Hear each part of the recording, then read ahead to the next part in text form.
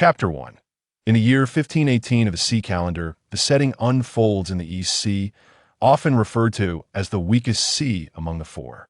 Nestled within this region is a modest tavern located in Loguetown, the legendary island of beginnings and endings. 2 decades prior, the infamous pirate king Gold. Roger proclaimed, "Do you wish to claim my treasure? If so, you may have it all. Everything I possess is there," thus igniting the great pirate era that continues to this day.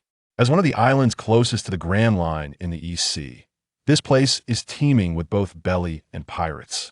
Within the tavern, several burly men, who hardly exude the traits of law-abiding citizens, congregate, animatedly exchanging tales.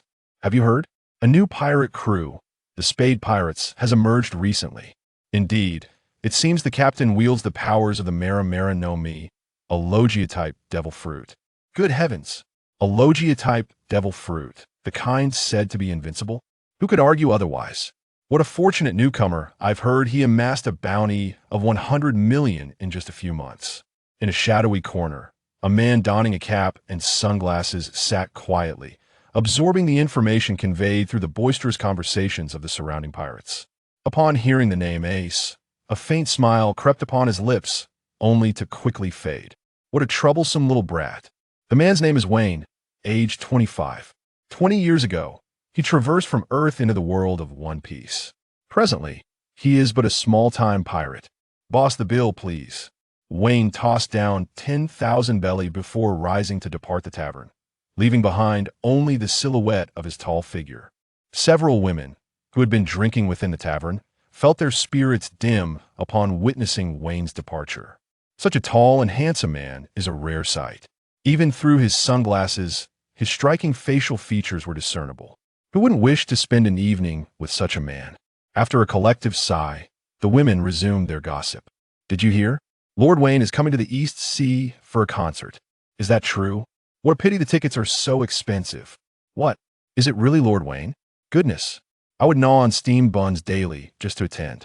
Upon returning to his lodgings, Vayne lit a cigarette, a specialty from a certain kingdom, smooth on the palate and gentle on the throat. He gazed at the woman before him, standing nearly 6 feet tall, her features sharp and exuding an air of intellect. At that moment, she was reporting intelligence to Vayne. "Boss, here is the information you requested on the Spade Pirates and Ace. According to the intel, Ace will arrive at Loguetown in 3 days." Vayne accepted the documents from the woman and complimented her. "Robin, well done." He began perusing the details regarding Ace. Fixating on the bounty poster bearing Ace's likeness, Vayne couldn't help but murmur softly, "He resembles her so closely. He is the only family that Robin has in this world." Vayne found himself lost in reminiscence, reflecting on 20 years prior when he first crossed into the world of One Piece. Upon his arrival, excitement coursed through him, for One Piece was his favorite manga, and the prospect of adventuring in a realm filled with peril and extraordinary abilities exhilarated him. However, reality soon dealt him a harsh blow. At the tender age of 5, Vayne lost his parents in a maritime disaster and was subsequently sold into slavery on Patrilla Island in the South Sea due to his cherubic appearance. Those were truly tragic times. Fortunately, it wasn't long before Vayne encountered a woman who embodied both sisterly and maternal qualities, Portgasti Rouge. She rescued him from the clutches of the slavers, providing him with a few months of carefree existence. The adage of repaying even the smallest kindness has always been one of Vayne's guiding principles. When Vayne realized that the woman before him was none other than the wife of the Pirate King and the mother of Ace, Rouge, a chill ran down his spine. Well versed in the storyline of One Piece, he knew that in the coming months, Rouge would become pregnant, leading to Gold, Roger's surrender, and ultimately, Rouge's tragic fate as she bore Ace after enduring 20 months of pregnancy. In those days, Vayne had attempted to persuade Rouge, but she stubbornly rejected his counsel. She had said to him, "Little Vayne, you must understand that the love of a mother and father is the greatest bond in this world. I believe Roger will not act in such a manner, and perhaps you are being a tad overly anxious." Vayne spent months trying to convince her, until that man appeared. "Rouge, I'm back." "Huh? Who is this little brat?" Vayne gazed at the man before him, noting the peculiar hair beneath his nose that resembled either a beard or nasal hair. At first glance, Vayne recognized him instantly. It was the Pirate King, Joel D. Roger. He overheard Roger informing Rouge, "I have come to tell you of my intention to surrender. Yes, my illness will not allow me to live much longer." Upon hearing the news, Rouge wept profusely, yet ultimately accepted the decision of the man she cherished. "Boss." Vayne's reverie was interrupted by Robin's voice. "What is it? Do you require anything further?" "Boss, according to our plans, your concert is scheduled for a week from now, and we have already postponed it for a month. If we delay any longer, it will be difficult to account to Morgans for the newspaper. Leave such matters to you. Even if it is postponed, what of it? A mere newspaper vendor will only mutter a few complaints behind our backs. By the way, let's hold in Loguetown." "Understood, boss." Robin gazed at Vayne, her heart fluttering slightly. His formidable strength, combined with his commanding presence, evoked admiration. "Also, inform Morgans that the conclusion of my novel, Journey to the West, will be delayed by another week. I have been rather busy and lack the time to write." Upon hearing this, Robin frowned slightly, but obediently replied, "Of course, boss." "Well then, if there is nothing else, you may leave. I have matters to attend to in the coming days." Vayne had first met Nico Robin 7 years prior. Though he had yet to awaken the formidable life player system that accompanied his traverse, he was already a swordsman proficient in both forms of Haki. At the time, Robin had just escaped from a pirate crew and was being pursued. Vayne, passing by, rescued her, and since then, she had remained by his side as his secretary, enjoying his protection. As one of the most intelligent individuals in the pirate world, Robin's presence significantly bolstered Vayne's influence. Especially after Vayne awakened the system on his 18th birthday, he gradually ascended to become one of the bosses of the underground world, as well as a beloved superstar with millions of fans. Vayne poured himself a glass of red wine, sipping it while he began reviewing his status panel. Host, Durag D. Vayne. Title, Scholar Culinary Healer. Fruit ability, none. Haki level, high-level armament Haki, 2,335,000. High-level observation Haki, 1,200,500. Conqueror's Haki seed, 15,000. Swordsmanship level, Great Swordsman Beginner, 500,100,000. Martial arts level, 6th stage, 800,500. Note, top martial artists in the pirate world, such as Carp, are approximately 9th stage, while admirals like Aokiji and Akainu hover around 7th stage. Combat skills, Marine 6 powers Moonwalk, Iron Body, Shave, Finger Pistol, Life Return. Profession, Chef Master level, Novelist Master level, Singer Master level, Doctor Advanced, Blacksmith Advanced. Life points, 1,300. Vayne's system, dubbed the strongest life player system, aims to cultivate him into the ultimate life player. Each endeavor to enhance or level up his professional skills grants him a certain number of life points. The myriad uses of life points are considerable. They can be directly used to enhance Haki, swordsmanship, and the like at a 1:10 ratio. They can also be utilized for lotteries, costing 1,000 life points per draw, with the outcome relying on fortune. As the system states, with enough luck, one might even draw the Infinity Gauntlet embedded with 6 Infinity Stones. Of course, Vayne often found himself acquiring items akin to the earlier chapters of Journey to the West or the latter chapters of Romance of the Three Kingdoms. Well, while Vayne yearned for skills that would render him invincible, obtaining novels that equipped him with the confidence of a literary genius was still quite commendable. The advancement of profession levels typically arises from 2 factors: actual skill and renown. For instance, a person might possess average culinary skills, but if the entirety of the world perceives him as the greatest chef, his culinary level would instantly reach its maximum potential. This is precisely why Vayne tirelessly traveled the world hosting concerts. He sought to elevate his prominence. Donghai is the final stop of his Sea-High concert series. With the completion of this concert, Vayne has successfully accomplished one of his most lucrative undertakings to date. The Sea-High concert, a side quest. As a world-renowned vocalist, it is imperative that you allow the globe to revel in the melodiousness of your voice. Task objective: to hold concerts in the 4 seas of the world: Donghai, Shihai, Nanhai, and Beihai. Task completion rate, 34. Task rewards: title of superstar, 10,000 life points, and 1 opportunity for a 10-fold draw. Each successful completion of a task grants Vayne a significant leap in his prowess. However, these undertakings demand an immense investment of time. For instance, Vayne's previous task consumed nearly 6 months to fulfill. Mastering the medical arts. Visit 3 master-level physicians within the world of pirates and seek their wisdom in medicine. Vayne dedicated over half a year visiting the ship's doctor of the Roger Pirates, Dr. Kuroka's, Dr. Kureha of Drum Island, and the brilliant Surgeon Hogback, who is an underling of the warlord Gecko Moria. The first 2 doctors were relatively accommodating. Once Vayne articulated his intentions and provided generous remuneration, they were able to assist him. However, the final doctor was rather peculiar, having the unsettling ability to transform living beings into puppets. This left Vayne feeling somewhat disconcerted, further exacerbated by the arrogant disposition and foul temper of Gecko Moria, a warlord of the sea. As a result, the visit culminated in Vayne sinking a third of the terrifying 3-masted ship and nearly beating Moria to the brink of death, ultimately securing Hogback's medical insights. Upon completing the task, Vayne acquired the seed of Conqueror's Haki. Regrettably, the consumption required for upgrading this power is exceedingly high, and it does not yield a significant enhancement to his strength. Thus, Vayne has yet to elevate it. The task of the Sea High concert was assigned to Vayne over a year ago, and he ultimately resolved to embark on his concert tour in the sequence of Bei High, Shi High, Nan High, and Dong High. Memories flickered through Vayne's mind, and after savoring the last sip of red wine, he exhaled deeply and declared, "System, initiate the lottery." A spinning wheel of fortune materialized in Vayne's mind. Stop. Ding. Congratulations, host. You have acquired the first 30 chapters of the novel Water Margin. Please accept your prize. Goodness, another novel? Perhaps it should just be called the Great Literary Master System.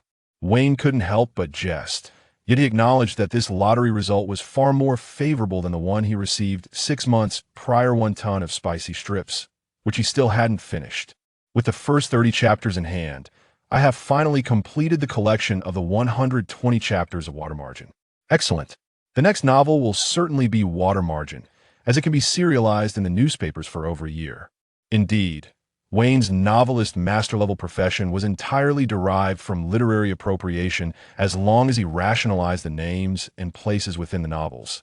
Even in the pirate world, these classic tales remained immensely popular. After finishing his wine, Vayne glanced at the golden Rolex he had won from the lottery, and upon seeing the time, he was taken aback. Goodness, is it almost evening? I must address the matter of dinner first. He then summoned Robin to retrieve some ingredients, as he intended to prepare dinner. Before him lay an array of exquisite ingredients, including long-winged duck and gigantic sole fish, each a culinary treasure. High-quality ingredients often require the simplest cooking methods. After a lengthy 30 minutes of culinary endeavor, 3 dishes and a soup for exquisite delicacies were presented before Vayne. At this moment, the system chimed in with a prompt. Ding. After 33 minutes of cooking, your culinary skills have improved. Current culinary level, Master 38,885,000. You have gained 4 life points, bringing your total to 1,304. Goodness, it seems that once one reaches the master level, the growth becomes increasingly difficult. Gaining just 4 points for a meal is quite disheartening. When will this end? It appears I must find a way to learn a new life profession. After his lament, Vayne called out to the doorway, Robin, Golia, get ready to wash your hand for dinner. 2 figures, one tall and one short, appeared before Vayne. Golia made the first move, dashing forward in an attempt to snatch the steamed long-winged duck, her favorite dish. 4-wheel flour, stealing the dishes. However, Robin, unfazed, utilized her flower fruit powers, and 4 hands sprouted from the kitchen table, deftly whisking the 4 plates of food above Golia's head and placing them securely on the dining table in the living room. Curse you, Robin. You're cheating again. Golia jumped up in frustration, but at her height of under 1.6 meters, she could not reach the food suspended in the air, pouting in annoyance. Woo, Brother Vayne. Robin is bullying me again. All right, Robin, stop teasing Golia. Let's just wash our hands and eat. The meal was lively, with Robin and Golia's antics at the table going unnoticed by Vayne. After indulging a hearty feast, Wayne watched the two still engaged in their playful rivalry, a faint smile gracing his lips as he murmured softly, "What a heartwarming moment it is. Gallia is an orphan whom Wayne adopted 6 years ago, having purchased her from a slave market in Chambord, with her long, sky-blue hair styled into 2 ponytails. She may appear youthful, yet she is already 22 years old, standing at a mere height of 1.58 meters. She possesses formidable strength that should not be underestimated. Gallia is the possessor of the singing fruit, a superpower that enables her to produce captivating melodies, capable of entrancing listeners or even causing death through her song that on the surface, she is recognized as a talented artist under Wayne's company, enchanting countless young admirers with her melodious voice. However, in secret, Gallia serves as one of Wayne's assassins, renowned as the Golden Killer known as the Death Song. 3 days later, on an unnamed island not far from Loguetown, Wayne stands atop a massive rock by the sea, wearing a small black clown mask. The chill winds whip around the cloak draped over his shoulders, yet they do not disturb his tranquil state of mind as he gazes silently at the distant waters. A pirate ship slowly comes into view, its black flag emblazoned with a skull, adorned with 2 contrasting faces, one smiling and the other weeping. It is none other than Ace's Spade Pirates. Ace, we are almost at Loguetown, the legendary town of beginnings and endings. The very site of Pirate King Joel D. Rogers' execution, a crew member exclaims, receiving a hefty thump on the head from Ace, who bellows, "What a useless fellow, the previous Pirate King. That means nothing. I am destined to become the Pirate King myself. And I will not tolerate admiration for someone who surrendered to the Navy." Clearly, the crew member has touched a nerve within Ace. Yet, Ace is not genuinely angered. Soon, the crew's discussions return to their dreams of Loguetown and the Grand Line.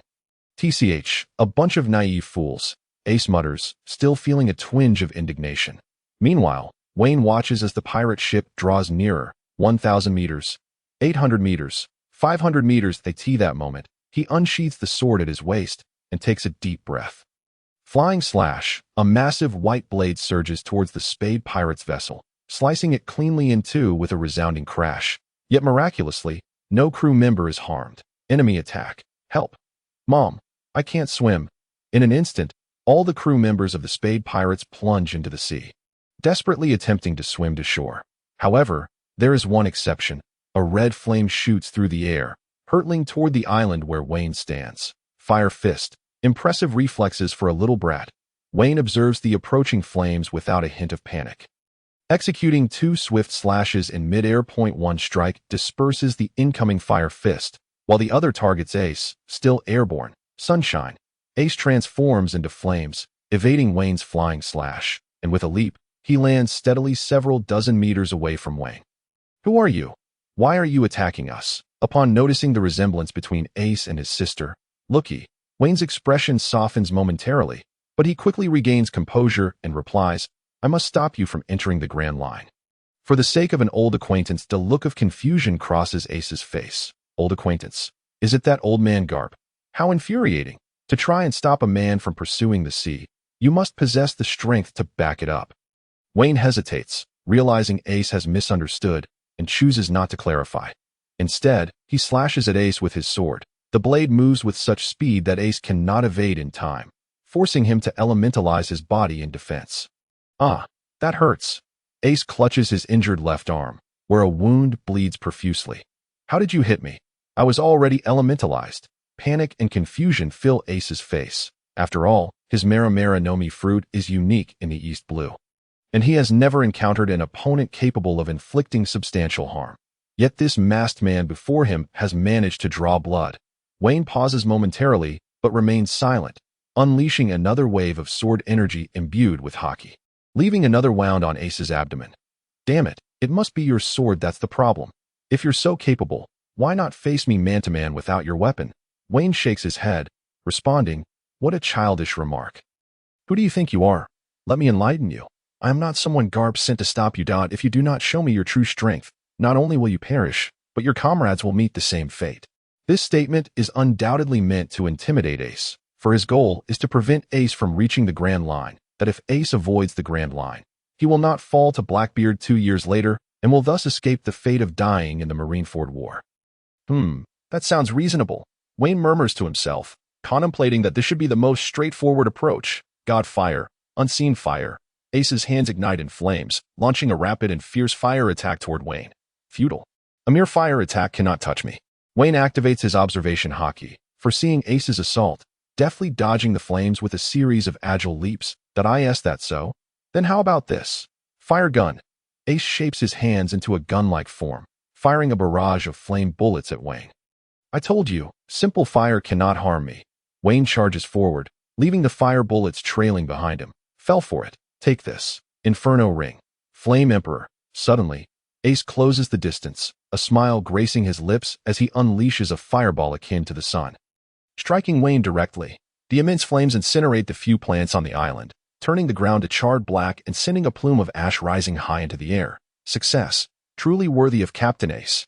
The crew of the Spade Pirates, having finally managed to climb onto the island, witness Ace's powerful attack. In the wake of such a divine display, even Ace himself believes he has triumphed over his foe. Did we succeed? Ace contemplates their next move, considering how he had spent a considerable sum on the pirate ship and that they would need to depart using a smaller vessel to reach Loguetown. Ace, look! Just then, as the smoke begins to dissipate from the area Ace struck, a tall figure emerges from the ashen center, clad in black Haki. Vayne coughs as the dense smoke fills his lungs. Cough, cough. Not a bad technique, but sadly, its power is too weak to penetrate my Haki. Having activated his armament Haki just before the Flame Emperor's impact, Vayne withstands the attack without sustaining damage, although his Haki has not reached the level of flowing cherry blossoms. His advanced armament Haki absorbs the blow. Ultimately, it is clear that Ace, being newly set out to sea, is still somewhat weak. Had it been 2 years later, when he faced Blackbeard, this attack might have indeed wounded Vayne. Haki, what is that? Ace gazes at the black sheen covering Vayne's skin, astonished, and begins to suspect that the secret to both the ability to withstand his attack and the foresight to dodge the flames lies within this Haki. Vayne, observing the naive youth before him, cannot help but smirk. You have no idea what Haki is, yet you dare to venture into the Grand Line. Let me be frank with you. There are many like me who wield Haki in the Grand Line. And opponents like you will be nothing but fodder. This statement is, of course, a manipulation to frighten Ace, who remains unaware that Vayne's claim is merely a ruse. Ace genuinely believes that the entire Grand Line is filled with monstrous powers akin to Vayne's. Thus, for the first time, he begins to doubt his own strength. Ace, already possessing impressive combat skills and physical prowess, has seen his power amplify since acquiring the Mera Mera no Mi fruit, having battled numerous pirate crews in the East Blue over the past few months. Yet, he has never faced an opponent who could truly challenge him, leading to an inevitable inflation of his ego. What a deception! How could the Grand Line possibly be filled with creatures like you? After Ace calmed down, he couldn't help but harbor doubts that he had heard various pirates describe the Grand Line, yet had never come across the term Haki Ta. Do I really need to deceive you? Inner thoughts, of course I do. Do you see this black substance on my hand? It is called armament Haki, which encompasses both offensive and defensive capabilities, and is essential for striking against the powers of natural-type devil fruits. The black Haki slowly extended from Vayne's arm, enveloping his entire right hand. With a burst of speed, Vayne closed in on Ace, delivering a powerful punch squarely to Ace's face. Elementalization. Ace transformed his body into an elemental state, preparing to withstand Vayne's assault. Unfortunately, without the ability to foresee the attack through observation Haki, Ace was utterly incapable of evading it. The black fist sent Ace tumbling through the air, finally coming to a halt after shattering a massive boulder. I told you, armament Haki is the nemesis of natural types. If you don't get up soon, your comrades may not survive. Vayne gazed at the fallen Ace with no trace of pity, instead turning his attention to the pirates on the shore. Damn it. Flame wall. 2 crimson walls of fire enveloped Vayne, and seizing the opportunity, Ace shouted to his comrades on the shore, "You guys go ahead. I will follow shortly." Damn it, Captain, we won't abandon you. Indeed, we, the Spade Pirates, have no habit of forsaking our comrades. Fools, I'm merely urging you to escape on the ship first. Your presence here will only hinder my performance. If I can't handle this, I can simply elementalize and flee. The members of the Spade Pirates found themselves in a dilemma until the first mate, Dias, exclaimed, "We must trust Captain Ace. Let's head to Loguetown and await his triumphant return." Dias, a man clad in a black eye patch, was the first member of the Spade Pirates to encounter Ace. He directed the other crew members to depart. Before leaving, he cast a long, deep gaze at Ace, knowing that Ace simply did not want them to perish alongside him. Yet, as the first mate, he also bore the responsibility of protecting the remaining crew. "Captain, wait for me. Once I see them safely to Loguetown, I will return to assist you," Dias quietly vowed in his heart. Vayne, utilizing observation Haki, heard every word exchanged outside, yet he had no intention of intervening. His objective was simply to dissuade Ace from venturing into the Grand Line, not to engage in a slaughter. After a while, once all the members of the Spade Pirates had vacated the area, Vayne wielded his sword in his left hand and began to spin wildly, generating a whirlwind of white sword energy that swiftly dispersed the surrounding walls of fire. "I never would have guessed that you are such a sentimental pirate," Vayne observed Ace, who was clearly injured yet still putting on a brave front, a smirk playing at the corners of his mouth. "Cursed fiend, take this, divine fire, unknowable flame."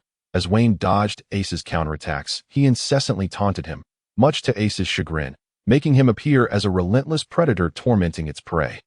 "I told you, I possess observation Haki. You cannot touch me."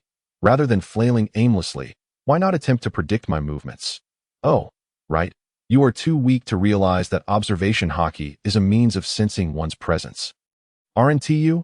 Vayne seemed oblivious to the fact that he was revealing to his opponent the means to defeat him, continuing his mockery. "Oh, and in your current state of rage, you cannot utilize observation Haki. To wield it, one must maintain composure. Observation Haki allows one to perceive foes beyond the range of sight. It is, in fact, a form of intuition." As Ace desperately dodged Vayne's Haki-infused slashes, he pondered Vayne's words in his mind, predicting presence. Intuition. Gradually, the sky darkened, the moonlight casting an enigmatic glow upon Vayne's face, enhancing his aura of mystery. Vayne relentlessly unleashed his furious slashing attacks upon Ace, who naively believed Vayne was merely seeking to torment him. After what felt like countless exchanges, finally, one of Vayne's Haki-infused slashes was evaded by Ace's timely elementalization. Vayne's interest peaked as he glanced at his golden Rolex. "Has it only been 10 hours? And you've already grasped the basics of observation Haki? Such talent is truly remarkable." With a flick of his right hand, Vayne unleashed 2 more Haki-infused slashes towards Ace. This time, Ace managed to evade one, but the other struck true, hitting Ace squarely in the thigh. It hurts." After being hit, Ace lost his balance and fell once more. Up until now, Ace's body bore dozens of wounds, scattered across his arms, abdomen, back, and thighs. Although Vayne had deliberately controlled the intensity of each blow and avoided vital areas, Ace had nonetheless been rendered incapable of continuing the fight. "So, was that just a stroke of luck for you?" "No, it seems you merely sensed the presence but lacked the finesse to adeptly wield the derived observation Haki. What you require now is more practice and repetition."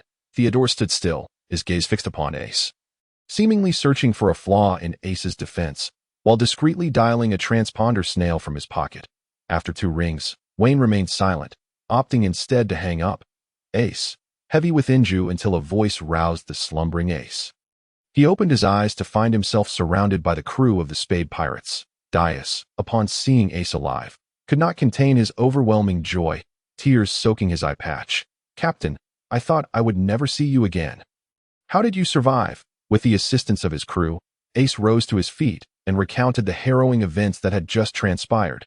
After listening, Dias inhaled sharply, realizing how terrifying the Grand Line truly was. Ace nodded solemnly, clearly convinced of the dangers that lay ahead. "That we are still far too weak. Merely achieving a modicum of success in the feeble East Blue has made us arrogant. But the East Blue is merely the weakest sea." Fortunately, they had witnessed the horrors of the Grand Line today, and most importantly, none of their comrades had perished. "Thus, I have decided to temporarily halt our journey to the Grand Line, until we possess sufficient strength to ensure our own survival." Ace's eyes were filled with gravity and regret, clearly saddened by how his hubris nearly led to the annihilation of the entire pirate crew. "Captain Ace, what is this?" At that moment, a crew member retrieved a thin notebook from the ruins where Vayne had been moments earlier. The notebook bore elegant characters proclaiming insights on the mastery of advanced armament Haki. Armament Haki? Ace took the notebook and examined it closely, confirming that it was indeed the Haki the mysterious figure had mentioned. A glimmer of joy flickered across Ace's face. This must have been left behind by that mysterious person in their hasty escape. "Listen up," Everyone, our strength is still far too inadequate. Follow my lead. We shall return to Windmill Village to recuperate. We will only venture to the Grand Line once we are strong enough. Meanwhile, hidden at a distance, Vayne was using his observation Haki to monitor Ace and the Spade Pirates' every move. Upon seeing Ace grasp the notebook, he let out a sigh of relief, fearing that Ace might overlook it, forcing him to orchestrate another ruse that it appeared that Ace would not be heading to the Grand Line anytime soon. Vayne felt a sense of relief. His mission had been accomplished, sending Ace back to Windmill Village to avert his future demise. Lord Vayne. What is it, Robin? Vayne inquired, noticing the blush on Robin's face as she gazed up at him. Don't get the wrong idea. Right now, we are soaring above the East Blue, and due to Robin's lack of stamina, she cannot sustain the enormous wings created by her flower fruit for long. Thus, Vayne could only walk on air while holding Robin in his arms. You were holding me too tightly just now. It hurt a bit, Dada. My apologies. I lost control of my strength for a moment. Throughout their journey, Robin chattered incessantly, far from the mature lady one would expect in the pirate world that, of course, this side of Robin only emerged in front of Vayne. Lord Vayne, your act earlier was quite convincing. I genuinely thought you were injured. Did I perform well, Lord Vayne? Did it exude a killer vibe? Yes, you did splendidly. When we return, I'll treat you to a drumstick for a midnight snack. Vayne continued to walk on air, cradling Robin as they returned to Loguetown. Lord Vayne, what is your relationship with that fire fist Ace? What makes you go to such lengths? As soon as Vayne landed and set Robin down, he heard her pose this question. Reflecting on Ace's familiar visage and stubborn disposition, Vayne couldn't help but smile slightly as he replied, Fire Fist Ace is the only family I have left in this world. Aside from you all. Finally, Vayne has sent that little brat Ace back. The author will gradually unveil the protagonist's background and the stories that have transpired. The content is quite riveting, so I hope all readers will exercise patience. A week later, in a luxurious hotel in the central square of Loguetown, after sending Ace back to Windmill Village, Vayne did not depart from this location. After all, he had another task to accomplish in Loguetown aside from returning Ace. A concert. Vayne's public persona was that of the most beloved and popular superstar in the pirate world. Naturally, this was not merely for his own amusement, but rather to better utilize the system and fulfill his mission of hosting a concert across the seas. The sound of a phone bug drew Vayne's attention. Moshi, this is Vayne. How may I assist you? Boss, it's Lafayette. Lafayette, what brings you to call? Vayne yawned without a hint of idle pretense, teasing Lafayette lightly. Boss, don't call me Lala. I have serious matters to discuss. Lafayette's voice sounded urgent, indicating that something was indeed amiss. Recently, our relationship with Joker has soured. He intercepted one of our merchant ships. Vayne paused, surprised, and replied, Doflamingo, what happened? Did you provoke him again? Lafayette's voice came through the phone. It's about the incident with the slave ship. We seized a ship of slaves from him, and he wasn't pleased. He warned us not to overreach. Vayne narrowed his eyes at this, recalling that Doflamingo was one of the 10 rulers of the Dark World. Unlike Vayne, who adhered to principles, his organization, Dawn, strictly abstained from the slave trade. Not only did he refrain from engaging in it himself, but he also forbade any affiliates from doing so. This undoubtedly infringed upon the interests of other Dark World titans that in the past, they had not dared to act with Vayne overseeing their base. However, with Vayne wandering the seas for over a year, it seemed other titans were beginning to stir. All right, have your men keep a low profile for now that I will return once I finish my current business. As for Doflamingo, rest assured, I will settle this with him eventually. Understood, boss. Also, I wish you great success with your concert. After hanging up, Vayne fell into reminiscence. He had met Lafayette a year and a half ago.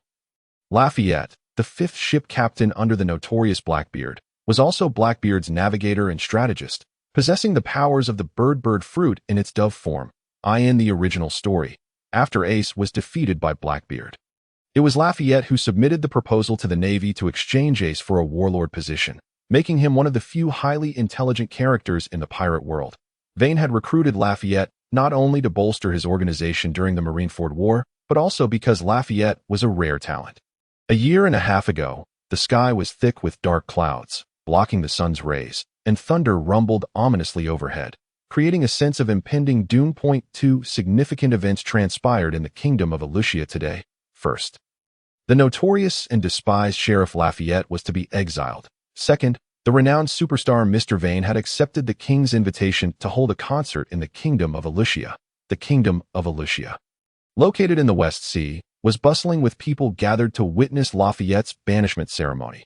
Lafayette had once been a respected sheriff, though his governance led to the imposition of a curfew, diminishing the joy of life. Overall, public safety had improved considerably. However, everything changed 5 years ago. It was said that for some unknown reason, Lafayette transformed into a brutally tyrannical sheriff, inflicting severe punishments on petty thieves, severing their fingers to prevent them from stealing again. For those who made a living through deceitful words, Lafayette would sew their mouths shut with needle and thread. Half a month prior, Lafayette had eradicated a well-known gang, leaving no survivors among its 118 members, as the gang was purportedly involved in the slave trade with some force in the Grand Line. Ultimately, his series of brutal law enforcement measures incited discontent among the nobles within the kingdom. Following pressure from the aristocrats on the old king, Lafayette was stripped of his position as sheriff and was to be exiled. I hereby announce that the criminal Lafayette is officially stripped of his title as sheriff and expelled from the Kingdom of Alucia.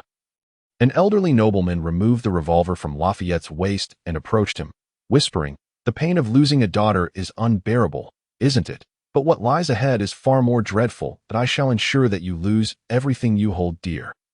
Upon hearing these words, Lafayette's eyes suddenly reddened, his pallid face evoking a fear reminiscent of a devil. The old nobleman, taken aback by this visage, instinctively stepped back 2 paces. However, upon noticing the sea-stone handcuffs on Lafayette's wrists, he breathed a sigh of relief and taunted, "Just a prisoner in chains. Fear not. I shan't dirty my hands on you." Vayne encountered Lafayette upon arriving in the Kingdom of Alucia, known for his punctuality and dedication. He had arrived a day early to prepare for the concert scheduled 3 days later.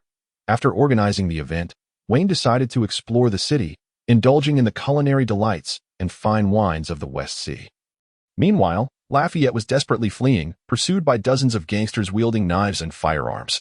Under normal circumstances, Lafayette could handle such a situation with ease. Yet, shackled with inferior sea-stone handcuffs, even fleeing became a strenuous endeavor. Ultimately, when Lafayette found himself cornered in a dead-end alley, despair etched itself upon his face as he gazed at the gangsters grinning menacingly before him and uttered in hopelessness, "Damn it! Is my life to end here?" At that moment, a voice rang out, "Hey, isn't it rather unfair to gang up on one person?" Vayne, donning a mask, faced the gangsters with unwavering courage, recognizing Lafayette as the Devil Sheriff, a future crew member of the Blackbeard Pirates, who possessed the mythical Zoan Devil Fruit, the bird fruit in its white dove form. The leader of the gangsters hesitated, momentarily thrown off by Vayne's intimidating appearance. He then threatened, "Kid, mind your own business and get lost. Otherwise, don't blame me for my indiscriminate use of weapons." "Oh, I am curious to see how indiscriminate you truly are," Vayne replied nonchalantly. "Damn it. Boys, open fire." In an instant, dozens of guns were aimed at Vayne. He activated his observation Haki to evade the bullets. However, being known natural devil fruit user, he could not disregard the bullets entirely. Finally, Vayne seized an opportunity. Shave. Finger pistol. Vayne instantaneously teleported beside the gang leader, delivering a close-range finger pistol that dispatched him with ease. The remaining gangsters, witnessing this, were paralyzed with fear, unable to act. Vayne, sensing their trepidation, took his time. He retrieved a wooden skewer from his bag, a remnant of the snacks he had just consumed. A dark energy emanated from Vayne's hand, swiftly enveloping the skewer. Flying/wooden skewer kill. Vayne casually named the technique. The ensuing black slash cleaved through the surrounding buildings, shattering the weapons held by the gangsters. "Nanny, how is this possible?" Both the gangsters and Lafayette exclaimed in astonishment, never having anticipated such power from a mere skewer. Vayne, brandishing the skewer, took a step forward, prompting the gangsters to flee in terror, quickly vacating the area. Once they had escaped, Vayne approached Lafayette, crouching beside him. "I have heard of you, the infamous violent sheriff of the West Sea, that I was told your daughter was killed by slave traders." At this, a flicker of disorientation crossed Lafayette's eyes, followed by a prolonged silence before he rasped, "Who are you? What is your intention in saving me?" Vayne tilted his head thoughtfully before responding, "What kind of attitude is that towards your savior?" "I merely acted out of impulse, having little interest in slave traders." Upon hearing this, Lafayette's eyes brightened momentarily, only to dim again as he replied, "Darkness will always exist, and justice will inevitably miss certain places." I never expected someone like you to utter such profound words. Truly, one should not judge by appearances. Lafayette glanced at Vayne, then raised his sea stone handcuffs, stating, "I am grateful for your rescue, but I am currently ensnared. We should part ways to save ourselves." Vayne examined the handcuffs with curiosity and asked, "Are they difficult to remove?" He then produced a small nail file from his pocket, enveloped in armament Haki. With a decisive crack, the sea stone handcuff shattered. Lafayette stared in disbelief at the man before him. Vayne coolly remarked, "Since there exists darkness that justice cannot resolve, would you be interested in dwelling within the shadows while aspiring towards the light?" Lafayette murmured, "Dwelling in darkness, aspiring towards light? Is it to combat evil with evil?" Vayne extended his hand to Lafayette, asking, "Are you interested in joining me to turn this world upside down?" Lafayette rose, adjusting his gentleman's hat, and replied, "At your service, boss. Are we to depart from the kingdom of Illusia?" Vayne simply shook his head, removing his mask as the storm subsided, a beam of silvery moonlight illuminating his face. "That I have a concert to perform. Once it concludes, we shall leave together." Upon seeing Vayne's face, Lafayette paused, clearly recognizing the enigmatic figure as Vayne, the most renowned star in the pirate world. He softly remarked, "Truly, fate has favored you. At your service, boss." Knock, knock. Enter. The sound of knocking drew Vayne from his reverie. The person who entered was Robin, clad in a secretary uniform, her hair neatly tied back and wearing thin-framed glasses. "Master Vayne, our concert will commence in an hour. Please proceed to the dressing room for makeup. Gloria has been waiting for you there for quite some time." Vayne nodded, replying, "Very well, I shall go now." Upon entering the dressing room, Vayne was greeted by Gloria, who had just finished her makeup and approached him with a playful expression, asking, "Master Vayne, do I look good?" Vayne glanced at Gloria, noting her blue princess dress paired with exquisite little black boots, and her originally blue twin tails now dyed white. With her delicate features, she truly embodied the title of an idol singer. "Yes, you look adorable, that you'll surely captivate everyone when you take the stage." Vayne affectionately ruffled Gloria's hair, causing her to blush. "Of course, boss, you should see who did the makeup." Vayne turned to see his dedicated makeup artist, Josh Morn. Morn was a user of the superhuman devil fruit, the makeup fruit, allowing him to transform individuals, altering not only their facial features, but also their aura and physique. Additionally, Morn was a member of Vayne's underground organization, Dawn, holding the designation 07, codename Clown. Apart from being a makeup artist, Morn was also a skilled martial artist with dual-colored Haki, wielding a 20-centimeter dagger as his weapon. His nickname, Clown, stemmed from his penchant for applying clown makeup while executing missions, significantly enhancing his speed, strength, and reflexes in that state. Upon hearing Morn's exaggerated voice, Vayne felt a chill run down his spine. "Well then, Morn, let us begin the makeup process, just as we always do." "Certainly, Master Vayne." After about half an hour, once Morn had applied the makeup, Vayne gazed into the mirror at his striking features, sharp brows, and chiseled jawline, unable to refrain from complimenting. "Morn, your skills are truly remarkable, though I still appear like myself.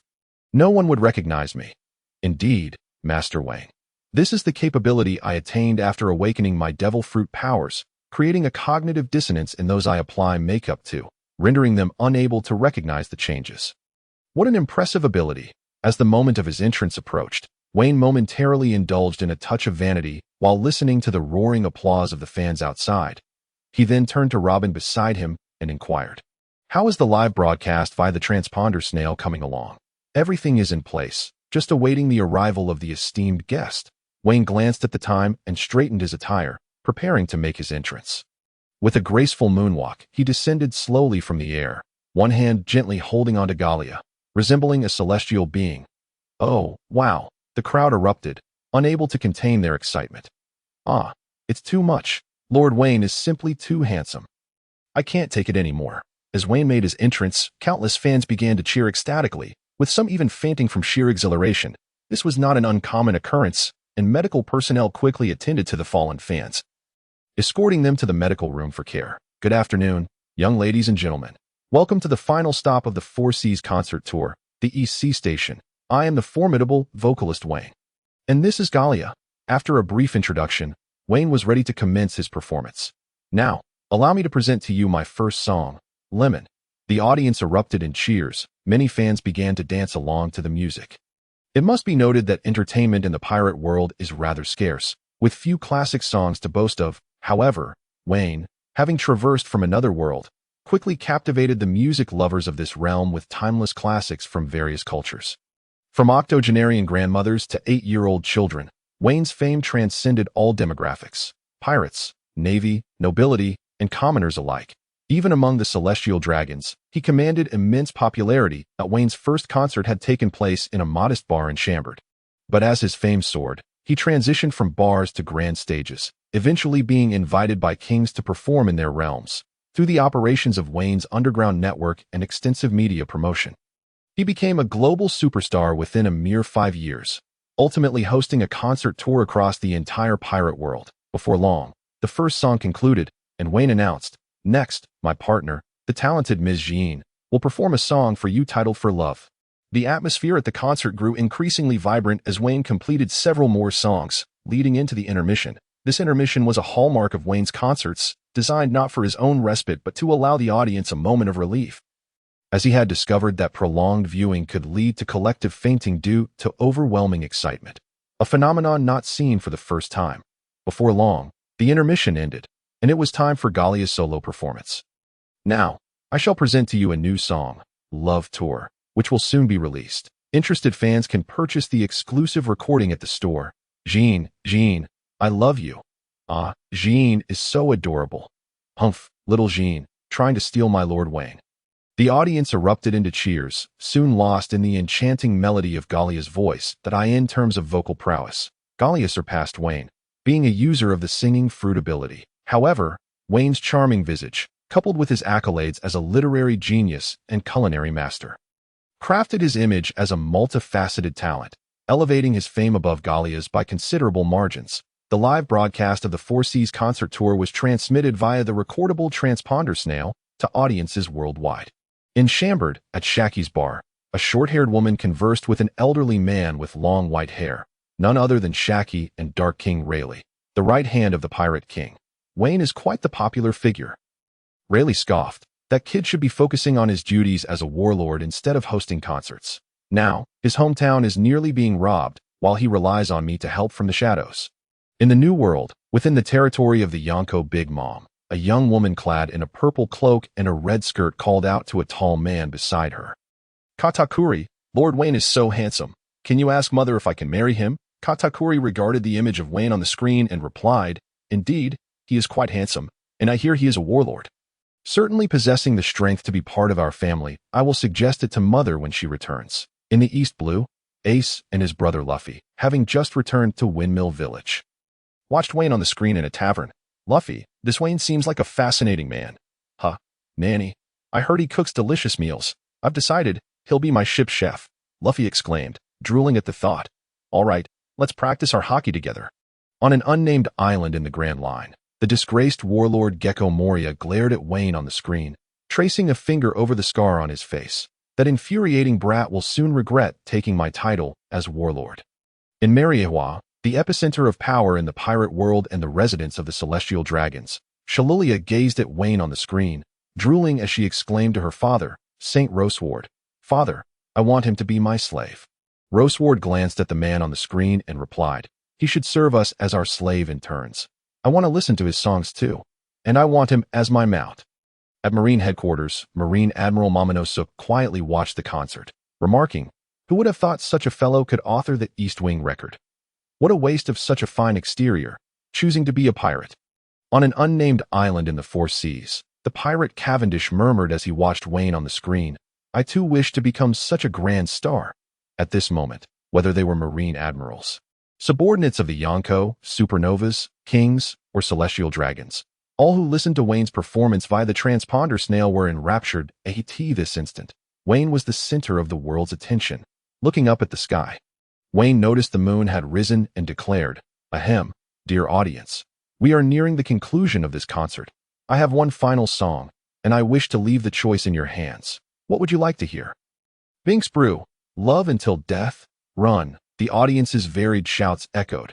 Vayne gestured for silence, then politely nodded, saying, "I hear the loudest call for Binks Brew." So let us all sing it together, shall we? Yes. Ah.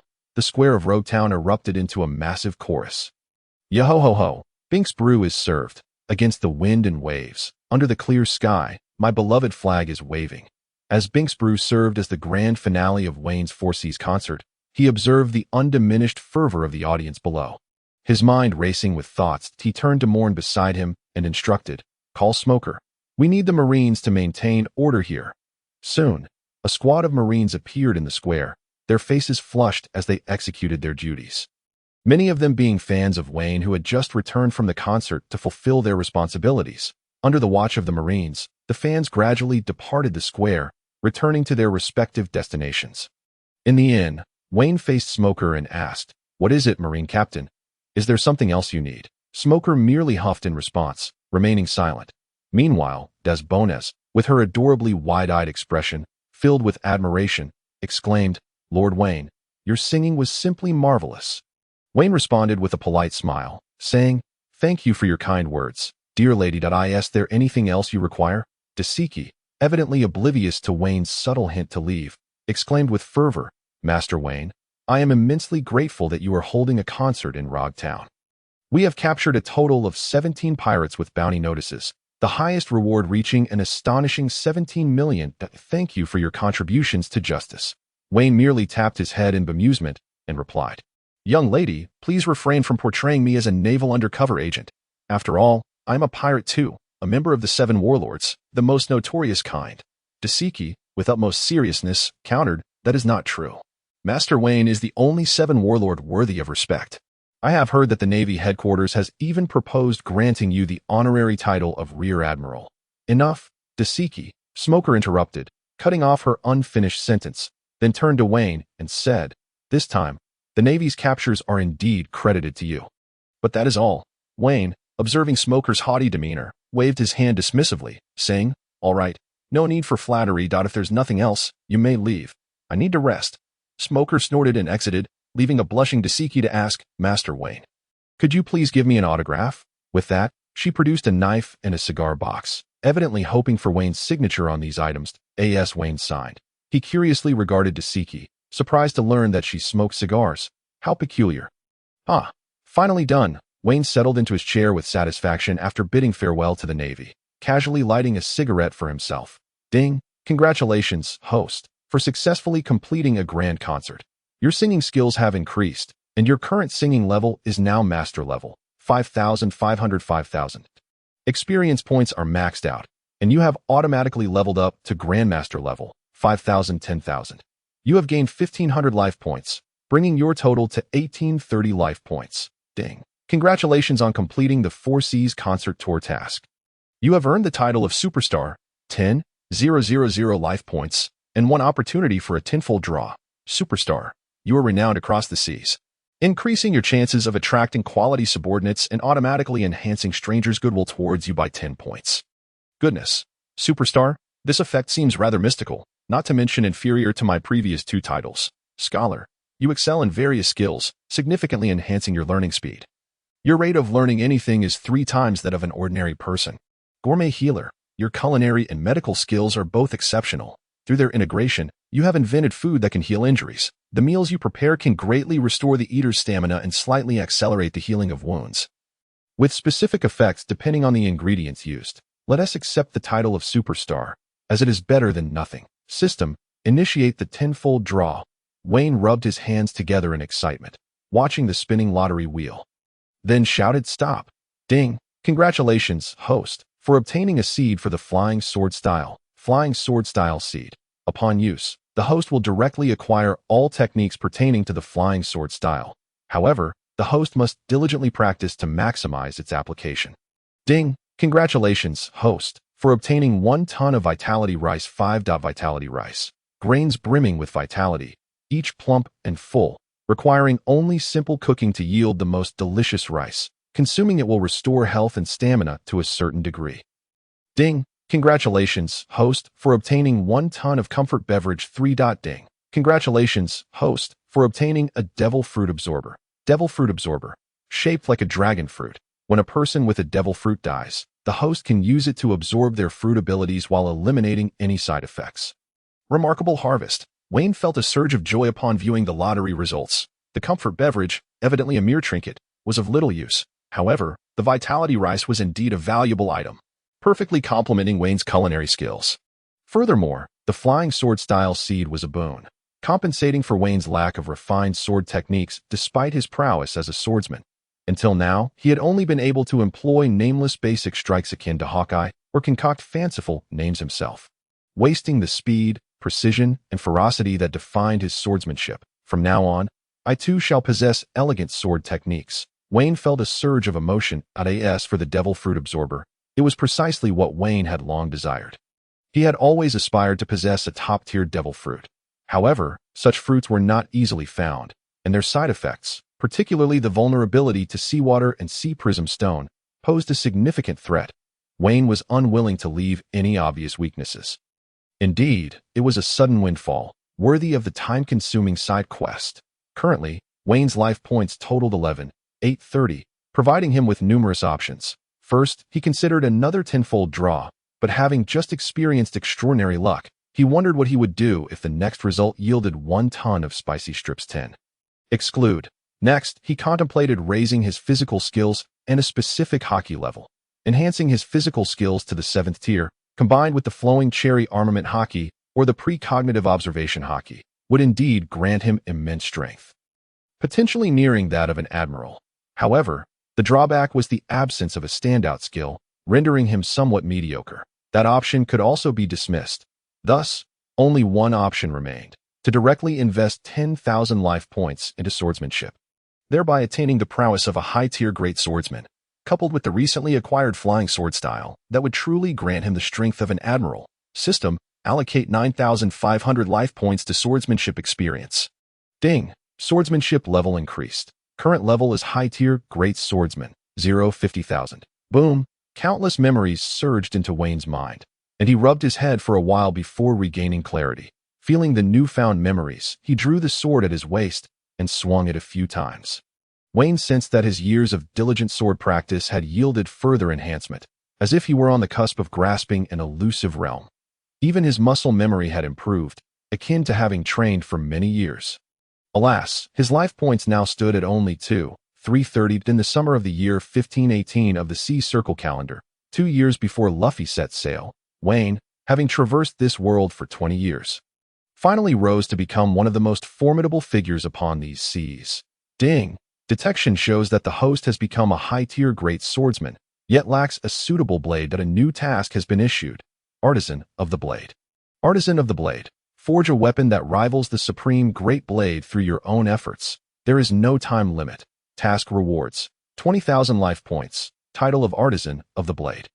Wayne was taken aback. He had not anticipated receiving such a task upon attaining the status of a high-tier great swordsman. Sigh, it seems I won't be able to complete it in the short term.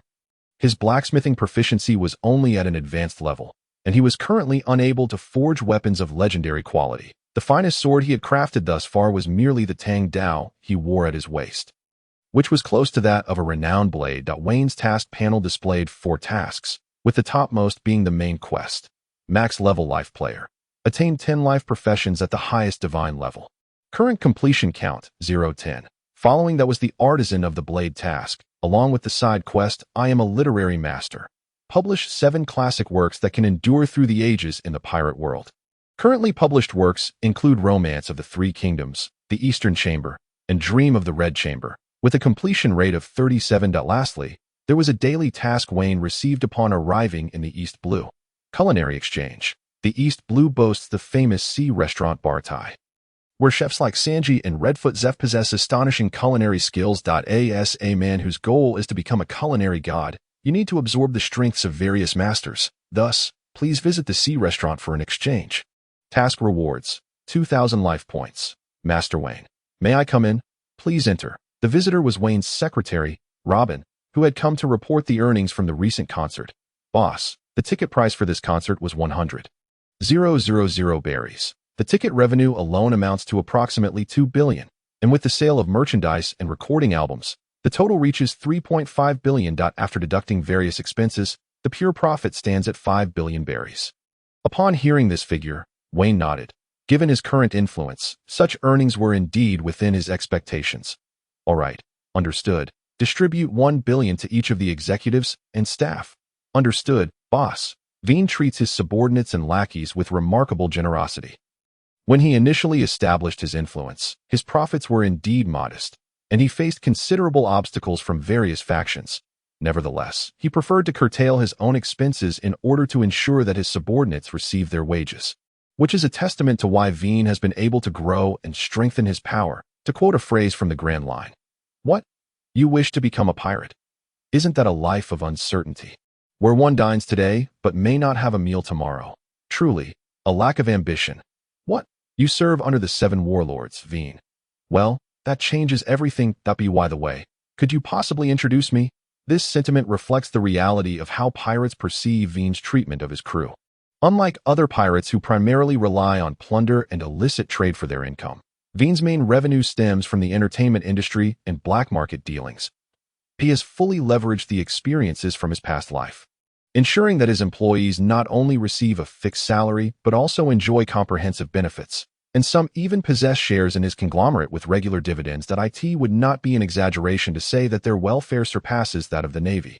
Consequently, Vayne's crew exhibits remarkable discipline, starkly contrasting the typical pirate crews known for their pillaging and violence. After bidding farewell to Robin, Vayne lit a cigarette and prepared to visit a floating restaurant. A colossal battleship, nearly 100 meters long and 40 meters wide, glided through the East Sea. This was Vayne's vessel, the Apocalypse, crafted entirely from Adam's tree and costing billions to construct. While it may not rival Whitebeard's Moby Dick in size, it is nonetheless a renowned warship throughout the Grand Line. Look, that ship is enormous. Goodness, I feel like I've seen that vessel before. At the Baratie floating restaurant, numerous diners began to lean against the windows to catch a glimpse of the Apocalypse. Pointing and whispering to an elderly man, with a broken leg and a mustache resembling twisted dough, lit a cigarette and silently observed the ship. It's the ship of the Seven Warlords. The fool. Vayne, there's no need to panic. Oh my. Is that the esteemed Lord Vayne? I heard he was in the East Sea, and it must be him. Vayne directed his navigator to securely anchor the ship several hundred meters away from the floating restaurant. Signaling his benign intentions, he then gracefully walked towards the restaurant, flanked by the masked Robin and Goria. Zep, observing the tall figure before him, inquired, "What brings a man like you to my establishment?" Vayne tilted his head and replied, "What else would one do at a restaurant but dine? Waiter, bring me 10 servings of food, and also a barrel of beer." Zep, upon hearing this, said nothing further and turned to the kitchen, casting a meaningful glance back at Vayne. Vayne's arrival undoubtedly stirred excitement within the floating restaurant, as dozens of patrons crowded around him. Even the chefs and waitstaff peered at him from a distance, with a few bold and attractive ladies casting flirtatious glances his way. Witnessing this scene, Vayne sighed in resignation. Being too famous has its downsides and can indeed be quite troublesome. "Excuse me, are you Lord Vayne?" A small girl, no more than 8 or 9 years old, approached. Kneeling down, he warmly asked, "What is it, little one? Do you need something from your brother Vayne?" The girl hesitated for a moment before asking, "Brother Vayne, could I have your autograph?" With that, she produced a copy of the East Chamber Chronicles and handed it to Vayne. His face lit up with joy. He was pleasantly surprised to have such a young reader. I wonder if she can truly understand it. Nevertheless, he retrieved a pen from his pocket and signed his name. "Adore, come back here." A woman, appearing to be in her early 20s, rushed over and pulled the girl close, offering Vayne an apologetic glance. Vayne noted that the woman was exceedingly thin, her frame nearly skeletal, and her clothing bore several patches. "I apologize, Lord Vayne. Has Adore caused you any trouble?" Vayne shook his head. "No trouble at all, madam." At that moment, he overheard little Adore whispering to the woman, "Mama, I got Lord Vayne's autograph. I heard the other customers say it could sell for at least 200,000 berries. Then we could afford to pay for my treatment." Vayne paused, recognizing that this mother and daughter seemed to be struggling. Just as he was about to say something, he watched as the woman led Adore away. Nearby, Robin reminded him, "Sir, the food is ready. We can start eating." During the meal, Vayne learned that every Monday, the floating restaurant offers free meals, specifically for customers who cannot afford to pay. It appeared that the mother and daughter were among those taking advantage of this service. Vayne devoured 8 portions by himself. It's no wonder. Those who have returned from the brink of death tend to have hearty appetites, and he hadn't even fully indulged himself. After finishing the meal, it was time to attend to business. Vayne glanced around and spotted a young man with yellow hair and curly eyebrows, smoking a cigarette while leaning against the window. He waved him over. "Hey, curly brow, could you come here for a moment?" The young man approached, visibly annoyed. "Don't call me curly brow. My name is Sanji." "All right, curly brow, you're the chef here, right? Can you fetch your manager, Zep? I said not to call me curly brow. And what do you want with our manager?"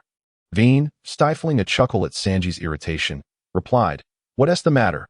Can't a customer seek out the manager? I know him. Go get him." "Curly brow. Fine, I'll go get him," Sanji said begrudgingly, heading towards the kitchen. Nearly tripping over his own feet, Robin watched Vayne teasing Sanji with curiosity, asking, "It seems you have a fondness for that young man?" Vayne nodded, gazing after Sanji's retreating figure. There will always be individuals in this world who are destined to be at its core. Robin, intrigued, asked, "Do you think that young man will be one of them?" Vayne affirmed with sincerity, "Not just him. My dear Robin is also destined to be at the center of the world before long." Vayne spotted the limping Zep approaching, accompanied by a group of chefs and Sanji. "Vayne, why did you call for me?" Vayne chuckled at the sight of such a grand assembly and replied, "Oh, I simply heard about the remarkable culinary skills at Baratie. And since I happen to be a chef myself, I thought we might engage in a friendly culinary competition." Zep paused for a moment before bursting into laughter. "If it were a contest of singing or fighting, perhaps you wouldn't be my match. But in terms of cooking, how could you possibly defeat us?" Vayne, unfazed, simply gestured for him to proceed. "Let us let our skills speak for themselves. But how shall we determine the victor?" Vayne pondered for a moment, glancing at the surrounding customers, and declared, "The patrons shall serve as the finest judges. Let them evaluate the quality of our dishes." Under Zep's guidance, Vayne entered the kitchen of the floating restaurant. The kitchen was impeccably organized, brimming with an array of culinary tools, while the back door was piled high with various unprepared ingredients. Vayne approached the stove, grasping a knife that was clearly no ordinary implement. Only such a specialized knife could slice through the skin of sea kings. "I must say, old man, you have quite the collection of supplies here." Zep snorted slightly. "Sanji, you'll be the one to challenge this star chef." Vayne was taken aback. He had indeed known of Sanji's culinary prowess from manga in his previous life, but that was 2 years into the future. It is well known that chefs often improve with age, and Vayne did not believe Zep would be going easy on him. Thus, the only conclusion remained. Sanji's culinary skills had already surpassed Zep's. The other chefs showed no surprise at this announcement. Clearly having anticipated Sanji's participation, let the contest begin. Ready, the two chefs took their positions at the stoves and commenced their culinary battle. Before him, Sanji had chosen an array of ingredients, including a frog-like sea creature, a massive fish from the ocean, and the usual fare of chicken, duck, and pork. In contrast, Vayne opted for a colossal sea turtle weighing several hundred pounds, a long-tailed duck, a mature yellow cow, and an assortment of conventional seasonings. After a moment's contemplation, Vayne produced a bag of rice, which was none other than the vitality rice he had drawn from the system. He mused to himself that perhaps there was no harm in a little indulgence. In the world of pirates, it was common for individuals to possess hearty appetites, and the stronger one was, the greater their hunger tended to be. If this were in his past life, even 100 chefs working in unison would struggle to sate the appetite of a glutton like Luffy. Thus, a crucial criterion for evaluating a chef in the pirate realm was the swiftness of their culinary skills. Just look at the Straw Hat Pirates. Sanji alone could whip up enough dishes in a short time to satisfy the entire crew, which included the likes of Luffy. Moreover, during banquet preparations, Sanji would tirelessly prepare meals for dozens without showing the slightest hint of fatigue, a testament to his remarkable speed in cooking. The two chefs exchanged glances briefly before immersing themselves completely in their culinary endeavors. Sanji's cooking style was characterized by vigor. He possessed considerable strength and stamina, often enhancing the taste of meat through repetitive pounding. Meanwhile, Vayne's culinary artistry blended various techniques from his previous life. Before him lay a massive yellow cow, still alive, tethered beside the door, grazing contentedly. Vayne retrieved a 20-centimeter bone knife, a blade he had personally forged. Taking a deep breath, he positioned the knife against the cow's horn and, with astonishing speed, sliced through the cow's head, back, belly, and tail, completing the entire process in a mere 10 seconds. As he wiped the blood from the knife with a cloth, the old yellow cow continued to graze undisturbed. Yet, in the next instant. The cow's body seemed to collapse as its skin, flesh, bones, and entrails were layered upon the ground. Remarkably, the cow experienced no suffering in its final moments. This exemplified a chef's respect for food. One may kill and consume an animal, but one must not humiliate or torment it. Vayne's technique was reminiscent of the renowned butchering an ox from his previous life. When this skill was coupled with Vayne's profound swordsmanship, it undoubtedly represented the pinnacle of culinary knife skills. Before long, an hour had elapsed, and Vayne exhaled a sigh of relief, having completed his cooking first, with Sanji following closely behind, finishing within a minute. Ding! After an intensive 58 minutes of cooking, your culinary skills have notably improved. Reaching the master level, 39105000, earning you 10 life points, bringing your total to 2,350 points. Vayne's dishes included steamed long-tailed duck, crystal clear bone soup, sweet turtle soup, braised yellow beef, and a large pot of bamboo leaf rice. In contrast, Sanji prepared grilled bullfrog, Buddha jumps over the wall, and dishes signifying dragon and phoenix harmony. Soon, the dishes crafted by both chefs were presented at the dining table, where dozens of customers awaited their meals with eager anticipation. According to the rules, the identities of the chefs behind the dishes must remain concealed from the customers, who would then select their favorite dishes. Each chosen dish would earn a point, with the final tally determining the victor. Vayne and Sanji stood quietly by the window, observing the diners as they relished their meals. For a chef, witnessing patrons wholeheartedly enjoying their creations was a source of immense pride. Vayne lit a cigarette. Noticing Sanji searching his pockets, unable to find anything, Vayne offered him a cigarette, saying, "Give this a try. It's quite good." Sanji accepted the cigarette, lit it, took a drag, and sighed contentedly. "I didn't expect your culinary skills to be so exceptional." Vayne merely smiled, replying, "You're not too shabby yourself. You've got remarkable skills at such a young age. Come on, don't act all senior-like. By the way, do you often find yourself the object of affection from lovely ladies?" Vayne nodded. "Don't mistake it for a blessing. Sometimes, it can be quite exhausting." Sanji became incensed, pointing at Vayne and exclaiming, "You ungrateful fool." They bantered back and forth, with Sanji expressing a mixture of envy and admiration for Vayne's charm with women. Meanwhile, the customers were nearing the end of their meals, their faces aglow with satisfaction as they prepared to cast their scores.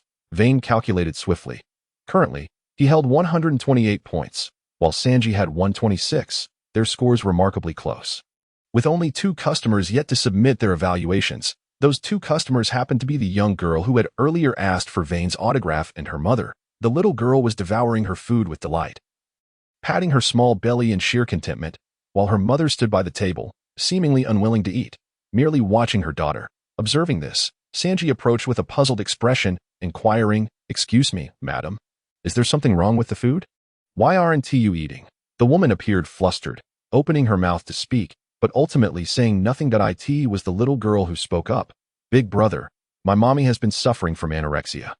She hasn't eaten in many days, but it's okay. I got Vayne brother's autograph, and soon we'll have money for my mommy's treatment." Seeing the apologetic look in the woman's eyes, Sanji felt a pang of sorrow. How unfair it is that such a beautiful lady suffers from anorexia. It's truly my failure that I cannot see her well fed. With some persuasion from Sanji, the woman took a couple of small sips of soup, yet her appetite remained elusive, and she did not continue eating. Theodore, intrigued, approached them. "Hello, miss. May I inquire how long you have been suffering from anorexia?"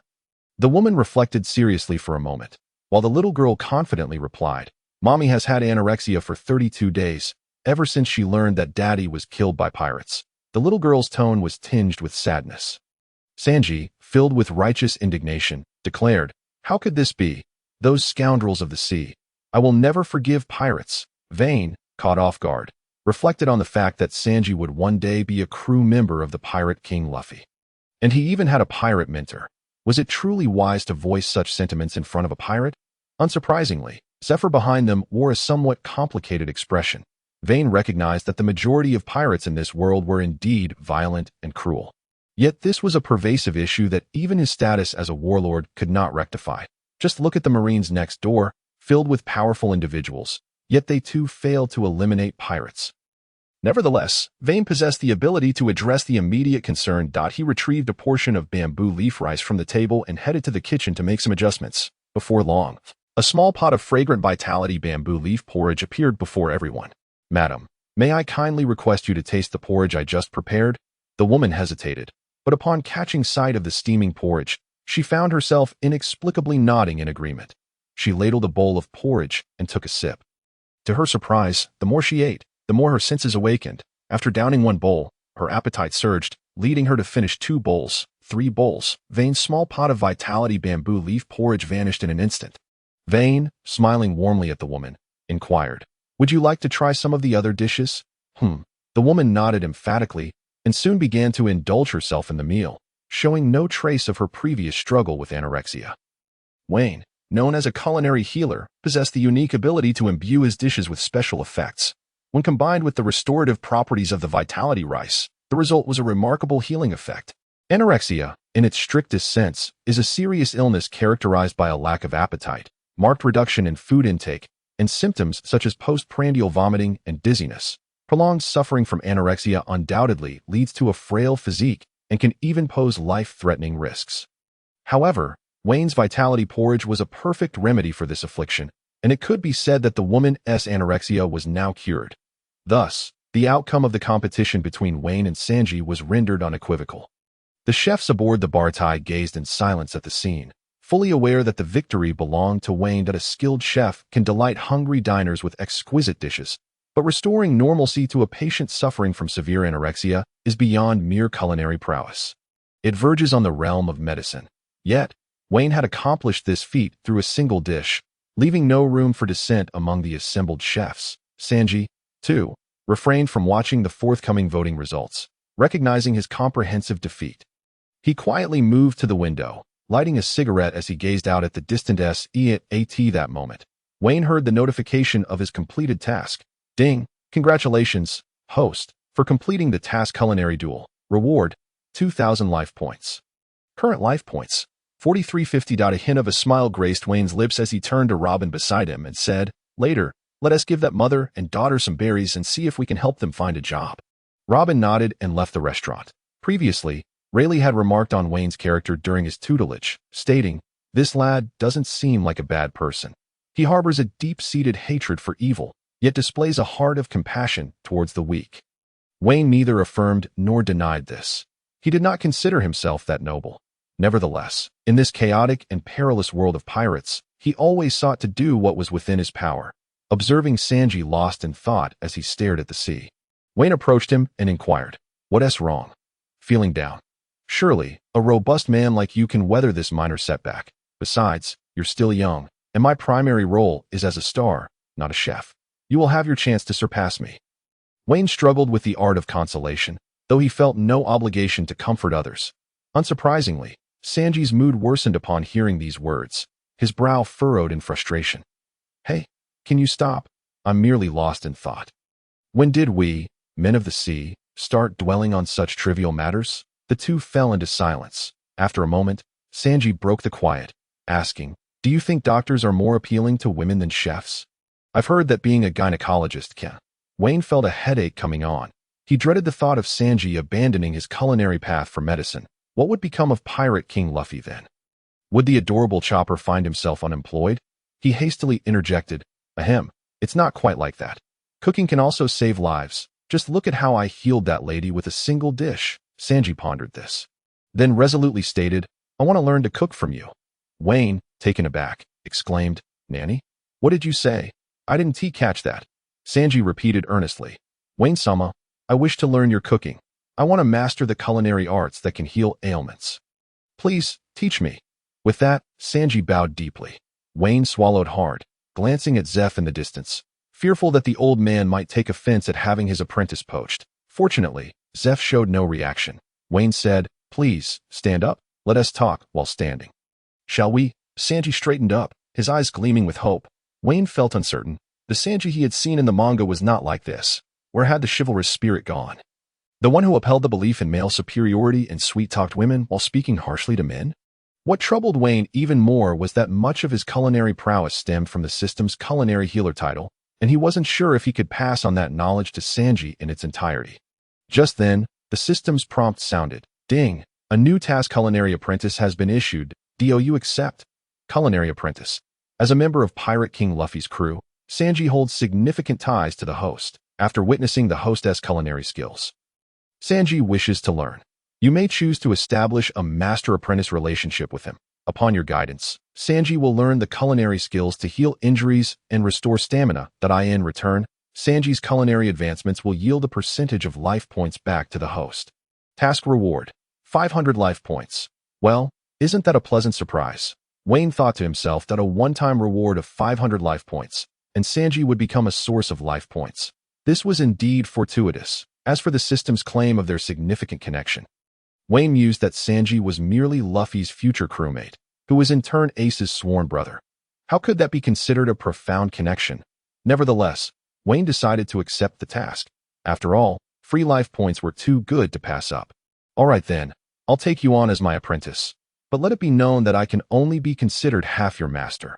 Moreover, I will only teach you the skills to heal injuries and restore stamina. Sanji eagerly nodded in agreement that it is essential to recognize that all things in the world are interconnected. Doctors save lives, while culinary arts bring joy to diners. Cooking combines medical knowledge and...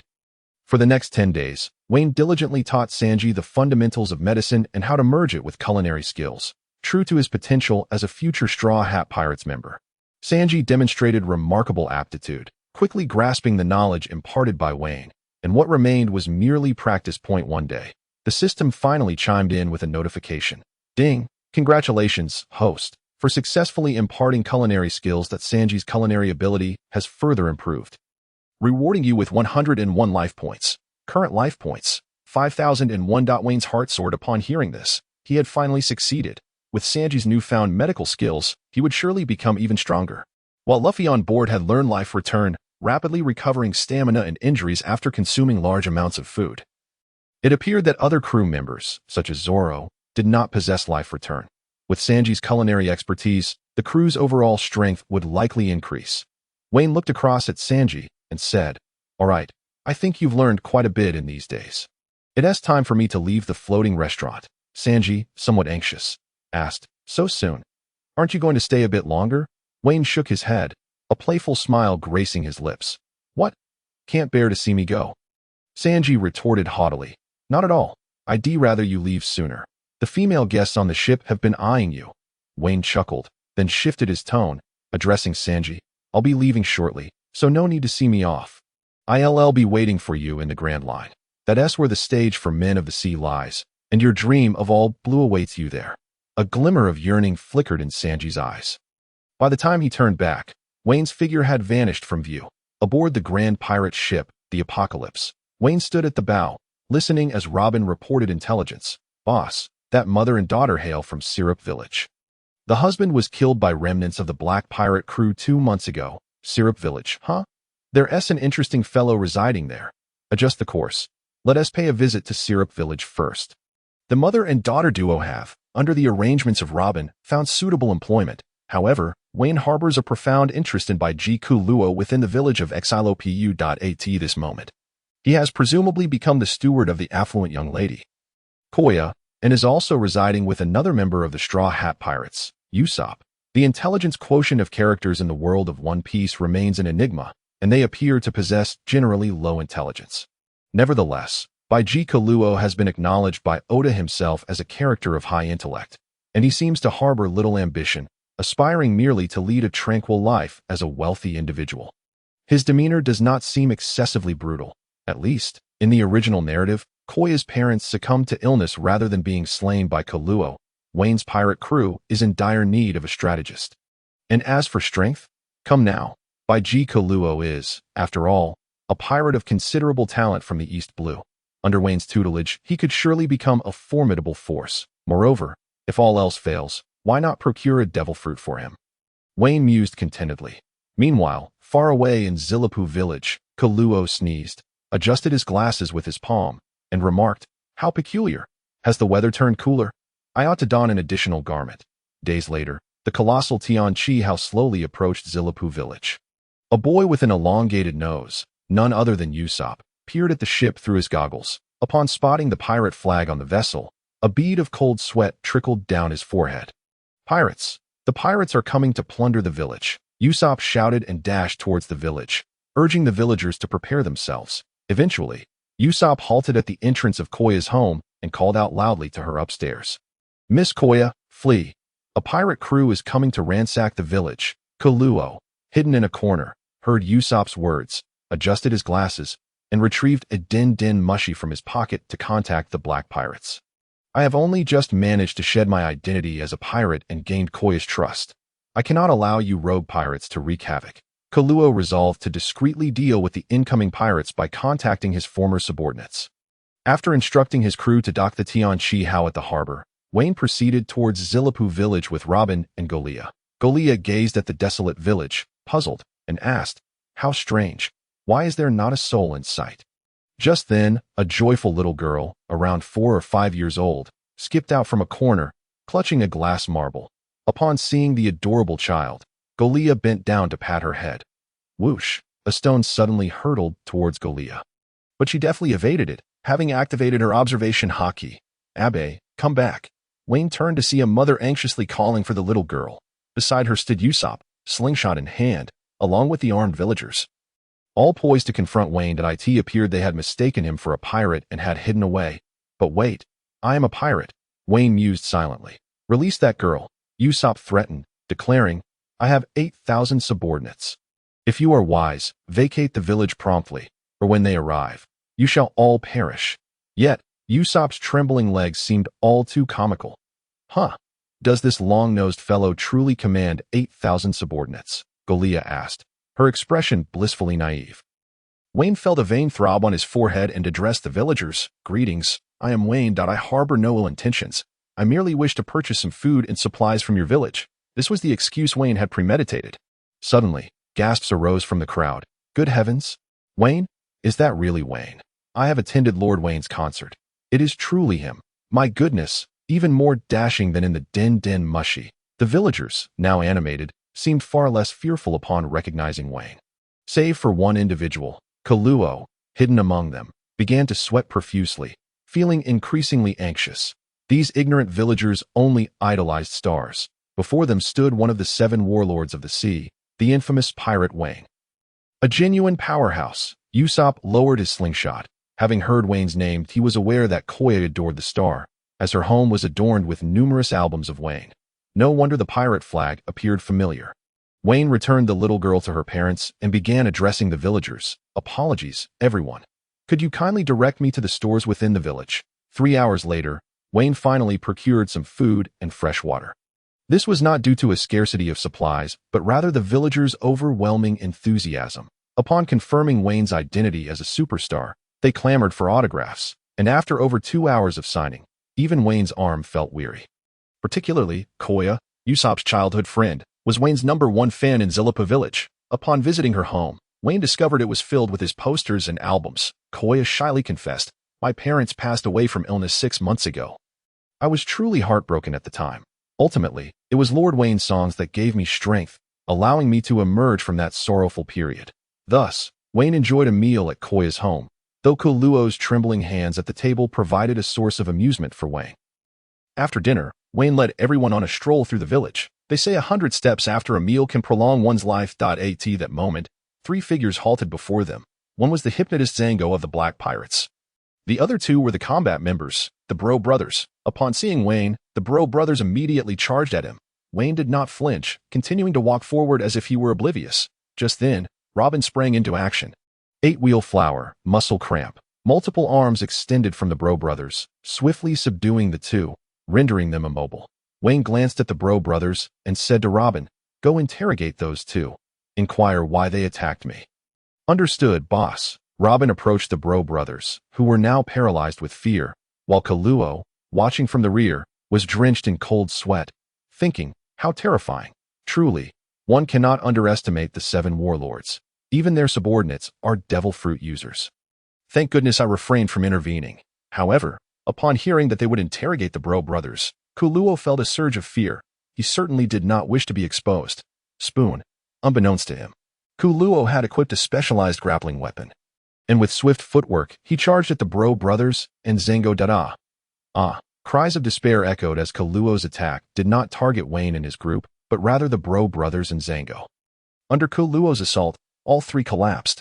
Vayne and Robin turned to Kuluo, who was now sweating profusely, and he explained, "Allow me to handle such trivial matters, Lord Vayne. How could I let these wretched individuals tarnish your hands?" Vayne nodded, casting a meaningful glance at Kuluo but refraining from uttering a word. Seeing Wayne's reaction, Kuluo breathed a sigh of relief, only to hear Koya ask, "How peculiar. Kuluo, when did you become so formidable?" Oh no. In a moment of panic, he had forgotten he was merely an ordinary person. Kuluo thought, gazing at Vayne with a spark of ingenuity, "I have been secretly training to protect Miss Koya. As her parents have passed away, that it is my duty as her steward to safeguard her." Truly, Kuluo is a reliable steward. Vayne observed Koya's innocent expression and silently marveled at her gullibility. Then, glancing at the setting sun, he addressed Koya, "Miss Koya, it is getting late. We must depart from Zillipa Village. Thank you for your hospitality today."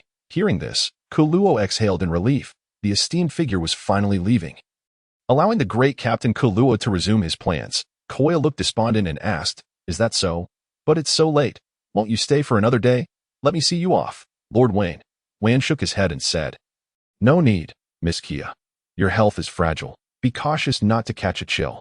However, might I request your butler to escort us part of the way?" Kia, though somewhat disheartened, nodded slightly and replied, "Chloe, please see Lord Vayne off."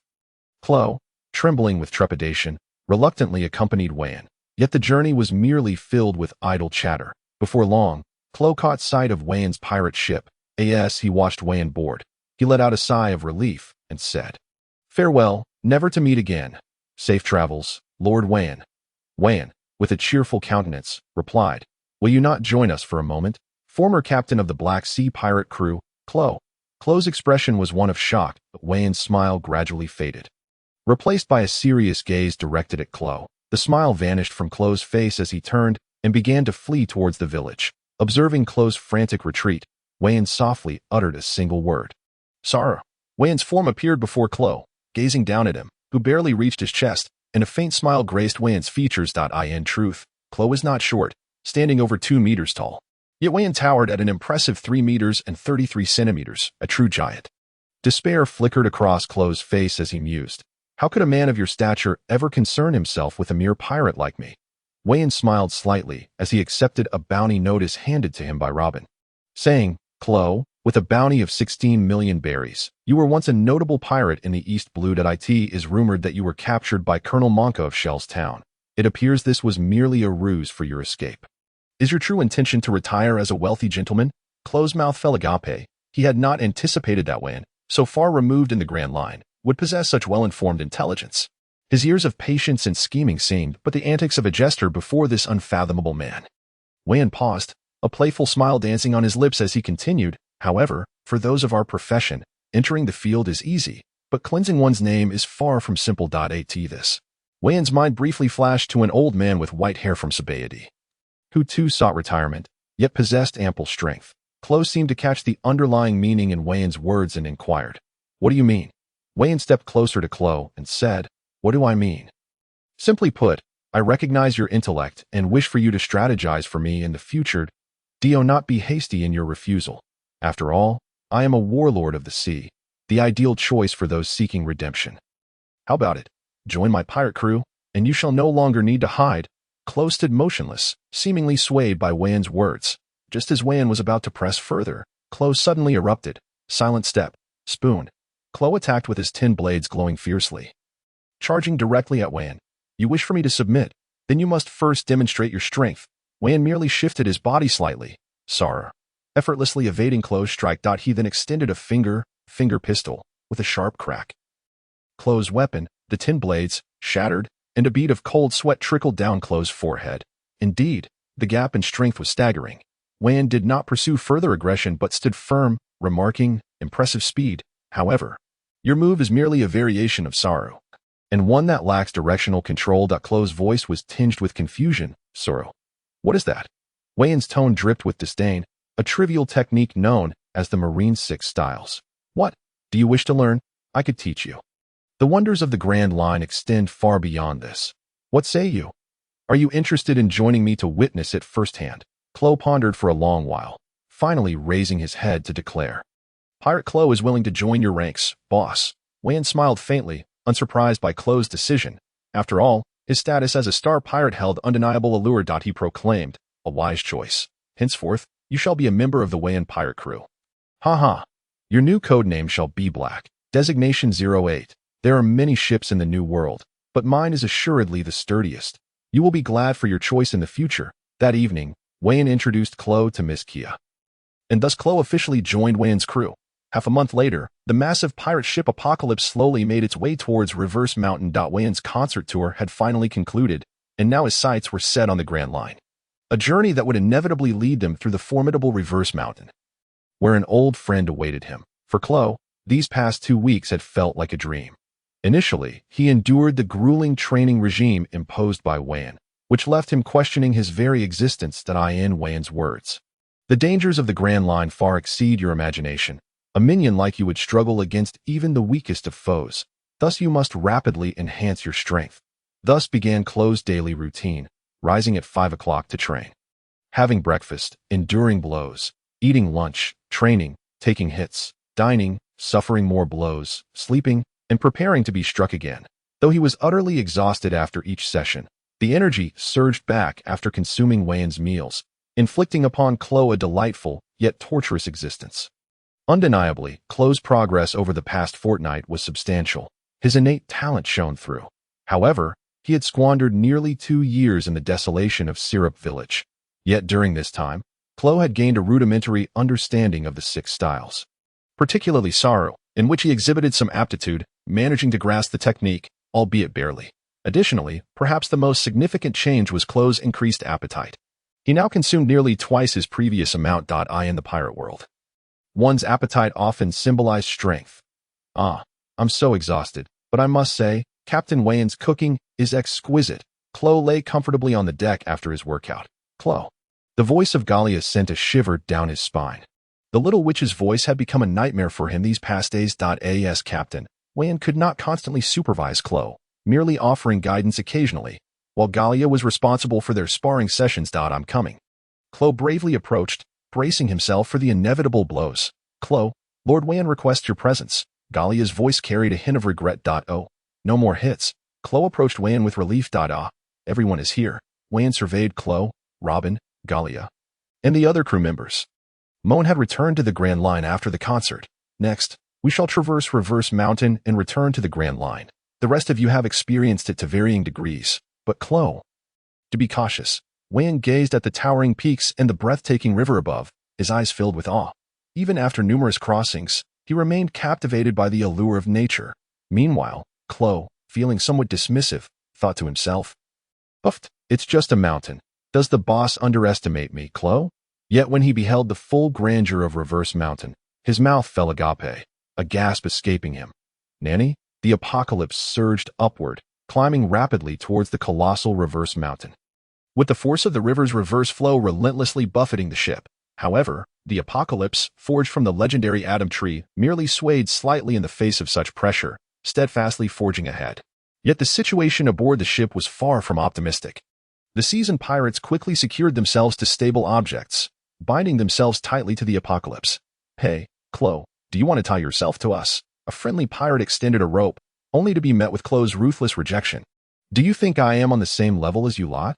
Klo's expression was somewhat haughty, with his arms crossed over his chest as he quietly awaited the apocalyptic ship to ascend the upside-down mountain. The 4 wheels of the ship were ensnared. Surrounding Robin were numerous arms that firmly secured him to the vessel. Meanwhile, Wayne stood at the bow, his feet anchored like iron nails, his body exhibiting not a hint of tremor. This was a testament to Wayne's mastery over iron. Even when completely suspended in the air, he remained immovable, let alone the ship as swaying. The scent of Lord Wayne is all around. How delightful. Gallia's petite figure clung to Wayne like an octopus, her face radiating bliss. She made faces at Robin from a distance, her expression one of triumphant mischief. This moment. Surely the most unfortunate soul aboard was Klo. Chafe. Iron block. Klo was tossed about by the sensation of weightlessness, careening from the bow to the stern and back, struggling with the unfamiliar 6 styles. Before long, his face was a tapestry of bruises. Yet, the upside-down mountain was relentless in its assault on Chloe's visage. Amidst the tumult, he stumbled past Robin, who kindly inquired, "Do you need assistance, young Chloe?" "No need." No need. Truly a stubborn lad." Robin, with a mischievous grin. Chloe, battered and bruised, could only manage a bewildered expression. Oh. In truth, I meant yes." At last, the apocalyptic ship successfully navigated the upside-down mountain, landing steadily upon the ocean's surface. Galia reluctantly detached herself from Vayne and, turning, collided with the battered and bruised Chloe. "Who are you?" I am Kuro from the 5010. Chloe attempted to explain, but his pronunciation faltered, leading him to lay despondently on the deck. After some time, Chloe struggled to rise from the deck. "What in the world is that?" he exclaimed, astonished by the enormous creature before him. Vayne approached Chloe, gazing ahead. It was an island whale named Laboon, fulfilling a promise made 50 years prior. A smile graced Vayne's lips as he retrieved 2 massive squids from the ship and tossed them overboard. Laboon, even when crashing into mountains, one must balance work and rest. You must eat well to have the strength to collide. Upon hearing this, Laboon swam to the side of the apocalyptic ship and devoured the food Vayne had provided. Then obediently circled the ship twice. "Old man, Kurokus, can you hear me?" "I can hear you. Stop shouting. I'm not deaf." A figure descended from Laboon, leaping gracefully onto the deck of the apocalyptic ship. Vayne skillfully offered a bottle of wine, remarking, "Old fellow, you remain vigorous, your skills undiminished. How about joining my crew?" Kurokus uncorked the bottle and took a few hearty swigs, replying, "No way. I'm just an old relic of a bygone era, not a match for you youngsters."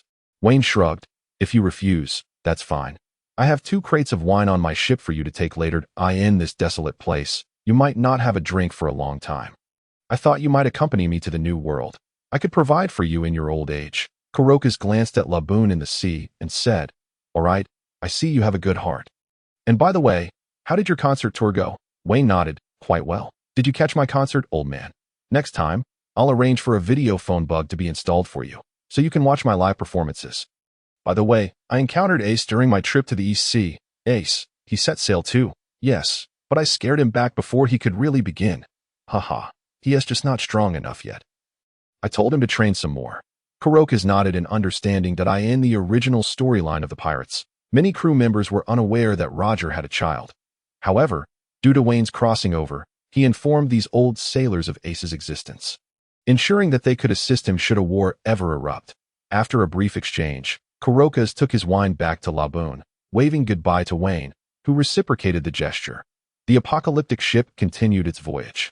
And once Kurokus departed, Chloe, puzzled, asked, "Boss, who is that old man?"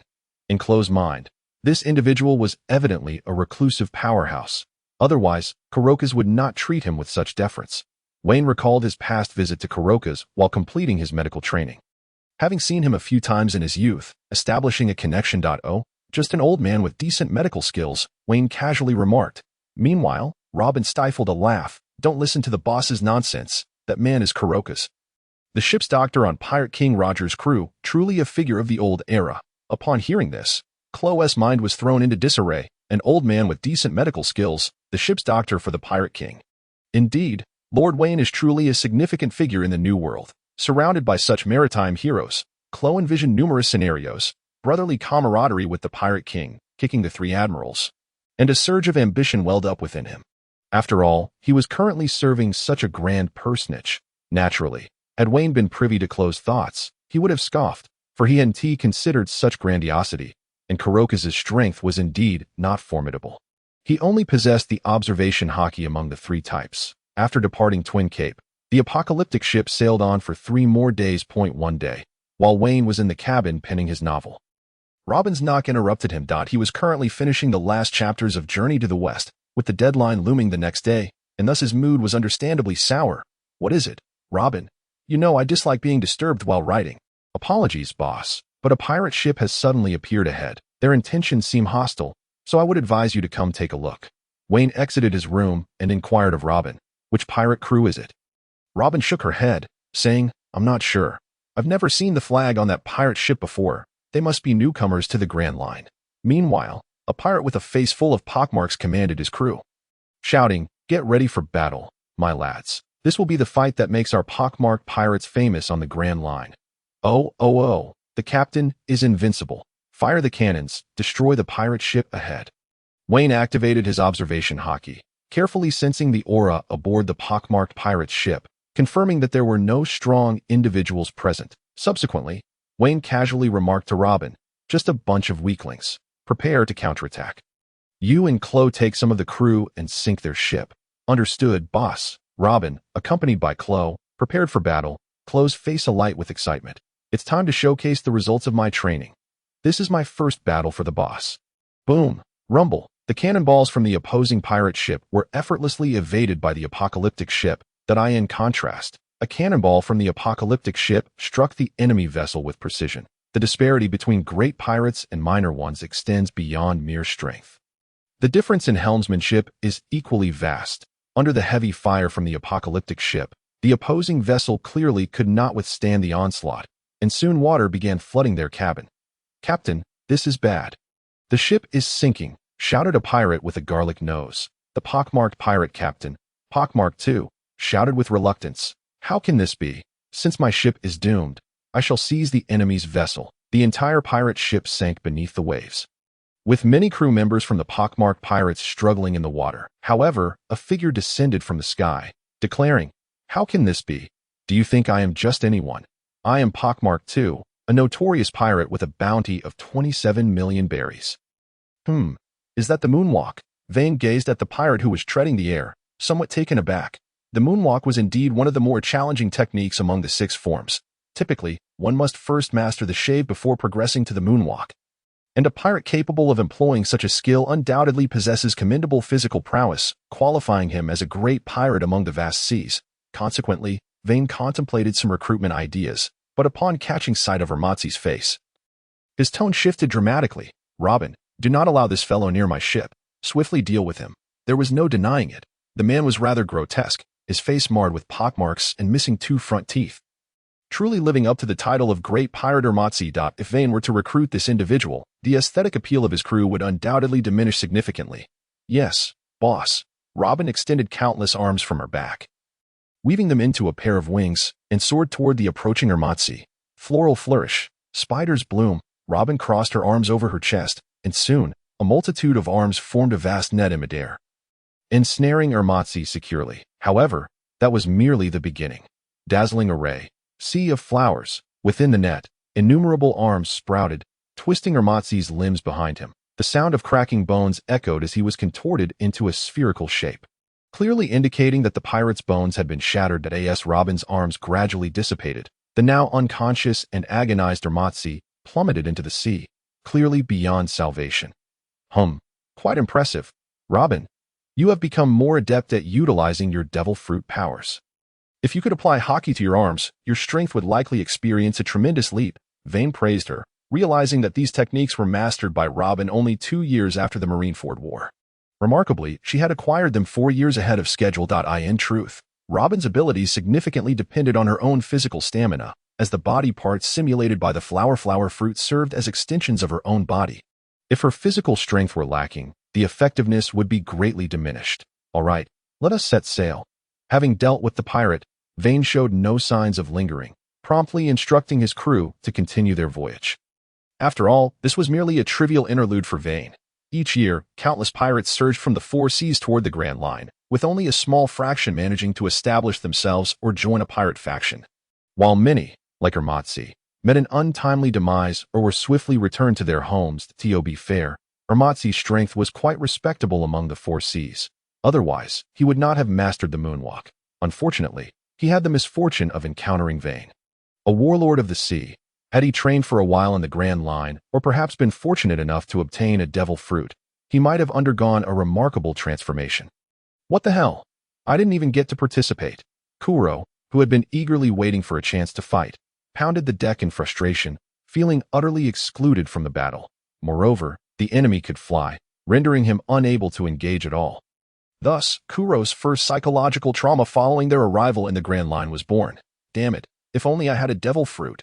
Kuro's heart brimmed with boundless yearning, whether for Gloriana's song fruit or Robin's flower fruit, both of which were formidable among the paramecia-type devil fruits. In truth, Vayne had several devil fruits as well, but their abilities were rather mediocre and did not particularly suit Kuro. Following this minor episode, the apocalypse continued its journey across the sea, and Kuro began to witness the bizarre and capricious weather of the Grand Line. One moment, the sky was clear and sunny, and the next, a heavy snowfall descended.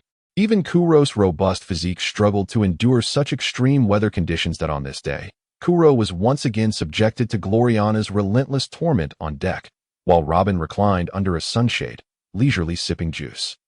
Suddenly, the ship lurched violently.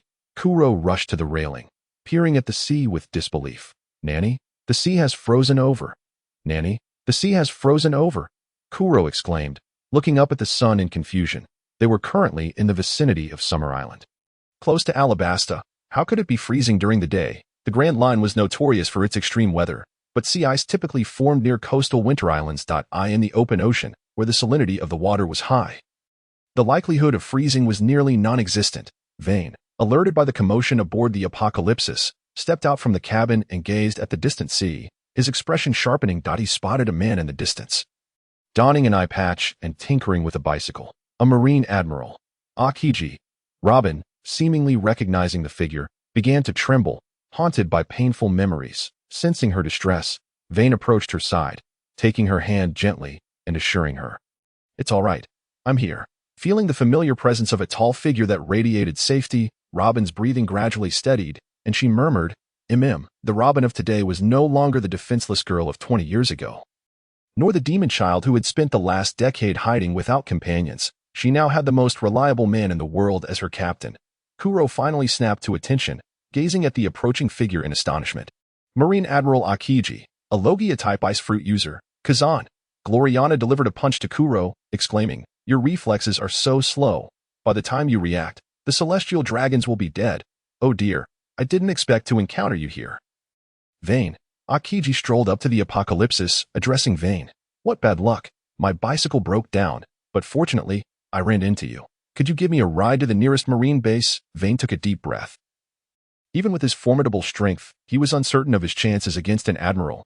After all, he had never battled such a powerful opponent before. "Hey, Kazan, isn't it a bit inappropriate for a marine to board a pirate ship?" "Oh dear, Vayne, what are you saying? After all, you are a warlord of the sea, which makes you one of us in the Marines." Kuro, now realizing the situation, chimed in, "Exactly. I'm now a subordinate of a warlord of the sea. So why should I fear an admiral? We're on the same side."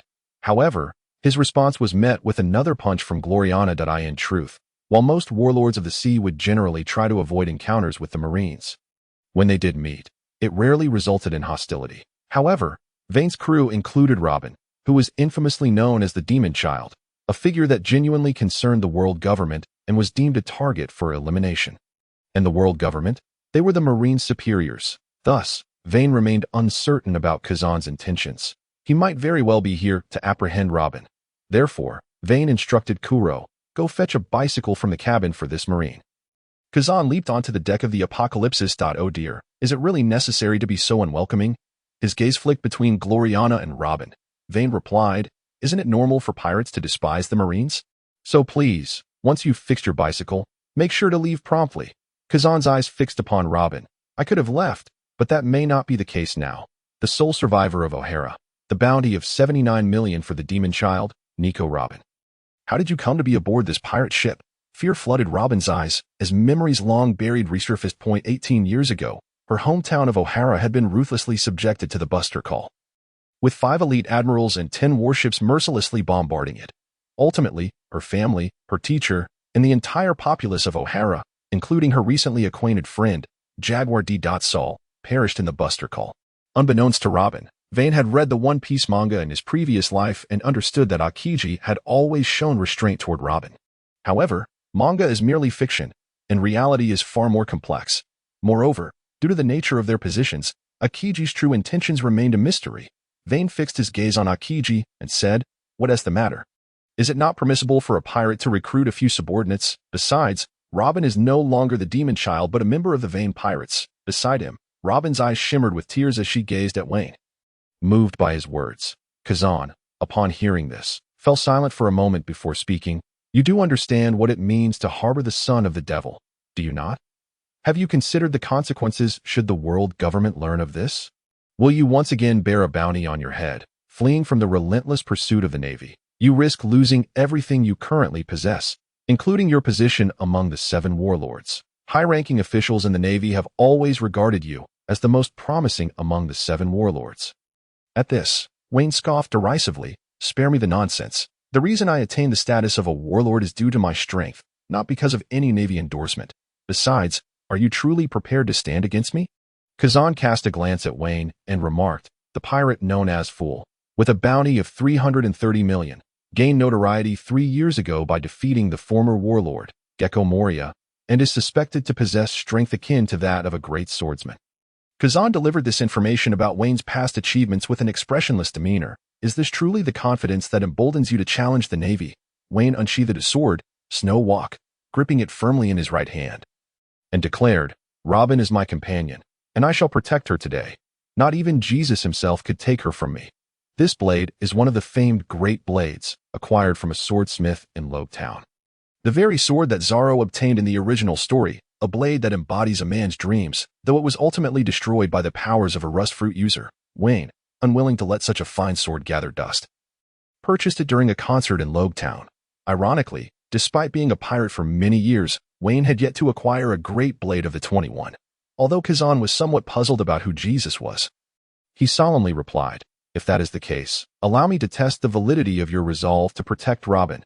Iceblade. Kazan's right hand clenched into a fist, and a chill coalesced in the air, swiftly forming into an ice blade, a signature ability derived from his ice fruit, enabling him to conjure weapons at will. Seeing that a confrontation was imminent, Vayne turned to his crew and instructed, you all step back. This is not a level you should engage with just yet. Clow, Gloria, Robin, and the others retreated to the side. Vayne nodded, deciding to take the initiative, and muttered, one sword style, slash of rain. Snow Walk emitted a wisp of vapor as the surrounding waters began to churn, momentarily creating a light drizzle around the apocalyptic. Behind the curtain of rain, 2 fierce sword strikes surged toward Kazan's face. Was this the combination of his own sword intent and a flying slash? Truly, a master swordsman. A flash of red flickered in Kazan's eyes as he activated his observation Haki. His body then dispersed into shards of ice. Evading Vayne's flying slash, Clow, witnessing from a distance, exclaimed, did it work? The Admiral was turned into shards of ice. A punch from Gloria countered him. Fool, that is a fruit ability. Vayne, unfazed by the miss, understood the prowess of the Navy's top combatant. Furthermore, his strike lacked the armament Haki, making it expected for Kazan to evade. At some point, the ice shard Kazan had transformed into appeared behind Vayne, emanating a chilling aura as he touched Vayne's back. Frozen moment, Vayne's body stiffened, beginning to freeze from his back, ultimately encasing him in a humanoid ice-sculptured boss. He has been frozen. Vayne's crew gasped in alarm, clearly concerned. Yet, Kazan's eyes glimmered with red light as he sensed the life force within the ice sculpture showing no signs of diminishing. It seemed this attack had not succeeded. His vitality was indeed robust. Just as Kazan finished his thought, the ice surrounding Vayne shattered, revealing him once more, albeit with a grave expression. What a troublesome ability. One lapse in attention could have cost me dearly. Fortunately, Kazan only froze the surface of my skin, and I managed to employ armament Haki to thwart it. Otherwise, I would have truly been caught off guard. Vayne, gripping his sword, turned his gaze toward a nearby uninhabited island and suggested to Kazan, why not change the venue for our spar? I have no desire to damage my ship. With that, Vayne leapt into the air, using Moonwalk to soar toward the island. Kazan hesitated for a moment before employing Moonwalk to follow suit. Upon reaching the island, Kazan remarked, oh dear, you've even stolen the Navy's 6 styles. That S and added offense. Vayne displayed a hint of disdain. Why bother with such foolishness? This is merely a fundamental technique achieved through physical prowess and martial arts. Is there any need for theft? Kazan shrugged, not denying it. After all, it was indeed peculiar for a powerhouse like Vayne to lack flight capabilities. Vayne inhaled deeply, wielded his sword, and roared, sky-slicing swordsmanship, dragon's nest flash. In the blink of an eye, Vayne unleashed over 100 sword strikes, each moving at an imperceptible speed toward Kazan.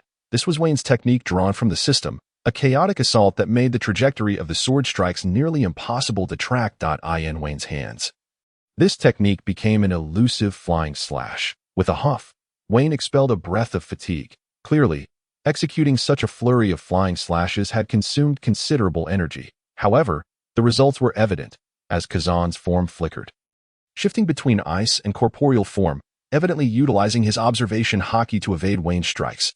After all, each of these slashes bore some degree of armament Haki. Even if Kazan were struck, it would not be a pleasant experience. Clang! As the chill dissipated, Kazan's figure solidified before Vayne once more. Vayne, observing the situation, murmured, "Did it fail? Truly troublesome." Kazan let out a soft exhale. "Ah, that was close, young man. I nearly got cut. I barely managed to evade with my full observation Haki." Vayne glanced at the tattered remnants of Kazan's attire. Remaining silent, he recognized that there was still room for improvement in his technique. Given time, it would not merely be a matter of tattered clothing.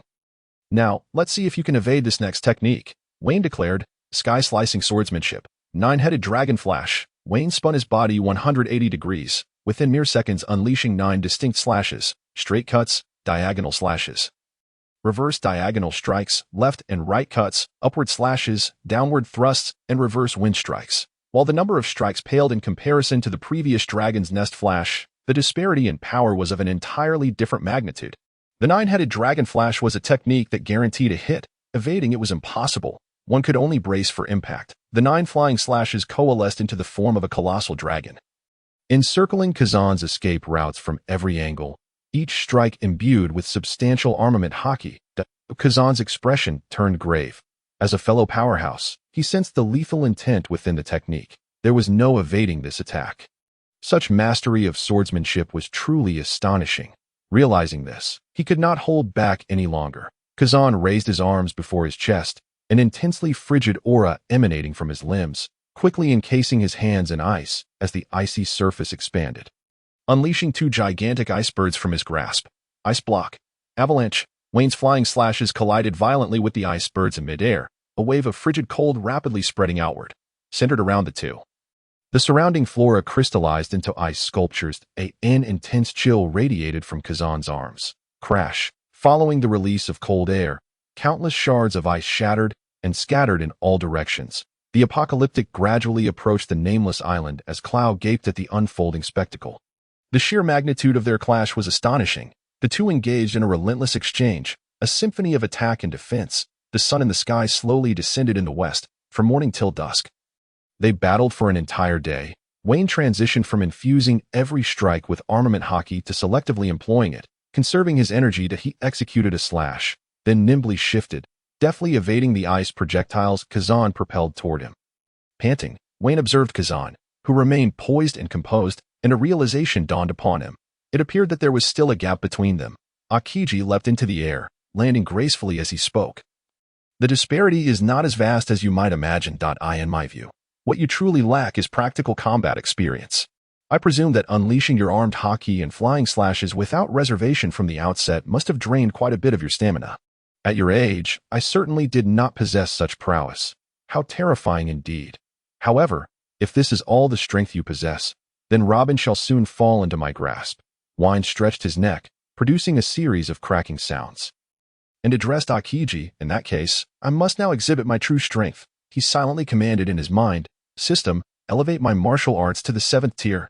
Beep, martial arts level, 6th tier, 1000500. Life points, 5106. Upgrade successful. Martial arts level is now 7th tier, 010000. Consume life points, 4,000. Remaining life points, 1106. As the system's voice echoed in his mind, Vayne felt his physical power surge, with both his constitution and martial prowess significantly enhanced.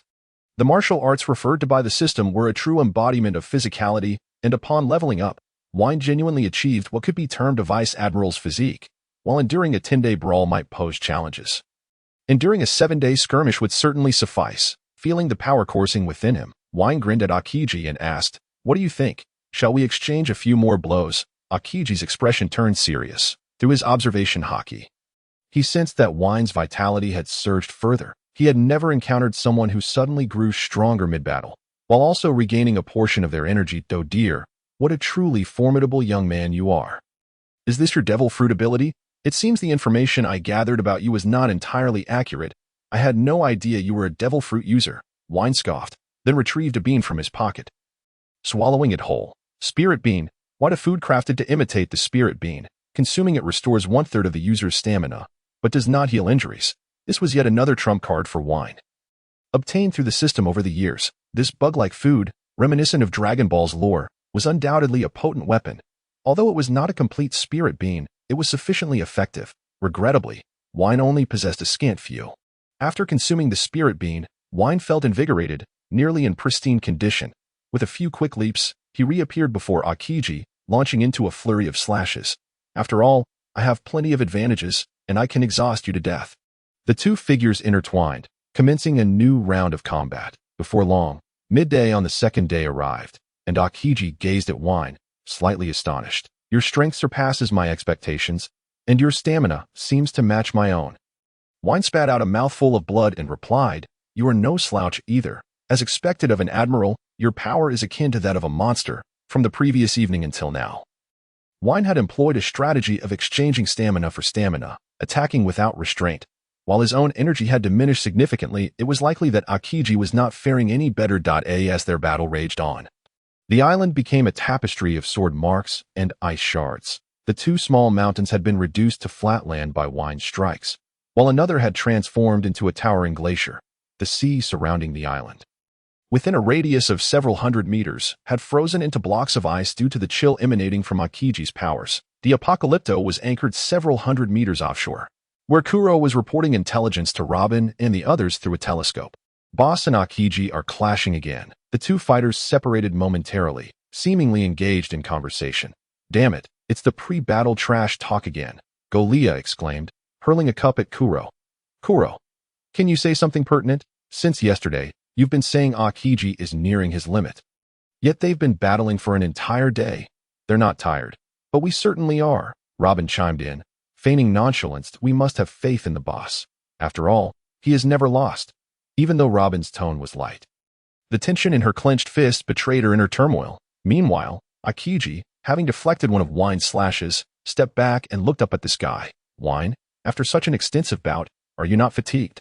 Perhaps we should call it a day and grab a bite to eat. He even patted his empty stomach. Vayne spat in disdain. What the hell? You want to fight? Then stop? It won't be that easy. Take another hit from me. Flying sword technique. Dragon's nest flash. Vayne gripped his blade.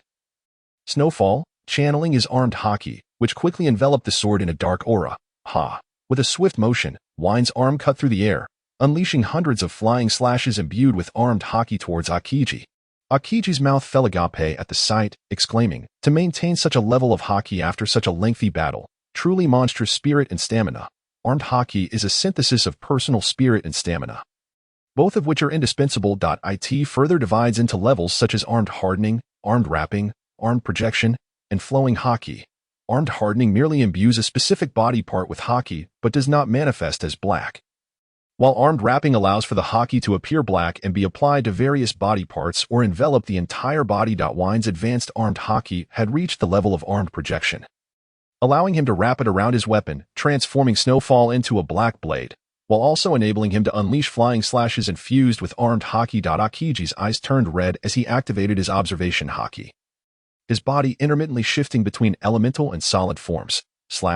After the attack, Aokiji returned to his corporeal form, revealing a gash several inches long on the right side of his abdomen, soon stained red with blood on his white suit. Yet, he quickly froze it using his powers. After 2 days of combat, it was evident that Vayne's technique had advanced significantly. It appeared that even a Logia user was not invincible. Even an admiral could sustain injuries. Throughout these 2 days, Aokiji had landed several hits on Vayne, yet Vayne had endured them all thanks to his armed Haki and monstrous constitution. Conversely, Aokiji had been wounded very few times, but this time, he had taken a direct hit from Vayne. Oh dear, what a terrifying young man you are. Just now, I nearly found myself cleaved in two. Aokiji had activated his armed Haki at the moment of impact. Otherwise, the wound inflicted by that slash would have been far more severe. Vayne observed the somewhat disheveled Aokiji before retorting, Spare me, a monster like you wouldn't lose fighting spirit over this. With that, Vayne gripped Snowfall tightly, ready to engage in another round of combat. Enough. What? I said enough. Aokiji adjusted his eye patch and stated, Let our battle conclude here. Robin can take her leave now. Vayne was momentarily taken aback. Puzzled. Huh? Aokiji continued, Your strength is sufficient. I doubt the Navy or the world government wishes to provoke such a formidable adversary. After all, pushing someone like you to the opposing side might give rise to the next Yonko. Seeing this, Vayne ceased his movements, running a hand along the blade of Snowfall, which had developed minor nicks after 2 days of intense combat. Although armed Haki provided some protection, it was clear that a high-quality blade would have been ideal. If Vayne possessed a supreme sword, Aokiji's injuries would be far more grievous than mere surface wounds. Knowing when to retreat, Vayne gazed at Aokiji and inquired, "And what of Robin?" Aokiji shook his head, stating, "What Robin? She's merely an ordinary crew member on your ship. I hope she remains just that today and in the future. Do you understand?" Vayne pondered Aokiji's words, then confirmed, "So, you are willing to let Robin go?" "Correct." Aokiji nodded. "At the very least, I am unwilling to pursue her any further. After all, an enemy as powerful as you is not one to be trifled with, and let the world government deal with such matters." For Aokiji, Robin had always been a lingering concern. The events of the O'Hara incident had transformed him from a proponent of passionate justice to one of leisurely justice, showcasing the profound impact it had on him. After confirming, Vayne sheathed his sword and turned to leave the ravaged and unrecognizable deserted island. The voice of Aokiji echoed behind him. "Hey, kid, have you ever considered becoming a Navy officer, if you're willing to join? Securing a general's position after the Admiral's retirement shouldn't be too difficult. A man like you would surely give the pirates a headache." Vayne, without glancing back, simply waved his hand dismissively. "Forget it. I'm not cut out for the Navy. But rest assured, as long as you don't provoke me, I won't engage in battle with you." Aokiji watched Vayne's retreating figure in silence for a long while. Before finally shouting after him, "Hey, at least leave me a bicycle." Vayne pretended not to hear and continued striding towards the apocalypse, leaving Aokiji with a look of regret. Ultimately, Vayne did leave Aokiji a bicycle. After all, he wasn't that petty. The admirals truly are monstrous beings. Upon returning to the apocalypse, Vayne noticed the concerned glances of his crew and gave them a reassuring gesture. This battle had provided him with valuable insights into his overall strength. In summary, Vayne now possessed top-tier swordsmanship, exceptional physical prowess, and formidable Haki, but only mediocre combat experience. What he lacked was the experience of battling against such skilled opponents. Since the onset of combat, Vayne had been frequently utilizing his advanced Busashoka Haki, especially his ability to unleash hundreds of strikes imbued with it in a single motion. It was likely that even Mihawk, the world's greatest swordsman, would find it challenging to employ such techniques with such frequency. Only someone with Vayne's monstrous physique could withstand it. Nonetheless, even with such abilities, Vayne had only managed to reach a stalemate with Aokiji through a temporary upgrade in his cheat skills. Vayne gazed at the icy path rising from the distant sea, where a bicycle was slowly traversing the frozen surface. Observing that figure, Vayne murmured, "Using Haki wisely? Next time I encounter an adversary like you, I won't be so flustered." This battle had been immensely rewarding for Vayne. He had never fought so fiercely against such a formidable opponent before. What you mentioned Moria, defeating him was hardly strenuous. It was merely a matter of hundreds of Busashoku-infused slashes that left that overly dependent user of devil fruit abilities in a pitiful state. Achoo! Far away in some unknown sea, Moria sneezed and then grumbled, "Kaido, Vayne, once I become stronger, I'll make you my new zombies." With that, Moria resumed his sprint while clutching a massive boulder as a streak of black appeared on his arm. Moria's physique had transformed from the overweight figure of years past to one now adorned with solid muscles. Vayne would never have imagined that the Moria he had defeated would find the courage to train again in Haki and martial arts. However, knowing this didn't concern him, for Vayne's strength was already on an entirely different level. "Robin, prepare some food for me. I'm famished." After his battle with Aokiji, Vayne began to feast voraciously. Soon, he had consumed enough provisions for 50 to 60 people. Yet his physique showed no signs of change. This was the result of his formidable constitution, which had reached a certain level of vitality restoration. After finishing his meal, Vayne lit a cigarette and contemplated quietly. Then murmured, "Natural types truly are a bug-like category. It seems I must venture to that place to swiftly enhance my strength." Given Vayne's current abilities, ascending to the next tier would be somewhat challenging. So he would need to rely on unconventional means. For instance, the world's treasures and devil fruits. Ordinary ones did not pique Vayne's interest. Only certain superhuman, natural, and mythical Zoan types could catch his eye.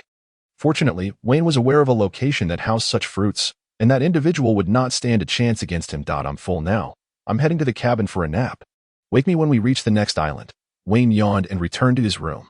Lying on his bed, Vayne pondered for a moment before retrieving a seldom used din mushi.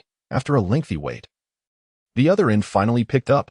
After a brief conversation, Vayne hung up. Moments later, snores filled his cabin as Vayne, exhausted from 2 days of battling Aokiji, drifted into a deep sleep. On the deck, the crew gathered around Robin, their faces alight with curiosity. After all, the battles between their boss and Aokiji had been sparked by Robin. "Miss Robin, how did you come to know the boss?" Kuro asked solemnly, his face etched with intrigue. While the inquisitive Goliath looked on with eager anticipation, Robin paused, gazing at the distant birds in the sky, and then recalled a warm memory, saying, "It was a day 7 years ago. 7 years ago." In the desert kingdom of Alabasta, the youthful Vayne, not yet 18, wandered curiously through a town. It was his first visit to the desert. It's scorching. Truly deserving of the title Desert Kingdom. Vayne purchased a bottle of juice from the shop of a white-bearded old man and strolled contentedly beneath the shelter of awnings. Nothing could compare to a chilled juice on a summer day. 2 years prior, Vayne, now a swordsman, had left the Spade archipelago where he had lived for a decade, embarking on a journey across the Grand Line. Though he called it a tour, it was actually a continuous effort to break through the plateau he had reached in his swordsmanship. Vayne remembered his farewell conversation with Rayleigh when he departed Spade. "Hey, old man, I'm leaving Spade, heading out for a bit." "Oh, all right. Go ahead. No takebacks," Rayleigh replied nonchalantly, shaking dice at the gambling table. "You old codger, don't you have anything to say to me? How unfortunate. Lost again. Kid, lend me 50,000 berries, and I'll repay you when I'm flush again." Vayne's face twitched with annoyance, prompting Rayleigh to chuckle and say, "No worries, kid. Just go out and enjoy yourself. With your current strength in paradise, you have nothing to fear. Just remember, your swordsmanship needs improvement. It's a shame for someone with your monstrous physique." "Not true. I want to be a great swordsman," Vayne declared stubbornly, despite his natural physical prowess and mastery of both types of Haki. Having already reached the binding stage with Busashoku, but what young lad wouldn't he aspire to be a transcendent swordsman? All right, go be a swordsman. Here, take this." Thus, Vayne accepted the log pose Rayleigh handed him. Stepping onto the path of becoming a great swordsman. Excuse me, coming through. Vayne, lost in thought, was jolted back to reality by a voice, and his body was bumped into. He assessed the girl who had collided with him. She had a healthy tan, wore a cowboy hat, and was dressed in denim, radiating youthful energy. That face looked familiar, but Vayne couldn't quite place her. "Hello, are you all right?" "Oh, I'm fine. I'm really sorry, handsome." Vayne struck up a conversation with the girl. But before long, a commotion erupted behind them. "That woman over there, quick, chase her down. Don't let her escape. How unfortunate. We've been chased all this way by the Navy." The girl before him was none other than Robin, who tossed Vayne a flirtatious glance before saying, "Thanks, handsome. If fate allows, see you again." In the blink of an eye, Robin disappeared, leaving Vayne bewildered in place. "Hey kid, don't run. Hand over what you have." A group of burly pirates surrounded Vayne, who looked perplexed and asked, "What's going on? Are you looking for me? You must be that woman's accomplice. I saw you chatting with her. If you know what's good for you, hand over your belongings, or else." The pirates glared menacingly, cracking their knuckles, ready to give Vayne a thrashing. Hey, I don't want to be used as a pawn here." Just as the pirates were about to make their move, Vayne swiftly drew his sword. .1 sword style, chaos slash. A flash of sword light flickered, and the 10 or so pirates before him collapsed in agony. Unable to rise. It was only then that Vayne realized he had been unwittingly used as a shield by the girl he had just met. He scanned the crowd for a moment, but the figure of that girl had vanished without a trace. Never mind, he thought, there is no real loss. I'll just find a place to rest. Vayne glanced at the sky, then turned and entered a nearby inn, intending to secure a spot for a refreshing slumber. 5 minutes later, an enraged Vayne stormed out of the tavern, his face marked by a fierce glare. He approached the group of pirates and shouted, "Damn it! Who is that woman? Why are you pursuing her? And where has she fled?" His barrage of questions left the pirates trembling, yet they managed to reply. "She is Nico Robin, the child of the devil, originally one of our crew members. However, she stole our treasure and caused us to be hunted by the Navy." Displeased, Vayne swiftly knocked the pirates unconscious once more, then began to search their pockets. "What a bunch of paupers!" he exclaimed, pocketing hundreds of thousands of berries, and then, in frustration, he kicked one of the pirates. It was unfortunate that Vayne's pouch of money had disappeared, along with his record pointer. After a moment of reflection, he concluded that the girl must have stolen his money when she collided with him earlier. Nico Robin, the child of the devil? Humph, once I catch you, I will make you pay. It suddenly dawned on him that the girl he encountered was none other than Nico Robin, one of the protagonists in the Pirate King saga. Yet, it was not entirely his fault. After all, the difference between Robin's appearance now and in the future was quite significant. 3 days later, Wayne found himself in a casino named Rainy Ground. Once you place your bet, it's final. No refunds. I bet on big. A glint of red flashed in Wayne's eyes as he activated his observation Haki, declaring his score. 456 big. Kid, you seem to be on a lucky streak today. Wayne nodded bashfully, then deliberately lost 2 rounds before turning to leave the casino.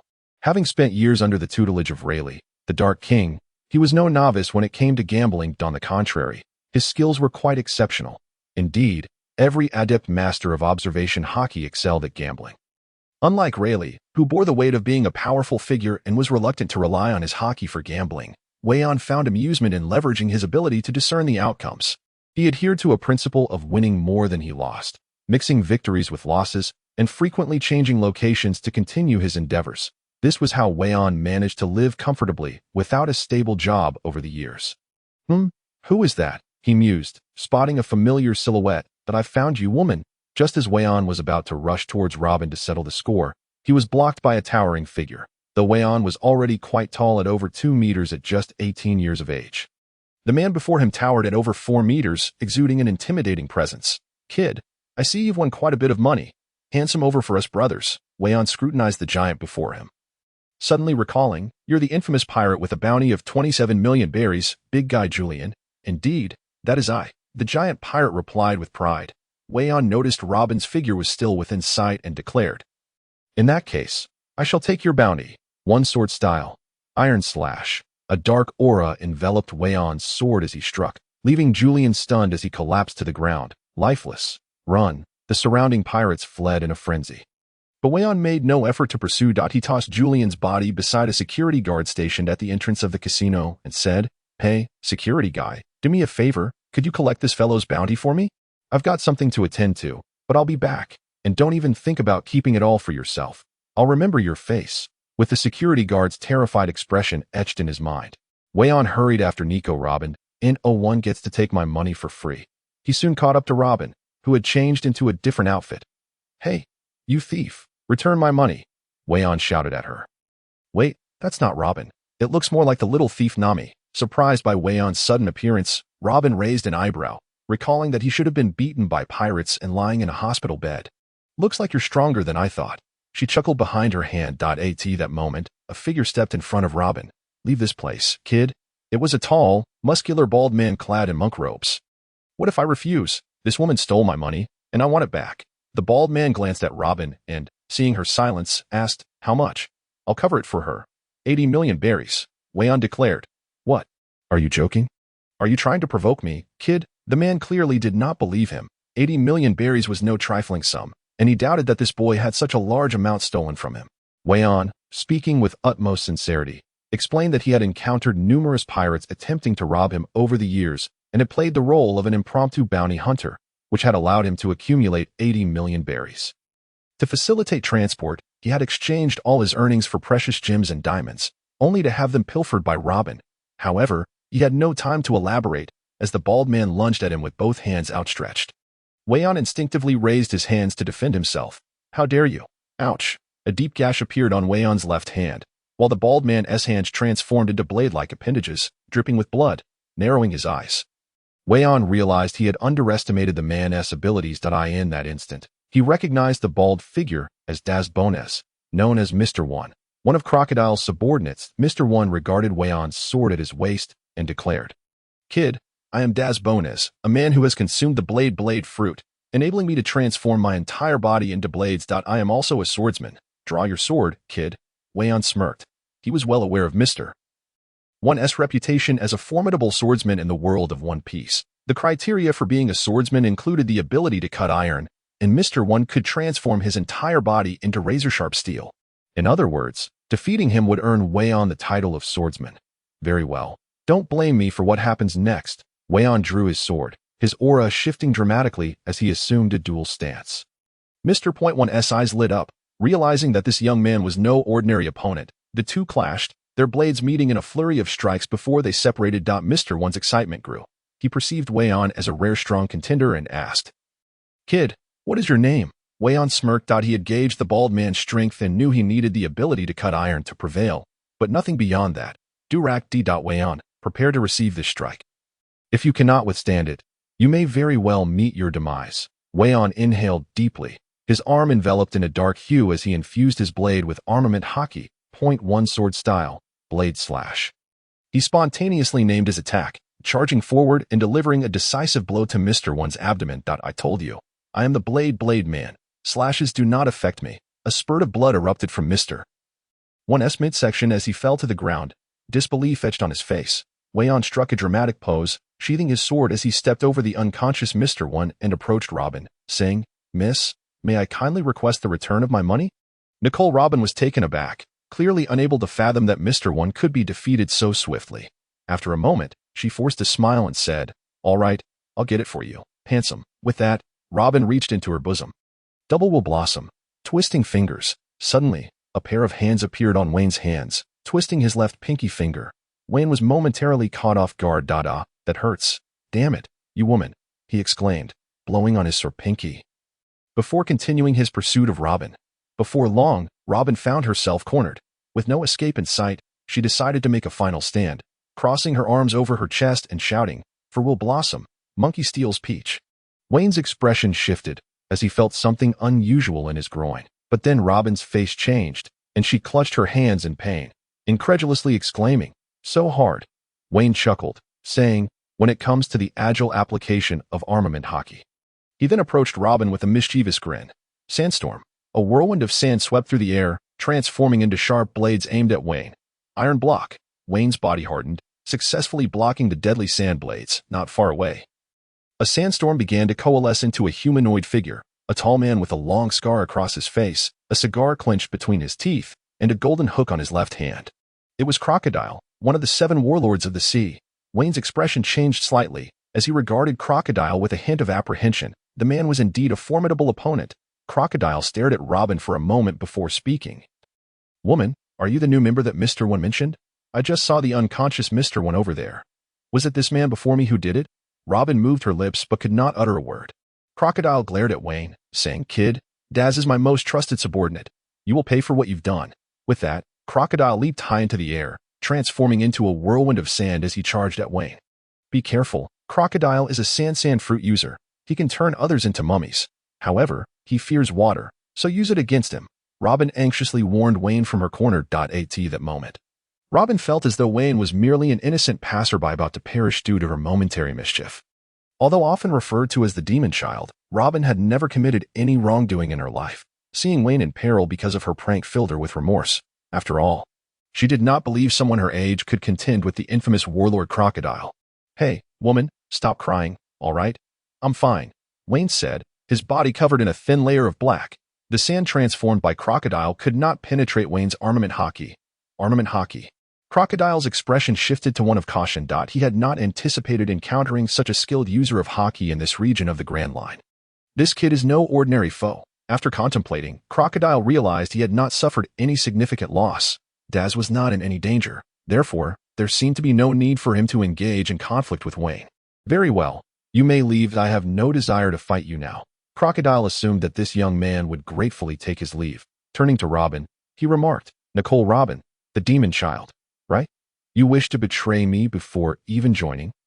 "I detest betrayal." Crocodile was clearly displeased with Robin's earlier warning to Wayne, and half of his form transformed into sand as he lunged toward her. Robin's face paled, but she quickly regained her composure. Feeling the small vial of seawater she had prepared in her bosom, comparing her strength to that of the sand crocodile, she despondently realized her chances of victory were nearly non-existent. Biting her lip, she resolved to make one final effort. Clang! The sound of metal colliding echoed. The anticipated pain never came, and Robin opened her eyes to see the young man, approximately her age, holding his longsword firmly against Crocodile's desert saber. Wayne looked at Crocodile and casually remarked, "Hey, isn't it a bit rude to kill her in front of me? After all, she still owes me money." "Oh, so you intend to protect her?" Crocodile replied. "Yes, I'm protecting this woman." "What of it?" Wayne declared defiantly. Then, Crocodile's form suddenly surged forward, transforming into a whirlwind of sand aimed at Wayne. One sword style, Iato. Wayne deftly intercepted the sandstorm, and after their exchange, they both retreated. This troublesome kid. You're not too shabby yourself. Vayne and Crocodile exchanged taunts before becoming entangled in combat once more. Suddenly, Crocodile's right fingers curled, forming a small sandstorm model in his hand. Sandstorm. The model rapidly enlarged, transforming into a massive sandstorm directed at Vayne. However, Vayne was no slouch either. A glimmer of red light appeared in his eyes as he jumped several times in place, then rolled away to a spot untouched by the sandstorm. Charging toward Crocodile. Shave. One sword style. Iato. Vayne suddenly appeared on Crocodile's left side, his blade enveloped in black armament Haki, slashing swiftly at Crocodile. Crocodile transformed into sand, evading Vayne's strike, before reassembling his form.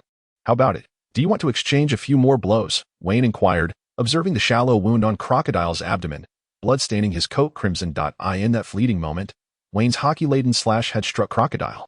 Though Crocodile had attempted to preemptively elementalize using observation Haki, Vayne's skills in that regard were not lacking either. While Crocodile had evaded a fatal blow, he still bore a wound. After their skirmish, Crocodile had indeed taken a minor hit. A flicker of anger crossed Crocodile's eyes, which he quickly suppressed. Kid, tell me your name.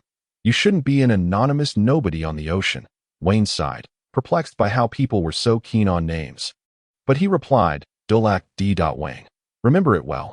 One day, this name will resonate across these seas. Crocodile snorted dismissively, casting a lingering glance at Robin before vanishing in a gust of sand, taking Daz with him. Phew, he's finally gone. Truly, a warlord of the sea. The pressure was immense. Vayne wiped the sweat from his brow. He realized that if the battle had continued, he had little confidence in defeating Crocodile, especially in this desert, the home ground of the sand crocodile. Moreover, his armament Haki was quite taxing on his stamina. After battling Crocodile, Vayne confirmed that the man was not entirely devoid of Haki, at the very least. His observation Haki was quite proficient, and he seemed to possess some basic level of armament Haki, albeit lacking in mastery. Hey, where do you think you're sneaking off to? Vayne shot a glance at Robin, who seemed intent on slipping away, reminding her, you still owe me 80 million berries, and don't even think about leaving without paying up. Robin's eyes darted as if she were about to argue. But Vayne continued, you've just made an enemy of Crocodile and are being pursued by the Navy. Escaping won't be easy, so hurry up and pay me back. Faced with the undeniable truth, Robin decided to be bold and approached Vayne, stating, I can't possibly come up with 80 million berries. However, this face of mine is worth 79 million berries. If you don't mind, you can take it. Vayne stroked his chin, considering, well, that is not out of the question. 79 million berries is quite decent. Seeing Vayne's expression shift, Robin's face paled, fearing he might truly hand her over to the Navy. However, Vayne's tone softened as he addressed her, I've just established a company and am in need of subordinates. Why not come work for me? I could use a helping hand. As Robin observed Vayne's serious demeanor, she too adopted a grave expression and inquired, are you certain? I am the notorious demon child of the seas. With a bounty of 79 million should the Navy catch wind of my presence, you will face relentless pursuit. Upon hearing this, Vayne slightly bent forward, caressing Robin's face, and with a scoff, replied, Humph, look at you, such a beautiful maiden. How could you possibly resemble a demon? Those Navy scoundrels are always quick to unjustly condemn others in the name of so-called justice. Robin pondered for a moment, realizing she indeed had nowhere to go, and this man before her appeared not only formidable but also trustworthy. Moreover, he was rather handsome. Thus, she asked, if that is the case, I shall join you, boss. What are the business endeavors of our company? We have yet to finalize our business scope, he responded. That will come in due time. What a rather unreliable boss. Enough chatter. These are the tasks required of a lackey. Indeed, your assessment task is to help us determine our business scope. Robin covered her face with her hand, astonished that this seemingly powerful youth presented himself as so untrustworthy. Undeterred, she pressed on, boss, what is your dream? Dream? Vayne contemplated seriously for a moment, recalling his deceased mentor, Lugio, his teacher, Rayleigh, and Ace, who still roamed the East Blue. He slowly articulated, my dream is to protect all those who are important to me. His tone was imbued with sincerity, leaving Robin momentarily stunned. As if reminiscing about her own past, she remarked, what an admirable dream. I too wish to become someone important in your life. Fast forward to the present. Thus, I became a member of the boss's company. Initially, during those first 2 years, there was indeed little to show for it, and the boss's reputation was not what it is today, consequently. He occasionally took on bounties to supplement the company's expenses. However, As the company's influence grew, the boss ultimately ascended to the status of a warlord. As Robin recounted these past tales among her companions, she recalled Vayne with a blissful expression, murmuring, "He truly is a dependable man." What he spoke 7 years ago has indeed come to fruition. Nearby, Galia observed Robin's demeanor with evident displeasure. So what if you met the boss a year before me? What is so remarkable about that? I'm so envious. The apocalypse continued its voyage across the sea, and as they sailed further, the warmth on the deck intensified. Vayne carefully divided a fist-sized block of ice into 3 portions, handing one to Robin and another of similar size to Galia. With only a small piece remaining, Vayne licked his lips, glancing at the eager Crow beside him. Crow exclaimed, "I want that." Vayne, disregarding the idea of using the ice in his juice, popped the block into his mouth, crunching it with a casual air. "This wretched weather is unbearable. I must say, Kazan's abilities are truly invaluable. No fear of cold in winter, nor of heat in summer." This left Crow with a forlorn expression. Seeking a place to voice his grievances. "Land ho!" Galia exclaimed, dancing with joy. Vayne stroked his chin, feeling somewhat nostalgic. "That island ahead is Alabasta. How I miss it. It was here, 7 years ago, that he first encountered Nico Robin, marking the beginning of his legendary journey. Now that he thought about it, he felt an itch for some excitement. Let us indulge in some entertainment in Rain Base. Vayne, eager to revisit the casino, felt a surge of enthusiasm. "Boss, the log pointer needs to be recorded for another week." "Understood." Thus, Vayne, accompanied by several officers and crew members, traversed the vast desert until they reached the town of Alabasta. Strange, it seemed less vibrant than before. As Vayne and his entourage wandered through the town, they noticed that the number of vendors had dwindled to less than half of what it had been 7 years earlier, with many shops shuttered. Vayne speculated, this must be related to that sand crocodile. He appears to be plotting something significant. Crow, puzzled, replied, "Crocodile. Isn't he a hero of Alabasta, beloved by the people?" Vayne smirked before explaining, "In truth, Alabasta harbors a certain ancient weapon known as Pluton. That sand crocodile likely seeks to claim it for himself." After speaking, Vayne glanced at Robin, adding, "By the way, there seems to be some historical text as well." Robin's eyes lit up at this, only to recall Vayne's agreement with Kazan, prompting her to remain silent. Noticing her thoughts, Vayne reassured her, "Fear not, the historical text is right here. It won't run away. However, we cannot peruse it just yet. When the time is right, I will ensure you have the opportunity to examine Alabasta's historical text. Moreover, the next island we are heading to reportedly contains a piece of historical text." Robin, clearly delighted, responded, "Oh." Her dream was to uncover the mysteries of the blank century, intertwined with her childhood experiences, even during her years under Vayne's command. She had quietly sought related historical tomes that Suddenly, Vayne's eyes brightened upon spotting an elderly man with a white beard selling juice by the roadside. "Boss, I'll take all of this juice, please." Iced. Vayne distributed the juice to his crew. Astonished that after 7 years, the old man still remained in business, he couldn't resist the urge to taste it himself. The group soon arrived at the entertainment district of Rain Base, gazing at the immense structures before them. Vayne turned to his subordinates, instructing, "The log pointer needs a few more days to record. Why not enjoy yourselves in the entertainment and commercial districts during this time?" With that, Vayne entered the casino, eager to test his luck. Galia, on the other hand, took Robin shopping, having heard that Alabasta's desert attire was quite fashionable. Meanwhile, Crow led the remaining crew members to procure supplies. Buy big or small, just make sure to finalize your purchases. Big. 1, 2, 3. Small. Lost again. Vayne stared at the mere 100,000 berries left in his possession, feeling a headache coming on. In just a couple of hours, he had lost 1.9 million berries. What? You wonder why Vayne doesn't use observation Haki? Only now do I understand the pleasure those old men find in gambling.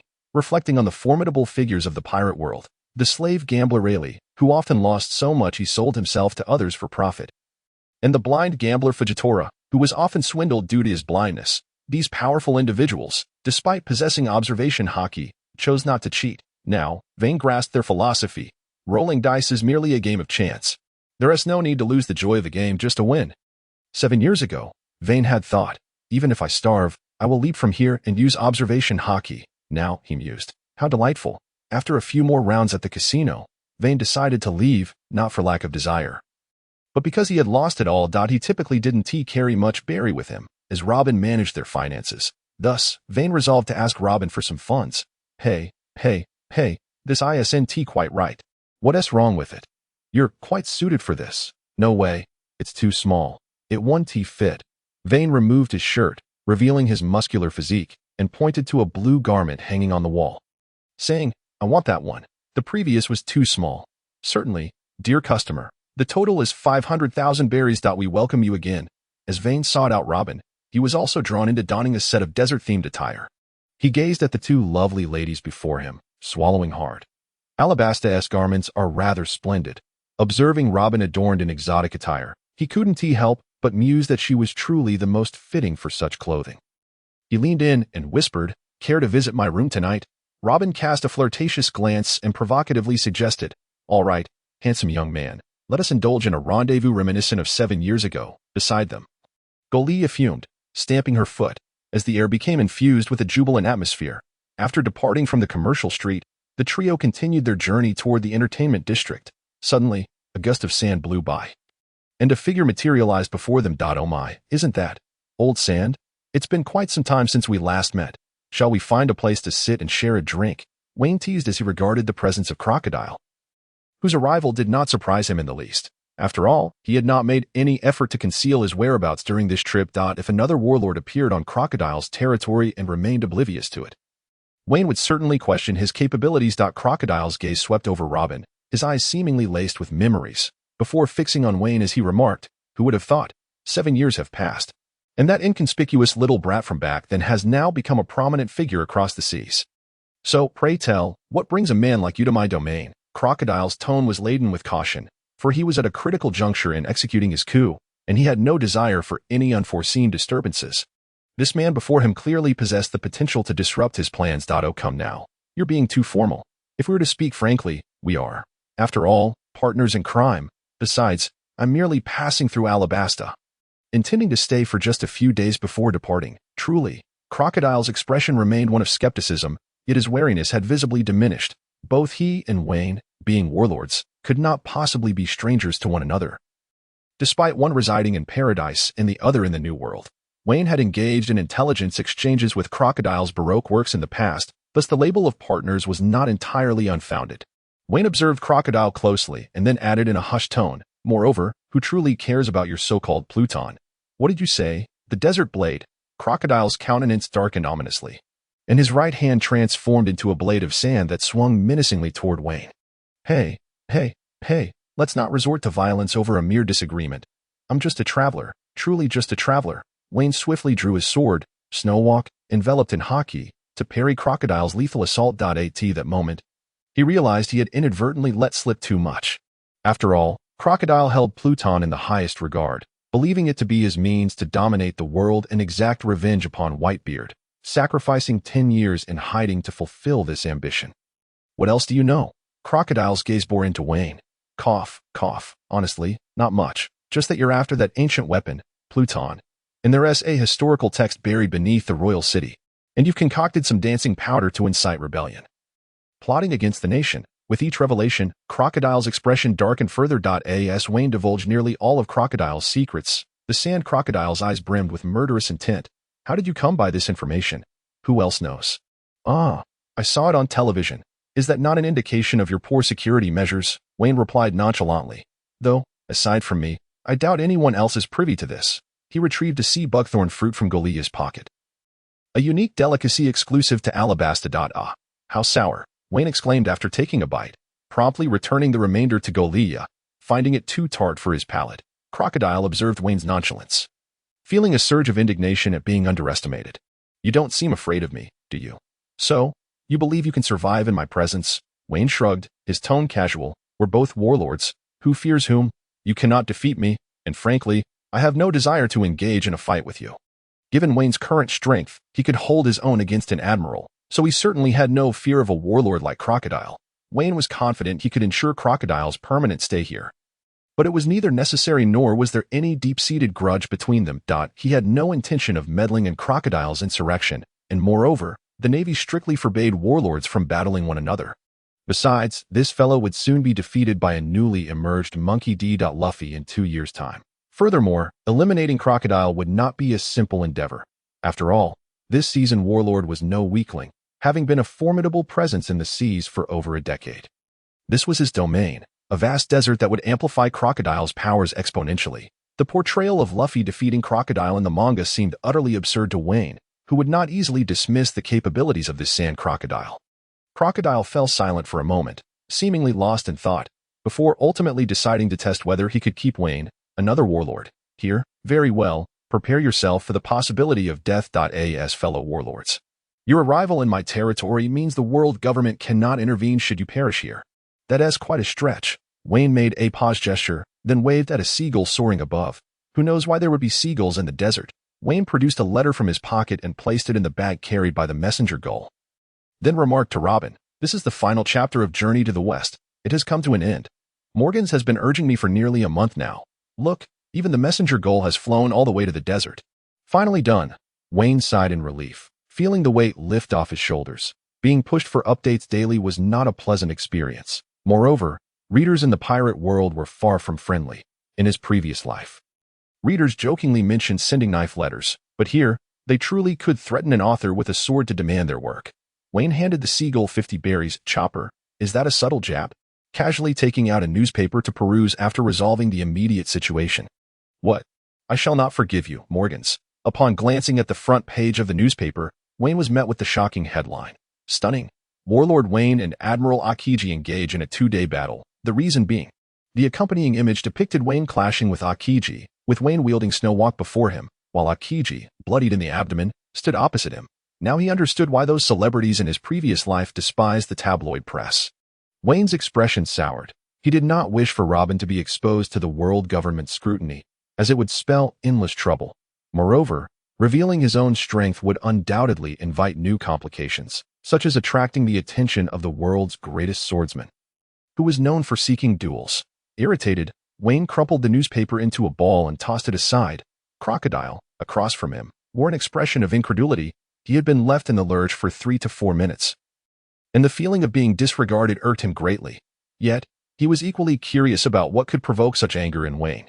Crocodile watched as the messenger gull flew off, then bent his right hand, summoning a small gust of sand that retrieved the newspaper to his grasp. His control over the sand fruit was evidently formidable. Unfolding the crumpled newspaper, he began reading its contents with utmost seriousness. With each line he read, his expression darkened further, and his scrutiny of Vayne intensified. When he reached the end, Crocodile was visibly shaken, clearly unable to fathom the claims made in the paper. The gist of the article was as follows. Shocking. Notorious warlord Vayne's potential as a swordsman is put to the test against Admiral Aokiji in a 2-day battle, resulting in a draw, with Aokiji leaving with an abdominal wound. The reason for their clash? Aokiji's bicycle broke down, and Vayne, as a warlord, refused to assist in its repair. Indeed, Morgans had failed to reveal the true nature of the conflict between Vayne and Aokiji, and Vayne did not believe the goal could have captured Robin's presence in the frame. I fear that Morgan's absurd excuse stems from his desire to avoid directly offending Vayne. Yet, such a pretext is evidently beneath contempt. I suspect that after returning, Aokiji will face inquiries from the higher echelons of the Navy, and the world government will likely investigate Vayne, thereby uncovering some clues. This is the true source of Vayne's ire. Moreover, the descriptions of the battle are somewhat exaggerated. Vayne did not possess the certainty of defeating Aokiji at that moment. Had they continued their skirmish for a few more days, Vayne would most likely have succumbed, albeit Aokiji might have sustained an injury that would never heal. On the opposite side, Crocodile remained silent for a long while after perusing the newspaper. Finally, his hoarse voice broke the stillness. "Surely, the reason for your confrontation with Aokiji cannot be so simple." Vayne felt a tightening in his chest. Crocodile cast a glance at Robin, who stood behind Vayne, and remarked, "The bounty of 79 million berries on Nico Robin, known as the Demon Child, seems to indicate she is a survivor of the O'Hara incident. The world government has been relentlessly pursuing her. It appears your clash with Aokiji was also for her sake."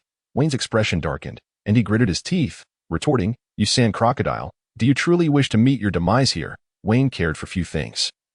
His primary concern was to protect those dear to him, and Robin happened to be among them. A dragon has a reverse scale. To touch it is to invite death. Observing Vayne's furious demeanor, Crocodile felt a sense of ease wash over him. He chuckled. "It is rare to see you in such a state. A fool among the 7 warlords, is it? A warlord who exclusively protects the weak. How unusual."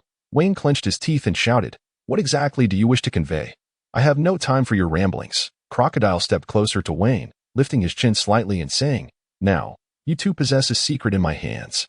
Therefore, you shall keep the secret of the king of the underworld close to your heart, correct? Vayne instantly comprehended that Crocodile no longer wished to engage him in combat. Both now held secrets over the other.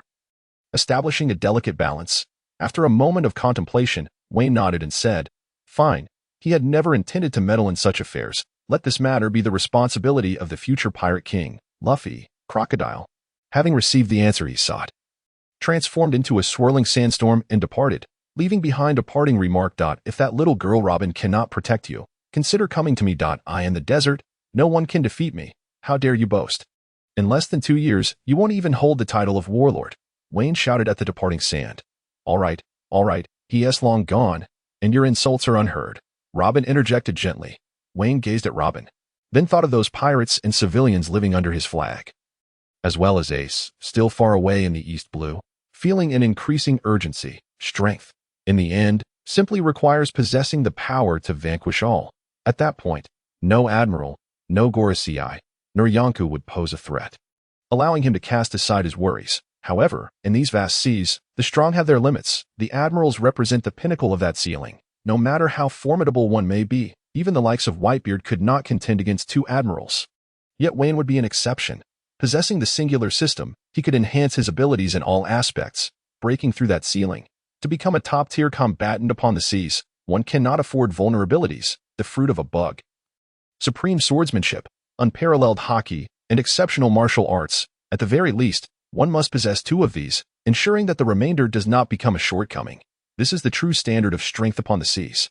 Now, having already mastered superior swordsmanship and martial arts, Vayne knew that the only way to rapidly enhance his power was through the devil fruit.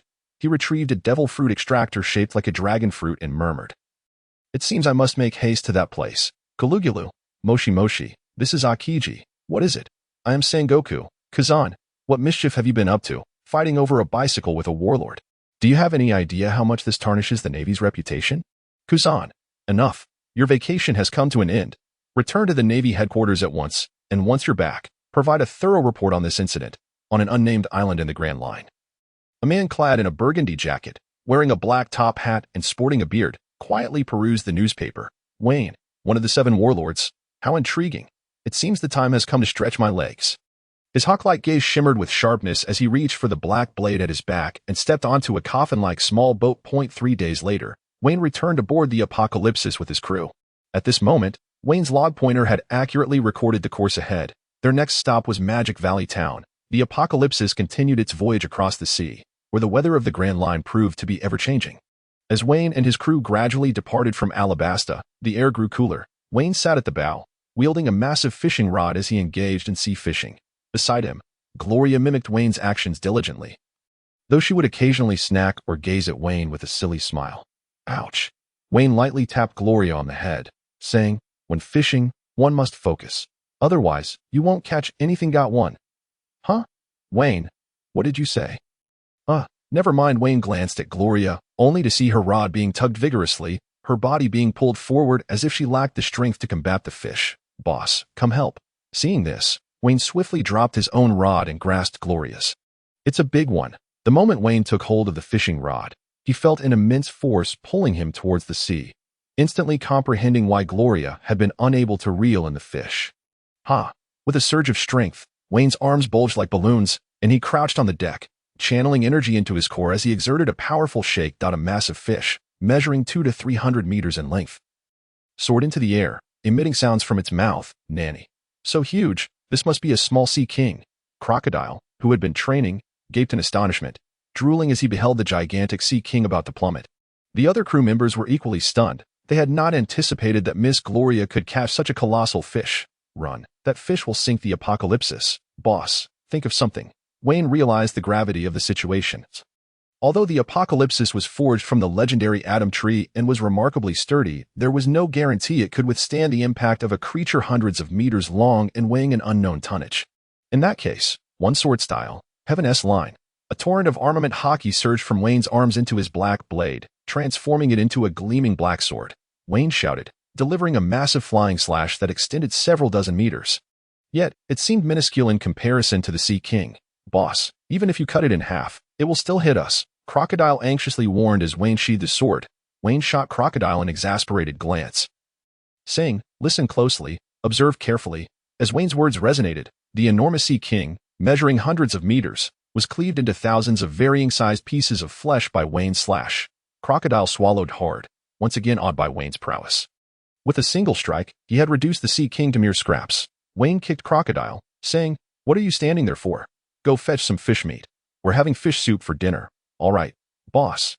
Crocodile was just regaining his composure when Wayne abruptly seized his arm. A serious expression crossing Wayne's face. "Wait, everyone, pay attention, stand firm, and don't fall into the sea." Wayne suddenly shouted at the crew surrounding him, for within his Haki's perception, he sensed a remarkably vibrant monster approaching the apocalypses from directly below. As Theodore's voice faded away, an enormous Sea King, measuring several thousand meters in length, suddenly emerged from the depths of the water. Externally, this creature bore a striking resemblance to the previous one. Yet its sheer size was incomprehensibly greater. The entire arc of revelation appeared insignificant in comparison. What a predicament this was! Vanquishing the smaller one only summoned the larger. A creature of such magnitude posed a challenge even for me. Wayne's gaze remained fixed on the colossal Sea King, which emitted a heart-wrenching cry, clearly mourning the loss of its offspring, before casting a vengeful glare at the crew aboard the Arkansas Gulyalu. Crocodile swallowed hard. The oppressive aura exuded by such a behemoth was anything but trivial. With a single roll, the giant Sea King generated colossal waves that surged toward the Ark, and it seized the moment to open its gaping maw. Evidently intent on devouring the entire vessel, "You dare!" An overwhelming fury ignited within Wayne. Although he bore no fear of the Sea King himself, his companions were aboard, including Robin and Goliath, both of whom possessed formidable abilities. Being engulfed by such a monster would undoubtedly spell disaster for them. Rage, boundless rage. Ding! In the throes of his fury, Wayne awakened an extraordinary power. With a thunderous roar, everything around him seemed to freeze in place. Many of the crew members collapsed into unconsciousness, leaving only a few, like Robin and Goliath, still conscious. Conqueror's Haki, a rare talent that emerges among millions. Robin's eyes sparkled with surprise. This marked her first encounter with Wayne's use of Conqueror's Haki. Confirming that he too possessed the qualifications of a king, Crocodile's consciousness began to blur. Despite his significant progress in strength, resisting the Conqueror's Haki proved challenging. After a moment of struggle, he succumbed to unconsciousness. Boom! The waves crashed violently against the deck, sending sprays of water into the air and soaking the crew. Yet, Wayne remained steadfast, standing tall and unwavering as he gazed at the Sea King before him. The creature began to tremble, and after a brief struggle, it plunged back into the depths, disappearing completely from Wayne's sight. With the Sea King gone, Wayne exhaled a sigh of relief. He surveyed his surroundings and addressed the remaining conscious crew members, instructing them to rouse those who had fallen asleep and prepare for dinner.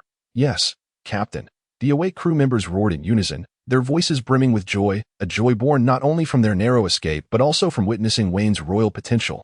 Wayne lit a cigarette, silently observing the bustling crew from the ship's BOW. In that fleeting moment, he had contemplated cleaving the Sea King in two. However, the creature's speed rendered such an endeavor impractical. And given its immense size, Wayne lacked complete confidence. In that moment of desperation, Wayne's emotions successfully triggered the awakening of his Conqueror's Haki. Though he had always known of its existence, he had never actively wielded it until now. Following this event, Wayne's mastery of Conqueror's Haki elevated from the seed level 15,000 to the primary level 110,000, signifying his newfound ability to summon it in moments of emotional intensity. He even anticipated the potential for flexible usage of this power in the future. Reflecting on the earlier events, Wayne found himself momentarily lost in thought, murmuring to himself, "The qualifications of a king. Ding. After an extensive 47-minute cooking session, your culinary skills have improved, reaching a master level for 6105,000, earning you 10 life points, bringing your total to 1750 points. After completing the meal, Wayne let out a breath of relief. He had prepared a feast of fish, utilizing the earlier Sea King as the primary ingredient, along with various other seafood to create a sumptuous fish soup, all cooked in a massive pot. This dish was meant to serve 100, and Wayne had dedicated considerable effort to its preparation. Lighting a cigarette, he glanced at the system notification. Over the past few days, he had prepared numerous meals, steadily accumulating life points, and Sanji, that spirited lad, had also contributed some points here and there, likely amassing over 100. So, the apprentice works while the master reaps the rewards, truly the correct approach to the system, Wayne mused thoughtfully. At this moment, the 20 or so crew members on board were fervently devouring the meal. utterly unconcerned about finishing the massive pot of fish soup that in the pirate world. Gluttons were the epitome of voracity. Those with larger appetites could easily consume the equivalent of 7 or 8 servings. With many robust young men aboard Vayne's ship capable of devouring extraordinary amounts, Crocodile was currently engaging in a food-eating contest with a black-haired pirate seated across from him. One more bowl. Thank you. Give me 5 servings. I want 10 servings, please. A flurry of invisible sparks ignited between the two as they exchanged competitive glances. Vayne recalled this pirate, who was 37 years old, named Butler Park. Though Vayne preferred to call him Brawn Bull, he was a human who had consumed the Brawn Bull Devil fruit, towering over Vayne and possessing both immense strength and appetite. The last time Vayne unleashed his conqueror's Haki, Crocodile had fainted, yet Brawn Bull had remained standing, showcasing his impressive strength. However, Crocodile's prowess seemed to pale in comparison on Vayne's ship. He was unlikely to make the top 5, and even the top 10 seemed precarious. Nevertheless, Vayne was drawn to Brawn Bull's potential and the intelligence that even Oda had acknowledged. Hence, Vayne granted Crocodile an exceptional codename. That island ahead must be Magic Valley Town, the rumored pirate town. How exhilarating. Observing the excitement of his crew, Vayne couldn't help but smile. In his own journey of exploration, he had once visited Magic Valley Town and was filled with curiosity about this quintessential pirate haven. However, reality had dealt Vayne a harsh disappointment. The pirates of Magic Valley indeed embodied the essence of thievery, yet they scarcely represented the ideals of freedom and dreams associated with being a pirate. Most among them indulged in pillaging and violence, truly epitomizing the darker side of piracy. Yet, that journey had not been entirely fruitless. At the very least, he had crossed paths with that man. And he had also accrued several million in bounty from pirates. As memories of the past flooded back, a smile curved Vayne's lips. The massive arc of revelation gradually approached Magic Valley Town before finally coming to a halt. As Vayne and his crew entered Magic Valley Town, they quickly caught the attention of the local factions. After all, no one could overlook a figure of such stature as a warlord. Hello, I'd like a glass of malt beer, Vayne addressed a staff member at the tavern. His tone polite, yet the young server across from him trembled as he greeted Vayne, hastily retreating to the kitchen. Clearly, this lad was also a pirate and had recognized Vayne. However, not many pirates in the Grand Line were oblivious to Vayne's identity. Most had distinctly divided themselves into 2 factions. One group admired Vayne, aspiring to join his ranks, while the other held a deep-seated fear of him, knowing that before becoming a warlord, he had spent time as a pirate hunter, eliminating numerous pirates and instilling terror among their ranks. Thus, pirates in the Grand Line were well aware that Vayne was not only a celebrated figure, but also one who was decisively ruthless. What a conundrum! Observing the surrounding pirates scattering in fear upon recognizing his crew, Vayne felt a twinge of disappointment. These pirates, upon realizing Vayne's presence, hastily evaded him, fearing his gaze might fall upon them. Nevertheless, Vayne's purpose for this journey was to resupply and allow his crew to experience the world, so he had no intention of unleashing a massacre. All right, if you all find it dull staying with me, go find your own entertainment. Just don't drink too much. We'll gather tomorrow at noon. Vayne's subordinates dispersed in groups, eager to seek out their own amusement. Indeed, while it was safe to be with Vayne, it lacked the thrill of adventure. Moreover, Vayne felt completely at ease with his crew. In the town of Magic Valley, the strength of his subordinates was more than sufficient. Finding himself somewhat bored, Vayne decided to indulge in a couple of drinks at the tavern before venturing out for a leisurely stroll. By this time, dusk was gradually descending, and Vayne wandered aimlessly along the streets of Magic Valley with Robin and Golia. Suddenly, a loud crash echoed as the window of a nearby tavern shattered, followed by the sounds of shouting and objects being smashed. Let us go take a look, Vayne signaled to the 2 women, eager to satisfy his curiosity. After all, a town frequented by pirates was bound to have its share of brawls and commotion. Filthy scoundrel. Ha, you rookie should just crawl back home. Being a pirate is no child's play. How dare you? Pirates have dreams. The Sky Island must exist. Ha, you're going to make me die laughing. There's no such island in the sky. Stop dreaming. This familiar exchange. Could it be? Vayne shook his head, realizing that Luffy had yet to set sail. His curiosity piqued. Vayne followed the sounds to find a young man in his 20s with short hair being pinned to the ground by a towering pirate. This arrogant pirate, who was delivering a stream of taunts, bore an oddly familiar face, in a way. Indeed, the imposing pirate kicked the short-haired youth away and, with a thumbs-up gesture towards himself, boasted, I am Bellamy the hyena. With a bounty of 55 million, I am the spring human, Having consumed the spring fruit, and soon to be a subordinate of Don Quixote da Flamingo, I am the new era of pirates, and treasure and women are what I should pursue. As for dreams, those are pursuits for children. I'll say it again, the Sky Island does not exist. Bellamy wore a smug expression, clearly looking down on everyone. At that moment, an incongruous voice rang out. The Sky Island. It truly exists, the Sky Island. It is real. Vayne accepted a cigar from Robin, straightened his suit, and endeavored to present an imposing demeanor. Who spoke? Bellamy suddenly turned, his eyes wide, seemingly searching for the voice that contradicted him. Vayne emerged from the crowd, approaching Bellamy directly. Exhaling a puff of smoke into Bellamy's face, he enunciated clearly, I said, the Sky Island is real. Do you have a problem with that? The surrounding pirates erupted into a cacophony of discussion.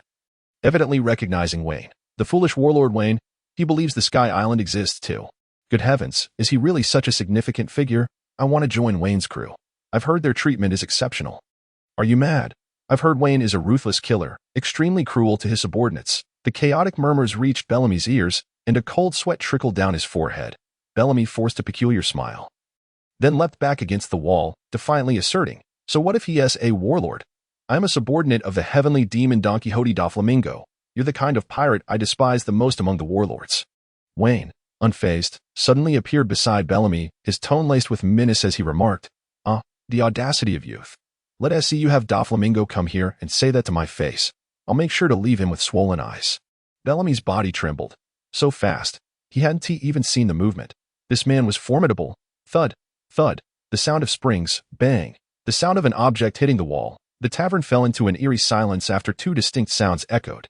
Time rewound 30 seconds. Bellamy had leapt back, his legs transforming into springs, propelling him towards the ground, walls, and 4 different directions, ultimately bouncing up to the ceiling. With each bounce, Bellamy's speed increased on the final leap. His fists aimed at Vayne's face, a bizarre grin spread across Bellamy's features as he exclaimed, I'll claim the head of a warlord.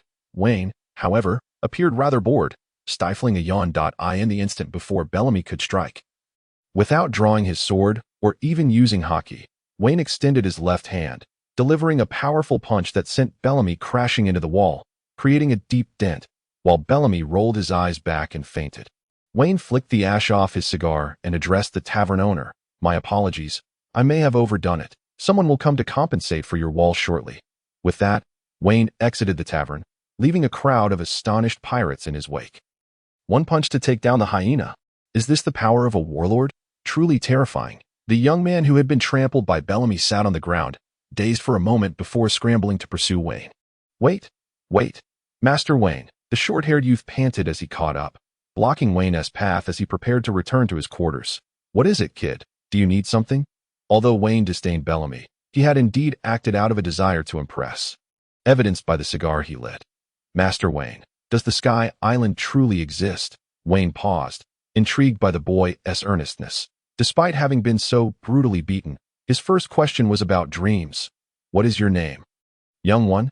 I am William. Morgan William. Vayne nodded slightly, committing the name to memory, before responding, the Sky Island absolutely exists. It is inhabited by humans and brimming with countless treasures. William's eyes sparkled with excitement. Master, have you been to the Sky Island? Vayne shook his head. Not yet, but I intend to go. Upon hearing this, William implored, Master Vayne, can you take me along, please? The boy clasped his hands together, his eyes filled with longing. Vayne pondered for a moment but ultimately shook his head, slowly stating, a true man must embark on his own adventures. You must seek your own path. And Vayne recited the uplifting words he had encountered in his past life. A person's dreams never cease. Tears welled in William's eyes as he vowed, I will strive to realize my dreams. One day, I shall become a person as great as you. Vayne fell silent for a moment, contemplating the charged atmosphere.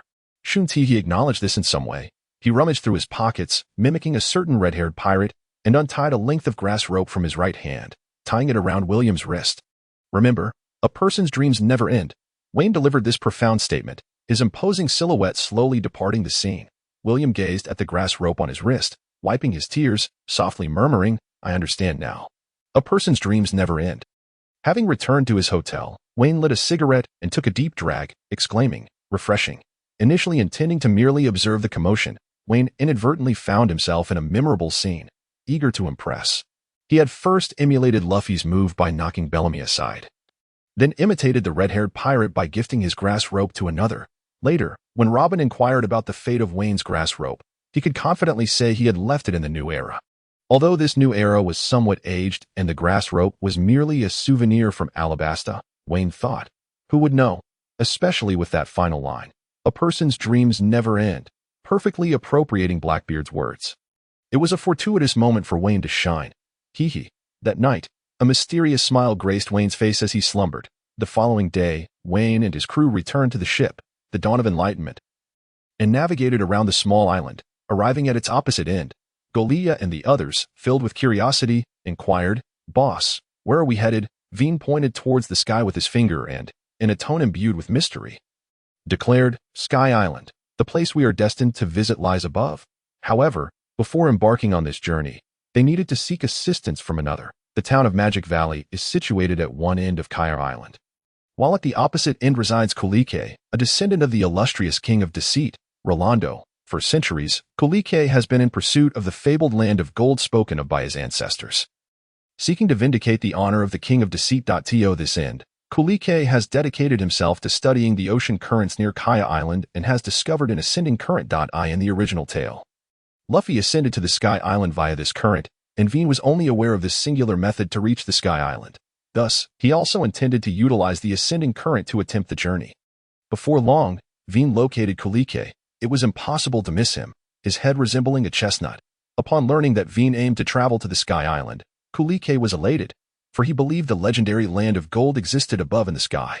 Consequently, Kulike eagerly shared the information he had gathered with Vayne, explaining that the ascending current is a natural phenomenon of Kaya Island, occurring 5 times a month. "You are fortunate," he exclaimed. "The next surge of sufficient power will erupt tomorrow. So you must prepare yourselves." Vayne nodded and led his crew aboard the Revelation to the designated location, awaiting the ascending current to carry them to the Sky Island. "Hey, Chloe, how long are we supposed to wait?" "I don't know, but the boss said we would ascend today." The waiting period was invariably tedious, particularly for Galia, whose small face was etched with impatience as she longed to glimpse the legendary Sky Island. In contrast, Robin appeared quite content, tirelessly collecting various debris that fell from the sky, examining them with a magnifying glass. "This wood is 300 years old," she would exclaim, and then declare, "That box might be 500 years old," adopting the demeanor of an archaeologist. Meanwhile, Vayne sat quietly at the bow of the ship, meditating, attuning himself to the rhythm and breath of nature, a practice immensely beneficial for swordsmanship. Suddenly, Vayne opened his eyes, sensing the entire revelation vibrating gently. He then commanded his crew, "Prepare yourselves. We are about to ascend." In the world of pirates, the oceans below, encompassing the 4 seas and the Grand Line, are collectively referred to as the Blue Sea. Above the Blue Sea, at altitudes exceeding 7,000 meters, lies the White Sea. The Sky Island is perched above 10,000 meters within this pristine expanse. What does 10,000 meters signify? In Vayne's previous life, a medium-sized passenger aircraft typically flew at such altitudes, which are also known to many as the stratosphere. With the tremendous force of the ascending current surging forth, the Revelation began to rise at an astonishing speed. Whoa. Vayne could only hear 2 types of sounds. One was the cries of his crew, instinctively yelling to counter the rapid ascent and the resulting changes in atmospheric pressure, a natural protective mechanism of the human body. The other sound was the sonic boom produced as they approached the speed of sound, underscoring the immense power of the current. It felt rather dreadful. Vayne maintained an air of calmness, but the sensation of weightlessness subtly altered his voice. He would never admit to having even the slightest fear of heights. Finally, after an indeterminate amount of time, the colossal Revelation broke through the White Sea and continued its ascent. At last, the Sky Island. Vayne felt the thinness of the air, realizing that even his stamina was considerably constrained here. Only the indigenous inhabitants of the Sky Island, having adapted to such harsh conditions, could fully disregard the adverse climate. Indeed, when Vayne glanced back at his crew, he observed that they were exhibiting mild symptoms of altitude sickness. Thus, he shouted, "Stay alert. This place is not like the Grand Line. You have 1 hour to acclimatize to this altitude." The Revelation continued to drift atop the White Sea. "Hey, what is that?" Galia exclaimed. Following her gaze, Vayne recalled, "That is the express shrimp. It is a valuable find. The express shrimp is a colossal shrimp species inhabiting the White Sea, known for its incredible speed, capable of propelling vessels forward. However, a single shrimp could not carry the Revelation. Soon, Vayne managed to catch several express shrimp, and under their guidance, he swiftly arrived before a massive gate. "Greetings, the entry fee is 10 billion ik." A diminutive old woman extended her hand, clearly demanding payment. "What? 10 billion? Chloe and Galia exclaimed in unison, with Galia indignantly protesting. "Hey, old lady, that's highway robbery." Clang. Galia's head was lightly struck by Vayne. "Listen, everyone," he addressed the crew. "The currency on the Sky Island is ik, with a conversion rate of 10,000 to 1 against berries. Therefore, 10 billion ik translates to 100,000 berries. However," Vayne glanced at his crew. "With over 20 members, they would need to pay more than 2 million berries collectively." This amount was trivial. Vayne handed the prepared berries to the old woman and smoothly led his crew into Angel Island. "Boss, what is our purpose for coming to the Sky Island?" Chloe inquired, confusion evident on his face, a sentiment echoed by many crew members who nodded in agreement. Vayne observed the puzzled expressions of his crew and raised 3 fingers, saying, "At this moment, there are 3 treasures on the Sky Island. The first treasure is the top-tier natural devil fruit, the rumble fruit, known for being the most destructive among nature-type fruits. The second treasure is the legendary land of gold, Pandora, overflowing with countless riches, estimated to be worth billions of berries." Upon hearing this, the crew gasped in astonishment. The rumble fruit, a fruit capable of transforming an ordinary person into a formidable force upon the sea. And Vayne, already powerful, would ascend to the ranks of the 4 emperors with it. The prospect of billions of berries left Vayne's subordinates dizzy with excitement. That is Vayne wealthy? Very much so. However, Vayne also faced significant financial demands, as he needed to sustain a vast pirate crew, unlike the other warlords of the sea who plundered at will. Thus, this wealth was undeniably crucial. After articulating these 2 points, Vayne paused and then turned to Robin, saying, "The third treasure is a colossal stone tablet inscribed with the poneglyphs." Upon hearing the term poneglyph, Robin's heart raced, for this was precisely what she had been seeking. Vayne, sensing the crew's growing excitement, felt a surge of enthusiasm himself. The rumble fruit was a pivotal element of his grand design. With it, he could traverse any corner of the world. As for Enel, while formidable, his ignorance of Haki remained his greatest weakness. Thus, Vayne was confident he could defeat him and seize the rumble fruit. With this thought, Vayne's eyes gleamed with determination. In a wide-reaching observation, Haki enveloped the entire Sky Island, meticulously scanning every nook and cranny. Found it, Vayne directed his crew toward the Island of the Gods. This was the reason Vayne had paid the entry fee. He sought to seize the initiative. Had he chosen not to pay, Enel might have detected him prematurely, complicating matters considerably. Vayne's objective was to catch Enel off guard. Soon, they arrived near the temple of the Island of Gods. As anticipated, the self-proclaimed god was likely within. Vayne prepared to charge in with his crew to claim Enel's head. Just then, 4 oddly dressed individuals accompanied by a retinue of guards obstructed Vayne's path. These must be Enel's 4 priests. Vayne exchanged a glance with Robin and the others. He had no time to deal with them now, as he needed to defeat them before Enel became aware of his presence. Vayne bypassed the group and pressed onward into the temple. Upon entering, he beheld a man seated on a throne, his upper body bare, with absurdly elongated earlobes, munching on an apple. It could be none other than Enel. "Who are you?" he bellowed, his eyes aflame with fury. "How dare you trespass in the domain of the gods? Where are my priests?" Enel's observation Haki awakened, forming a network of hearts that enveloped the entire Sky Island. Enel quickly grasped the situation and addressed Vayne. "An invader from outside. Is it such profound disrespect towards the divine? Let the deity enact judgment upon you."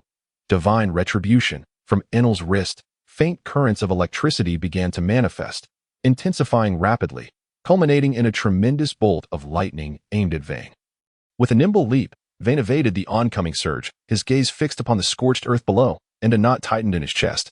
Enel was proving to be far more formidable than he had anticipated. Thus, Vayne silently contemplated Enel's prowess. First, there was the Heart Network, an expansive application of observation Haki that enveloped the entirety of Skypiea, uniquely capable of sensing the thoughts within an opponent's heart. Secondly, there was the elusive speed granted by the rumble fruit, coupled with devastating destructive power akin to that of a deity, not to mention a resurrection-like electrical healing ability. This truly posed a conundrum. He hadn't expected such a challenge. Unlike Luffy in the original narrative, who was the chosen one capable of disregarding the damage from Enel's lightning due to the natural counterbalance of his fruit, Vayne possessed the sheer offensive capability to potentially slay Enel outright. The crux of the matter, however, lay in whether Enel would grant him the opportunity to strike. Thus, The chance could only present itself once. Vayne understood in that moment. He needed to incapacitate Enel before the latter realized that his armament Haki could indeed harm him. With a sudden charge, Vayne propelled himself towards Enel. One sword style, a line in the sky. His body trembled slightly, yet he managed to deliver a strike upon Enel. I have said it before, mortals cannot harm the divine. With that blow, Enel bore no wounds. Instead, Vayne found himself mildly paralyzed by the electric currents surrounding Enel.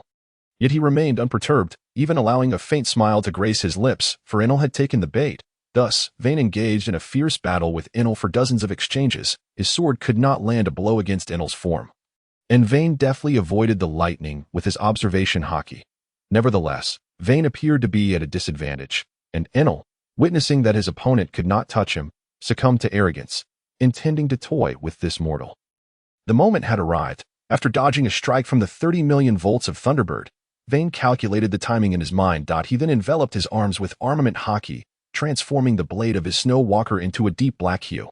Taking a deep breath, Vayne suddenly appeared above Enel, flying sword style, 9-headed dragon flash. 9 powerful slashes imbued with tremendous armament Haki erupted from the blade, simultaneously sealing off Enel's escape from all directions.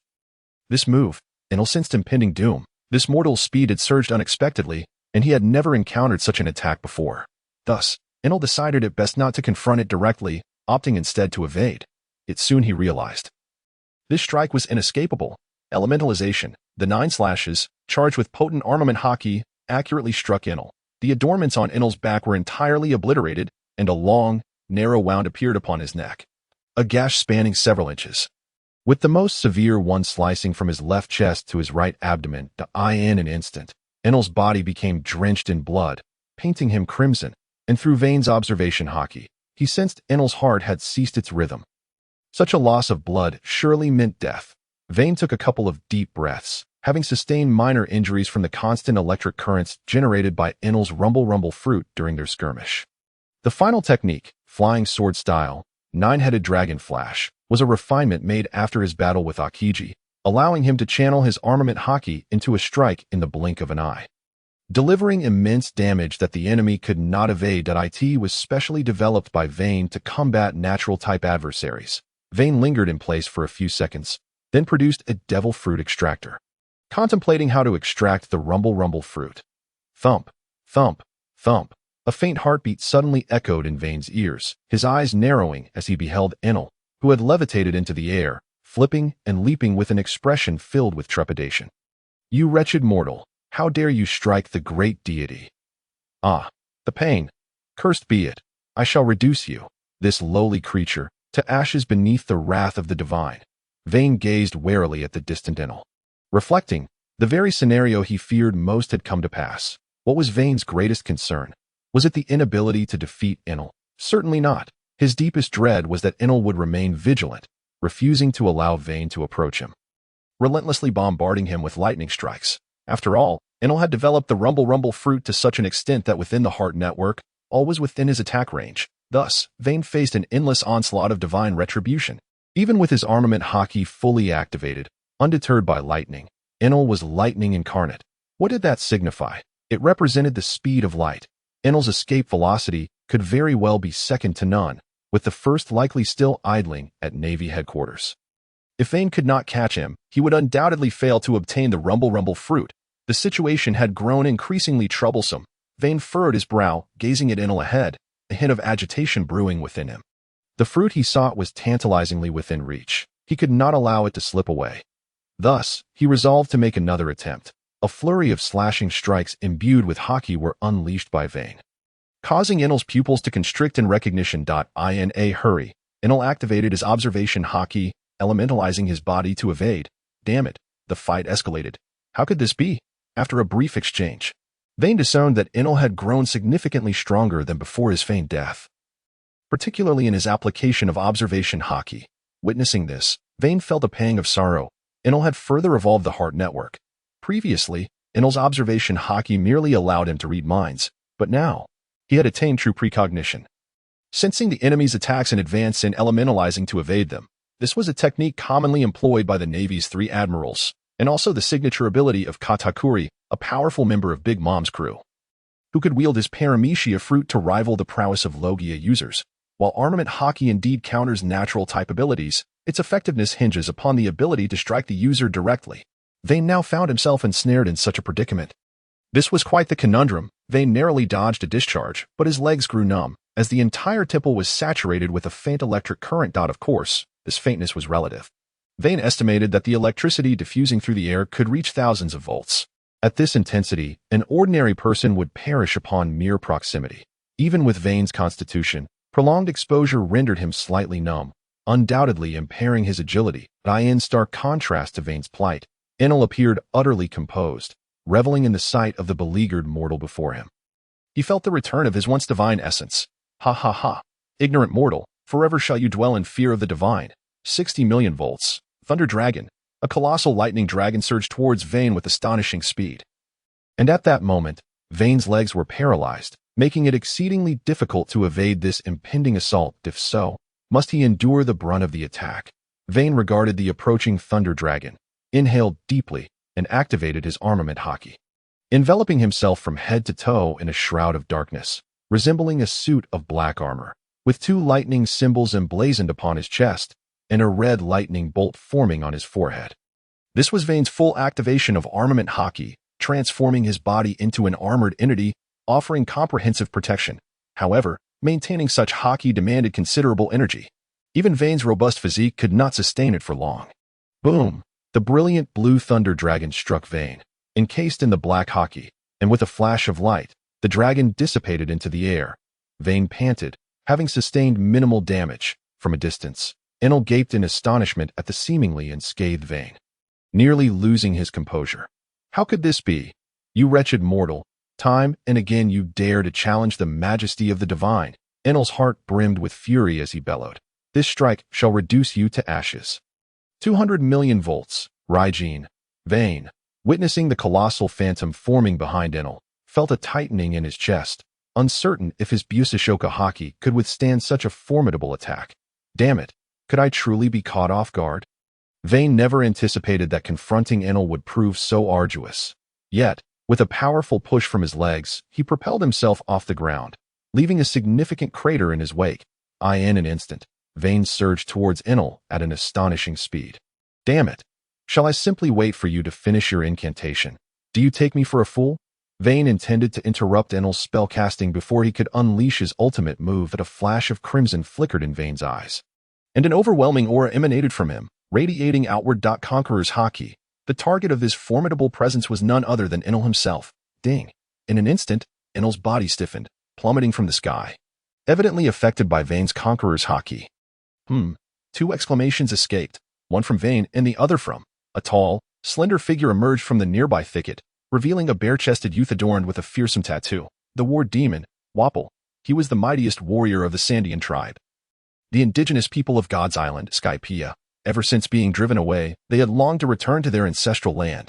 Wapol, a militant among them, had evidently come to ambush Enel. Rumble Ball, the youth charged forth, landing a precise strike on Enel's chest. The Rumble Ball is a weapon with tenfold the impact of a standard projectile, a specialty of the Sky Island, known for its immense destructive power. Albeit with a staggering recoil. In the original tale, Wapol had indeed utilized the Rumble Ball to render Enel into a state resembling death. Boom! Crash! With 2 resounding impacts, the recoil from the Rumble Ball sent Wapol hurtling backwards, crashing into a wall and creating a massive dent.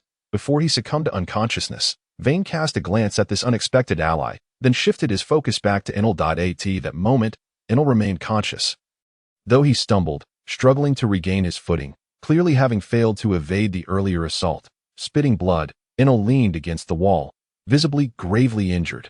A smile crept across Vayne's face. What a splendid assist this young lad has provided. Had Vayne continued to engage Enel alone, the outcome would have been uncertain. While he likely could have triumphed, Enel might have yet eluded capture. However, this unexpected strike from Wapol had evidently dealt a significant blow, comparable to one of Vayne's own Haki-infused slashes, striking directly at Enel's vulnerability. After sustaining Vayne's initial attack, Enel was already in a critical state. Thus, after Wapol's intervention, Enel had nearly lost the ability to move. The victor was now all but clear. Vayne approached Enel, speaking slowly. Why, oh why, did you choose to become a god? inviting enemies from all corners. Look where that has led you now. At this moment, Vayne comprehended the adage. Those who walk the righteous path receive divine assistance, while the wayward find themselves forsaken. Any final words? Speak up. Vayne activated his Kinbunshika Haki, his sword imbued with Busashoka Haki, prepared to strike down Enel should he make any sudden movements. Enel opened his mouth, but alas, it was filled with blood, rendering him mute. Instead, he pointed a trembling finger towards the corner where Wapol lay. Reading the hatred in Enel's eyes, Vayne instantly understood, responding, I see. However, that won't do. He has been quite helpful to me. With that, Vayne swung his Haki-laden blade, severing Enel's head from his body. The former wielder of the Garo Garo no Mi, Enel, met his demise. In that fleeting moment, Vayne's Kinbunshika Haki sensed that Enel, outwardly appearing to utter his last words, was in fact employing his electrotherapy to mend his internal injuries. Had Vayne hesitated any longer, Enel might have regained his fighting capacity.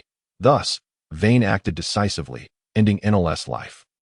Observing the lifeless form of Enel, Vayne produced a peculiar fruit, a reward drawn from the system. The devil fruit absorber resembled a dragon fruit. Upon the death of a devil fruit user, the host could utilize it to receive the fruit's abilities while eliminating its side effects.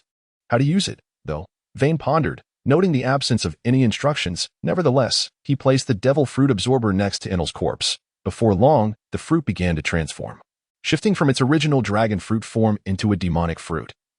Glimmering in blue and purple hues, adorned with lightning patterns. Success! Vayne's heart soared with joy as he examined its attributes. Goro Goro no Mi, one of the mightiest fruits in the Logia category, now devoid of its side effects. Without a moment's hesitation, Vayne devoured the Goro Goro no Mi, skin and all. That he closed his eyes during the consumption, fully aware that devil fruits were notoriously unpalatable in the world of One Piece. Moreover, he needed to consume every last morsel, as he had learned from various scholars that the quantity consumed could influence the wielder's abilities. Though lacking concrete evidence, Vayne wasn't too willing to take any chances. Thus, he ravenously feasted with his eyes shut. The anticipated repulsiveness never materialized, leaving Vayne momentarily bewildered. How peculiar. It tastes like ordinary fruit, he contemplated, recalling the mention of the removal of side effects. Could it be that the side effect referred to the taste? If so, did that mean I still harbor a fear of the sea and sea prism stones? A wave of dismay washed over Vayne. This could present a glaring weakness, one he had not wished to confront. Yet, with no opportunity for experimentation at hand, he suppressed his curiosity and began to attune himself to his body. Theoretically, I should have acquired the ability by now. No sooner had he thought this than he felt a surge of warmth in his abdomen. And Vayne realized his newfound power. From this moment forth, I am the lightning man who has consumed the Goro Goro no Mi. Extending his right hand, a spark of electricity materialized at his fingertips. And soon he successfully transformed his body. Vayne surveyed his new form with satisfaction, sensing that the devil fruit had not only enhanced his powers, but also elevated his physical prowess to an entirely new level. He then attempted a demonstration. 15 million volts, Raijin.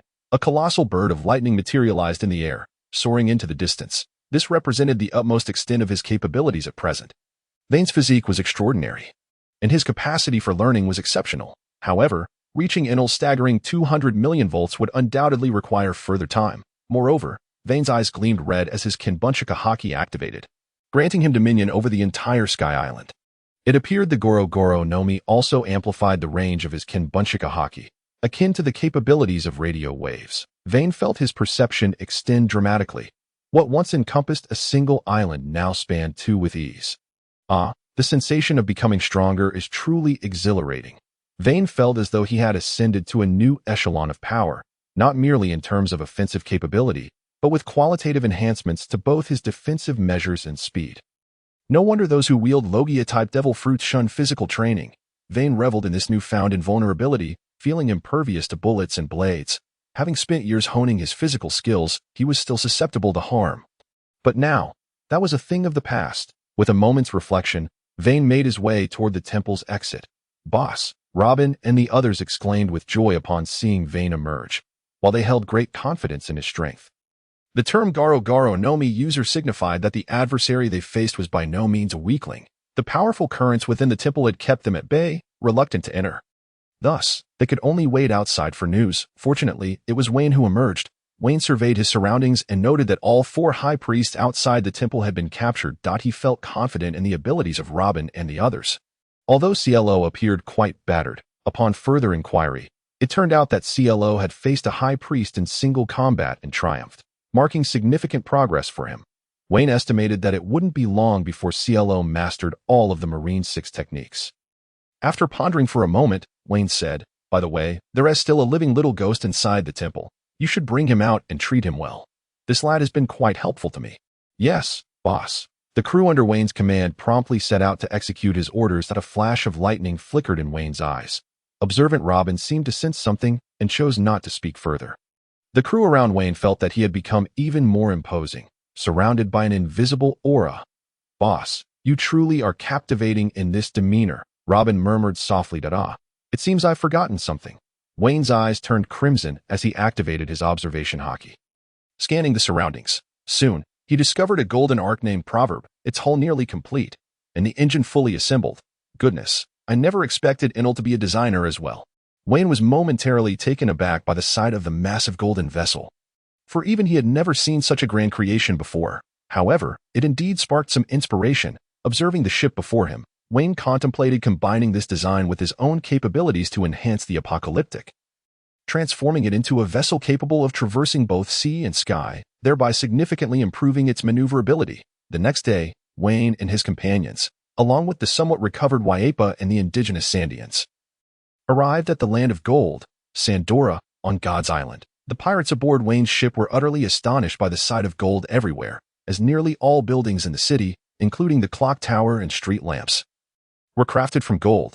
The crew frantically rushed into the ruins, for every room contained furniture made of gold. Heavens, am I dreaming? Have I stumbled upon the One Piece? Someone pinch me, I need to know if this is real. Ouch, why did you hit me? You can feel pain. So it seems this isn't a dream. Wayne watched his crew's antics with a bemused smile, fully understanding their exhilaration. After all, for pirates, aside from the elusive freedom and dreams, beer and treasure brought them the utmost comfort. Wayne was no exception. He clapped his hands and declared, "All right, everyone, do your best to gather treasures. Take everything you can see, but do remember to stay within your limits." With a grand gesture, Wayne's crew set off in search of riches. However, with only 20-odd individuals, how much treasure could they possibly carry away? A mere few billion berries at most, and in the grand scheme of Sandora's wealth, that was but a drop in the ocean. After dispersing his crew, Wayne continued on with Robin, Gloria, and a few others, preparing to head towards the heart of Sandora. Beneath the colossal golden bell, the ascent was always treacherous. And even Wayne felt a tinge of boredom. Only Robin, adorned in archaeologist garb and wielding a magnifying glass, was intent on not overlooking any detail of the ruins, occasionally referencing documents with a glimmer of wisdom in her eyes. Surely, this must be Robin's happiest time. Wayne, witnessing her enthrallment, chose not to interrupt, leading the Sandian residents to the summit. Phew.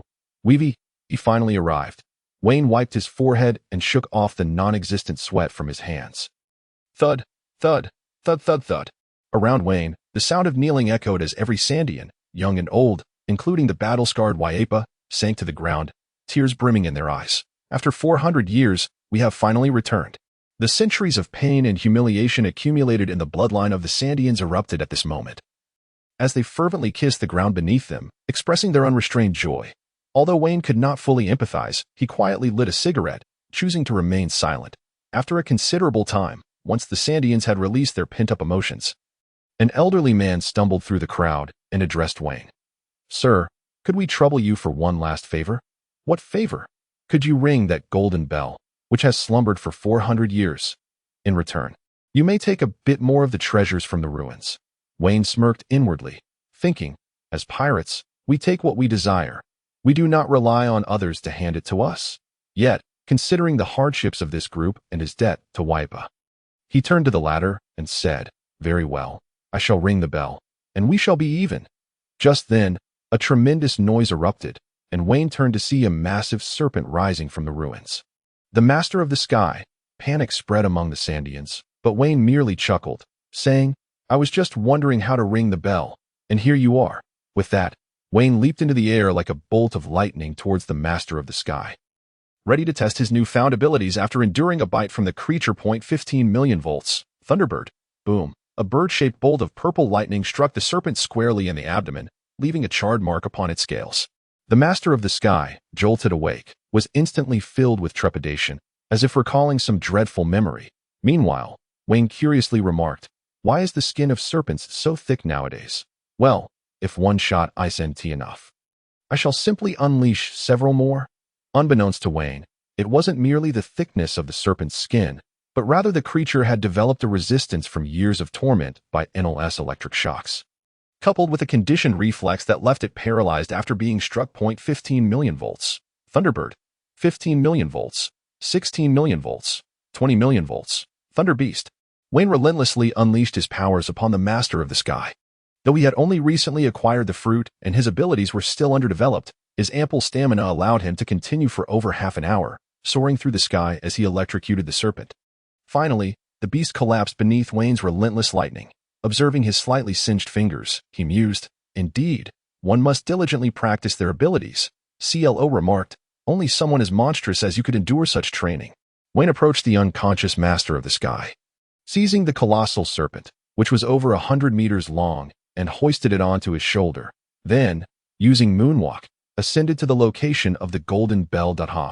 Vayne bellowed, his arms bulging with strength, as if he wielded the might of 1,000 tons. And he swung the serpent's tail to strike the golden bell with tremendous force. Dong. The resounding clang echoed violently, leaving Vayne with a slight ringing in his ears, the sound reverberating from the sky-high island all the way to the island of Gaia in the Grand Line. A certain curly-haired individual preparing to dive into the sea suddenly halted, tears welling in his eyes as he gazed skyward. The golden bell. It truly exists. Finally, they had landed. Gloria sighed in relief as the balloon octopus shrank rapidly. She had no desire to experience the thrill of a high-altitude fall again. It was exhilarating but undeniably perilous. Meanwhile, Vayne piloted the Golden Ark, proverb, closely trailing the apocalyptic, laden with gold and treasures. After all, Vayne's journey to the Sky Island had not been in vain. However, the sheer volume of gold was simply too conspicuous. Thus, he must first devise a way to exchange it for something tangible. Therefore, he intends to make a trip to Water 7, where Dawn has established a stronghold. Vayne plans to dispose of the gold he possesses in Water 7. Additionally, that place boasts the finest shipyard in the world, capable of transforming the apocalypse into the vessel Vayne envisions, incorporating lightning propulsion and flight capabilities. Unbeknownst to him, the apocalypse has been sailing the seas for a week. During this week, Vayne has encountered several waves of pirate attacks. It is unavoidable as the gold is simply too dazzling. Fortunately, given Vayne's prowess, the ultimate outcome for these pirates has merely been to enhance Vayne's wealth further. Gazing at the massive island in the distance, Vayne's heart swelled with joy. Water 7. They have finally arrived. The apocalypse anchored steadily in the harbor, and as Vayne and his companions disembarked, they were met with a warm welcome. Over 20 burly men clad in black suits and sunglasses approached, and a man in a floral shirt stepped forward, bowing slightly to Vayne and saying, "Boss, welcome to Water 7. The newly disembarked Clo wore an expression of shock, clearly unaccustomed to such grandeur. "Thank you for your hard work." Vayne replied without hesitation, casually extracting a cigar from the pocket of the man in the floral shirt and gesturing for one of his underlings to light it for him. "Daniel, how have things been lately? You haven't caused me any troubles, have you?" The man in the floral shirt, named Daniel Naden, sported a slick golden pompadour and perpetually wore sunglasses. He was a member of Vayne's Dawn organization, designated as No. 06. That Daniel was responsible for overseeing operations in this region, and he was also one of the notorious gang leaders of Paradise. Upon hearing Vayne's inquiry, an unnatural expression crossed Daniel's face. "Boss, things have been a bit unstable in Paradise lately. Slave subordinates have extended their reach to Water 7. Vayne's brow furrowed at this revelation. Slave was one of the 10 kings of the Dark World, much like Vayne, and both had risen to prominence in recent years. However, while Vayne's bottom line was an absolute refusal to engage in the slave trade, Slave had built his empire on it. Thus, the nature of their relationship was evident, so it appears that the last cargo incident had his involvement as well. Indeed, boss, upon investigation, it turns out Joker merely leaked the information, and the assailants were indeed Slave's men. Vayne clenched his teeth slightly, a cold smile creeping across his face. Well done indeed.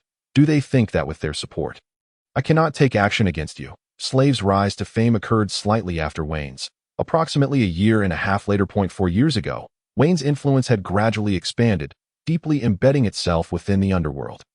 And he subsequently secured a seat among the Seven Warlords, garnering immense notoriety. At that time, the dark world of the seas had only 8 kings: Morgan, the president of the World Economic News; Luffy Ruda, the loan shark tycoon; Gil Desaro, the owner of the world's largest entertainment city; Umit, the king of shipping; Gibson, the proprietor of the warehouse industry; Dracula Mihawk, the Undertaker; Tracy, the queen of Happy Street; and Don Quixote da Flamingo, known as Joker.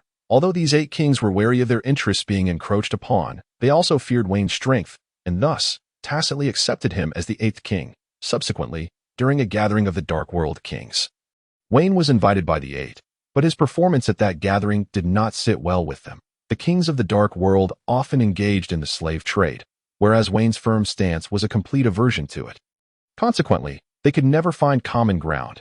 After that gathering, Wayne clashed with them a few times, seizing several of their slave ships. Not long after, a new king emerged, known as Slave, the king of enslavement. It must be said that Slave's timing was impeccable, capturing Wayne's attention significantly. Later, intelligence indicated that Slave was backed by the Celestial Dragons. However, Wayne was acutely aware that the true forces behind Slave were likely those very kings that asked for the Celestial Dragons. Wasn't Doflamingo once one of them? Perhaps he was the one who made the introduction. This is indeed a tricky situation. Wayne lit a cigarette, continuing to ponder the intelligence in his mind. The Slave's Island was not in the New World, but rather situated within Paradise. The reasons for this were undoubtedly due to his relatively short rise and lack of foundation, but more so because Baratie, the largest slave trading hub, was located within Paradise. "Boss, there's a call for you." Daniel's voice interrupted Wayne's thoughts. Wayne took the transponder snail. "Hello, Moses." Moses. The transponder snail transformed into the image of a man with thick lips. Is this Wayne? Wayne recognized the voice on the other end and felt a headache coming on. "Yes, Solomon. It's me. There's something you need." "Damn it. How dare you return to the Grand Line? Do you have any idea what kind of chaos you caused by taking little Robin away to some concert? Do you know how much pressure I'm under in the New World? Also, that guy you sent over a couple of years ago, what was his name?" Right, Lafayette. While he seems capable and cunning, could you please refrain from letting him undermine my efforts? He almost caught up to Mariehua last time." Listening to the man's complaints, Wayne felt no irritation. In fact, a smile graced his lips. After a while, Wayne spoke up. "Brother, you've worked hard these past 2 years." There was a moment of silence on the other end, followed by a resigned voice. "You still remember I exist? I truly appreciate it." Wayne continued. "Brother, I miss you. Let's discuss matters face to face. Where are you now?" "I am at Daniel's place in Water 7. "Got it." The transponder snail relayed some instructions before the call ended. After a while, a large black door suddenly materialized in the air before Wayne. A man with orange-red hair and slightly dark skin stepped through the door. "Damn, it's been ages since I've been here." It was quite a challenge to find. Wayne's eyes lit up as he exclaimed, "Brother." The man before him was Durachi Didat Solomon. Solomon, aged 27, was 2 years older than Wayne and bore no blood relation to him. Rather, they had grown up together as childhood friends in Baratie. Solomon was also an orphan who had lost his parents and was rescued by Rayleigh at an auction, later meeting Wayne, who at the time had no name. Consequently, they decided to adopt the same surname. Solomon's dream was to travel the world, visiting all the places and ultimately penning his experiences into a novel. When Wayne was 14, he defeated a group of pirates and acquired a devil fruit from their ship. Excited, Wayne sought Rayleigh's advice on the fruit, and after consulting the devil fruit encyclopedia, Rayleigh concluded it was the door fruit. Thus, Solomon became the user of the door fruit, which allowed him to open doors to any place he had previously visited, aligning perfectly with his dream of traveling the world.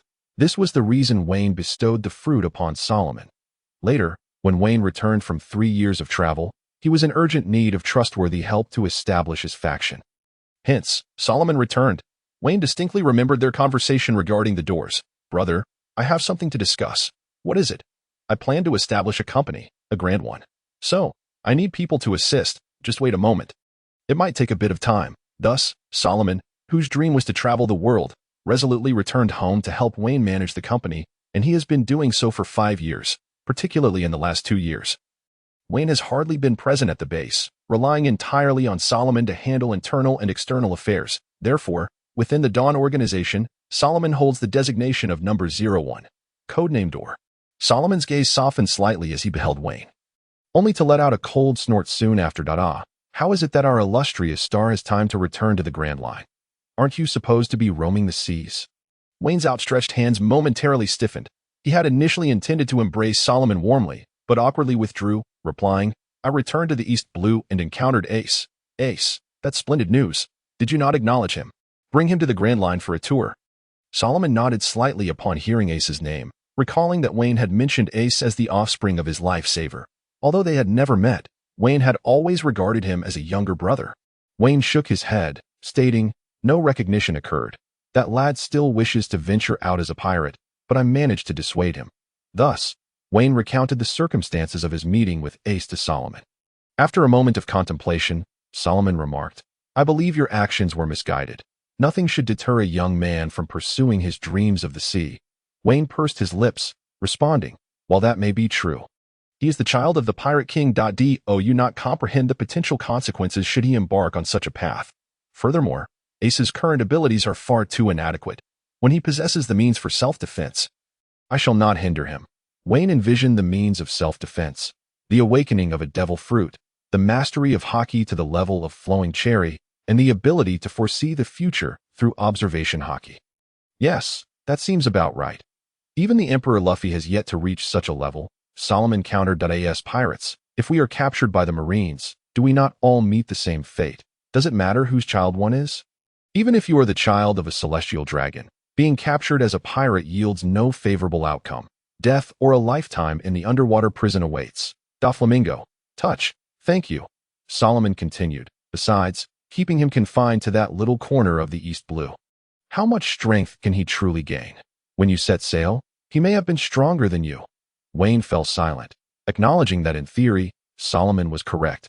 However, he had not witnessed the tragic events that would unfold in the future as depicted in the manga of One Piece. How could he possibly convey such information? He could not simply declare, listen carefully, your world is but a comic, and I am familiar with its events, so trust me. Who would believe such a claim? Thus, Wayne merely shook his head and suggested, you wouldn't understand. Let's change the subject. How are things in the new world? Those scoundrels haven't caused any significant trouble, have they? Solomon smiled slightly, his eyes glinting with disdain. With me around, what issues could possibly arise? Moreover, those individuals are mere paper tigers. They wouldn't dare engage us in earnest combat. As for Sabaody, there are no problems, especially with the old man keeping an eye on things. Our annual tribute of gambling proceeds is no small matter. The old man Solomon referred to was, of course, the Pirate King Rayleigh. Although retired and unable to make direct appearances due to his status, he could still assist Wayne in dealing with a couple of troublesome foes behind the scenes. Solomon paused, a hint of worry crossing his features. However, regarding the paradise, our plans are still insufficient. There are areas my abilities cannot cover. Consequently, those ruffians have taken advantage on several occasions. The door fruit, after all, was not invincible. It required prior familiarity with the location and must be within the user's range of abilities. Too distant a place could not be transported to. The farthest Solomon could open a door was from the New World to Water 7. This was only achievable after the awakening of his devil fruit. In the original story, Bruno, the owner of the door fruit, could only open doors over short distances. Otherwise, why bother with the sea train to transport Robin? He could simply open a door to impel down. Upon hearing this, Wayne nodded, recalling the intelligence regarding the Slave King. Slive, flashing through his mind. Leave this matter to me. I shall resolve it in a couple of days. Solomon glanced at Wayne and nodded. Very well, I'll entrust it to you. After all, a hands-off manager like you should have some tasks to attend to. He was well aware of Wayne's intentions and did not seek to deter him. Dealing with those individuals required a certain degree of violence.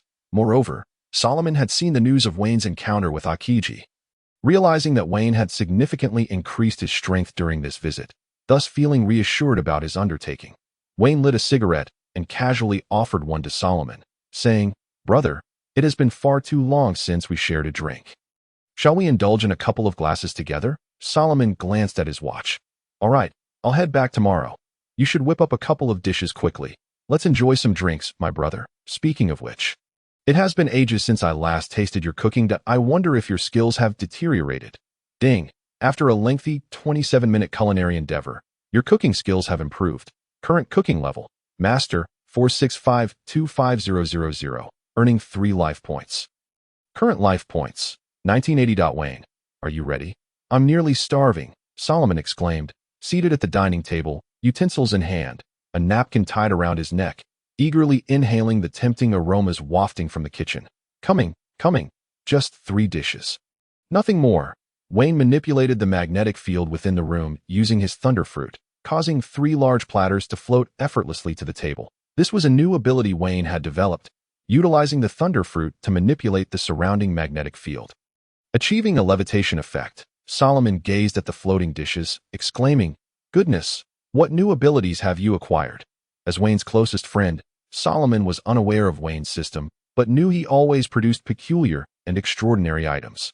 For instance, a bamboo dragonfly that allows one to fly for an hour, or an endless supply of spicy strips. No, this is a new devil fruit I acquired, the thunderfruit. You've heard of it, right? Wow, the thunderfruit, a Logia type. Damn, you are incredibly fortunate. Solomon gulped down a mouthful of food, chewing while expressing his confusion. But how come you've managed to make the thunderfruit feel akin to the float fruit? One might assume you eliminated that old fool, Shiki.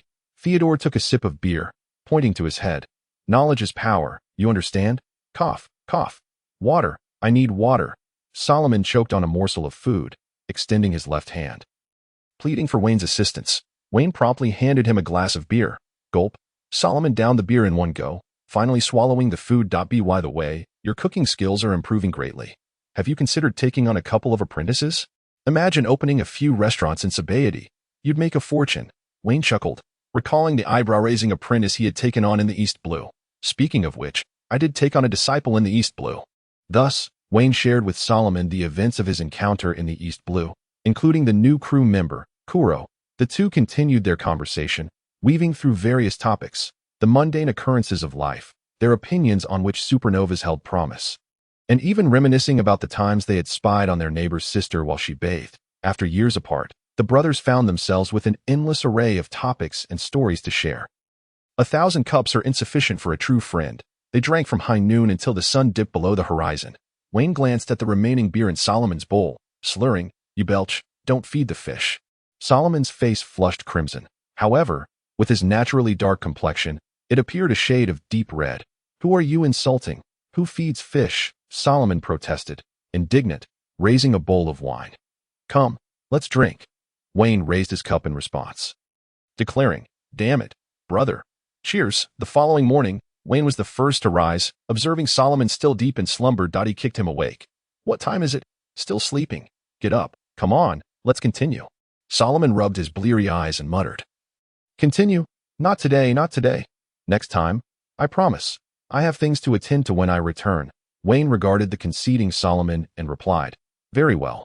Next time we shall indulge in a more spirited manner. For now, let us consider this a more refined gathering." Solomon gazed upon the scattered beer bottles within the room, a slight headache brewing from the excess consumption, yet he gritted his teeth and declared, "Very well, let us indulge in both literature and revelry." Vayne, observing Solomon's entrance, waved farewell to his esteemed elder brother, for he had pressing matters to attend to. Vayne made his way to the shipyard, where the shipwright wore a furrowed brow as he regarded the grand vessel. The arc proverb, "Lord Vayne," he lamented, "it is not that we are unwilling to assist, but the entirety of this ship is forged from gold, and we simply cannot melt it down. Regarding your proposed plan, we have considered it, but the notion of a ship soaring through the skies presents considerable challenges. I must apologize for my limitations." After contemplating, Vayne chose not to press the shipwright further. He waved dismissively, stating, "Very well, you may take your leave. I shall seek the expertise of others." Rubbing his temples, he felt the onset of a headache. Dissolving the arc proverb was not an insurmountable task. It merely required electrolysis, a technique previously employed by Enel, who had utilized the properties of the rumble fruit to forge this very ship. However, the crux of the matter lay in the absence of a design blueprint, and he was reluctant to brazenly parade this vessel in plain sight. Thus, he could only hope that some shipwright might transplant portions of the gold onto the Apocalypse, subsequently referencing the arc proverb to construct a brand new flying ship. It seemed he must seek out those two individuals. The previous shipwright was already the finest in Water 7, if even he could not accomplish the task. Vayne would have to turn to Iceberg Ispegu and Frankie. Yet, despite their former brotherhood, their relationship had soured considerably, and their current occupations were worlds apart. One was a mayor, while the other had descended into a life of delinquency. Hence, Vayne resolved to first consult Mayor Ispegu. Inside the mayor's office in Water 7, Vayne pushed the door open. "Come in." Upon entering, he was greeted by Mayor Ispegu and his female secretary. This secretary, clad in black stockings and heels, was none other than Khalifa, a member of CP9 under the world government, dispatched to procure the design schematics of the Pluton. Though Vayne was aware of Khalifa's true identity, he displayed no signs of discomfort, offering only a faint smile before addressing Mayor Ispegu. "Your Excellency Ispegu, I am Vayne." Ispegu maintained his characteristic icy demeanor, befitting his moniker Iceberg. He nodded curtly, responding, "Greetings, Lord Vayne. How may I assist you?" The mayor's attitude towards Vayne was notably amiable. Although Vayne was one of the Seven Warlords, he had never harmed civilians, and his company contributed substantial taxes to Icebegu's coffers annually. What mayor would not appreciate a lucrative taxpayer? Vayne continued, "Your Excellency, I wish to modify a vessel. The materials are already prepared. However, I require your assistance due to some technical deficiencies." Ispegu nodded, stating that it was a minor issue that I will instruct my subordinates to clear Dock No. 1, and then you may bring the ship in. Vayne, however, shook his head, clarifying, "Your Excellency, you may have misunderstood my intentions. The alterations I wish to make cannot be performed by just anyone. Your personal guidance in the forging process will be necessary." Ispegu hesitated. It had been some time since he had personally crafted a ship. That it was not that his skills had waned, but rather that, as a mayor, he lacked the time to engage in such labor. And it seemed somewhat absurd for a mayor to undertake shipbuilding. Thus, Ispegu replied, "Lord Vayne, I am quite occupied at the moment and cannot spare the time for crafting." "How about this?" Vayne's expression remained neutral as he slowly stated a figure. 300 million berries. This, he explained, would cover the shipbuilding fee. With the materials already procured, the 300 million only accounted for labor costs. Ispegu attempted to interject. "It is not a matter of money," but Vayne cut him off. 500 million berries. Ispegu, taken aback, protested. "This is not about the money." Vayne interjected once more. 800 million berries. Ispegu, "What?" After a brief silence, he conceded, "I do have some time," but Vayne pressed further. 1 billion berries. Ispegu, "Deal." In truth, when Vayne had initially proposed 800 million berries, Ispegu had been inclined to agree. Yet, in a moment of distraction, he unexpectedly secured an additional 200 million berries. "Boss, what is this ability of yours?" Vayne smiled softly. "The ability of wealth." In Dock Number 1 of Water 7, Vayne wiped the sweat from his brow, gazing with satisfaction upon his creation. The once mighty arc proverb had been entirely melted down using the rumble fruit, transformed into soft, malleable blocks of gold. An achievement born of 2 days of diligent effort. According to Ispegu, they could have melted down the golden ship as well, but the process would have taken far too long, prompting Vayne to take matters into his own hands. Nevertheless, these past 2 days had not been devoid of gains. At the very least, Vayne had made significant strides in mastering the abilities of the rumble fruit. Host, Baratie D. Vayne title, The Erudite, Culinary Healer, Superstar Fruit Ability, Rumble Fruit, Development Level, Beginner 433310000, Haki Level, High Level Armament Haki, 1233500, High Level Observation Haki, 38005000, Beginner Conquerors Haki, 1910000, Swordsmanship Level, Great Swordsman High Level, 300500000, Martial Arts Level, 7th Tier, 4800100000. Remarks: top tier martial artists in the pirate world, such as Carp, are approximately 9th tier, while Aokiji and Akainu hover around 7th tier. Combat skills: Navy 6 techniques, Moonwalk, Iron Body, Saru, Life Return, Skywalk, Swordsmanship Profession, Chef, Master Level, Novelist, Master Level, Singer, Grandmaster Level, Doctor, Advanced, Swordsmith, Advanced, Sword, Renowned Blade, Good Fast Blade, one of the 50 craftsmanship, Snow Walk, Life Points, 2077. This encapsulated Vayne's current prowess, which had undergone remarkable transformation compared to a few months prior. Firstly, his swordsmanship had elevated him among the pinnacle of the ocean's finest. Secondly, both his martial arts and Conqueror's Haki had progressed by a tier. He had mastered the Skywalk swordsmanship and acquired the natural rumble fruit ability. Alas, the road ahead remained fraught with challenges. Vayne sighed softly. With such strength, he could ensure his own safety upon the seas. Yet, if he wished to achieve his aspirations, there lay a long journey ahead. Gurgle, gurgle. Vayne's transponder snail chirped from his pocket. Moshi moshi, this is Vayne. What is it? Hello, boss. This is Daniel. The latest intelligence on the slave king slave you requested has been gathered. I am on my way to deliver it. That is unnecessary. Where are you? I shall come to collect it. Vayne's figure transformed into a bolt of lightning, vanishing from the spot. After acquiring the intelligence, Vayne held the eternal pointer to the slave island, his form flickering as he disappeared into the air. Strictly speaking, the speed of lightning is akin to that of light. Though limited by the attributes of the rumble fruit, Vayne could nevertheless traverse the skies like a bolt of lightning, while perhaps not as swift as that yellow monkey in the navy.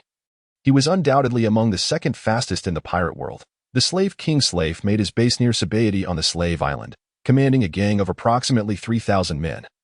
With the number of experts remaining unknown, Slave himself was adept in observation Haki, yet had not been seen utilizing armament Haki, suggesting he may possess the powers of a paramecia-type slave fruit.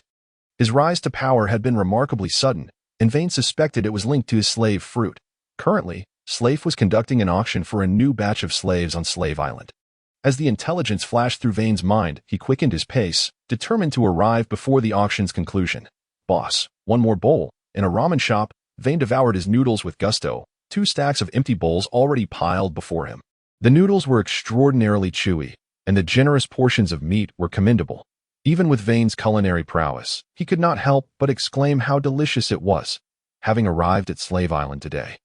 Vayne felt a pang of hunger after a day and night of aerial travel. Thus, I first sought a restaurant to dine, and serendipitously discovered a noodle shop that perfectly catered to Wayne's palate.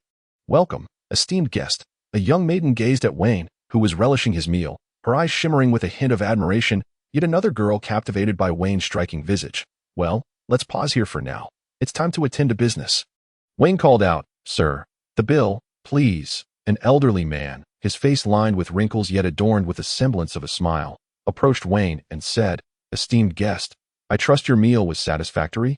The total comes to 280,000 berries. It was indeed a rare occurrence to serve a patron of Vayne's stature. Typically, they sold only a few bowls of noodles a day. Vayne's expression soured slightly, although the noodles were undeniably delicious.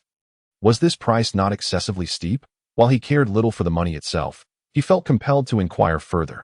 Having consumed merely 28 bowls, the average price of 10,000 berries per bowl seemed utterly outrageous. Had he been taken advantage of? A flicker of displeasure crossed Vayne's face, yet he suppressed his irritation and asked, Kind sir, why is your noodle so exorbitantly priced? The old man opened his mouth to respond, then closed it again, glancing around cautiously before whispering, Esteemed guest, I perceive you are not a local, but rather an outsider. Vayne nodded, thinking to himself, how audaciously blatant their exploitation. To his surprise, the old man continued. Here, the market prices are set thus. Without such charges, we would simply not survive. Our king, slave, has decreed a tax rate of 90%. Thus, from your 280,000 berries, we must remit 90%, leaving us with a mere 28,000 berries. He added, moreover, we are required to pay a regular indulgence tax. Failure to do so results in one being reduced to slavery. After hearing this, Vayne fell into a contemplative silence. Such details had not been disclosed in the intelligence reports. He had assumed that slaves' wickedness extended solely to the abduction of people across the world, unaware of his equally harsh treatment of his own citizens. This slave truly was a beast. Vayne clenched his teeth and uttered a remark. The young maiden, upon hearing this, paled and cautioned in a hushed tone, Esteemed guest, please lower your voice. Such disrespectful words could lead to your enslavement. Vayne remained silent, his eyes alight with fury. He then withdrew 300,000 berries from his pocket and handed them to the old man, saying, Kind sir, keep the change. The old man's eyes glimmered with gratitude, and he reminded Vayne, Outsider, if you have no further business, you should leave quickly. Otherwise, if the patrols discover you, escape will be impossible. Vayne nodded slightly. While he would not leave just yet, it was indeed time to venture forth and fulfill his purpose. At that moment, a loud crash echoed as a door was kicked open. Several burly men clad in patrol uniforms approached, their gazes filled with arrogance as they bellowed at the old man. Old man, it's tax day. Have you prepared the funds? The girl, upon seeing these patrolmen, fearfully hid behind the old man, while the latter wore a mask of submissive smiles. Gentlemen, after a long day, you must be famished. Allow me to treat you all to a meal on the house. Get lost. Who wants your noodles? Where's the money? Don't tell me you lack it. With a forceful shove, the man knocked the old man's bowl from his hands, shattering it on the ground, steam still rising from the remnants. Vayne could no longer stand idly by. This behavior is rather unbecoming. The old man is merely offering you his hospitality, and you respond with such disdain. As the saying goes, one should never strike a smiling face. Even pirates exhibit more decency than these patrolmen. Who are you to meddle? The man retorted, his face brimming with arrogance. You look unfamiliar. I haven't seen you before. You're not an undocumented immigrant, are you? Have you registered? Just as Vayne was about to respond, the old man interrupted, producing a crumpled stack of berries from his pocket. Gentlemen, here is 1,000,000 berries. Our indulgence tax for this month. We are willing to live as second-class citizens for the time being. The man snatched the berries from the old man's hands and scoffed. 1,000,000? That's not nearly enough. The tax for second-class citizens has increased to 700,000 berries. You need to come up with an additional 400,000. The old man's brow glistened with sweat as he trembled. Gentlemen, how could it have risen again? Hadn't it just been raised 2 months ago? The man's disdainful gaze pierced through the old man. What's wrong? Don't have the funds. If you can't pay, then off to slavery you go. The old man's face fell. Clearly unable to produce the required sum, he turned to the girl and said, My dear granddaughter, wait for Grandpa at home, that I shall endure a month within. I know people there, and I will find a way to return. Tears welled in the girl's eyes as she replied, Grandpa. With that, the old man stepped forward, only to be shoved off balance by the brute. Vayne swiftly caught him. The brute's gaze swept over the old man and settled on the young girl, declaring, This old man is going to be enslaved? Who would want him? But this little girl would make a fine slave. With that, he reached out for the girl. The old man, seeing this, broke into a cold sweat. Wait. Vayne stepped in front of the girl. The patrolman, furious at Vayne's interference, shouted, Damn it. I knew you were an outsider. All undocumented immigrants must be registered. Those who enter unlawfully will be enslaved. With that, the brute lunged toward the girl. Vayne shielded her with his body, stating, Then I shall accompany her. Vayne's eyes gleamed with a murderous intent, causing the brute's pupils to constrict in fear. Nonetheless, he commanded his companions, Bind them. Take them to the dungeon. Vayne altered his plan. He intended to uncover the truth behind this so-called indulgence tax in the slave dungeon. Throughout the journey, the girl's eyes brimmed with tears, her countenance pale, embodying despair. In stark contrast, Vayne appeared utterly at ease, devoid of fear. Observing the weeping girl beside him, Vayne felt a pang of compassion and said, Look at this. In his palm, a purple butterfly emerged, fluttering gracefully for a moment, captivatingly beautiful. The girl, intrigued, reached out to touch it, but just as she was about to make contact, the butterfly vanished. This butterfly was conjured through the lightning of the thunder fruit. Though diminutive, it was not something an ordinary person could grasp. Noticing the girl's diverted attention, Vayne added, Little sister, do not cry. I am a magician. Shall I perform a trick for you? The girl's tears gave way to a smile as she replied, You are such a wonderful person, kind-hearted and handsome, yet you seem a bit dim-witted, smiling so cheerfully even as we face such peril. She continued, By the way, my name is Vivian. I am 18 years old. But I just happen to be petite, so please do not call me little sister again. Vayne was momentarily speechless. This girl stood at merely around 1.6 meters, appearing no older than 13 or 14. Could she truly be of legal age? How perplexing. Soon enough, Vayne and Vivian were escorted to the so-called slave prison, located beneath a lavish auction house. From the outside, one would never suspect that such opulence concealed a filthy dungeon for slaves.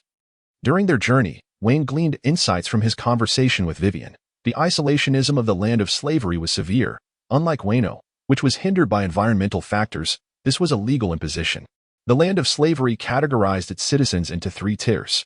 The first tier consisted of nobles, who wielded absolute power, indulging in leisure at will while extracting taxes from the common folk. The exorbitant prices in this country were a direct consequence of the nobles' taxation. Furthermore, nobles had the liberty to purchase and kill slaves without facing any repercussions. The second tier comprised the commoners, who enjoyed limited freedoms, able to conduct business, marry, and partake in some recreational activities. Unlike the nobility, the commoners are deprived of access to information from the outside world. Their existence is confined solely within the borders of the nation. This also elucidates why no one has recognized Vayne throughout his journey. A crucial point to note is that commoners are obligated to pay a sin tax, as the laws of this nation deem all commoners, with the exception of the nobility, to be guilty. Thus, they must remit taxes to absolve themselves of their perceived transgressions. The tax burden is exorbitant, after paying 90% of their income as tax. Each commoner is still required to submit an additional 50,000 or 100,000 in taxes monthly. Those who pay 100,000 belly are permitted to remain commoners for another month, while those who pay 50,000 are relegated to the status of low-class individuals, thus for those unable to afford the sin tax. They are immediately demoted to slavery. Third class, the lowest tier. Low-class individuals are stripped of any rights to leisure. They must toil relentlessly to escape their demeaning status. Should they fail to do so within 5 months, they will be further reduced to the status of slaves. Moreover, low-class individuals are compelled to live in shackles, burdened by chains weighing several pounds, a stark indication of their inferior status. Beyond these 3 tiers, there exists yet another classification within this nation: slaves. Indeed, in this realm, slaves can no longer be referred to as humans.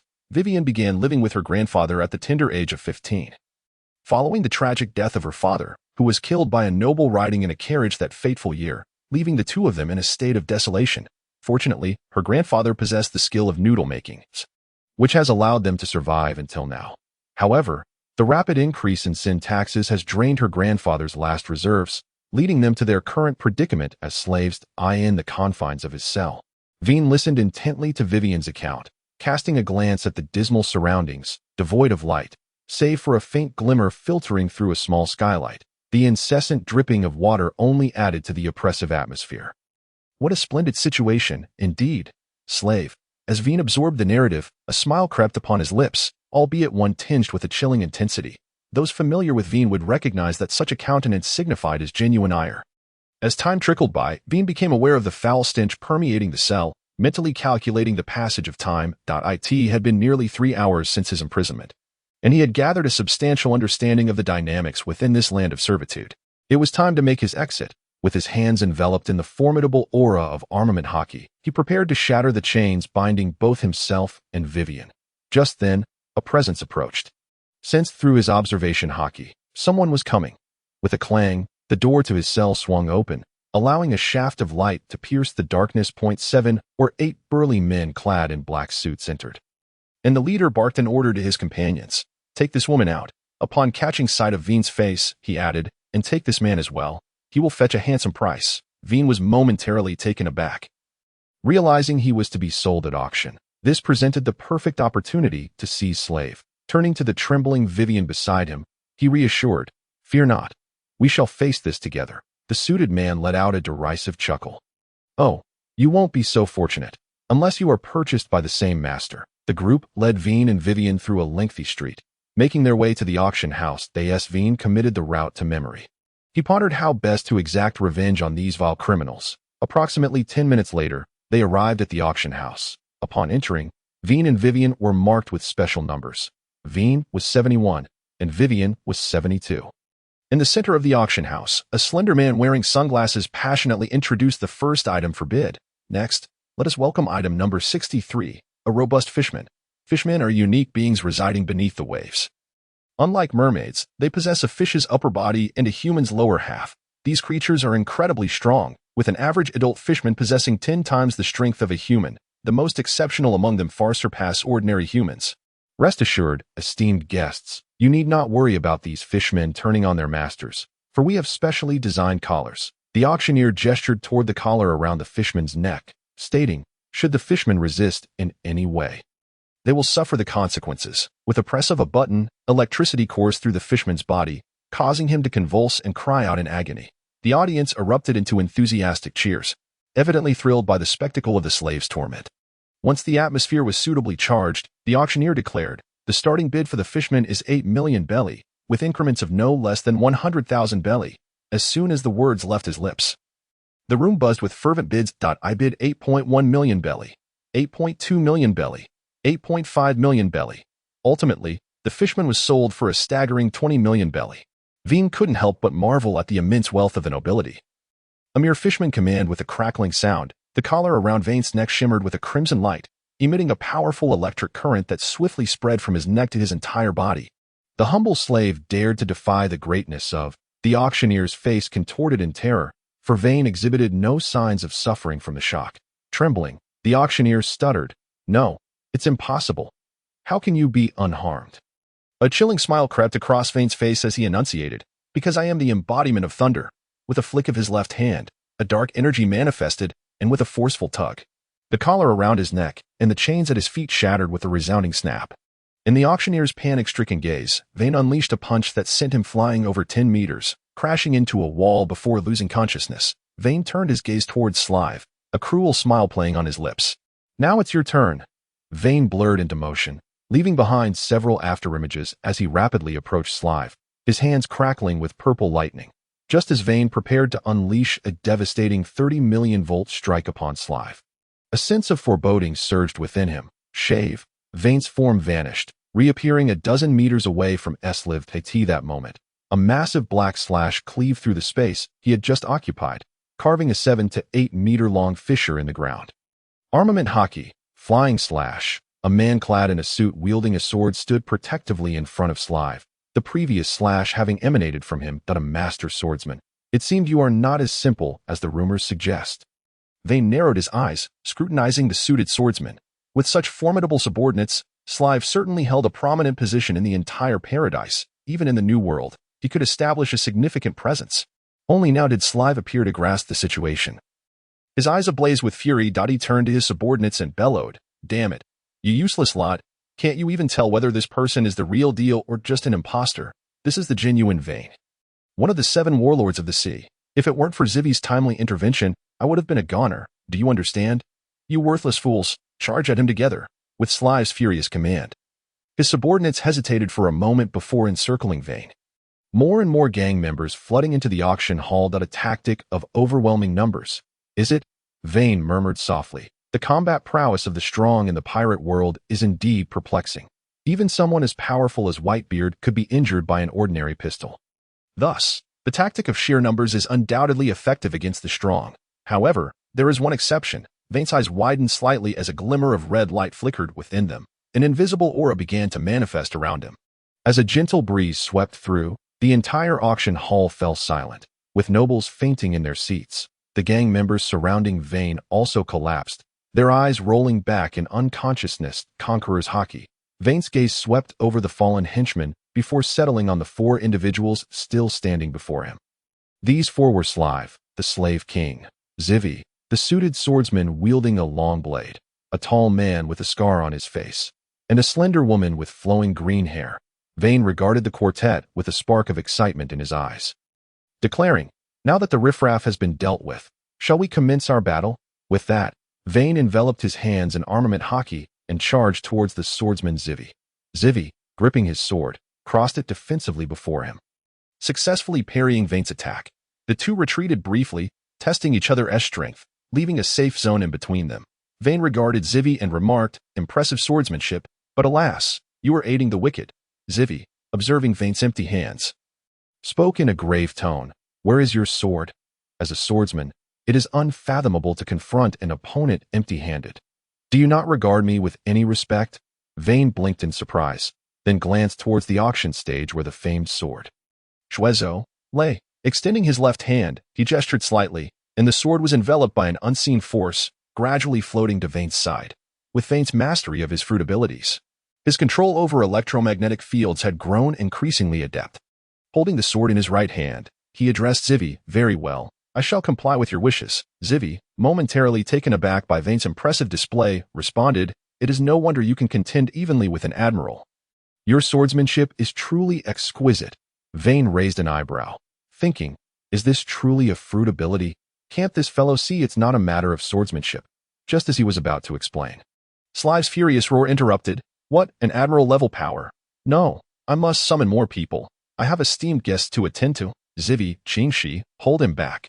Hardy, hurry and gather reinforcements. With that, Vayne observed as Zivy and the green-haired woman positioned themselves in front of them. While Slive prepared to retreat behind the towering man as protection, Vayne would not allow Slive to escape so easily. However, with 2 powerful figures blocking his path, he found himself unable to pursue Slive. "It seems I must first deal with you two before I can chase him down." Vayne gritted his teeth, gazing intently at Zivy. Taking a deep breath, he infused his snow sword with armament Haki, and slashed towards Zivy. Sensing the murderous intent within Vayne's strike, Zivy did not underestimate it. He roared in response, coating his blade in armament Haki as he charged towards Vayne. The two swords clashed in midair, momentarily locked in a stalemate. Before Vayne spun gracefully to the ground, while Zivy staggered back 3 or 4 steps to regain his footing, the disparity in their strengths became evident. Truly, he is one of the 7 warlords of the sea, a renowned swordsman. After their exchange, Zivy suffered minor injuries, yet his fighting spirit remained undeterred. With fierce determination in his eyes, he declared, "I am Zivy, Poby Zivy, having practiced swordsmanship for 23 years, wielding the famed blade. The great knife of the 21 crafts, known as Resetsu." Vayne blinked in surprise. Strong swordsmen often possess remarkable charisma, yet few are as distinguished as Zivy. Thus, Vayne responded, "I am Vayne, Baratie D. Vayne, having practiced swordsmanship for 16 years, wielding the renowned blade, the good knife of 50 crafts, known as Shuezo." The two introduced themselves, standing in opposition, evoking a sense of an epic duel atop the purple Forbidden City. "Ha!" Zivy bellowed, his arms bulging as a massive slash erupted from his blade, aimed directly at Vayne's face. In response, Vayne did not falter. He enveloped Shuezo in armament Haki, releasing a long, narrow slash forward .1 sword style, a line in the sky. The two flying slashes collided mid-air, tearing away a significant portion of the auction hall's ceiling before dissipating into the atmosphere. Vayne's eyes glimmered with admiration. Zivy's flying slash was indeed a sight to behold. Their gazes ignited sparks in the air as they charged towards each other once more, engaging in close combat for dozens of exchanges. Rip! A massive tear appeared in Zivy's suit, a narrow gash manifesting on his chest, blood trickling from the wound. In contrast, Vayne merely exhaled lightly, displaying no signs of injury, instead exuding vitality. Though Zivy bore a wound, it did not diminish his fighting spirit. With his right hand gripping the sword, he tore off his suit in a single motion, baring his muscular torso. Vayne's pupils constricted as he beheld Zivy's upper body, marred by countless scars of varying sizes, with a particularly gruesome gash stretching from his lower abdomen to his chest. This was a warrior forged in the crucible of countless battles. Vayne recognized Zivy's extraordinary nature from the scars adorning his body, especially that horrifying wound, which had likely come perilously close to claiming his life. A skilled swordsman of both effort and talent. Vayne's admiration for Zivy intensified upon witnessing his scars, even nurturing thoughts of recruitment. Zivy appeared to be around 35 years old yet possessed the strength of a master swordsman, although Vayne discerned that Zivy had only recently stepped into the realm of master swordsman. His prowess at such a young age marked him as a formidable figure on the seas. It is worth noting that just months prior, Vayne had only just begun to grasp the strength of a master swordsman. Had it not been for the fortuitous enhancements he acquired, propelling him into the ranks of a high-tier master swordsman, his own swordsmanship may not have exceeded Zivy's. "Ha! How delightful! Come at me again." Shiwei let out a hearty laugh, his arms enveloped in the fierce aura of Haki, charging once more at Vayne. A glimmer of battle intent flickered in Vayne's eyes as he advanced to meet him.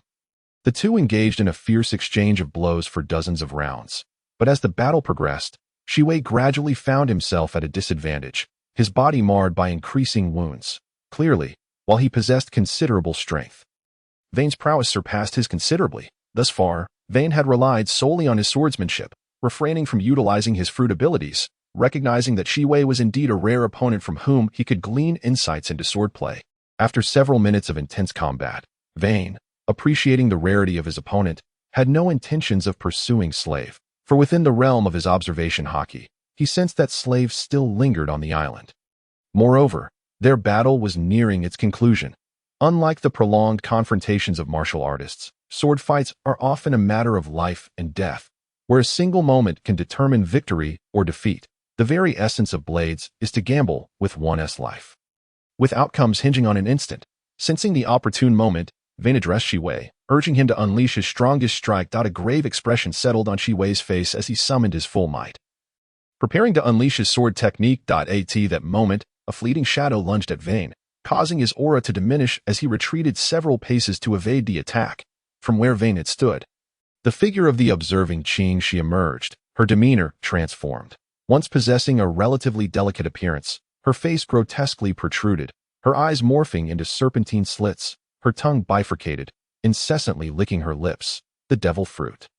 Upon witnessing her transformation, Vayne instantly grasped that she must be a Zoan-type devil fruit user. Indeed, Qingxi proclaimed, I am a Zoan-type user of the snake fruit, in the form of the bamboo leaf green. Shiwei, what are you waiting for? Let us strike together and deal with this intruder, she urged, but Shiwei remained unmoved, standing still as if he had not heard her. Vayne, observing the scene, smiled knowingly. In the realm of swordsmen, interference from others is not permitted, he quietly declared. Then I shall deal with you first before returning to our unfinished battle. Vayne's right hand grasped his sword, Snow Walk, unleashing two massive slashing strikes towards Qingxi. She swiftly evaded the incoming attacks, her speed astonishing. As is typical of serpents, Vayne noted the relentless whirl of her serpentine eyes, droplets of saliva dripping from her mouth. Sizzling upon contact with the ground, highly toxic. Understanding the peril, Vayne recognized that the bamboo leaf green was indeed a venomous serpent, and the devil fruit user was likely even more so, while he possessed a robust constitution.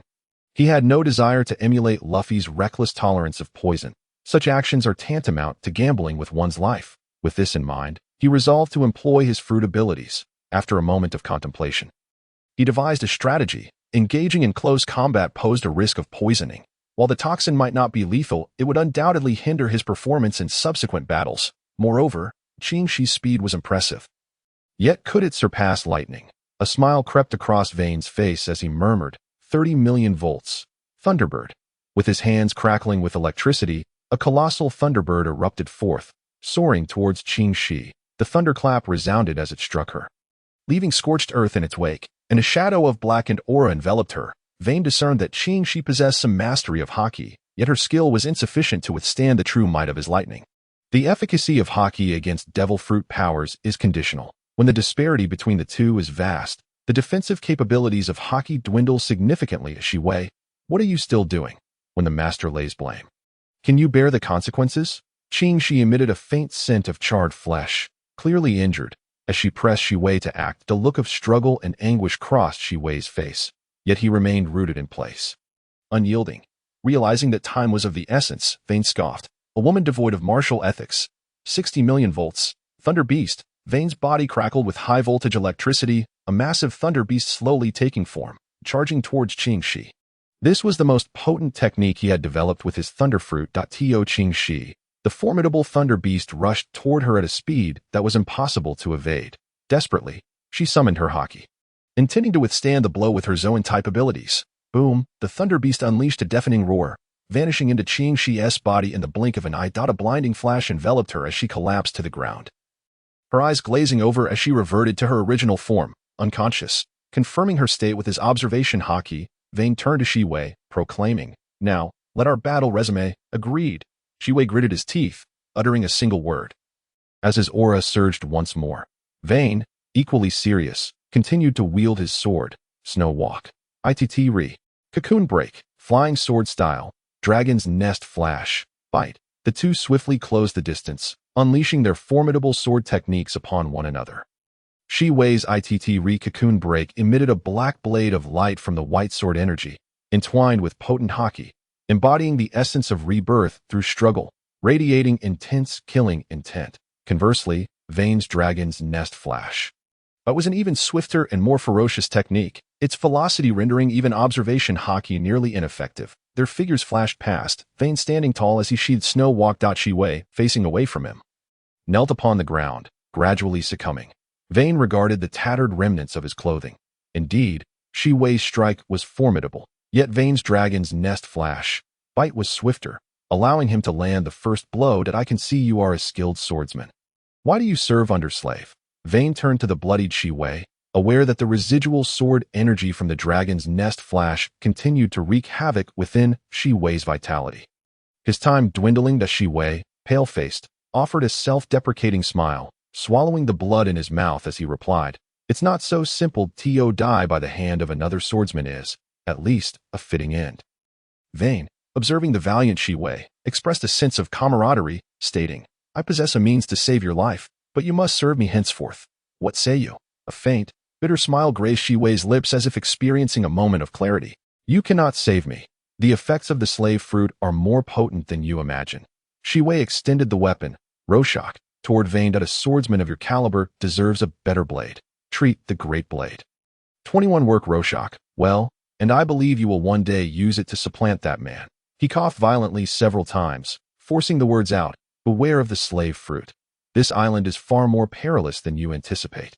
With that, Shiwei exhaled his final breath, a glimmer of something extraordinary flickering in his eyes as he departed. It is said that before one's demise, fleeting memories of their life may flash before them.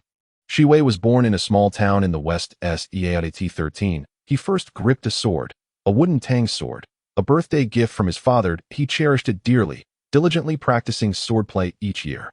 At 15, he joined a sword dojo, learning the true art of swordsmanship from a local master, who praised his potential but lamented that he had started too late to achieve greatness. It was that same year that he acquired his first true blade.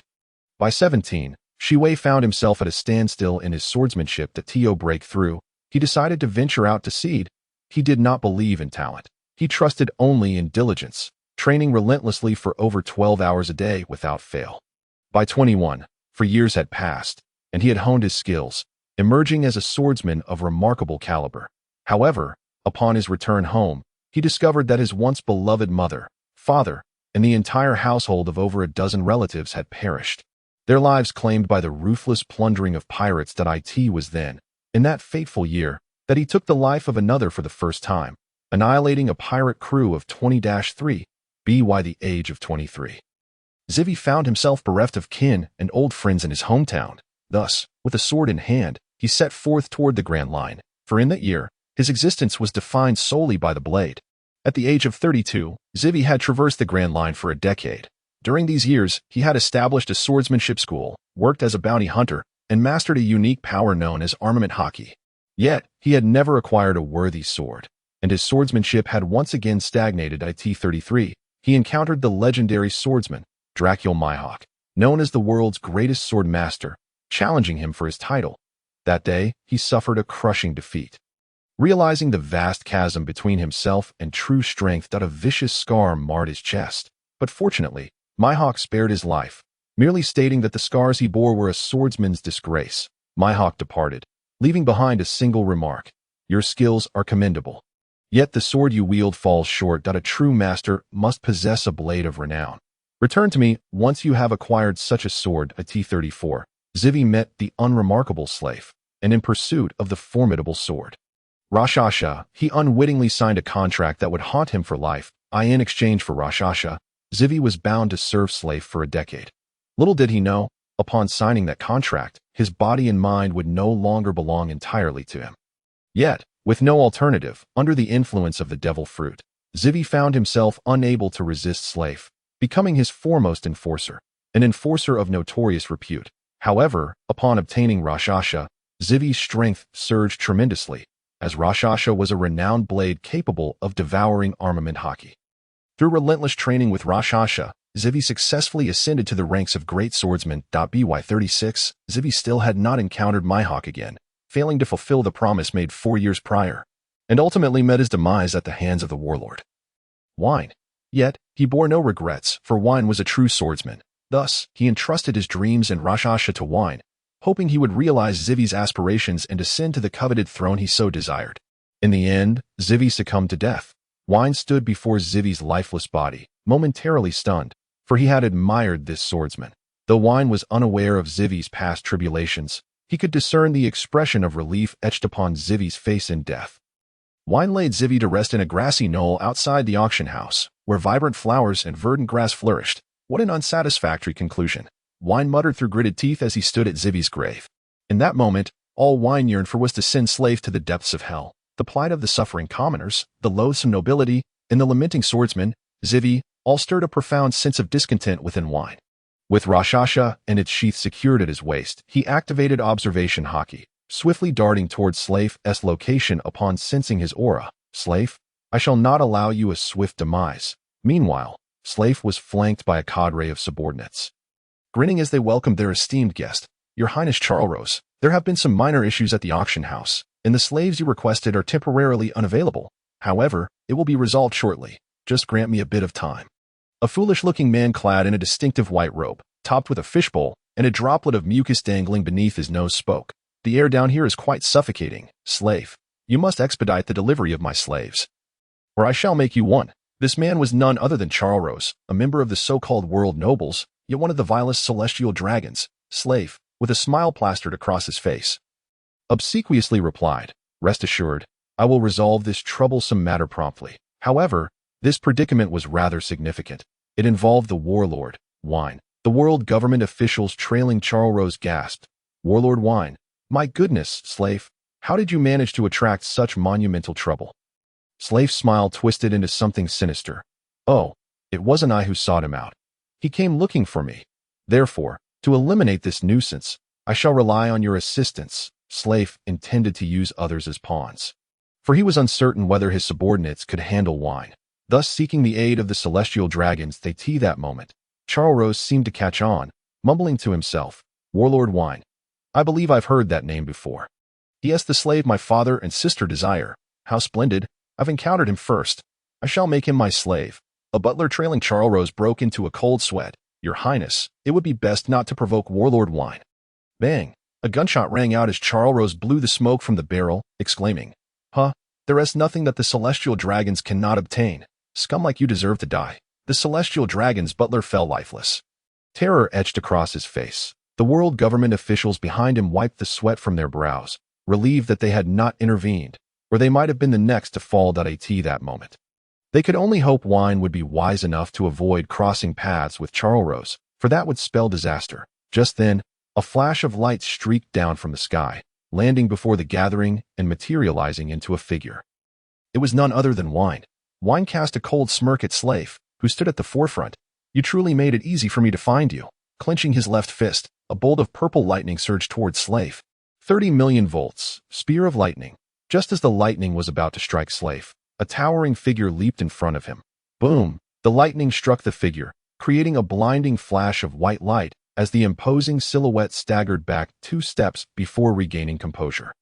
Vayne recognized the individual before him, the one who had previously served as Slave's bodyguard, Haki. Now, he was enveloped in armament Haki, successfully blocking Vayne's lightning.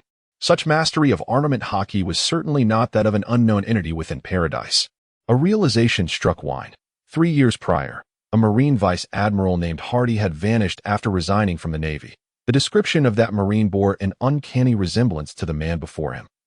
"A former Vice Admiral. I never expected there to be such a scoundrel among the upper echelons of the Navy." Haki lunged forward, again positioning himself between Slave and Vayne, then executed a crescent kick aimed at Vayne.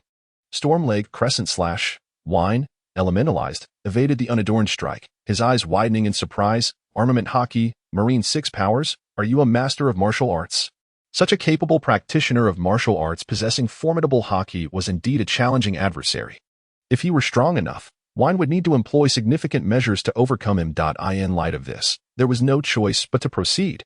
Vayne set aside his sword, then drew Rashasha from his waist. The moment he grasped the great sword, a subtle change flickered across Vayne's expression. Could it truly devour a swordsman's Haki? "It appears to be a cursed blade. If you wish to consume, then I shall allow you to feast." With armament Haki enveloping his right hand, Vayne channeled it into Rashasha, which emitted a soft hum, seemingly pleased with the quality of Vayne's Haki. After a while, Rashasha's blade became cloaked in a pitch-black sheen of armament Haki, and Vayne felt a surge of excitement within. This blade had been nurtured for long enough. It was on the verge of transforming into a black blade. Grasping Rashasha, Vayne charged toward Haki. Haki, sensing the threat, did not dare to underestimate him, covering his arms with armament Haki as he prepared to defend against Vayne's assault. Yet, the moment Rashasha's edge made contact with Haki's arm, a look of terror emerged in Haki's eyes. The sword before him was devouring his Haki. Indeed, Rashasha not only consumed the wielder's Haki but could also drain that of the enemy during combat. After several exchanges, Haki felt his Haki severely depleting, realizing that he would soon struggle to maintain his armament Haki. Meanwhile, Vayne grew increasingly curious, perceiving Haki's Haki as fragile as paper, and it only weakened with the passage of time. "What? You ask why Vayne's armament Haki was not devoured during his battle with Zivi?" Vayne blinked innocently and said, "I don't know. I don't feel anything. I usually consume my Haki quickly when using it. Anyway, I have plenty of Haki, so it doesn't matter." Indeed, due to Vayne's abundant Haki, he was oblivious to the erosion of the Rorschach. Of course, it was also possible that after Vayne's Haki had nourished it, the power of the Rorschach had further intensified, Regardless, it was best to resolve the battle swiftly. Not far away, slaves seemed to be attempting to flee to another location. And given that the strength of the current Hardy was rather limited, Vayne felt confident he could defeat him quickly. A flash of crimson light gleamed in Vayne's eyes as he anticipated Hardy's next move. Then he executed an upward slash. The blade of the Rorschach enveloped in dense Haki, aimed directly at Hardy's face. Flying sword technique. Dragon soars. Seeing he could not evade, Hardy quickly stood still, his muscles tensing like steel. A layer of Haki enveloping his entire body. Iron block. Clang, clang, clang. After the sound of the slash, Vayne, with his back to Hardy, did not turn around, sheathing the Rorschach and stepping towards Slave. This is impossible. Hardy's body stiffened, and a jet of blood erupted from him, his eyes rolling back as he lost consciousness. I in the world of pirates, the three great illusions. I can use iron block. I am strong. Not far away. Slave, witnessing Hardy's defeat, revealed a hint of panic in his eyes. He quickly turned around, grasping the sleeve of a world government official beside him, exclaiming, "Save me, save me. I provide so many lovely slaves to the celestial dragons every year. I agreed to the world government's request. I am willing to join the allied nations and pay the celestial dragons heavenly gold every year." The world government official, glancing nervously at the approaching Vayne, swallowed hard and stammered, I will try." Vayne approached Slave, slightly furrowing his brow. Slave's performance was simply too dismal. Could he truly be nothing more than a useless individual with a bug-level fruit ability? "Your Excellency Vayne, I am a world government official, and I am here to sign an agreement with Slave. From today onward, Slave's nation will be a part of the world government." At this point, the official emphasized, as a warlord of the sea, you must adhere to the commands of the Navy and the world government. You cannot harm the allied nations of the world government. Vayne felt a flicker of irritation at these words and disdainfully replied, "Allied nations of the world government. If you can't produce the documentation to prove that, then it's not valid." Cold sweat broke out on the official's forehead. They had merely been using the threat of an agreement to intimidate Vayne. Bang! At that moment, a gunshot rang out, shocking everyone as they turned to look. There stood Celestial Dragon Charlos, holding a pistol, dazed, as he proclaimed, "Lowly mortal, dare you disregard the great celestial dragons? I've changed my mind. I no longer want you as my slave. I shall execute you directly." The bullet passed through Vayne's body without leaving a trace of blood. Having consumed the thunderfruit, how could Vayne be harmed by such a bullet lacking Haki? However, this provocation undeniably enraged Vayne, who glared at the dazed Charlos, gritting his teeth as he said, "Foolish celestial dragon, I haven't even provoked you yet you dare to offend me."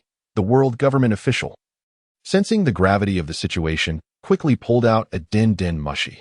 Meanwhile, Vayne advanced step by step towards the celestial dragon, his murderous intent unabashedly apparent. "Protect!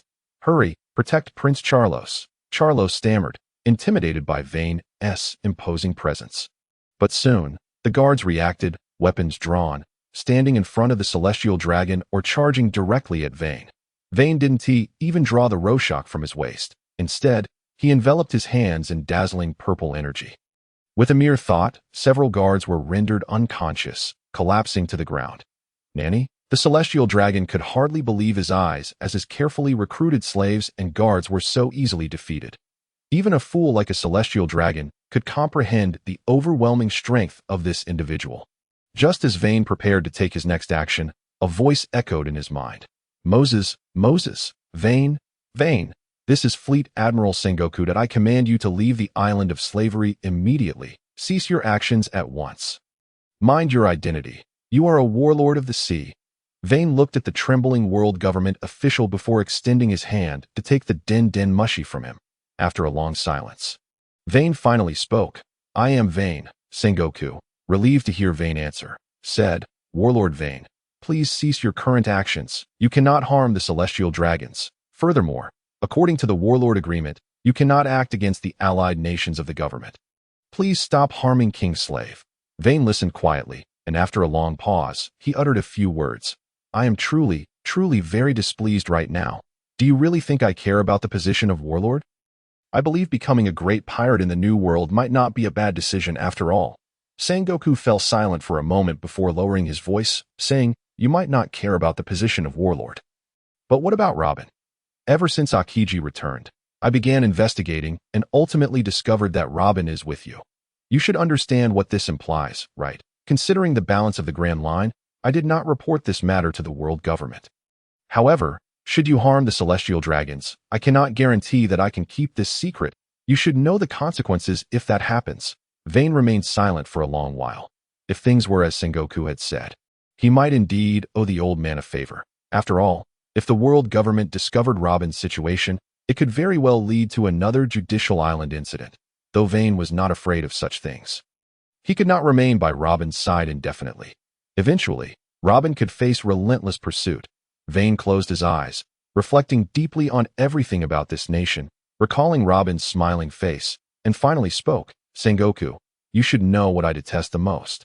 And this nation of slave is beyond saving. As for this celestial dragon, I will give you face. I will not kill this celestial dragon until I deal with the other riffraff on this island. So you must hurry. With that, Vayne hung up the den mushy hello. On the other end of the line, upon hearing Vayne's words, Sengoku furrowed his brow, ready to say something, but the call was already disconnected. Sengoku set down the den mushy, rubbing his aching head, muttering, "These fools, why provoke him of all people? No, I must quickly send the navy for support." Sengoku pondered in his mind who to send. Aokiji was not in the headquarters, and Akainu was present, but by the time he arrived, it would likely be too late. There was only one choice left, one of the 3 admirals of the navy. Kizaru, being the user of the Pika no Mi, possesses the fastest speed in the pirate world, making him the most suitable to rush there. With this thought, Sengoku dialed the den mushy in his hand. Goo. Pick up, Borsalino. Sengoku anxiously shouted in his mind. Moses, this is Borsalino. What is the matter? Kizaru, who was on vacation in Sabaody, looked puzzled at the silent den mushy in his hand, then retrieved another from his pocket. Finally, Sengoku's urgent voice came through. Hello, this is Sengoku. An emergency has occurred. Celestial Dragon Charlos is currently on the island of slavery, so hurry to Slave's location. That madman Vayne will do anything when he loses control. If possible, protect Slave. Otherwise, it won't be easy to explain to the Celestial Dragons. Kizaru listened quietly to the voice on the den mushy, ultimately responding, All right, I understand. The yellow monkey, having hung up the phone, stood in place and lit a cigar, exhaling a puff of smoke before pouting and remarking, the 7 warlords, wine, truly formidable, indeed. With that, the yellow monkey transformed into a flash of light and soared towards Slave Island. Within Slave Island, Wine observed the hundreds of gangsters closing in around him, yet he remained utterly unfazed. Although Slave boasted 3,000 subordinates, how many could truly rival the strength of someone like Zywina? The minions before Wine were no more than children to him. He regarded his adversaries with a slight chuckle and declared, Realm of the Thunder God, Divine Punishment. As Wine's words echoed, an imperceptible shift seemed to occur in the surroundings. An invisible force field formed with a radius of 500 meters, centered around Wine. Tiny currents of electricity flickered through the air, and with a thought, hundreds of bolts of lightning descended, striking each gangster with pinpoint accuracy. The gangsters convulsed violently before collapsing unconscious to the ground. This new technique was inspired by Enel, who could unleash lightning at will within his range, punishing those who dared to infringe upon his dignity. However, Enel's lightning lacked potency and could only target a limited number of foes despite its wide reach. In contrast, Wine's newly developed technique allowed for the theoretical release of an infinite number of lightning strikes within a specific area, each possessing a minimum of 1 million volts. As Wine continued to refine his fruit's abilities, the power and range of this technique would only expand further. This was Wine's second skill capable of inflicting extensive damage. Following the Conqueror's Haki is 1 million volts high. Indeed, it is extraordinarily so. In a previous life, the threshold for a normal human's electric shock was not to exceed 36 volts, with over 220 volts posing a lethal risk, while 3,000 volts qualified as high voltage. Yet in the world of pirates, the physical constitution of ordinary individuals is remarkably resilient, not to mention those formidable pirates or gangsters. Nevertheless, even under such circumstances, Wine's lightning could still inflict fatal harm.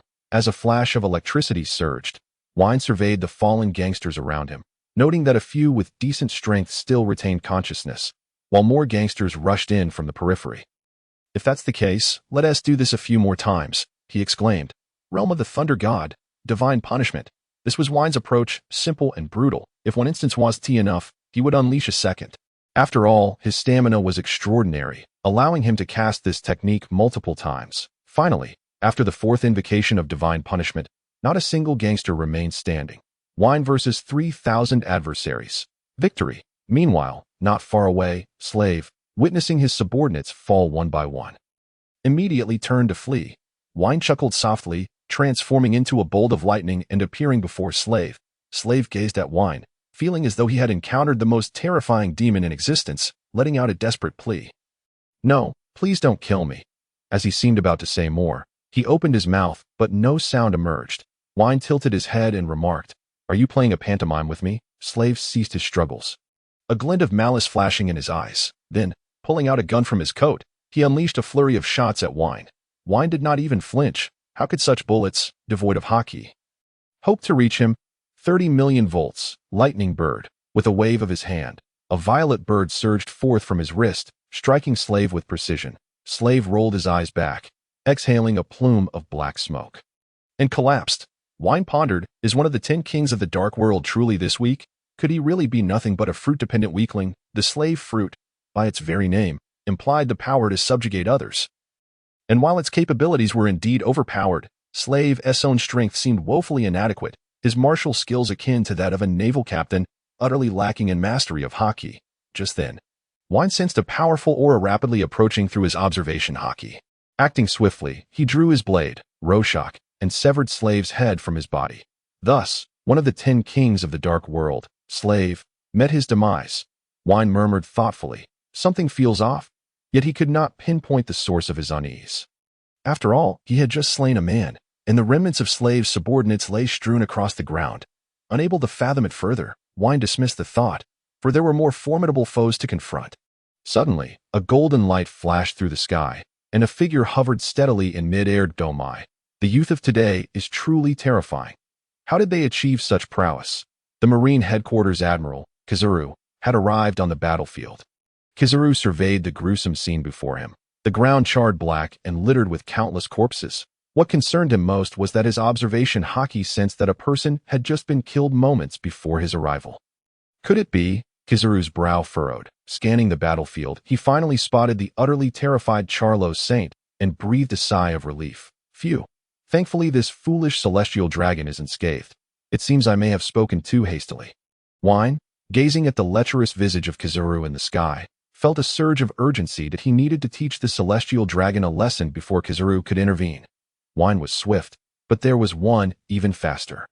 A streak of golden light flashed, and Kizaru intercepted Vayne's kick with his own, their gazes locking momentarily in the air. The youth of today is indeed terrifying, showing no regard for my dignity. By the way, have you ever been kicked at the speed of light? Kizaru emitted a lewd chuckle, and his leg transformed into a flash, launching toward Vayne so fast. Vayne's eyes glimmered crimson as he activated his observation Haki, elementalizing his body to evade Kizaru's lightspeed kick. Kizaru's face displayed a hint of surprise as he pouted. "Oh dear, how frightening indeed, a Loguetown devil fruit. I see. It appears the headquarters lacks accurate intelligence on you." Vayne swiftly distanced himself from Kizaru, realizing that at close range, he could not evade Kizaru's attacks multiple times. "Indeed, your mastery of your fruit is impressively high," Vayne acknowledged. The speed granted by his thunder fruit was already astonishing. Yet Kizaru's speed was evidently far superior. Once Zifa's disciple, Kizaru had been reprimanded for neglecting physical combat. Nevertheless, he still held a prominent position among the 3 admirals, a testament to the potency of his fruit's abilities. Vayne believed Kizaru's fruit to be the only Loguetown that could rival his own thunder fruit. Neither Akainu's magma fruit nor Aokiji's ice fruit could compare in terms of overpowering potential. After all, those familiar with relativity understand that speed equates to power. Drawing his mighty blade, Rorschach, Vayne felt a stronger sense of confidence in his swordsmanship than in the recently acquired thunder fruit. Taking a deep breath, he raised Rorschach and softly declared, "Heavenly sword style, 9-headed dragon flash." This was still Vayne's most proficient technique, a swordplay that, in theory, could not be evaded. 9 slashes imbued with Haki's sword toward Kizaru, targeting 9 distinct points on his body. "Now let's see how you evade this." Confidence gleamed in Vayne's eyes. He had gained a deeper understanding of his swordsmanship, and with Rorschach in hand, he felt capable of injuring even Aokiji, who he had battled previously. Indeed, Kizaru, suspended in the air, displayed a grave expression. As a fellow sword master, he sensed the extraordinary nature of this attack that, oh dear, this truly is troubling. Are the youngsters of today this formidable? Despite Kizaru's seemingly nonchalant words, his movements were anything but slow. Activating his observation Haki, he searched for a flaw in Vayne's strike. Did Vayne's attack have a flaw? Clearly, it did. No technique in the world is perfect. However, the crux lies in the fact that even if a flaw exists, one must still evade Vayne's supersonic strike. Generally, even if someone could foresee Vayne's weakness through observation Haki, evasion would prove difficult. But could Kizaru be just anyone? The yellow ape, agile and swift, evaded Vayne's sword strikes in mere moments. Oh dear, how remarkably quick. You almost struck this old man, he remarked, brushing the torn edges of his yellow suit with a tone that remained as lewd as ever. Vayne's expression darkened. He had indeed failed to land his blow. It seems, old sir, you possess superior skills, he replied gravely. The yellow ape pouted, placing a finger to his lips, and said, when I was your age, I certainly wasn't as formidable as you. However, I have received a deathly command this time and must ensure that the celestial dragon is returned. It seems I must fight with all my might. With that proclamation, the yellow ape spread his arms wide, unleashing countless dazzling light orbs that began to indiscriminately bombard Vayne. Lightspeed kick. This was a technique the yellow ape had previously employed during the Marineford War, demonstrating considerable power. However, due to its area of effect nature, both speed and destructive capability were somewhat lacking. Vayne danced and weaved, narrowly avoiding the onslaught of light orbs. Dust billowed up from the ground, revealing Vayne's figure amidst the haze. The law of no harm if obscured by smoke activated. Old sir, this attack 1T hit. Vayne's words were cut short as he suddenly sensed something amiss. This is bad. A wave of armament Haki surged from Vayne's arm, spreading to his chest, abdomen, neck, and eventually enveloping his face, transforming the deep black into a richer purple, creating a lightning-like tattoo across his aesthetic. Armament Haki coverage complete. This was Vayne's second form, developed from his devil fruit abilities. Much like Luffy 2 years into the future, this armament Haki armor demanded an immense amount of energy. Even Vayne could not maintain this state for long. Yet, high consumption was counterbalanced by high rewards. The defensive capabilities of this armament Haki armor were astonishing. Vayne had only utilized this form twice. The last time, he had boldly withstood Enel's intense lightning. This time, it was employed to counter the yellow ape's assault. You've never experienced a lightspeed kick, have you? The yellow ape's foot struck Vayne's waist with precision, sending him staggering back several steps before he regained his footing. A sharp pain shot through Vayne's side. He had been kicked in the kidneys. Thankfully, he was still within the limits of endurance. The yellow ape, noticing Vayne's fully covered armament Haki and the lack of visible injury, was taken aback. Such mastery of armament Haki, truly formidable. It seems what Aokiji said is indeed true. At such a young age, you stand on par with us. Vayne flashed a chilling smile in response. That you're not too shabby yourself. By the way, are you familiar with the theory of relativity? The yellow ape was left bewildered by Vayne's quip, asking in confusion. What? Just then, the sound of a din-din mushy rang out. Gulu gulu. The din-din mushy buzzed. Hello, this is Borisolino. Vayne was astonished to see the yellow ape successfully answer the call. Given his notorious reputation as an eavesdropper who only carried black din-din mushy, Sengoku wanted to know how things are going. Have you encountered Vayne? The yellow ape pouted and replied. Indeed, I've met young Vayne. We even had a bit of a spar. The youth today truly is terrifying. As the yellow ape relayed the situation to Sengoku, his tone revealed a hint of apprehension towards Vayne. Vayne chose not to interrupt. After all, if the two were to truly clash, it wouldn't be resolved in mere moments. After a long pause, Sengoku spoke again. Understood. Please pass the din-din mushy to Vayne. The yellow ape, holding the din-din mushy, said to Vayne, young Vayne, Admiral Sengoku has a matter to discuss with you. Vayne stood still, then with a mere thought, the din-din mushy floated from the yellow ape's grasp into Vayne's hands. The yellow ape's pupils dilated in surprise, murmuring a Logia-type body, combined with psychic abilities. What kind of fruit could this be? Vayne then took the din-din mushy and said, Hello, this is Vayne. This is Sengoku. The weary voice on the other end revealed Sengoku's genuine distress over the turmoil involving Vayne and the celestial dragons. Vayne, I've heard everything from the yellow ape regarding Slave's situation. I want to pursue it since they haven't yet become a member nation of the world government. At this point, Sengoku's tone grew serious. However, the celestial dragons must be returned safely. That is non-negotiable. Additionally, I will continue to help keep Robin's situation under wraps. You needn't worry about that. After all, the seas require your balance. Vayne remained silent for a considerable time before finally responding. Understood. In truth, Vayne had already brought matters to this point.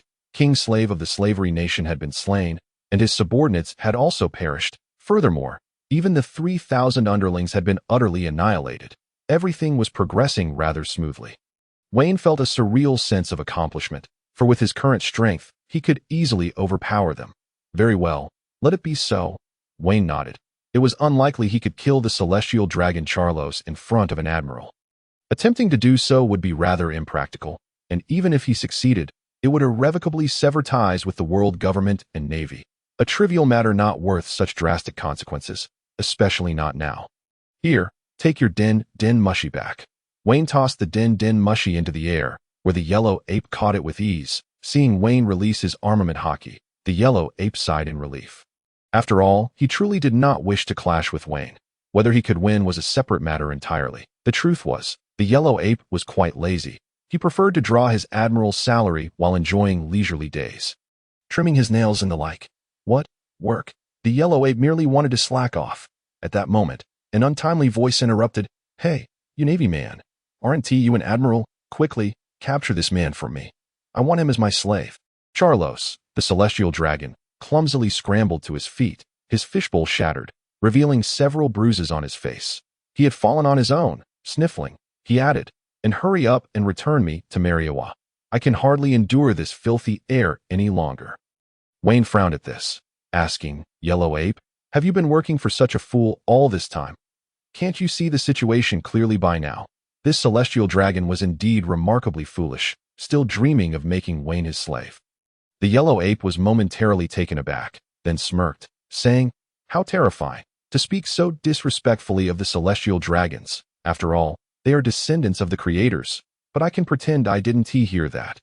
It was evident that the yellow ape was reluctant to engage with the celestial dragon. Although admirals had a duty to protect celestial dragons, at the admiral level, it was not simply a matter of following orders. Seeing that the yellow ape was unperturbed, Charlos grew increasingly irate, demanding, hurry up and capture him. Otherwise, I'll report back to the Gorosei and have your position revoked. With a pout, the yellow ape replied. You think they can really demote me? How terrifying. Enough. Vayne's brow furrowed, a hint of crimson flashing in his eyes as an invisible aura radiated from him, rushing toward the nearby celestial dragon Charlos. Conqueror's Haki, boom. The celestial dragon fell to the ground, rolling his eyes back in unconsciousness. The yellow ape's expression shifted, rushing to check on the celestial dragon's condition. Upon confirming that Charlos had merely fainted, he breathed a sigh of relief, saying to Vayne, how terrifying. Conqueror's Haki. However, it's not very good to harm a celestial dragon in front of me. If the higher-ups find out, they will blame me. Vayne looked at the unconscious celestial dragon and exhaled. Finally, some peace. Stop pretending. It's clear you aren't enjoying this either. If you can't act due to your status, you can just pretend you didn't see anything. After all, no one else is here to know. Kizaru surveyed his surroundings and, upon noticing the multitude of unconscious individuals, exhaled a sigh of relief. He then approached the collapsed celestial dragon and delivered a couple of kicks for good measure. Witnessing this, Vayne chuckled heartily and remarked, Old man, is this really appropriate? After all, you are a Navy admiral. Kizaru, placing a finger to his lips as if in contemplation, retorted, I have done nothing at all, and besides, there's no one here to witness, is there? The two exchanged knowing glances, silently understanding each other at that moment. Among the sea of unconscious bodies, a recently revived world government official, overhearing their conversation, tightly shut his mouth. Not daring to exhale, his face flushed with anxiety. Oh dear, if they discover my presence, will they silence me? Kizaru observed the thousands of fainted individuals and remarked, such a large number of people unconscious is truly terrifying. However, tell me, why have you taken such a grand approach to deal with slave? This is rather uncharacteristic of you.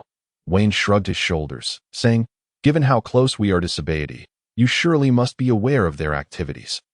Right? Besides, I have long had a grudge against slave. I cannot bear to leave this eyesore unresolved. It unsettles me. Kizaru fell silent for a moment, aware of the situation at hand. Yet, this place was not a member nation and thus fell outside their jurisdiction. Moreover, Slave had always served the celestial dragons, and the world government had turned a blind eye. Oh my, how truly frightening, Kizaru mused. However, you certainly do not appear to be a pirate. You resemble more the revolutionary army led by Dragon. Wayne's expression shifted slightly as he replied, Old man, do not speak carelessly, or I shall accuse you of defamation. I am a bona fide pirate. He jested. The revolutionary army is the #1 enemy in the world's eyes. Even more prioritized than pirates, at least the warlords of the sea can lead stable lives. But what about the revolutionary army? They are perpetually on the run. Does that imply the revolutionary army is weak? Kizaru inquired. Naturally, they are strong, but strength is relative to their adversaries. No matter how formidable they are, they cannot surpass the world government, which has 800 years of history. If they could, why would they bother liberating various nations?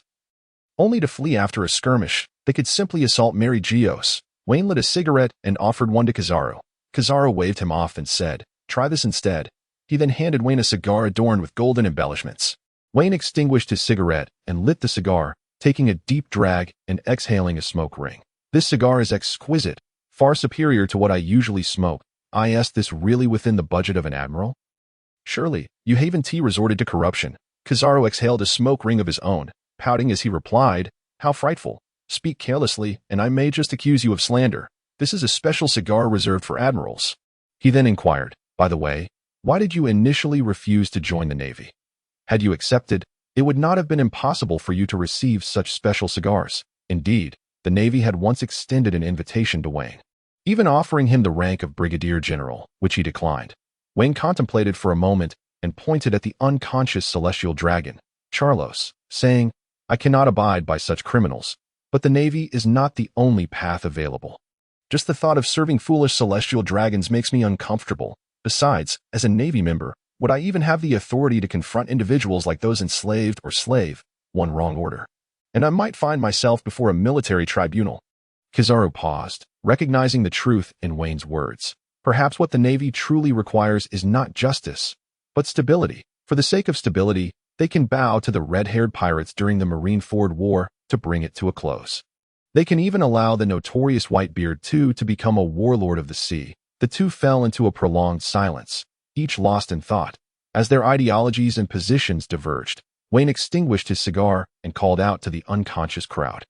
Hey, over there, if the ground is too cold for you, feel free to get up. It's time to deal with the aftermath. Indeed, it was time to address the aftermath, which included not only the deceased gangsters, but also the need to re-establish order in this nation. Wayne retrieved a din mushy from his pocket and dialed in. Moshi, this is Daniel. What can I do for you? This is Wayne. I am currently on Slave Island. Please send someone to the country of enslavement. I have taken care of the situation here, and the remaining matters require your attention. Daniel's voice on the other end brimmed with excitement. Good job, boss. I will come personally with a team to assist. After hanging up, Daniel stood in stunned silence, then trembled with awe as he murmured, In just one day, boss has eliminated Slave, a fellow ruler of the dark world. His power is nothing short of divine. Daniel was overwhelmed with exhilaration, feeling fortunate to serve such a remarkable boss. Kizaru, witnessing Wayne hang up the phone, remarked with a pout, Hey, isn't this a bit inappropriate? After all, this is a nation poised to become a member of the government.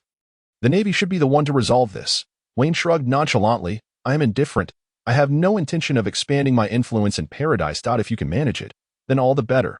After finishing his sentence, Wayne transformed into a bolt of lightning and sped away into the distance. Kizaru pulled out a din mushy from his pocket and began requesting reinforcements from the Navy headquarters. 3 days later, Wayne observed the bustling Navy personnel before him, contentedly lighting a cigarette. It was fortuitous that the Navy had sent people to maintain order. Wayne had also instructed Daniel to remain on standby in sobriety. Despite being a warlord, it was advisable to avoid direct contact with the Navy, as it could prove perilous. Wayne felt confident in his abilities to escape should anything go awry. Just then, a throng of civilians approached him. Wayne, brother, come eat some noodles, Vivian exclaimed, holding a bowl of ramen, flanked by her grandfather and other villagers, all gazing at Wayne with expressions of gratitude. Wayne paused, accepting the noodles from Vivian's hands, and quickly devoured them. He gave a thumbs up, a smile gracing his face. Delicious. The villagers laughed at his words, though their smiles were tinged with unspoken concerns. Wayne gently ruffled Vivian's hair and asked, "What's the matter?" "Vivian, why bring so many people here? Is there something you wish to discuss?" The villagers hesitated, but Vivian finally summoned her courage to say, "Wayne, brother, could you please not leave?"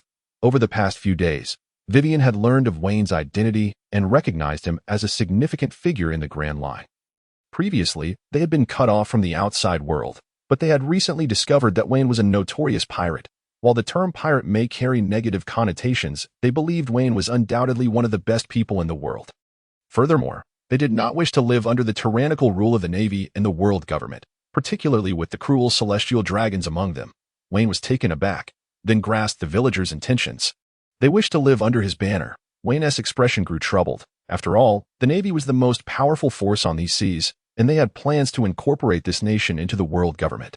Moreover, with Slave already dead, Wayne had no reason to remain. He gently patted Vivian's head and reassured her, "Fear not.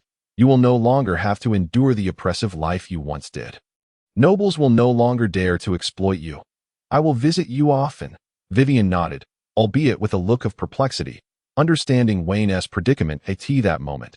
Kizaru and a contingent of Navy personnel, accompanied by world government officials and some former high-ranking members of the country of enslavement, approached. So this is Warlord Wayne. He seems like a decent person, but alas, he is a pirate. Wayne looked up and spotted a female Navy officer in a colonel's uniform, her long pink hair cascading down as she casually held a cigarette. He recognized her vaguely but detected a hint of pity in her tone, prompting him to disdainfully retort, "What could you possibly contribute? You leave the hard work to others and reap the benefits of the aftermath." The Navy officer extinguished her cigarette in anger and retorted, "Tina is not that kind of Navy officer." Wayne was momentarily taken aback as he recalled that the naval officer before him was the possessor of the paramecia-type kankank fruit, a commendable member of the Navy in the original narrative. At that moment, a government official intervened, stating, "Lord Wayne, let us not dwell on such trivial matters. When do you intend to depart from the Isle of Enslavement?" Wayne, still slightly stunned, replied, "I should be leaving today. After all, I have a ship to build in Water 7, and I have other pressing matters to attend to." The official sighed in relief, saying, "Lord Wayne, this is the treaty drafted by the nobility of this nation, along with the compensation owed to you. Please take a look." Wayne accepted the document and began to peruse its contents. He had indeed mentioned seeking compensation from the nobility before, but it was merely a casual remark, not something he took seriously. He never anticipated it would materialize. As he scanned the treaty, he noted, 1. Compensation of 300 million berries to the warlord D. Wayne for his unjust detention in the slave prison for 3 hours. 2. Warlord D. Wayne must vacate the enslavement nation promptly and shall not interfere with the internal affairs of the world government or the enslavement nation henceforth. 3. Unless invited by the enslavement nation, Warlord D. Wayne is prohibited from entering it uninvited. 4. The final interpretation of this treaty rests solely with the enslavement nation, and any breach of contract will incur consequences at the violator's own risk.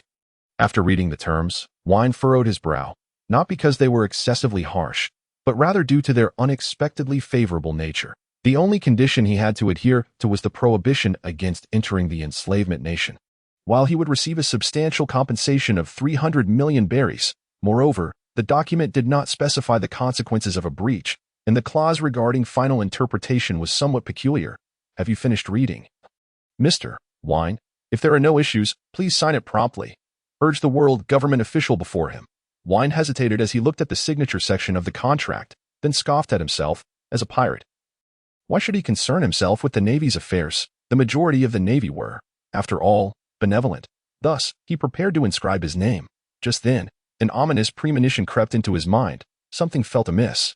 Wayne frowned as he reflected on everything that had transpired since entering this nation. Had it all been too smooth?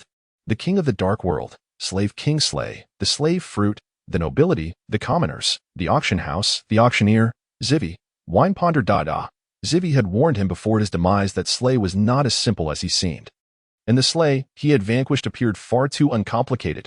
Furthermore, Zivy's final admonition, along with the regretful contract, the absence of any disgruntled nobles these past few days, the impatient demeanor of the world government, and the fact that Slay had not utilized the slave fruit to attack him before his death. Was the slave fruit truly that straightforward? Wayne's thoughts raced as he contemplated, his hand poised to sign now halted. Suddenly, he recognized a familiar figure among the crowd, the auctioneer from the auction house. It was time to test his hypothesis. Vayne erupted into action, drawing his sword, the Rashasha, and unleashing a swift, narrow/point one-sword style. Heavenly line. The target of this strike was none other than the auctioneer before him. Armament Haki enveloped the blade. The auctioneer, with his arms encased in a formidable layer of armament Haki, was taken aback. His eyes wide with terror. He had not anticipated Vayne's assault, yet instinctively, he activated his Haki in defense. Upon witnessing this, Vayne grinned ominously. You almost deceived me, Slay. Indeed. The auctioneer before him was the true slave king Slay. Of course, Vayne had only speculated prior to launching his attack. After all, based on the auctioneer's displayed prowess, he should have been unable to withstand such a blow. Yet he did, which indicated something was amiss. Naturally, there was a possibility that Vayne was mistaken, but so what? It would merely mean the elimination of a notorious gang leader. Fortunately, his deduction was correct. The auctioneer, now visibly terrified, exclaimed, "No. This is impossible. How did you discover my identity?" Meanwhile, the world government official beside him appeared equally alarmed, muttering, "This is bad." Upon hearing this, Vayne became even more convinced that the individual before him was indeed no ordinary person, most likely the genuine slave king Slay. This meant that the previous slave king was likely just a decoy. No wonder he had performed so poorly. Such a personality was easier to manipulate. "Vayne, you cannot act against him." At that moment, a voice interjected, prompting Vayne to turn around and see a government official brandishing a contract. This nation has now become a member state of the world government, and Slay, as its king, is entitled to protection from the Navy. Do not forget your status as a warlord. If you are wise, consider this matter closed. Vayne chuckled softly, his gaze filled with disdain as he retorted, "What are you even worth?" With a mere thought, the contract in the official's grasp flew into Vayne's hand. The official, seeing the document seized, became anxious and called out to the naval personnel nearby, "Admiral Kizaru, we agreed that Slay cannot be harmed." "That is the order." Vayne was momentarily astonished, glancing at Kizaru, and remarked, "I didn't expect you, old man, to be involved in this too. What a pity. Is this the Navy's way?" Kizaru's expression darkened, clearly indicating that this was not his desire. Yet, due to his position, he was compelled to follow orders. Understanding his demeanor, Vayne stated, "If there are matters the Navy cannot address, allow me, a pirate, to take care of them. Even if I lose my status as a warlord because of this. I won't be overly concerned." With that, Vayne tore the document in his hands. "Slay, even if an admiral stands in the way today, I will ensure your demise." Vayne glared at the world government official positioned before Slay. A hint of mockery in his eyes. He then retrieved a din mushy from his pocket and commanded, "Daniel, gather personnel immediately and head to the Isle of Enslavement, quickly." After issuing the order, Vayne fixed his gaze on Kizaru, fully aware that he posed the greatest obstacle. That, of course, this was contingent on whether Kizaru intended to impede him. Kizaru observed the unfolding scene and remarked, "Oh dear. How frightening. I must consult the Admiral, as he advised me to avoid conflict with you before my arrival." Vayne smiled lightly in response and then unsheathed his demonic blade, Rashasha.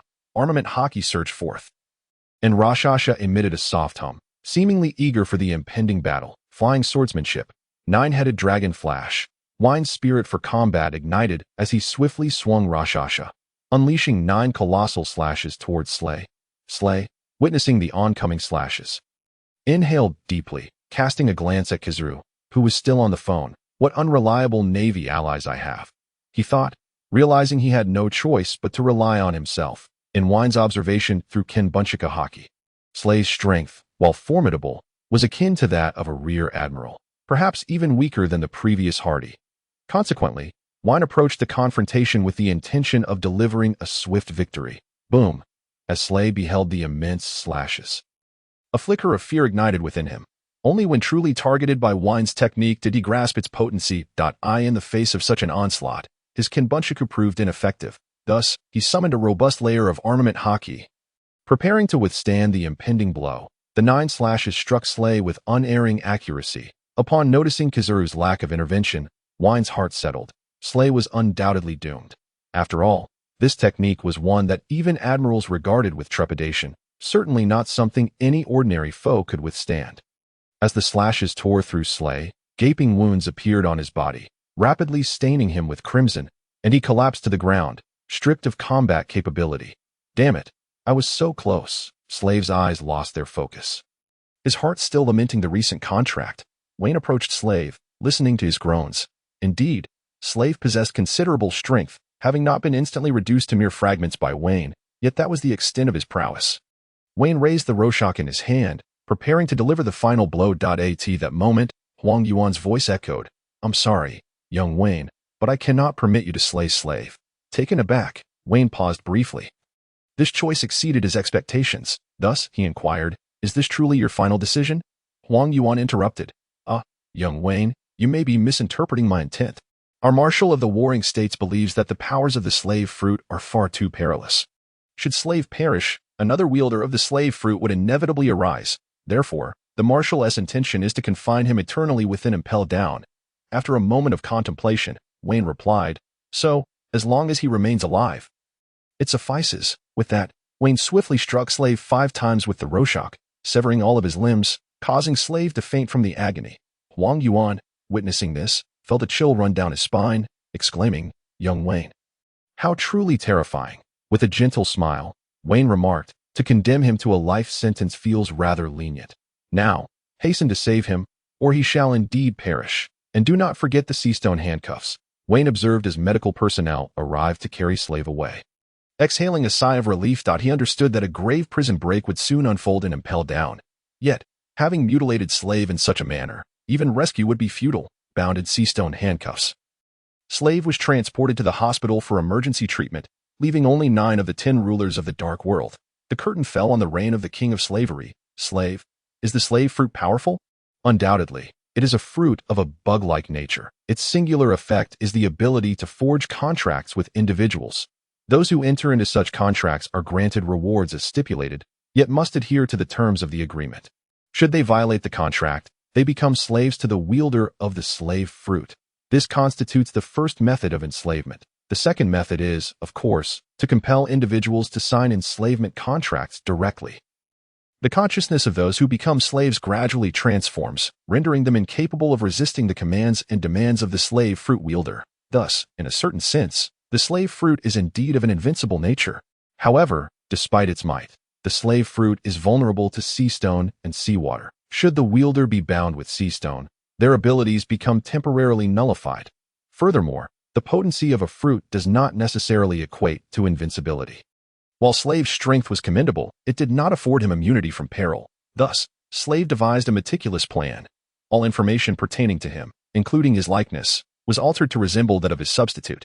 Only his slaves and a select few were privy to this secret. Naturally, serving as a slave auctioneer became Slave's interest. Born into an ordinary family, he became separated from his parents in childhood and was trafficked into the hands of nobility, subsequently enduring a long period of servitude on the slave bridge, until that fateful day when Slave fortuitously consumed a fruit, the superhuman slave fruit. From that moment forth, he acquired superhuman capabilities and power. Wealth and beauty became his to command. Yet, none of this stirred his heart. Years of slavery twisted Slave's character, rendering him cruel, cowardly, and suspicious. His greatest delight lay in witnessing the rage, humiliation, and suffering of slaves during their auctions, while the frenzied expressions of nobles vying for a quality slave exhilarated him. Thus, he concealed himself behind the scenes, becoming a slave auctioneer, ensuring his safety while indulging his proclivities. This is Slave's tale. Of course, Vayne remained unaware of all this at that moment. He was listening to reports from his subordinates. Daniel approached Vayne, flanked by a regiment of pirates. Their formation resembled that of a disciplined navy rather than a band of pirates. "Boss, I personally led 5 pirate ships and 500 men to the land of slavery, with more of our crew en route from the New World, awaiting your command." Huang Yuan raised an eyebrow at this scene. Knowing that only a few hundred Navy personnel remained on the island, a confrontation with Vayne could yield unpredictable outcomes. Vayne regarded the serious-faced Daniel and declared, "Tell the brothers from the New World not to come. The matter is resolved. You and a few of the crew should establish a branch office here. After all, the population is substantial, and our records and posters are bound to sell splendidly." Understood. Daniel did not question Vayne's decision and promptly set off with his crew. Vayne longed to proclaim, "I shall plant the flag of the Vayne Pirates here. This territory shall be mine henceforth." Yet, this was not the New World. It lay in paradise. and the proximity to Baratie ensured the Navy's influence would be formidable. Thus, Vayne could only adopt this approach to warn any nefarious pirates or others to weigh their worth before making a move. Wang Yuan, witnessing this, chose to remain silent. He was not one to meddle excessively. And with Slave's demise, this truly became a nation without a king. The future direction of the land of slavery would ultimately rest in the hands of its citizens. Turning to Wang Yuan, Vayne said, "Old man, I must thank you for your assistance with that matter. I owe you a favor." Wang Yuan pouted and replied, "How terrifying indeed. Do pirates owe favors to the Navy? Nonetheless, I shall accept this favor." Wang Yuan had already exhibited significant restraint by refraining from intervening when Vayne dealt with Slave, a point Vayne was acutely aware of. By the way, the Marshal of the Warring States has advised you to return to the New World promptly. It is best for someone of your standing not to linger in paradise. Vayne nodded, affirming, "Understood." He then transformed into a flash of lightning, departing the scene. "Vayne, will you return to see us again?" Vivian stood before Vayne. Her cheeks flushed, a hint of reluctance in her tone. Vayne affectionately patted her head, assuring her, "I certainly will. I have also opened a branch office here. You can work there in the future, and perhaps one day. You might even come to the New World to find me." "Yes, Vayne, I will." Meanwhile, at the Marine headquarters in Marineford, a gathering of high-ranking Navy officials convened around a round table. Sitting at the head was Sengoku, who inquired, "Borsellino, are you certain that Vayne has become a user of a Logia-type devil fruit?" Wang Yuan pondered for a moment, then replied with a pout, "Oh dear, Sengoku, do you still doubt me? I witnessed his body elementize with my own eyes, and the entire meadow bore the marks of charred remnants. Hence, I suspect he is the user of the thunder fruit." "What? Nanny?" All the high-ranking Navy officials present, apart from Wang Yuan, gasped in astonishment. Sengoku, wearing a grave expression, stated, "According to the intelligence from Aokiji's recent return, Vayne has approached the strength of a vice-admiral. Now, having attained the most formidable Logia-type thunder fruit, his power is likely on par with that of the four emperors. The thunder fruit is undoubtedly powerful, but its efficacy depends on its wielder. In the hands of Enel, it might merely equate to that of a warlord. Yet in the possession of someone as inherently strong as Vayne, it transforms into a true weapon of mass destruction." Tsuruko, with a serious gaze, added, "Fortunately, it appears that Vayne is currently the most amicable among the warlords, aside from the tyrant Kuma." However, Sengoku rubbed his temples, stating, "Little Tsuruko, you are unaware. When that fellow goes mad, he is more terrifying than the average warlord. Yet I have never heard of him engaging in acts of plunder. The most crucial point is that Vayne does not maintain cordial relations with the dark rulers of the New World, thereby alleviating a significant amount of pressure from us." Akainu, clenching his fists and gritting his teeth, interjected, "How infuriating! A man with a heart for justice, yet unwilling to join the Navy. What a great pity." At this moment, Sengoku asked, "Borsellino, have you extended an invitation to Vayne?" Wang Yuan nodded. "I did extend an invitation, but young Vayne still declined." Sengoku closed his eyes, revealing a look of regret as he said, "What a shame. We should strive to maintain a good relationship with Vayne as much as possible. Alas, one can hardly predict how much longer this vast ocean shall remain tranquil. In the New World." At the headquarters of the World Economic Newspaper, the proprietor of Newsbird, Morgans, found himself lost in contemplation as he gazed upon the intelligence before him. After a prolonged silence, Morgans gritted his teeth and declared, "The Seven Warlords, Vayne, what a formidable undertaking, to obliterate a sovereign of the Dark World. This matter must be discussed with them, lest Vayne redirect his ire towards us in due time. In Water 7. Vayne contemplated the ongoing modifications to the apocalypsis, his eyes reflecting a sense of helplessness. "How much longer must the apocalypsis undergo renovations?" he inquired. "Approximately another month," responded Isbagu. A flicker of resignation crossed Vayne's features. It appeared he would be confined to Water 7 for the next 2 months, a prospect he found exceedingly dull. Ding. Due to the host's prolonged observation of the ship's modification and construction process, the task Advanced Shipwright has been issued. Please check. Advanced Shipwright. As a man aspiring to be a god-level lifestyle player, one should possess the ability to construct their own vessels. Please elevate your shipbuilding skills to that of an Advanced Shipwright as soon as possible. Task rewards. Depending on the host's learning speed, rewards range from 100 to 10,000 lifestyle points. "Ah, this," Vayne murmured, glancing at the shipwright profession he had just unlocked and the task that had been triggered. "It seems the days ahead shall not be devoid of excitement." Thus, Vayne commenced his studies, beginning with the fundamental understanding of hull construction. Fortunately, his scholar title conferred upon him thrice the learning capability, making the acquisition of these new techniques considerably less arduous. In the ensuing month, the citizens of Water 7 grew accustomed to witnessing a tall, handsome man donned in a cap, traversing daily between Dock 1 and the city center. Andy, truly, it's unnecessary. I already have a girlfriend, I assure you. Vayne wiped the sweat from his brow, fervently explaining to the persistent ant before him. Oh, what's the big deal? Having a girlfriend is no hindrance.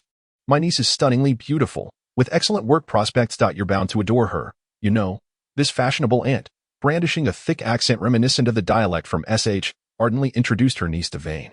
After exerting considerable effort, Vayne finally managed to dissuade her, seizing a plank of wood to resume his grand shipbuilding endeavor. This marked yet another instance of Vayne repelling numerous matchmaking ants when he first arrived. It was manageable. However, ever since the first ant proffered to introduce him to potential partners, the ants of Water 7 swarmed to Dock 1 like bees to nectar. These matchmaking ants undoubtedly became obstacles on Vayne's path to becoming a master shipwright.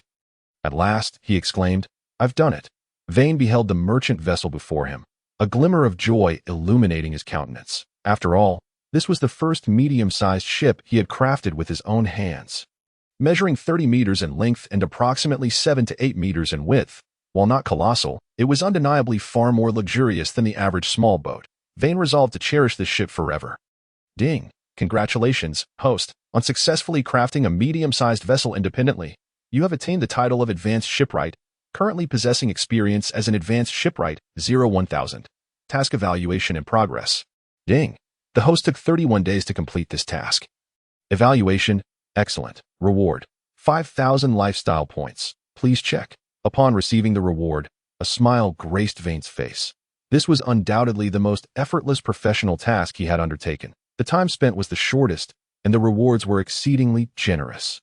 Now, where to allocate the amassed task points? Vayne pondered, glancing at his 7,777 task points. Deep in thought. At present, his Busashoka Haki stood as a weak link among the dual-colored Haki. However, ever since acquiring the Rakshasa, the enhancement of his Busashoka Haki had entered a period of rapid advancement, now reaching 2,300 out of 5,000. In merely a month, he had increased it by nearly 1,000 points, and he was confident of attaining the level of internal destruction within 3 months.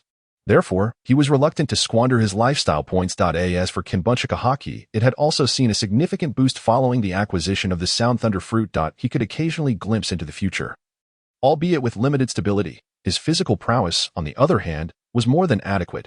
After deliberation, Vayne arrived at a decision. System. Allocate 1,000 lifestyle points to enhance my Kinbunchika Haki to the level of future foresight. Ding! Successfully allocated 1,000 lifestyle points to Kinbunchika Haki. Current Kinbunchika Haki level. Future foresight, 1,300. 1,000. Remaining lifestyle points, 6,777. Please continue your endeavors. With the elevation of his Kinbunchika Haki, Vayne felt his already keen senses sharpen further, enabling him to perceive some enigmatic sounds. What a splendid sensation! Vayne smiled faintly. The combination of future foresight with the elementalization of the Sound Thunder fruit would undoubtedly enhance his survival capabilities. Nanny. An additional upgrade requires 30,000 experience. Vayne winced at the system's notification. The disparity was quite staggering. It had increased tenfold. Well, for the time being, future foresight shall suffice. With 6,000 lifestyle points remaining, Vayne decided to wager them all on a lottery. It has been ages since I tested my luck. Today shall reveal the truth, Vayne exclaimed, rubbing his hands together. System, initiate the lottery. Ding, congratulations, host. You have won a bamboo copter 10. Each bamboo copter can be used for 1 hour. Please check. Ugh, how unfortunate, Vayne grumbled. While the bamboo copter had its uses in earlier years, it was now little more than a toy to him. System, draw again. Ding, congratulations, host. You have received a space ring capacity. 1 cubic meter. Please check. The space ring was indeed a valuable item, capable of storing system-provided belongings. Though its capacity was modest, it could still accommodate a few personal items. Vayne proceeded to draw 5 times in total. Aside from the initial bamboo copter and space ring, the remaining items were all of little use. Am I truly the unluckiest of the unlucky? System, let me draw one last time. Vayne, with a head full of dark thoughts, gazed at his remaining lifestyle points, ready to take one final gamble, for he had become quite addicted. Ding! Congratulations, host. You have received a lucky coin. Please check. Lucky coin grants the host a certain degree of good fortune. However, all things in the world are governed by fate, and luck exists in a delicate balance. The good fortune bestowed by the coin may, in some ways, be accompanied by misfortune. Luck coin? Vayne expressed a hint of confusion. The description suggested it was a beneficial item. Yet, the system's final remark filled him with a sense of foreboding. Well, I shall keep it on hand and see how it fares. Vayne pocketed the coin and strolled towards the apocalypsis, which was now in its final painting phase, transforming from its original black to a design featuring a dark golden bow and a black hull, exuding an air of mystery. Mayor, how is my ship coming along? Vayne inquired, observing Espagu, who stood bare-chested.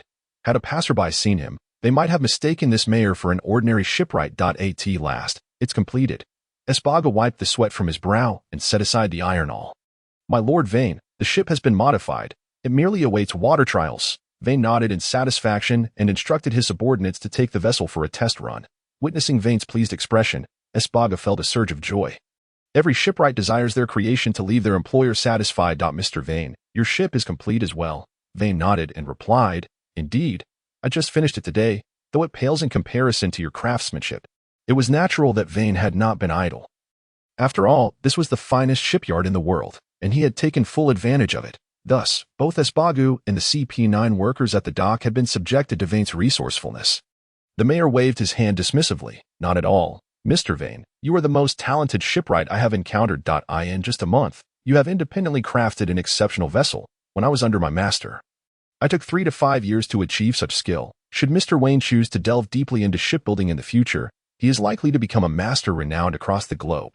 A flicker of envy crossed Espagu's eyes. Vayne, however, merely chuckled softly and remained silent, for he bore a system that could elevate him to the pinnacle of any profession he desired. It was time to experience the thrill of flight. Vayne gazed at the successfully tested ship, the Ark, with a slight smile before turning to board. Upon entering the power room, Vayne channeled his own electrical energy into the exceptional golden generator. The Ark gradually ascended into the sky. And with a mere thought, Vayne enveloped the vessel in his electromagnetic field, allowing it to maneuver gracefully in accordance with his will. After a period of testing in the air, Vayne expertly brought the Ark to a steady halt over the sea. It must be said that the speed of the ship far exceeded that of ordinary vessels. Splendid, splendid. It was precisely as I envisioned. Vayne marveled, noting that the Ark was equipped with a power storage device. With Vayne's electrical output, a single charge would last for quite some time. Moreover, he discovered that in the process of continuously maneuvering the Ark, he could further develop his fruit abilities, an endeavor yielding double benefits. With the Ark fully modified, Vayne planned to procure supplies in Water 7 and arrange some matters concerning the Paradise, for soon he would return to the New World. After all, during his time in Paradise, he had likely caused some unease among certain individuals. Daniel, proceed as I instructed. If you encounter any obstacles, just inform me. Understood, boss. Vayne ended the call, casting a glance at the excited crew members around him. Except for Chloe, the others had not returned to the New World for several years. Thus, this opportunity to return was indeed fortuitous. Vayne checked his watch and addressed those nearby. Robin, Chloe, you two are in charge of gathering supplies. And remember, procure plenty of apples and water meat. Return before noon. We shall set sail promptly at noon from Water 7. Ever since obtaining the thunder fruit, Vayne had developed a fondness for apples, feeling quite uncomfortable if a day passed without consuming them. Could this be a side effect of the thunder fruit? Perhaps this fruit was originally named the Death God fruit. As for the water meat, it was a delicacy unique to Water 7, known for its tender texture, and Vayne certainly wished to stock up for the journey ahead. But precisely 12 o'clock noon, Vayne's crew members returned to the Arkansas. Seeing everyone back, Vayne felt a surge of anticipation, and the Ark lifted off into the air. Observing the astonished expressions on his crew's faces, he couldn't help but wear a smug smile. All right, everyone, buckle up. Our destination is the New World, the City of Freedom. 5 days later, the Ark soared through the clouds. Vayne and his crew had successfully reached the New World, though they still had some distance to cover to reach their hometown. The City of Freedom. Leaning against a statue at the bow of the ship, Vayne surveyed the pale faces of his crew members, including Robin and Chloe. The prolonged flight at high altitudes had clearly taken a toll, and Vayne hadn't anticipated the severity of their motion sickness. Yet, this was hardly their fault. After all, pirates were accustomed to traversing the seas, but who would spend such extended periods aloft? except for a certain golden-haired old pirate. Everyone, hang in there a little longer. The next island is just ahead that will resupply there and rest for a day before setting off again. Vayne looked at his subordinates, feeling slightly exasperated. Although flying at high altitude was swift, even he felt fatigued, let alone his crew. Long live! Hooray! The captain is magnificent. Vayne's crew erupted with excitement. They hadn't seen the sea in ages, and at this rate, they would soon transform from pirates to sky pirates. Vayne's crew expertly docked the Ark at the harbor before stepping onto the island. In truth, Vayne's current location was merely a small town, devoid of any notable attractions. Thus, he planned to resupply and allow the fleet a day of rest before setting off again. Excuse me, how much for this apple? Vayne approached a vendor, unable to resist swallowing at the sight of the large, red apples. Customer, these are authentic Fuji apples, 300 berries per gene, or 1,000 berries for 3 gene. Vayne pondered for a moment and replied, very well, I'll take 30 gene of apples. After receiving the apples, Vayne picked one up, munching on it as he set off to find Robin and Golia, who should also be nearby in the market. At that moment, several pairs of eyes in a shadowy corner were fixated intently on Vayne. Captain, that was him who came down from that grand ship. He must be the captain of that vessel. A burly man with a mustache remarked to a short, thin man nearby. The short man asked cautiously, are you certain they are wealthy? Absolutely, Captain. I saw with my own eyes a 3-meter-tall statue at the bow of their ship, gleaming with gold. What kind of poor pirate would construct such a statue? The thin man, somewhat apprehensive, inquired. What if they are some significant figures? We wouldn't want to bite off more than we can chew. The burly man replied confidently, not a chance. They have barely 20 crew members, and I haven't seen that ship before. It shouldn't belong to any notorious pirate. Besides, what kind of great pirate would come to buy apples themselves? The thin man nodded. You make a valid point. Prepare to gather our men. We'll act once they leave the town. A cruel smile crept across their faces as they watched Vayne walk further away. The thin man, known as Russell Locke, nicknamed Black, led a pirate crew called the Black Pirates, boasting over 100 members. The Black Pirates specialized in underhanded tactics and were indeed formidable, yet their bounty was relatively low. They were known to eliminate witnesses after each heist, which explained why few were aware of them. Their presence in the small town was purely coincidental, and upon spotting the gleaming pirate ship, they could not let such an opportunity slip by. Vayne, however, remained blissfully oblivious to these developments, for he could never fathom that someone would dare to rob a figure of the Seven Warlords. He had merely altered the appearance of the Ark, and these pirates failed to recognize it. Could his face truly be less recognizable than the ship itself? The following day, Vayne awoke from his slumber in the inn, yawning widely. Although the inn's conditions were poor, they were still far more comfortable than the Ark soaring through the skies. As a result, Vayne had enjoyed a deep sleep, dispelling the exhaustion he had accumulated over the past few days. Chloe, later have the crew members on watch change shifts. Let them explore the town a bit. I intend to set off right after lunch. Yes, boss. Chloe nodded and then stepped outside the town. He had been aboard the ship for several months now, and during this time, his abilities had undergone a tremendous transformation. He had mastered the 6 powers of the Navy and had made significant strides in both observation Haki and armament Haki. The Ark slowly departed from the small island, and despite the crew's unanimous objections, Vayne decided to continue the journey over the sea, as the distance was not significant. Chloe, tell me, what was the thought process behind constructing that statue? Vayne pointed at the half-length statue at the bow of the ship. It was undeniably impressive, crafted from pure gold and weighing several tons, but perhaps a tad ostentatious. Chloe adjusted his glasses and replied, Boss, this was a collaborative effort between Daniel and me. After all, only such a noble statue could match the greatness of the boss. We used the gold we brought back from Skypiea to forge it, and I spent an entire month in Water 7 meticulously polishing it. There was a hint of pride in Chloe's tone, as if he were awaiting Vayne's praise. Vayne shook his head, thinking to himself, Goodness, this guy has some nerve. The figure on that statue bears little resemblance to me. The difference was stark. Everyone remembered the first bounty poster of Sanji from the original story, right? Yes, it was about that level of disparity. Oh well, this is merely a token of my subordinate's goodwill. Vayne plucked an apple from the fruit platter, took a bite, and tossed a lucky coin into the air to calm his nerves. Suddenly, the Ark rocked slightly. Huh. Vayne turned in surprise. A panicked crew member rushed over, exclaiming, Captain, we've been attacked by pirates. A pirate ship has appeared at our 9 o'clock position and is heading toward us. I don't recognize the flag on their ship. Who is the unfortunate soul that has dared to approach? Kuro voiced his perplexity, for even in the New World, There remained a multitude of pirates engaged in acts of plunder upon the seas. However, few would be audacious enough to raid a warlord of the sea. It appeared they had not recognized him. Thus, Kuro inclined his body slightly and declared, "Boss, allow me to teach these pirates a lesson." Vayne nodded in acknowledgement and replied, "Go ahead."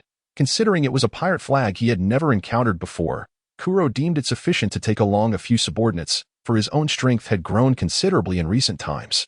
His heart swelled with excitement, as he had yet to showcase his capabilities since boarding the ship months ago. Today, he would finally demonstrate his worth to the boss.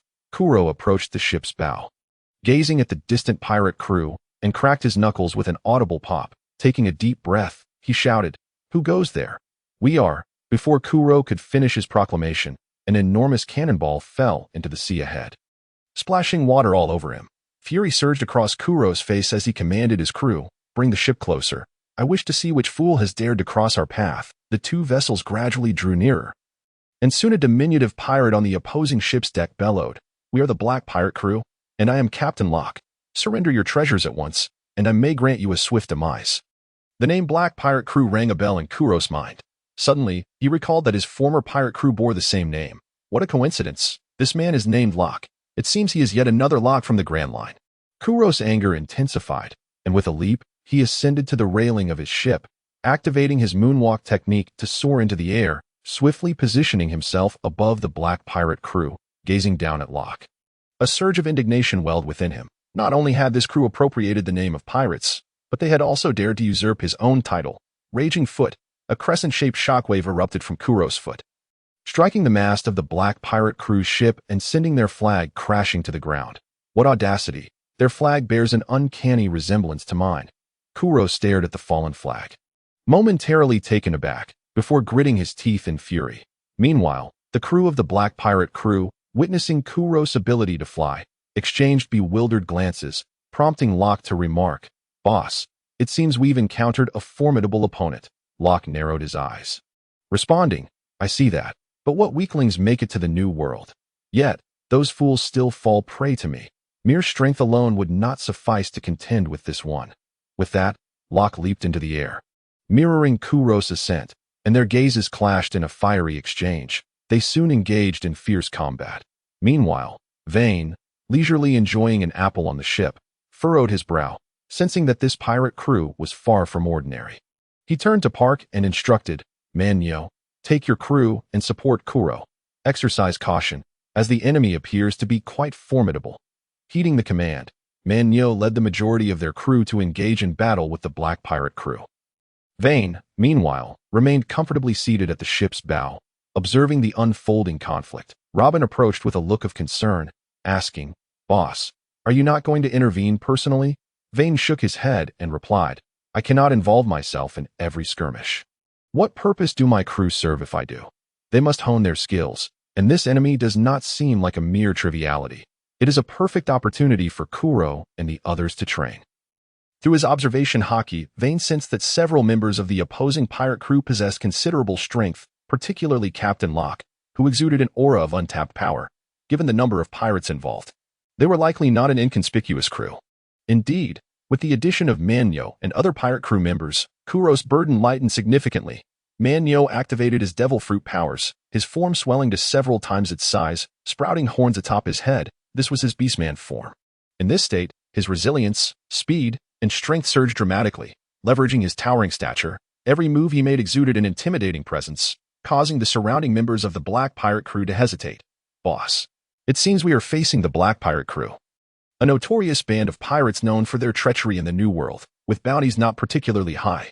However, it appears they have previously plundered pirates with bounties as high as 300 million. Robin relayed this intelligence to Vayne, who pondered thoughtfully in response, "Gallia, Robin, you both should join the fray as well. Be cautious. That Locke appears to be quite formidable." With that, Robin and Gallia also plunged into the fray. Vayne remained vigilant, keeping a close watch on the battle unfolding aboard the enemy ship. After all, these were his crew members, and while he wished for them to develop their skills, he certainly did not desire to witness casualties. With Manyo and Robin's assistance, the Black Pirate crew found themselves at a disadvantage. Only 4 or 5 individuals, including Locke, managed to withstand the mounting pressure, while the majority of their crew either succumbed to fatal wounds or fell unconscious from the violence. Death is the grim reality of pirate warfare. No pirate crew exists without its losses, and Vayne was no exception. After all, in the harsh reality of life, it is improbable that 100 battles would claim fewer than 10 lives. Unlike the tales spun in comic books, in the world of pirates, every moment sees lives extinguished, especially for those at the lower echelons. Such cannon fodder often suffers heavy casualties in a single skirmish. While Vayne's crew may not possess the same ferocity as the higher-ranking members, they could easily dispatch several ordinary pirates without difficulty. Throughout the battlefield, Kuro found himself at a distinct disadvantage, to be precise. His situation was dire. His clothing bore numerous claw marks, and his face displayed similar wounds, as he was perilously close to being cornered. This was not due to Kuro's inadequacy, but rather Locke's undeniable strength. They noted that Locke had not even employed a weapon yet could inflict such damage. Two possibilities arose, the first being a member of the Fur tribe, though he clearly did not fit that mold. Thus, the second possibility remained. He was a Zoan-type devil fruit user. On the battlefield, Man-Yo had also discerned Kuro's precarious situation. He swiftly incapacitated an approaching pirate lackey and joined the fray between Kuro and Locke. Since their last meal together, Kuro and Man-Yo seemed to have developed a decent rapport aboard the ship. At least, that was Vayne's impression. Seeing Man-Yo's arrival, Kuro's eyes flared with annoyance, and he retorted defiantly. "Who asked for your help? I can handle this myself." Man-Yo, possessing a naturally affable demeanor, glanced at Kuro and said, "Oh, come on. If I hadn't come, you'd be on the brink of death by now. I can't have you as our first casualty. That would be a difficult report to make to the boss." Kuro scoffed in response, falling silent, for he indeed could not match Locke. The man before him surpassed him in both speed and strength. Even his weapon, the tin swords, was outclassed by Locke's peculiar claws. Locke observed the two before him with heightened caution. The well-dressed man was no weakling, and now faced with a potential devil fruit user. "The pressure was mounting. It seems I can no longer afford to toy with you," Locke roared, his body undergoing a dramatic transformation. Once standing at a mere 5 feet 3 inches, his height swelled to nearly 6.5 feet. His limbs thickening, ears elongating, and a fine layer of fur sprouting across his body. His formerly brown eyes shifted to a striking shade of amber. "I am the user of the cat fruit." Ancient Zoan type, terror form, Locke laughed, revealing 4 sharp fangs, before leaping into the air above Kuro, his claws extending menacingly as they lunged toward Kuro's chest. So swift, Kuro gasped, momentarily stunned, realizing he could not evade in time. Gritting his teeth, he activated his iron block, hoping to withstand Locke's assault. Yet, ordinary iron could not hope to withstand the lethal claws of terror. Kuro's eyes rolled back. Blood sprang forth as he crumpled to the ground. Unconscious, with Kuro incapacitated, only Man-Yo remained before Locke, who now felt an urge to toy with his adversary. It was his nature, an instinct to torment those he perceived as weaker prey, the adept wielder of the cat fruit. "Locke has flawlessly inherited this particular trait. I shall tear you into shreds, piece by piece." Locke licked his claws, revealing a cruel expression, and then lunged towards the formidable bull before him. Not far away, Vayne furrowed his brow.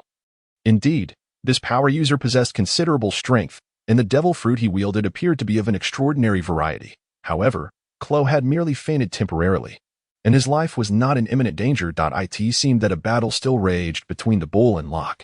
Locke's agility was remarkable, as the bull, despite its robust physique and immense strength, could not land a blow on him.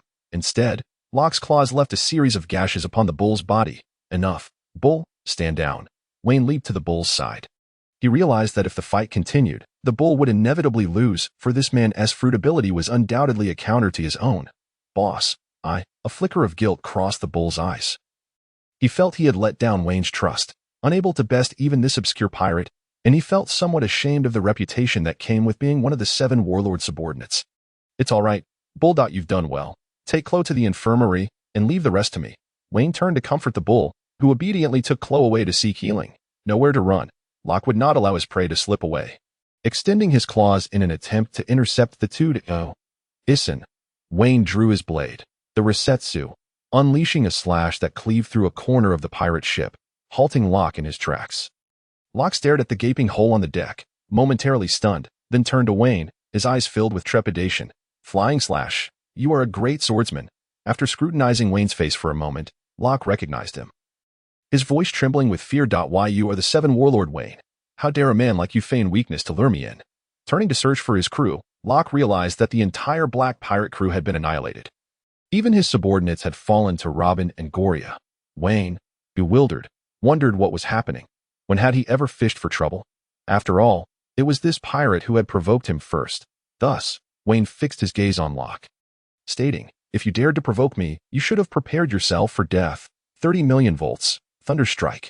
Vayne felt a surge within him, purple lightning crackling forth from his arm, transforming into a hand-shaped bolt that reached out towards Locke. Nanny?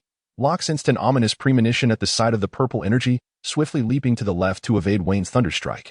Vayne, surprised that Locke had dodged, soon understood. Is this the ability of your devil fruit? With your observation, Haki, and reflexes, you can even evade lightning. Anger flared in Locke's eyes as he retorted, "Do not speak down to me. Even if you are a Seven Warlord, do not underestimate me. I am the great Captain Locke." With a leap, Locke transformed into an afterimage, appearing above Vayne and extending his claws to land a precise strike on Vayne's body. Humph. The Seven Warlords are nothing to boast about. Before Locke could finish his sentence, shock washed over his face as his arm passed through Vayne's body. Vayne smiled faintly, declaring, 30 million volts. Electromagnetic field. A surge of high-intensity electric currents enveloped Vayne, forming a powerful electrical field around him, capable of inflicting electric shock damage to foes engaged in close combat, or at the very least, paralyzing their movements. Locke cried out in agony, gritting his teeth as he retreated instantly from Vayne's vicinity. Glaring at him and articulating each word, a Logia-type devil fruit user, Vayne chuckled softly, having noticed that Locke's previous attack lacked Haki. Otherwise, he would have evaded it long ago. He merely wished to test his new technique. Locke glared at Vayne with sinister intent. Logia is not invincible. I am the great Captain Locke. Suddenly, Locke leaped high into the air, his claws engulfed in black, the manifestation of Haki. Claw. Crossblade. Locke crossed his arms over his chest, elongating his claws, evidently preparing to unleash a powerful technique. Vayne, not daring to underestimate him, recognized that the combination of a special Zoan type with dual Haki was indeed worthy of his attention. In that case, I shall take this seriously. Vayne unsheathed the Resetsu from his waist, Haki enveloping the blade, turning its edge black. He softly uttered, "Flying sword technique. Tornado flash." A dragon-shaped blade of energy surged forth, striking Locke's claws with tremendous force. The clash of Haki echoed violently in the air. Ultimately, Locke was unable to penetrate Vayne's sword energy, staggering back several steps until he reached the edge of the pirate ship. With the endless sea behind him, Locke glanced at his injuries, despair creeping onto his face as he muttered, "If it comes to this, then I shall fight with all I have." With a fierce roar, Locke's body underwent a more profound transformation. His fur thickened, his size increased, and his features became more pronounced. Most striking was the black fur enveloping him, resembling a layer of Haki. No, it was Haki, fully covering him. Locke's slit pupils turned red, an overwhelming aura erupting from him. Vayne's eyes widened in surprise of Conqueror's Haki. No, perhaps not. It resembles a combination of fear and murderous intent. An impressive ability indeed. In that case, I shall grant you a dignified demise. Vayne further intensified his Haki, his Resetsu humming softly as he murmured, "Flying sword technique. Nine-headed dragon flash. Claws of fear." Vayne leaped, swiftly executing a slash, sending forth 9 razor-sharp energy slashes towards Locke, who was now in his second transformation, channeling all his strength into his claws for his most powerful move. After the attack, Vayne stood firm, observing Locke from a distance, who remained oblivious to his own condition. The Seven Warlords are nothing. Vayne smiled gently, sheathing his Resetsu and saying, "Haven't you realized? You are already dead." Through his observation Haki, Vayne perceived Locke's life force rapidly diminishing. Indeed, as Vayne's words fell, disbelief washed over Locke's face, and 9 fierce, slashing wounds appeared on his body, completely shattering his Haki. Locke fell lifeless to the ground. Seeing Locke dead, Vayne surveyed his surroundings and commanded his crew, "All right, clean up the battlefield and prepare to set sail again." To Vayne, Locke was merely a competent adversary. Far from being worthy of significant concern, merely a fleeting incident in their journey. On the apocalypse, Vayne bit into an apple, gazing at his crew. At that moment, more than a dozen crew members, including Klo and Bull, bore various injuries. Particularly, Klo had a deep claw mark on his chest, one that would likely leave a permanent scar. You lot, if you don't train diligently, you now understand the consequences. Never underestimate anyone on the sea. You will inevitably pay the price. The crew stood in silence, aware that although they had won the battle, it was far from a flawless victory, lacking the domination they ought to have displayed. Upon returning to the island, everyone will undergo extra training. Understood? Especially you, Chloe. Vayne finished the last bite of his apple and casually tossed it into the trash, saying, Chloe, I have high hopes for you. Don't let me down. Chloe fell silent. Vayne indeed had great expectations for him, even granting him a code name. Yet, since joining Vayne's crew, Chloe had faced numerous battles, but he had scarcely emerged victorious. Now, he bore the nickname 100 Defeats Chloe. But Vayne picked up another apple, ready to take a bite, only to notice the peculiar pattern on it. Nanny? Vayne gazed intently at the fruit in his hand, or rather, it should be referred to as the devil fruit. The surrounding crew members gathered closer, their attention drawn to the peculiar fruit. Vayne scratched his head, studying the claw-like black patterns adorning the fruit, and a bold idea flickered in his mind. Could it be? Soon enough, everyone, including Vayne, confirmed that this fruit indeed belonged to the recently encountered Locke. Thus, he pondered aloud, So, who among you desires this extraordinary fruit?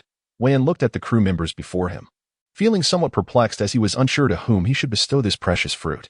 At that moment, Kuro stepped forward. He knelt down on one knee and declared, Boss, I wish to claim this fruit. Kuro paused briefly before continuing, I am aware that I joined the crew the latest and have contributed almost nothing. Yet, like everyone else, I yearn to serve Lord Vayne. I deeply feel my inadequacies in strength. Hence I hope to acquire this fruit. I am willing to brave any peril for Lord Vayne. Vayne regarded Kuro's serious demeanor, noting that no other crew members were vying for the fruit. After some contemplation, he realized that this fruit was indeed well suited for Kuro, that if no one else is contesting, then it shall be given to Kuro. Kuro eagerly accepted the devil fruit and, without hesitation, took a bite, only to grimace as if he had consumed something repulsive, contemplating discarding the remaining fruit. However, under Vayne's piercing gaze, Kuro forced himself to consume the entire fruit, afterward downing 3 barrels of water to stave off the urge to vomit. With his eyes shut, Kuro silently savored the experience for a moment before opening them, a radiant smile illuminating his face. From this day forth, I am the ancient Zoan-type cat fruit, model fear. Golia, observing from the side, inquired with curiosity, ancient type. Kuro nodded affirmatively. Indeed, fear is a long-extinct species, once one of the top predators of the Grand Line. He continued to elucidate the abilities he had unlocked from the fruit. Firstly, both my speed and strength have significantly increased, approximately double what they were before. Additionally, upon transformation, my strength can be further augmented. Kuro then let out a low growl, and his body began to transform. His black hair lengthened, a coat of black fur sprouted across his form, and his muscles swelled, showcasing a remarkable enhancement in physical prowess. Secondly, my reflexes have vastly improved, along with a significant boost in dynamic vision. Vayne watched as Kuro's eyes transformed into a pair of feline irises. Kuro swiftly seized a handful of leaves from a nearby apple tree, over 30 in total, and tossed them into the air. In a mere second, he leapt, leaving behind after images, and snatched approximately 20 leaves mid-air. Golia, Robin, and others gasped in astonishment, clearly taken aback by Kuro's display of agility. Even Vayne widened his eyes in disbelief at Kuro's prowess.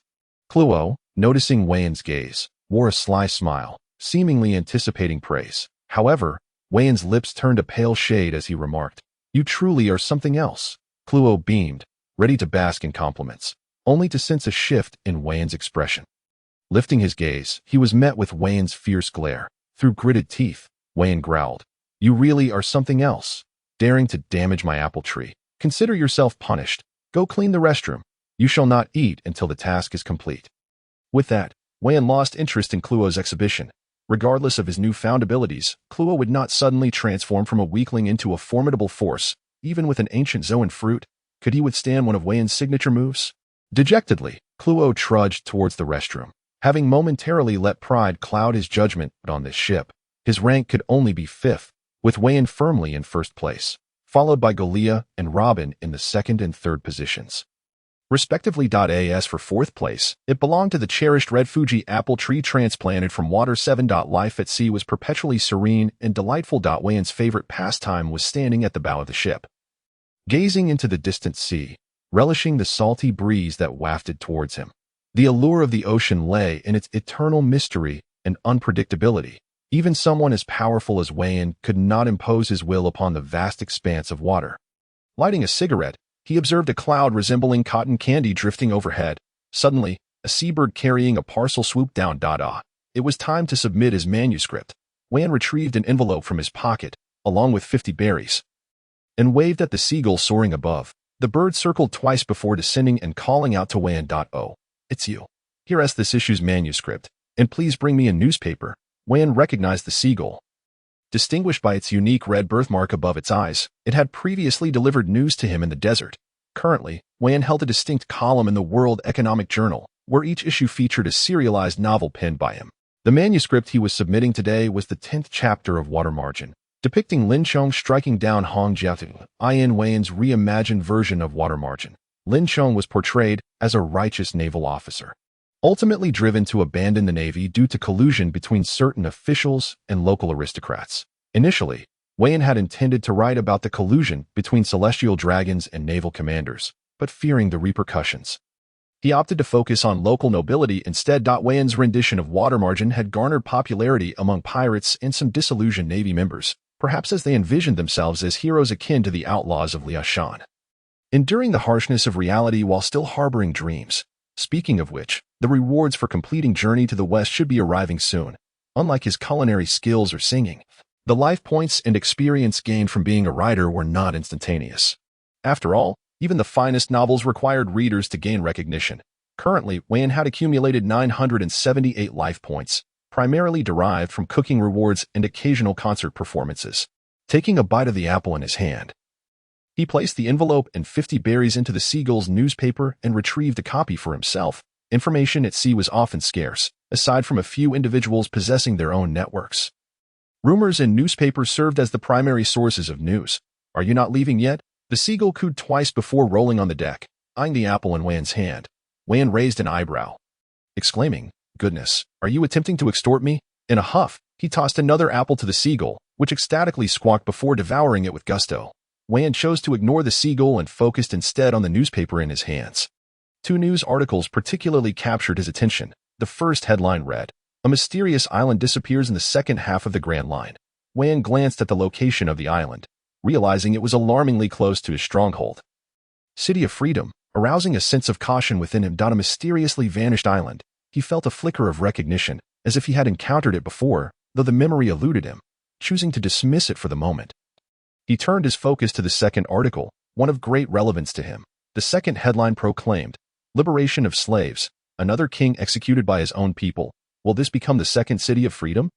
Indeed, the article described the former slave island, but with a twist. It detailed King Slave's inhumane and frenzied exploitation of the commoners. With the assistance of the Navy, the populace rose in revolt, toppling the aristocracy. The article included a photograph of Admiral Kizaru and images of overjoyed liberated citizens, tears of joy streaming down their faces. Upon reading this article, Vayne shrugged. He had anticipated this outcome. After all, Slave Island was destined for liberation, so this news could not remain concealed. Moreover, the Navy would never award such accolades to pirates, even if one were a warlord of the sea. Consequently, the Navy would undoubtedly claim the credit, further solidifying their positive image amongst the populace. Vayne expressed his thoughts on the matter, remarking that it was an old trick. He could have predicted that the Navy would act in such a manner even with his toes.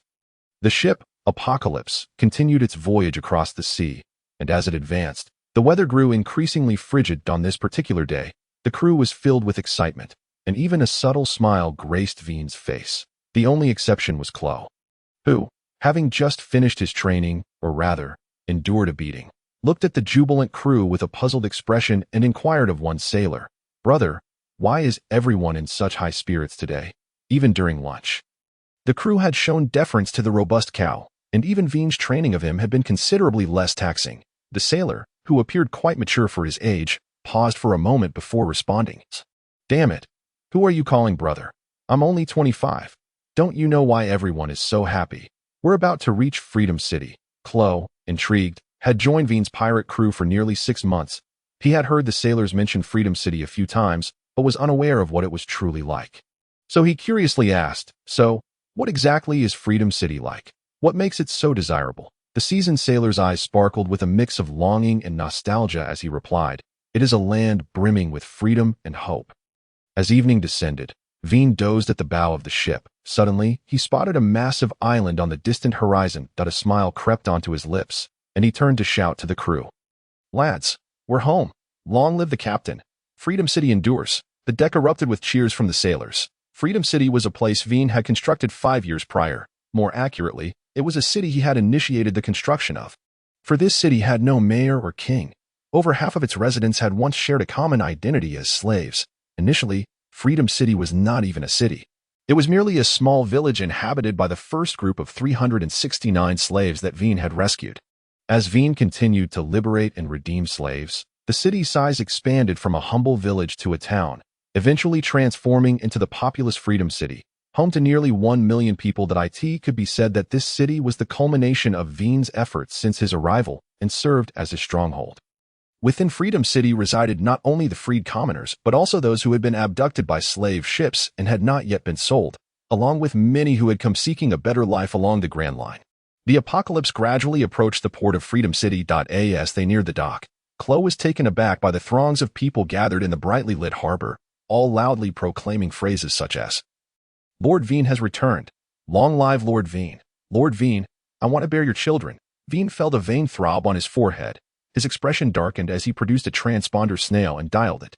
"Gulyalu, Moses, this is Solomon. Who might you be?" "It's me, Vayne. Oh Vayne, my dear brother, have you arrived at Freedom City? Have you seen the welcome ceremony I prepared for you? Damn it, did you invite all these people?" Vayne glanced at the dock, where at least tens of thousands of people crammed together, and he feared that such a crowd could lead to a stampede.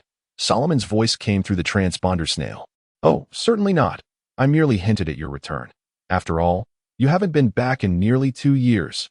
Vayne instantly understood. The citizens had indeed come of their own accord, and it was no surprise. Vayne held such significant influence in this city that he was regarded as their beacon of hope. Solomon continued, "After all, it has been 2 years since you last visited, and many new faces have appeared in the city. They should know who saved them and who bestowed upon them the life they yearned for." Vayne fell silent. Solomon's actions were clearly not without intent, as they further solidified Vayne's standing in the hearts of the townsfolk. When the hearts of the people is to win the world. This age-old adage held true even in the world of pirates. After a long pause, Vayne's voice emerged. "No more of this next time. It disrupts the normal lives of the citizens. Also, send a team to maintain some order." "We can't access the port." Solomon's playful voice came through the transponder snail. "At your command, boss." Shortly thereafter, a squad clad in armor and fully equipped approached, numbering around 500. Consisting mostly of young men in their 20s and a few children aged 14 or 15. This was one of the 3 Freedom retaliation teams that guarded Freedom City, known as the Guardians. The name was derived from the English word wish, for these children represented the future hope of Freedom City. Though Vayne preferred to refer to them as the Youth Brigade, the Youth Brigade was responsible for maintaining security within the city and addressing conflicts among its residents, for even in a utopian city, disputes were inevitable. Nevertheless, the presence of the Youth Brigade significantly reduced the incidence of conflict. Upon seeing the Youth Brigade arrive, Vayne gathered his breath and shouted, "Good citizens, do not crowd here. Please return home to rest. If this continues, we may witness a stampede." To his surprise, his words only heightened the excitement among the citizens, who eagerly waved at him. Vayne, exasperated, summoned a touch of his conqueror's Haki to lend authority to his voice and bellowed, "If you don't head back, I shall become angry. I will have the Youth Brigade detain you all." Indeed, with the enhancement of his Haki, the citizens calmed down considerably and began to disperse in an orderly fashion. Under the organization of the Youth Brigade, the port soon saw only a few scattered vendors selling posters of Vayne. It must be said that these vendors possessed a keen sense of commercial acumen. "Welcome home, Lord Vayne." Before Vayne stood the Youth Brigade, maintaining order, their faces alight with excitement, clearly unable to conceal their enthusiasm, though they were noticeably more restrained than the townsfolk. Vayne took a moment to recollect. Addressing the foremost youth, "I remember you. Your name is Wallace. I once taught you." Freedom City boasted schools, and Vayne served as the principal of 3 of them, having funded their construction and drawn upon his past experiences to shape many of their teaching methods.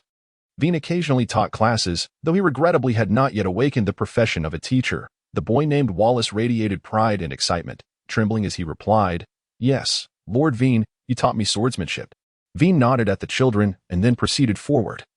Accompanied by the escort of the Youth Brigade, Navigating through the port area, they arrived at the commercial district, where they came upon a towering 30-meter statue at the junction of the commercial and port areas. Depicting Vayne himself, this statue was not erected by Vayne, but was a collective effort of the citizens who had pooled their resources during the city's establishment. The statue portrayed Vayne with a noble visage. Clad in a black coat, with piercing eyes that seemed to guide the commoners toward hope. At long last, Vayne and his companions returned to the headquarters of the company, a grand castle perched atop the highest peak of Freedom City. "Boss, welcome home." Upon entering, Vayne was greeted by Lafayette and Morn, who awaited him in the hall. It was amusing to note how similar Lafayette and Morn appeared. Lafayette's face was perpetually pale, while Morn often adorned his face with white powder. "Chloe, you should familiarize yourself with Lafayette and Morn, and quickly find your rhythm." Vayne nodded at the two and introduced the newly arrived Chloe. Generally speaking, all three possessed commendable intelligence, particularly Chloe. Vayne and Solomon could not manage every task themselves. Thus, they required capable subordinates to assist in handling matters. "Boss, Solomon is waiting for you on the rooftop." Upon hearing this, Vayne nodded and, after issuing a few directives to the others, ascended the stairs to the castle's rooftop. The rooftop of the company headquarters was the highest point in all of Freedom City, a place where Vayne once relished standing, gazing out over the flourishing expanse of Freedom City, upon assuming the affairs of Vayne. Solomon appeared to have developed a similar penchant. "You've arrived." Solomon spoke as Vayne stepped onto the terrace, his back turned towards him. Vayne gazed at Solomon, who was looking out over the city, and could not help but approach the edge of the terrace, remarking, "What's wrong? Are you not welcoming me?" Solomon picked up a nearby bottle of red wine and poured a glass for Vayne, saying, "How could that be? It's just that you are often away from home. I fear the townsfolk may know only Solomon and be oblivious to Vayne." Vayne took a small sip of the wine. Understanding Solomon's implication. As Vayne's elder brother, he was, in this city, a figure of great prominence, second only to the highest authority. Particularly in recent years, Solomon had been managing all matters of the city alone, leading to discontent among the older generation beneath him, who felt that the citizens recognized only Solomon and not Vayne. However, Vayne had never been concerned about this. His initial establishment of the free city stemmed from his tragic childhood experiences and a deep-seated compassion for the enslaved. Yet, this compassion was more akin to the pity a strong individual might feel for the weak. Ultimately, as the number of liberated slaves grew and their influence expanded, the city naturally came into being. "You know I do not care for such matters. Moreover, I trust you," Vayne stated, lighting a cigarette and enjoying the cool breeze on the terrace, all the while gazing into Solomon's eyes in the moonlight. Solomon smiled with satisfaction upon hearing this. All his efforts, including the matters at the port today, were aimed at living up to Vayne's trust. After a moment's pause, Solomon continued, "I understand that you do not mind. But if you wish to realize your dreams, power is an indispensable element." Vayne shrugged noncommittally, pondering who could truly reject power. Even he existed under the warm embrace of authority. Solomon filled Vayne's glass with more red wine and added, "I've heard about your endeavors on Slavery Island. What do you plan to do with that island?" Vayne hesitated. Solomon's abrupt shift in topic seemed rather significant. "I have no particular plans. I merely found slave to be unpleasant. Has he always targeted us?" Solomon replied, "I anticipated you would say that. However, have you considered that without an order, that nation might revert to its former state?" Vayne nodded, acknowledging that he had contemplated such issues. Yet, he was no deity and could not resolve every problem. "So what do you intend to do?" Solomon downed his glass of wine, and a glint of ambition sparkled in his eyes as he said, "Have you thought about it? We could establish a branch in that city, a division second only to the Free City." Vayne grasped the essence of Solomon's suggestion and expressed his confusion. "But our headquarters is in the New World. Is it truly feasible to establish a second headquarters so far away?" Solomon spoke with a hint of confidence. "It is indeed possible, after 2 years away. You might be unaware of our strength. We can now establish a significant stronghold in the first half of the Grand Line. At that time, our intelligence network and sphere of influence will expand further." Solomon continued, "Moreover, you need not worry about the issue of distance. Have you forgotten what type of devil fruit user I am? With my teleportation range, I can easily reach Slavery Island. So, leave the expansion of our influence to me. While your task will be to manage the pressure from the Navy." Vayne nodded in agreement. "No problem, I'll leave it to you. I trust your abilities." Solomon caught a snowflake falling from the sky and murmured, "It is snowing. By the way, Caesar mentioned he would be taking a break soon and could meet you." Vayne also gazed at the snowflakes, momentarily lost in thought. Then his voice filled with excitement. Really? I haven't seen him in ages. When will he be back? Solomon shook his head. You know, it's not easy for him to return from the Navy, so we'll have to wait and see. Vayne nodded and said, let us not dwell on this. Since it's snowing, let us go soak in the hot springs and chat. The free city is comprised of 2 islands, large and small. With the larger island being the location of Vayne's company headquarters, known as Star Island. Star Island is a circular island, partially encircled by a smaller island called Hot Spring Island. The primary industries of Star Island are entertainment and winemaking. While Hot Spring Island is renowned for its natural hot springs. This feels delightful. Vayne rested a towel on his forehead, curling up in the lavender-scented hot spring, experiencing an indescribable sense of bliss. Vayne was pleased that the side effects from the devil fruit he consumed, which included seawater and sea prism stone, were nullified. Otherwise, he would have been deprived of this cherished pastime. Conversely, Solomon could not escape the discomfort brought on by the hot spring. Thus, the water in his half of the pool only reached his waist. Any higher, and he would feel quite unwell. Solomon diligently peeled a sugar orange and savored it with a satisfied hum before turning to Vayne. Do you think Caesar, having been away for so long, can still be aligned with us?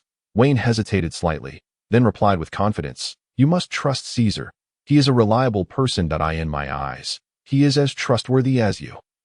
Solomon nodded in agreement, refraining from further comments. Few people earned Vayne's trust to such an extent, and Vayne's words indicated that Caesar was undoubtedly worthy of that trust. Caesar was a rear admiral in the Navy. Or rather, he was a piece placed by Vayne within the Navy. Just as Doflamingo had placed Virgo within the Navy, Vayne also had his own informants there. Over the years, Caesar had conveyed a wealth of intelligence to Vayne, significantly contributing to the expansion of his influence. Vayne had encountered Caesar 8 years prior when Caesar was merely the son of an ordinary merchant, while accompanying his father on a delivery by sea. They were attacked by pirates, resulting in his parents' untimely demise, and he was subsequently abducted to the pirate-infested town of Magic Valley. During his travels, Vayne rescued Caesar from the clutches of the pirates, allowing Caesar to exact vengeance upon the very pirates who had killed his parents. From that moment on, Caesar pledged his loyalty to Vayne, becoming his subordinate at that time. Caesar was weak and lacked any notable skills. Yet he remained steadfastly loyal to Vayne, embodying a resolute character. Vayne, who was journeying and did not wish to have a burden by his side, found himself moved by Caesar's unwavering determination when Caesar knelt before the house where Vayne stayed for 3 days and nights without food or water. Thus, Caesar became Vayne's most loyal companion. As Vayne's influence gradually ascended, he proposed that Caesar join the Navy to serve as his eyes within that institution. Consequently, despite his long-standing aversion to the Navy, Caesar willingly relinquished his modestly influential position and enlisted, becoming a Navy recruit. From a mere recruit to the rank of Rear Admiral over the course of 7 years, Caesar ascended step by step, relying solely on his own efforts to become Vayne's most crucial source of intelligence within the Navy. Caesar, originally named Theodore Caesar, is a member of the Dawn organization, bearing the number 02 and the codename Dark. Second only to Solomon in rank. Within the entire Dawn organization, only Vayne and Solomon are privy to Caesar's true identity. Not even Robin and the others are aware. Vayne bit into an apple, a smile gracing his lips as he inquired, what else did Caesar say? Solomon wiped the sweat from his brow with a towel and replied, he mentioned that he is soon to be promoted to Rear Admiral, and the appointment letter should be forthcoming. Upon hearing this, Vayne's face lit up with joy. That indeed is splendid news. Once he becomes a Rear Admiral, he will be considered part of the upper echelons, and we can expect even more critical intelligence from him. However, the path to promotion is quite arduous. It has taken him 7 years to reach the rank of Rear Admiral. Solomon nodded slightly in agreement. You know well that the Navy is rife with factional divisions. Just recently, Caesar has joined the faction of Aokiji. Furthermore, unless one has made significant contributions or possesses extraordinary strength, promotions do not come easily. Vayne acknowledged with a nod, noting that the Navy had yet to initiate a global conscription, and formidable figures like Fujitora and Green Bull had yet to be unearthed to swiftly ascend to the ranks of an admiral or a vice admiral. One must undoubtedly possess a certain level of strength as a foundation. Caesar, naturally, is not lacking in prowess. He is well versed in the 6 forms and dual Haki. However, in comparison to the likes of admirals, he still falls significantly short. After a moment of contemplation, Vayne remarked, one's strength must be cultivated through personal training. That I happen to possess a few devil fruits, though they are of rather mediocre abilities. Bestowing them upon Caesar might do him more harm than good. Solomon nodded in agreement, a hint of mockery lacing his tone as he said, "Patience is key. We have ample time. When the day arrives that Caesar becomes a marshal, we shall no longer hide in the shadows, but rather confront the world government directly." Upon hearing this, Vayne let out a hearty laugh, envisioning that day when he would truly stand at the pinnacle of power in the pirate world. However, Vayne's thoughts diverged from Solomon's. He was acutely aware that the landscape of the pirate world would undergo tremendous change in the coming years, although he had sent Ace to the Grand Line. There was no telling if pirates named Digga or Jack might incite a war at the summit. After all, history is never easily swayed by the actions of a single individual. That Vayne's intention was for Caesar to ideally become a rear admiral within 2 years, so that when the Navy was in need of strong leaders for global conscription, Caesar might be directly promoted to the rank of admiral. Only then would Vayne truly feel secure in his position. Observing Vayne's pensive demeanor, Solomon inquired, "How long do you plan to stay at home? Surely you won't leave again after just a few days." Vayne shook his head in response, barring any unforeseen circumstances. "I should remain in the New World for the next 2 years. There is little of interest for me in the Four Seas now." Vayne's relentless travels had all been in pursuit of fulfilling his intricate system tasks. Yet, with his strength significantly enhanced and now encountering a bottleneck, it seemed arduous to elevate further in a short time. Thus, it would be far more prudent to diligently hone his swordsmanship, Haki, and physique in the New World. Additionally, Vayne aimed to accomplish another vital task at home, the artisan of the sword. Artisan of the sword. Forge a weapon that rivals the supreme greatsword through one's own efforts. With no time limit. Task reward: 20,000 life points. Title of Artisan of the Sword. Vayne now possessed a great sword named Rakshasa, no longer a weakness in his arsenal. However, the task of becoming an artisan of the sword promised substantial rewards.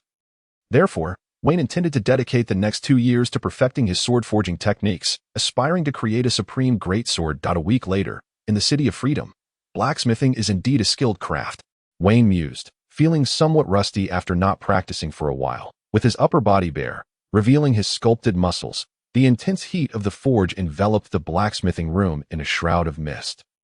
Vayne scooped a ladle of water from a barrel and drank it down, surveying the newly forged blade in his hand alongside the dozens of discarded blades scattered on the floor. The blade he held could be considered a fine sword, though it paled in comparison to a quality blade. It was undoubtedly sharper than those crafted by ordinary blacksmiths. If fortune smiled upon him, and he could receive Haki training from a swordsman, it might even transform into a quality blade. Blacksmith level. Advanced experience points. 15,333,000. This now represented Vayne's blacksmithing proficiency. Due to the varying difficulties of each profession, the experience required to ascend levels differed vastly. Over the past week, Vayne had spent countless hours in the blacksmith shop, rendering dozens of blades unusable. Yet each failed blade yielded only 1 or 2 experience points, and even the fine sword he had forged added merely over 60 points to his total. At this rate, he might as well open a restaurant in Baratie. A day's labor there would surely net him dozens of experience points, far more appealing than relentless blacksmithing. Stepping outside the forge, Vayne lit a cigarette, feeling invigorated by the winter breeze. He was a quintessential individual who preferred the cold over the heat. The sweltering temperatures of the forge, reaching 40 to 50 degrees Celsius, had begun to weigh on his spirit. In contrast, the winter winds of the City of Freedom felt refreshing. Located on Star Island, the City of Freedom could be considered a winter island, with nearly 200 days of winter each year, while the rest oscillated between spring and autumn. This climate had fostered a thriving hot spring industry, making the City of Freedom's hot spring island a renowned tourist destination among nearby islands. Bringing substantial income to Vayne annually. A contingent of soldiers approached Vayne, carrying several large crates. They were members of Vayne's Freedom counterattack team. The squad leader, saluting Vayne, reported, "Lord Vayne, here are the iron, steel, and special ores you requested." Vayne nodded, offering the squad leader a cigarette and patting his shoulder, saying, "You've all worked hard. Return home early for lunch." The soldiers were taken aback. These young men in their 20s had grown up hearing tales of Vayne. They were astonished to discover that he was such an approachable figure in private. With a thought, Vayne utilized his electromagnetic abilities to effortlessly transport several tons of materials into the blacksmith shop, then turned to continue his forging endeavors. The squad leader, having received the cigarette, carefully retrieved an iron box from his pocket, placing the cigarette inside, exclaiming his intent to pass it down as a family heirloom. to his future son. To the citizens of this city, Wayne had become a symbol of faith. Back in the blacksmith shop, Wayne placed a special ore known as blue ore into the furnace. This ore could significantly enhance the blade's durability. With the city boasting a population of 1 million, Wayne naturally commanded a dedicated military force, with 3 main units forming the backbone of his power, including the Freedom Counterattack Team, with an army at his disposal. Wayne required an abundance of weaponry, and the City of Freedom housed specialized industrial zones for blacksmiths to craft these weapons. When Wayne initially pursued the blacksmithing profession, he had sought guidance from these artisans. Now, having become the finest blacksmith in the city, he still found it challenging to forge a legendary blade. Talent was indeed scarce, Wayne sighed, realizing that without a mentor to guide him, his only path to improving his blacksmithing level lay in relentless daily practice. Fortunately, he did not lack the stamina or materials for forging swords, so it was only a matter of time before he would elevate his profession. From noon until night, Wayne toiled without rest, ultimately crafting a fine-grade sword. The system's congratulatory message chimed in at the perfect moment. Ding! Congratulations, host, for forging a fine-grade sword after 5 hours and 28 minutes of effort. Earning 56 profession experience points. Current blacksmith level. Advanced, 15,893,000. You have also gained 56 life points. Current life points. 1,389. Ding! Congratulations, host, for completing your novel journey to the West. It has been serialized for a total of 1 year and 3 months, garnering 38.69 million reader followers. Current novelist profession level, Master, 32,225,000.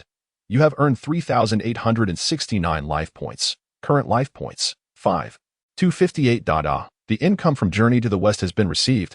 Wayne's spirits lifted as his once empty wallet swelled with newfound riches. As previously mentioned, the life points and rewards from his writing would not be credited in real time but rather settled upon completion, with a ratio of 1 point for every 10,000 readers. Fortunately, the population in this world was considerable, and Wayne had not invested excessive time. It felt akin to a regular yearly income. Now, what to do with these life points? Perhaps it was time to take a gamble and transform a bicycle into a motorcycle. Wayne's penchant for risk-taking resurfaced. This amount of points was sufficient to elevate the development level of the Thunder Fruit to the next tier. Yet, Wayne felt his luck had been favorable lately, and a lottery might yield better results. Tossing a lucky coin in his hand, he addressed the system. System, initiate the lottery. Ding! Congratulations, host, for winning 1 ton of Waha AD calcium milk. Please collect your prize. Wayne's expression fell. What a letdown. A single ton of milk for 1,000 life points. Undeterred, Wayne pressed on. System, let us go all in. Draw 4 times. With hands clasped together, he silently wished, may the goddess of fortune favor me. This is my chance to hit the jackpot.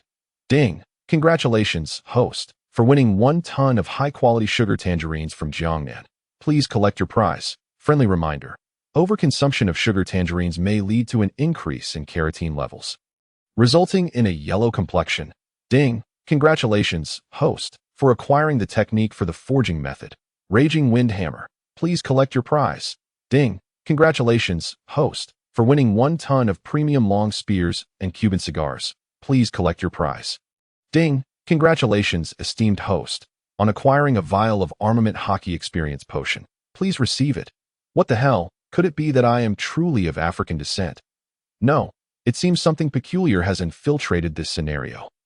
Upon spotting a ton of sand tangerines ahead, Wayne felt a profound despondency, but his heart leaped at the mention of the rewards behind him. Could it be that the item I envision is indeed present? The chaotic cleaving hammer technique, the armament Haki experience potion. Wayne let out an exclamation of astonishment and swiftly began to examine the attributes of both items. Chaotic cleaving hammer technique.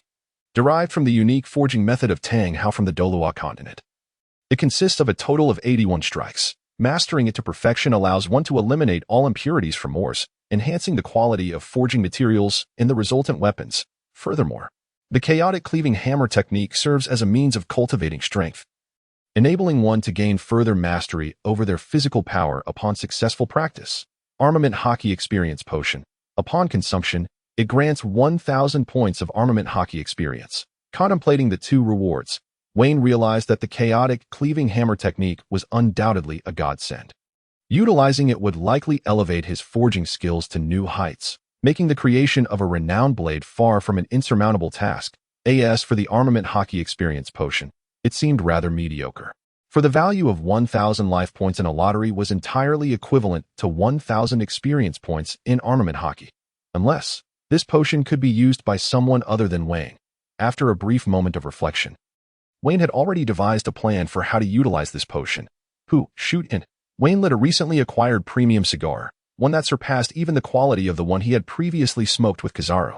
This cigar was a top-tier variety from Earth in his past life, and he possessed an entire ton of them.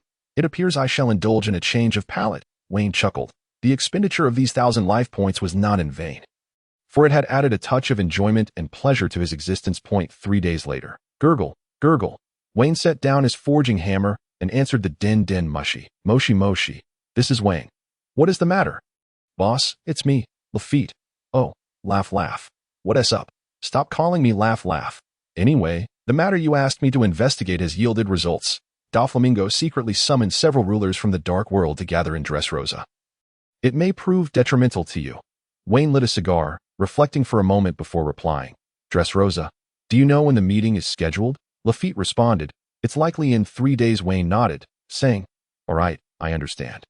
With that, he hung up the din moshi. The smoke from the cigar enveloped Wayne's visage, rendering him even more enigmatic and extraordinary. As he blew away the cigar smoke, he murmured softly, well, extinguishing slave is merely a warning to you all.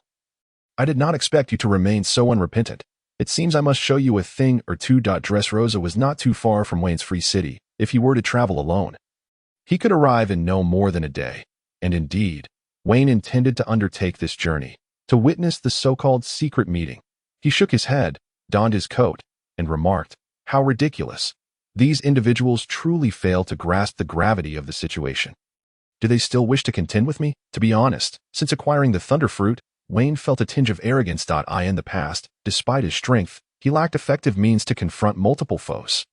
However, with the Thunder Fruit and the Conqueror's Haki, Wayne's capabilities in group combat and self-preservation had undoubtedly ascended to a whole new level. The following day, after bidding farewell to the officials of Free City, Wayne transformed into a flash of lightning and set forth. Meanwhile, in Dressrosa, with yellow hair and sunglasses, Doflamingo sat upon the throne in the palace. Beside him, the highest-ranking officer, Toripole, who also sported peculiar sunglasses and had mucus dangling from his nose, remarked, young master, those individuals have all been contacted, but Morgan from the World Economic Journal stated he does not wish to get involved in this matter. The other rulers have already agreed to come. And the Golden Emperor Tesalo has also arrived. As expected, Tesalo is the most eager to come. After all, his entertainment city is filled with numerous slaves. Doflamingo let out his signature laughter, his tone betraying a sense of anticipation. The sunglasses obscured his eyes, concealing his innermost thoughts. The Golden Emperor Tesalo, a paramecia-type user of the gold fruit, controlled the largest entertainment city in the world and 20% of the world's belly. Maintaining excellent relations with the celestial dragons while having a close cooperative relationship with Doflamingo, his gold fruit was initially obtained through Doflamingo's intervention. Toripole, seemingly recalling something, scratched his ear and said, young master. A few days ago, Virgo sent word that Wayne has acquired a powerful devil fruit. Although we are unaware of its abilities, could it further enhance his strength? At the mention of this, Doflamingo's expression darkened. He was certainly aware of this news, and what troubled him was that an already formidable enemy had ascended to yet another level. Nevertheless, he replied, this is precisely why I wish to act swiftly. He has just acquired the abilities of the devil fruit, and has yet to fully develop its potential. Once he does, he may indeed become an insurmountable adversary. At this point, a glint of determination flashed in Doflamingo's eyes as he declared, if we fail to eliminate him this time, we may have no choice but to seek assistance from the two emperors. After all, he has interfered with their business. Doflamingo was resolutely averse to such a course of action, as it would signify his impotence as a partner to the emperors. Shortly after Wayne departed Free City, an unexpected visitor arrived in Free City. How strange. Why has the sky suddenly darkened? My goodness. What is that? How can there be islands moving in the sky? The plaza of Free City was bustling with citizens pointing and exclaiming at the massive islands that had materialized in the sky above. The islands hovered motionless above Free City. Some in the city gazed up at the sky in curiosity, while others wore expressions of panic, clearly worried that the islands might plummet at any moment. A patrolling team from the Free Resistance looked up at the floating islands, their faces betraying astonishment. as the city's defensive force, they contemplated the situation far more deeply than ordinary citizens. Leading the team was a burly man with a buzz cut, who gazed up at the islands with a grave expression and said, "If such massive islands were to fall from the sky, it would obliterate Free City.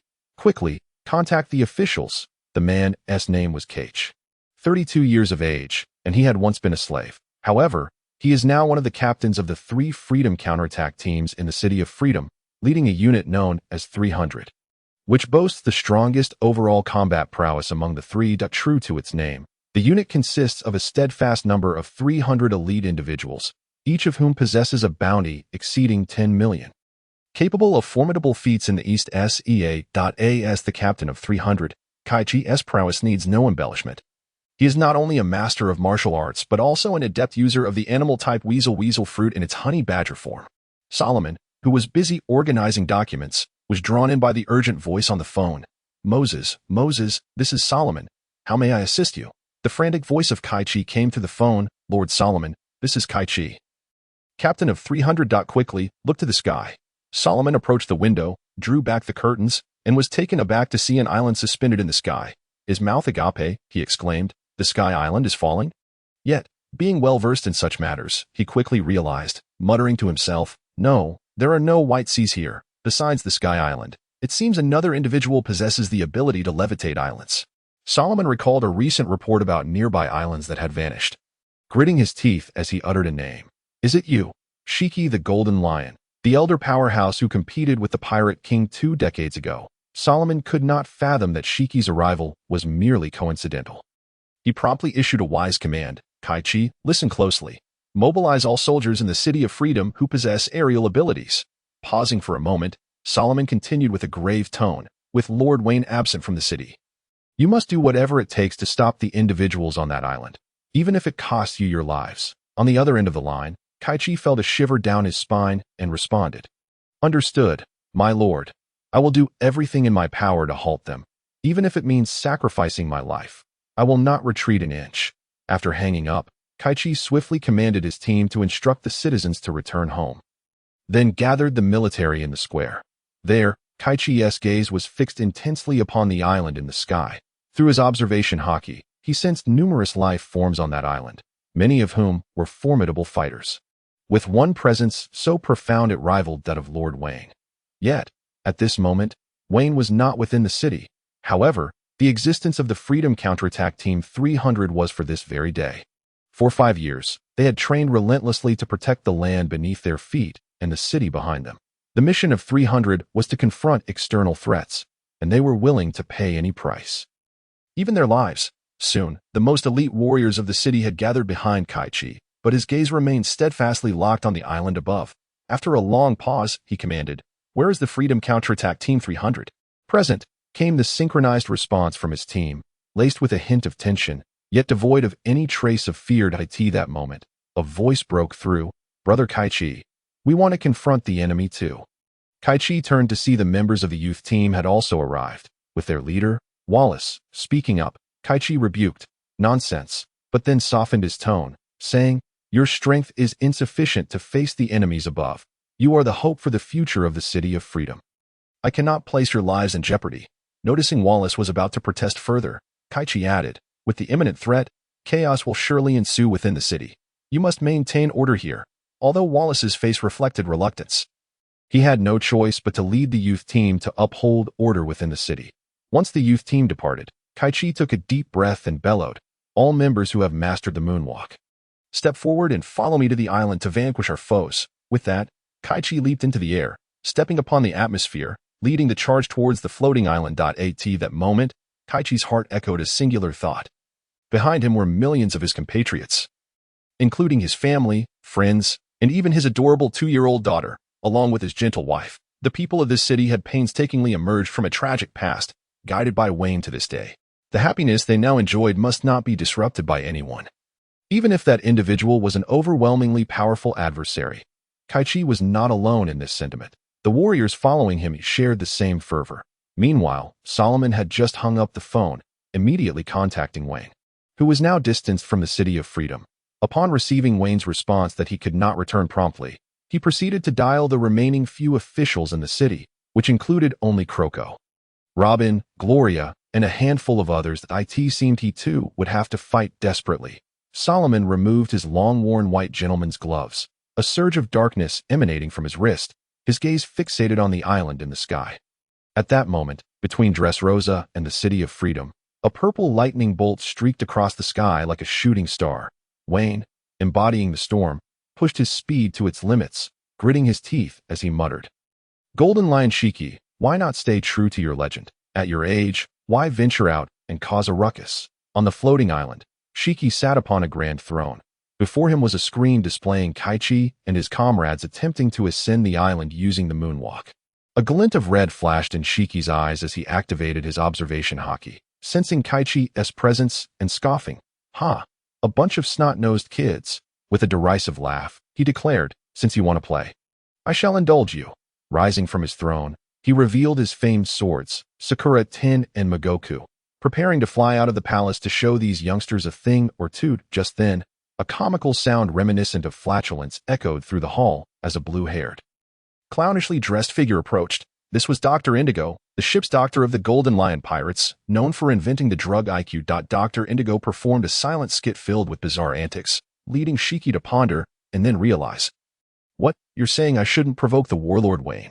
Dr. Indigo's jaw dropped in disbelief, and he exclaimed, "What, you actually understood?" It turned out that while he could speak, his comedic nature led him to prefer sign language. Shiki chuckled heartily and replied, "What warlord? Just a child's game. A true powerhouse would not heed the Navy's command. And besides, I am the Golden Lion. Ha!" For years, Shiki had been amassing islands in the Grand Line, secretly developing the evolutionary drug IQ alongside his crew, including Dr. Indigo. His ultimate goal was to obliterate the East Sea that had caused him sorrow and to declare war on the Navy once again. Aiming for the title of Pirate King, it must be said that Shiki's ambitions were grand, and his youthful dreams still burned brightly within him. Shiki intended to envelop the entire City of Freedom within his floating island and use the head of Warlord Vayne to re-establish his name as the Flying Admiral, reclaiming his place in the world's spotlight. As for why he chose Vayne, Shiki noted the proximity and his disdain for Vayne's mannerisms. As a representative of the old generation of pirates, Shiki possessed ambition and strength. Yet, unlike Whitebeard and Roger, he was a standard pirate, driven by greed and ruthlessness. Believing Vayne had tarnished the pirate's reputation, Shiki retrieved a din mushi from his pocket and commanded, "This is the Golden Lion. Gather all combat teams on the island." "Yes, Captain," came the reply. Shiki hung up the din mushi, leaped into the air, his renowned sword striking the ground firmly as he ascended, soaring through the grand doors. His boisterous laughter echoing in the hall. "Ha! Let this group of children perish at the hands of the great Golden Lion." Meanwhile, Kaichi and his band of combatants had reached the island. However, as soon as they set foot on the island, they encountered their first formidable challenge, a multitude of fearsome beasts catalyzed by IQ. Prepare, form ranks, and face the enemy. Kachi gazed at the tiger, the size of a house, the half-meter-long lice, and the gorilla that resembled a small mountain before him. A flicker of trepidation flashing in his eyes. While these beasts posed no direct threat to his life, his comrades behind him lacked his formidable strength. In the face of an unknown adversary's power, the instinctive reaction of people is often to open fire. The dozen or so team members behind him drew their specially designed compact submachine guns and commenced shooting at the ferocious beasts before them. Crack, crack, countless bullets rained down upon the beasts, yet they inflicted no substantial damage. Instead, this only stirred the primal instincts of the creatures, and the leading gorilla let out a pained roar, prompting the other terrifying beasts to charge forward, eager to rend their foes apart. Raging foot, finger gun, a group of combatants leaped into action, executing sweeping kicks in midair or firing projectiles with their fingers. Several crescent-shaped shockwaves slammed into the leading gorilla, which struggled momentarily before collapsing, unable to rise again. These fighters were all martial arts experts from the 300. Vayne had generously imparted the training methods of the 6 styles to them, resulting in this elite group. Furthermore, the 300 included a cadre of swordsmen, sharpshooters, and a select few devil fruit users. Raging Foot, Honey Badger Claw. As the most formidable combatant, Kachi was not one to shy away. He dispatched a saber-toothed tiger with a swift kick, then plunged into the midst of the stampede, each of his movements claiming the life of a beast. Soon, The surrounding creatures were decimated, and Kachi signaled for his team to follow him deeper into the forest. These formidable beasts could not withstand the might of this squad for more than a few minutes, showcasing the prowess of the Free City's defense. Silence, form ranks, and face the enemy. Kachi suddenly halted and gestured for his comrades to do the same, quickly assuming a battle formation. Through his observation Haki, he sensed a group of pirates of considerable strength approaching from ahead. It was the pirate crew under the command of the Golden Lion. Before long, the two sides converged in the jungle. The notorious pirate, T-Beard Buck, with a bounty of 46 million, along with his crew. The pirate Black Tiger AFO, boasting a bounty of 52 million, and his crew. The three-eyed pirate, Lack, with a bounty of 36 million, and his crew. These were all pirate captains recruited by the Golden Lion over the years, each possessing remarkable strength, yet bowing before the Golden Lion's fearsome reputation. Soon, a fierce battle erupted. Raging Foot, Crescent Slash, Finger Gun, Double Finger, Black Tiger's Heart Extraction. A chaotic melee involving over 100 combatants commenced. With Kachi facing the highest bounty adversary, Black Tiger AFO'd, it was imperative to resolve this swiftly. Kachi understood the urgency, knowing that the number of enemies would only increase in their territory. Thus he aimed to eliminate the immediate threat expeditiously.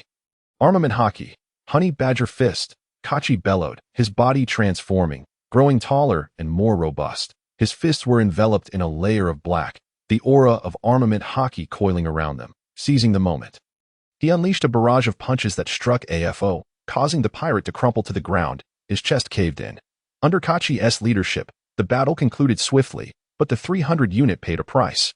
Kachi, witnessing several comrades fallen in pools of blood, felt a pang of sorrow, yet he quickly commanded, all injured and unable to fight, retreat immediately. Captain came the reluctant voices of his team behind him. But Kachi's tone was resolute. Staying will only drag us down. Aokiji, cover their withdrawal. Several injured members swiftly exited the battlefield under protective cover. Kachi was indeed unafraid of sacrifice, nor were his comrades.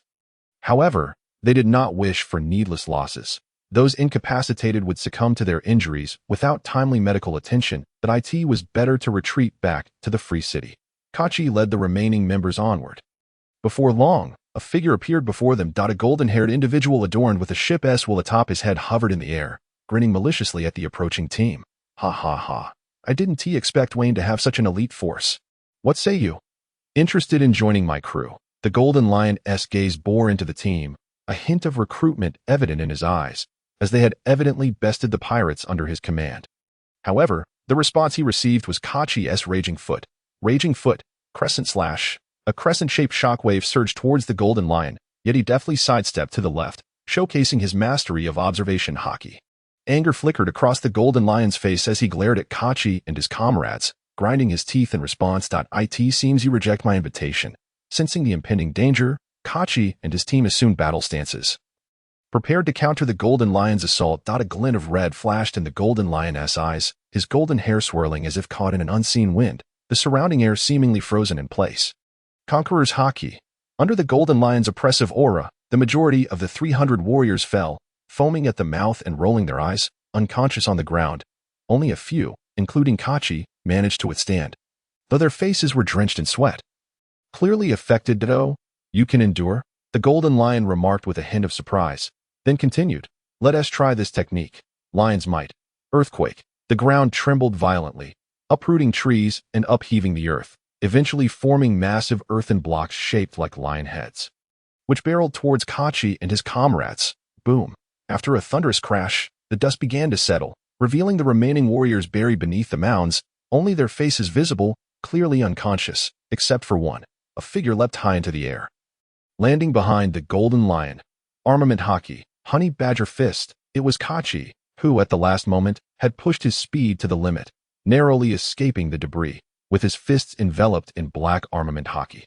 He struck the Golden Lion's back with tremendous force. Clang. The sound of metal colliding echoed as a layer of armament Haki appeared on the Golden Lion's back, effectively blocking the blow. I truly underestimated you. Well done. Wave slash. The Golden Lion floated, his legs unleashing two crescent-shaped slashes that accurately struck Kachi.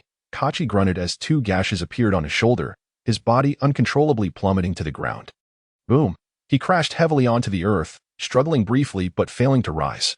Yet, his consciousness remained sharp, his eyes burning with intensity as they fixated on the golden lion. The golden lion hovered above Kachi, a slight frown forming as he gazed down. "You little brat, I don't like your look." With that, the golden lion prepared to wield the two blades at his feet to slay Kachi. Just then, he felt a stirring in his heart and glanced towards the sky. Suddenly, a black door appeared in the air.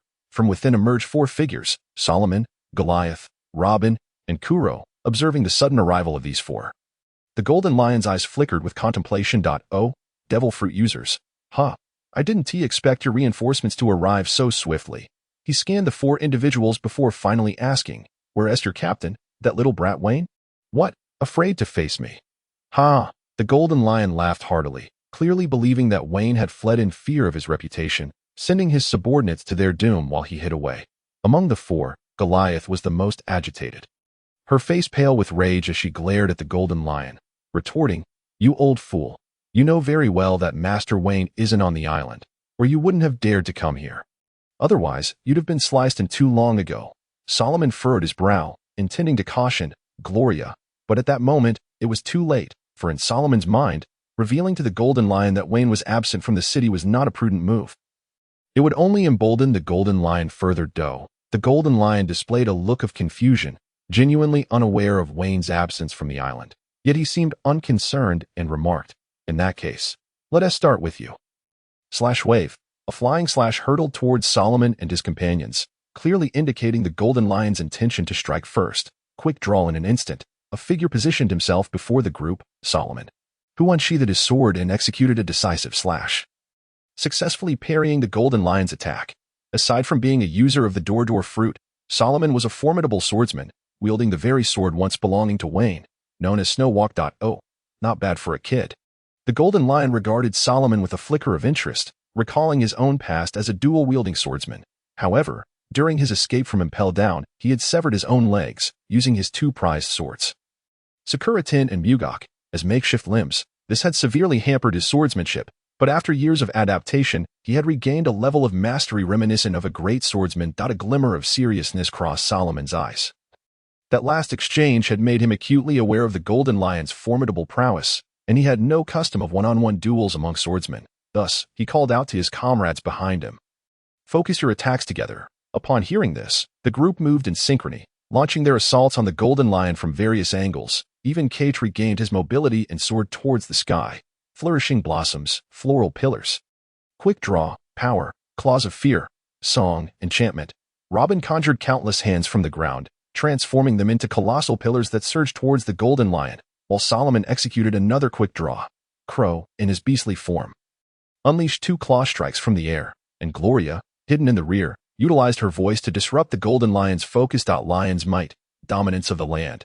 This maneuver, originally capable of manipulating the snowflakes in the air, could also control the earth beneath. Suddenly, clumps of soil began to rise, forming a thick wall adorned with lifelike lion heads. Boom! The combined assaults of Robin, Solomon, and Crow were firmly repelled by the golden lion's earthen barrier. The golden lion gazed at the group, ready to unleash a taunt, when suddenly he heard a melody that momentarily stunned him. However, the golden lion's formidable willpower quickly brought him back to his senses.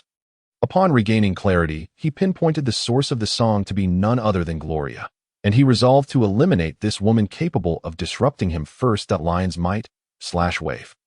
The golden lion leapt high above the earthen mound, unleashing two flying slashes from his feet towards Gloria. Robin, and the others gasped in alarm, but the distance was too great for them to intervene, leaving them only able to shout a warning.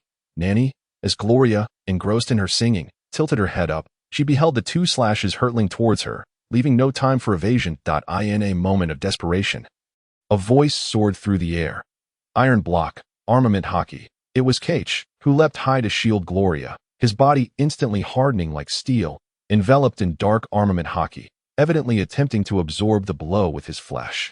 Cough, cough. Kate's body plummeted from the air, his Haki dissipating, leaving two narrow gashes across his chest as he crashed to the ground, coughing up blood before succumbing to unconsciousness. Gloria hurried to check on Kate's condition, and upon realizing he had merely fainted, she breathed a sigh of relief. However, the golden lion would not let such an opportunity slip by. Seizing the moment, he aimed to unleash 2 more slashes at Gloria. Quick draw, Solomon stepped forward, intercepting the Golden Lion's attack with a swift slash, allowing the others to join in and hinder the Golden Lion's offense. The Golden Lion regarded Solomon and the others with a chilling laugh. In terms of raw power, he could easily defeat them. Yet, the combined abilities of Solomon and his comrades prevented the Golden Lion from gaining the upper hand, showcasing the advantage of a swarm tactic. At that moment, several figures appeared in the distance, rushing towards the forest. Captain, Lord Golden Lion. The newcomers were the ship's doctor, Indigo, and an orangutan named Scarito, wielding a long sword in one hand, accompanied by a pack of evolved beasts. Scarito, originally a native animal of the island, had gained intelligence after acquiring IQ and further evolved, now matching human intellect, coupled with immense strength and swordsmanship. Captain, we've completed the tasks you assigned. The Golden Lion smiled at the throng of beasts trailing behind the two. Addressing Solomon and the others below, ha ha ha, swarm tactics. Don't forget, this is my territory. With that, the pack of beasts charged towards Solomon and his companions. With the arrival of reinforcements, the pressure on the Golden Lion diminished significantly. While Robin and the others found themselves in dire straits, already struggling against the Golden Lion, and now faced with the addition of these beasts, they found it increasingly difficult to hold their ground. In a critical moment, Solomon slashed through one of the beasts and called out to his comrades, "Leave the Golden Lion to me. You all deal with the incoming foes." With that, Solomon enveloped his sword. Snow walked in a layer of armament Haki and advanced towards the Golden Lion. Meanwhile, Robin found her opponent in Indigo, and Crow faced off against the intelligent orangutan. Scarito, "I'll handle those beasts." Gloria safely placed Cage in a secure location before stepping into the midst of the beasts. Unperturbed by their encirclement, instead, she began to sing slowly, her melody soothing and gentle. Song. Lullaby. Under Gloria's enchanting song, the crimson in the eyes of the surrounding beasts gradually faded, their restlessness subsiding as they fell into slumber. Snore, snore. Gloria sighed in relief as she observed the sleeping beasts. Her ability only worked on creatures with a certain level of intelligence, and it seemed this group possessed quite a bit. The Golden Lion, witnessing his subordinates ensnared, found himself unable to offer assistance. That he cast a sinister grin at Solomon before exclaiming, "In that case, I'll deal with you first." Lion's might, strong slash wave, a slash wave, thicker than the previous ones, surged towards Solomon. Observing this, Solomon inhaled deeply, gripping Snow Walk firmly, and murmured softly, "Quick draw. Heart's Gate." With a single strike, a massive flying slash surged forward, colliding precisely with the Golden Lion's powerful slash wave, resulting in a tempestuous clash in midair. A flicker of astonishment crossed the Golden Lion's eyes as he muttered, "A flying slash wave. This little brat is indeed a great swordsman. Could I have underestimated him?" Solomon pressed his lips together, offering no response, though his trembling hands indicated that receiving that blow was no simple feat. In truth, Solomon was not a great swordsman. This was merely an ability awakened from his dormant fruit, allowing him to temporarily unlock his heart's gate and tap into his potential. By combining this move with his quick draw technique, he could briefly reach the level of a great swordsman. However, this technique was not without its costs. Much like Luffy after using Gear 4th, Solomon would expend a considerable amount of energy, leaving him weakened for a time. After all, Solomon was not a dedicated combatant. Due to the unique nature of his dormant fruit, he served more of a logistical role within Vayne's organization. The Golden Lion noticed Solomon's apparent fatigue and remarked, "So, you've merely reached the level of a great swordsman temporarily. You still have a long way to go, little brat." Having spoken, the Golden Lion continued to unleash a torrent of slashing waves towards Solomon, who valiantly wielded the snow in his hands to fend them off. For a moment, the battlefield seemed to have reached a stalemate. After what felt like an eternity, the Golden Lion yawned and declared, "I am no longer inclined to engage in this child's play with you. Where is that coward, Vayne? It seems he is genuinely afraid." Solomon and his companions remained silent, focused solely on confronting the foe before them. In that case, I shall cease this game. With a sweeping gesture, the Golden Lion summoned a colossal, translucent mass from the distant sky, resembling an island. Gloria, who was straining to maintain her lullaby, gasped, murmuring, "The seawater is coming. Lion's imperial domain." With a thunderous roar, the Golden Lion expertly manipulated the seawater, transforming it into lifelike heads of sea lions that surged towards Robin and her allies. Sensing the impending danger, they attempted to evade, But ultimately, they were a moment too late. The watery lion heads multiplied, encircling Robin, Crocodile, and Gloria with unerring precision. All three, being fruit users, found their powers severely diminished as the seawater enveloped them, struggling in agony until the suffocating sensation rendered them unconscious. This was the most formidable ability of the Golden Lion as float fruit, the manipulation of seawater. Truly, it was the nemesis of all devil fruit users. Now, only you remain. The Golden Lion cast a disdainful glance at the incapacitated Robin and her companions before turning his attention to Solomon. At that moment, Solomon was in dire straits. His stamina was severely depleted, and several wounds marred his body. Most critically, the enhancement from his fruit ability was on the verge of fading. Thus, he had no choice but to make a desperate gamble. Damn it, Vayne, where are you? Heartsgate. Solomon inhaled deeply, channeling every ounce of his strength into this final strike. The Golden Lion, not underestimating the incoming attack, swiftly brandished his renowned swords, Sakuratin and Witheredwood, sending forth a barrage of flying slashes. Lion's thousand cuts. The Golden Lion cackled maniacally, proclaiming, "You should consider yourself fortunate to fall to my signature move." Solomon's strike collided forcefully with the Golden Lion's thousand cuts. Yet, the barely enhanced strike of the great swordsman stood little chance against the Golden Lion's signature technique. Ultimately, the thousand cuts pierced through Solomon's attack, unleashing a tempest that sent him crashing to the ground. A flash of resentment flickered in Solomon's eyes as he struggled to rise and continue the fight, but the state of Heart's Gate had waned, and its accompanying side effects took hold. Ultimately, just a child's plaything. The Golden Lion regarded the furious Solomon expressionlessly, then waved his hands, conjuring a massive pillar of earth. Robin, Solomon, Gloria, and Crocodile found themselves ensnared within the mound, with no means of escape. At that moment, the ship's doctor, Indigo, approached, limping painfully, clearly having sustained injuries. After a theatrical display before the Golden Lion, Indigo inquired, "Why do you not kill them, Nan?" Indigo gasped, astonished that the Golden Lion understood him. The Golden Lion replied with a grave tone, "After all, my dream is to become the pirate king and rule this world. This crew of pirates possesses considerable strength. Once I eliminate that brat Vayne, I shall recruit his subordinates. How could I possibly kill my future crew members?" The Golden Lion's voice brimmed with authority and confidence, as though he intended to subjugate Solomon and his companions through sheer force of will. However, before that, I must teach Vayne a lesson. Where has that coward scurried off to? Very well, let us begin with the city beneath my feet. The Golden Lion floated into the air, raising his hand to command a meteorite the size of a house to plummet toward the free city below. This was the Golden Lion's poisonous snake ability, enabling him to manipulate all non-living matter he had touched. Clearly, he intended to systematically dismantle the free city with his method of high-altitude bombardment. Meanwhile, Wallace, who was directing the evacuation of the populace within the city, suddenly noticed the shadow beneath him, and upon looking up, exclaimed, "Nan, a meteorite was descending." Panic flashed in the eyes of the young members of his team standing behind him, their voices filled with shock. Wallace, too, gazed solemnly at the falling meteorite. This meteorite cannot strike down. Otherwise, this entire district will be reduced to ruins. Drawing his twin blades from his waist, Wallace fixed his gaze on the meteorite, which loomed ever larger. He took a deep breath. He lacked complete confidence in his ability to cleave such a massive object. Just as time seemed to freeze, Wallace recalled Vayne's teachings. A true swordsman must be able to sever steel. And to do so, one must attune oneself to the breathing of all things, a listening that requires the heart. With eyes closed, Wallace opened them once more, and it seemed he could genuinely hear the breathing of the surrounding entities, including that of the meteorite itself. Dual blade style, cross slash. Wallace leapt high into the air, twin blades in hand, soaring toward the meteorite.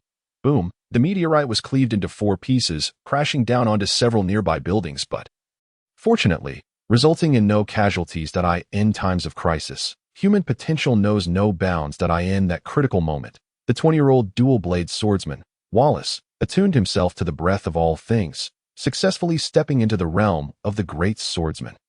However, in the face of the formidable Golden Lion, the addition of one more swordsman would not significantly alter the course of battle. The Golden Lion, hovering above, expressed confusion that in his perception, the meteorite he had manipulated had been severed by none other than a young swordsman. Kikikika, this city certainly offers me many surprises. The Golden Lion erupted into laughter, then his expression shifted to one of malice as he said, "But can you slice through a larger meteorite?" With that, the Golden Lion prepared to command a more massive meteorite to descend. Armament Haki. Honey Badger's continuous punch. At that moment, a figure surged upward, revealing itself to be Cage, who had just regained consciousness. Witnessing the Golden Lion's intent to destroy the free city, he re-engaged in battle. The Golden Lion, enveloped in armament Haki, blocked Cage's attack, then retaliated with 2 slashes that forced Cage back. The Golden Lion furrowed his brow, recalling that this man should have succumbed to his earlier strikes. What was the source of his continued fighting spirit? Gazing at Cage's resolute expression, the Golden Lion felt a flicker of interest and inquired, "Is this the power of conviction? An admirable pirate indeed. Tell me your name, boy." To the Golden Lion, Cage's strength was hardly a concern. Yet the fact that he could still fight despite his grievous injuries was commendable. Standing firm, Cage looked up at the crystalline figure in the sky, his expression grave as he proclaimed, "I am Cage, Nicholas Cage, from the East Blue, a user of the animal type weasel fruit, subspecies honey badger." The Golden Lion paused, his admiration fading into rage as he retorted, "You hail from the East Blue, the weakest of the 4 seas." The East Blue was a taboo subject for the Golden Lion, as he had once been defeated by a man from that very sea. That man was none other than the Pirate King, Joel D. Roger. It had been a cruel twist of fate. The Golden Lion had once held the upper hand against Roger, only to have his crew annihilated by an unexpected storm. Even his head was adorned with a ship's wheel, diminishing his strength considerably. The Golden Lion gazed at Cage's determined visage. He seemed to glimpse the shadow of that past adversary. And with a sinister laugh, he proclaimed, "Kika Kika, the weak have no right to choose. Lion's 1,000 cuts." The Golden Lion looked down upon Cage, unleashing his signature slashes, sending forth a flurry of blades aimed at him. Steel block, armament Haki. Kaguya was unable to evade the attack and could only summon a block of iron in a desperate attempt to shield himself. However, with Kaguya's mastery of Haki, how could he possibly withstand the slashing strike of the Golden Lion? The blow cleaved through his Haki, leaving several wounds across his chest, and soon after, Kaguya collapsed to the ground under the force of the impact. "Ha ha ha ha. The men of the East Blue are hardly impressive." The Golden Lion cackled with unrestrained mockery upon seeing Kaguya's predicament, but his amusement was short-lived, for he witnessed Kaguya, despite sustaining such grievous injuries, managed to rise once more. The honey badger, colloquially known as the flat-headed brother, is a small creature that instills fear even in the apex predators like lions and venomous snakes, due to its indomitable spirit and unyielding resolve. This animal harbors a profound sense of vengeance. Should it be wronged, it would seek retribution regardless of distance. Kaguya possessed such tenacity, which is why he garnered the favor of Vayne, who bestowed upon him the honey badger fruit. With the enhancement from the fruit, Kaguya's conviction strengthened and his vitality surged immensely. It can be said that as long as there is breath in Kaguya's body, as long as he retains consciousness, he will charge forward fearlessly, akin to the honey badger. How utterly absurd. In that case, how will you struggle now? The Golden Lion glowered at Kaguya, who was poised to rise yet again, his heart ablaze with unquenchable fury. For 20 years prior, there had been a man who had fallen countless times only to rise again, ultimately defeating him. Yet, the Golden Lion discerned that Kaguya was a wielder of a devil fruit's powers. Thus, he summoned a vast expanse of seawater from the skies, enveloping Kaguya in an irregular sphere, the sensation of suffocation, a despairing sense of asphyxiation.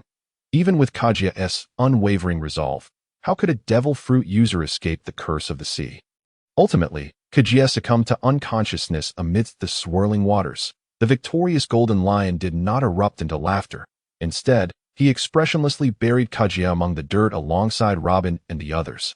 Next, it is time for this city. After defeating Kaguya, the Golden Lion's desire for amusement dissipated significantly, and in his foul mood, he resolved to reduce the city beneath his feet to ruins. A small island in the sky began to drift upwards, maneuvered by the Golden Lion directly above the free city. Then, with a flicker of intent, the island, having lost the buoyancy of the float fruit, plummeted downwards. Suddenly, the sky darkened. The citizens of the free city were astonished to find that the previously sunny sky was now shrouded in darkness. Then, in their terror-stricken gazes, the island drew ever nearer. Wallace, witnessing the increasingly colossal island before him, felt an overwhelming sense of helplessness. He could cleave through meteors the size of houses, but this was no mere meteor. It was an entire island. His legs felt as heavy as lead, and though he longed to wield his twin blades against the falling island, it seemed akin to a moth flying into a flame given his strength. "No, I must defend the free city." The fire of conviction reignited within Wallace, and he leaped forth, blades in hand.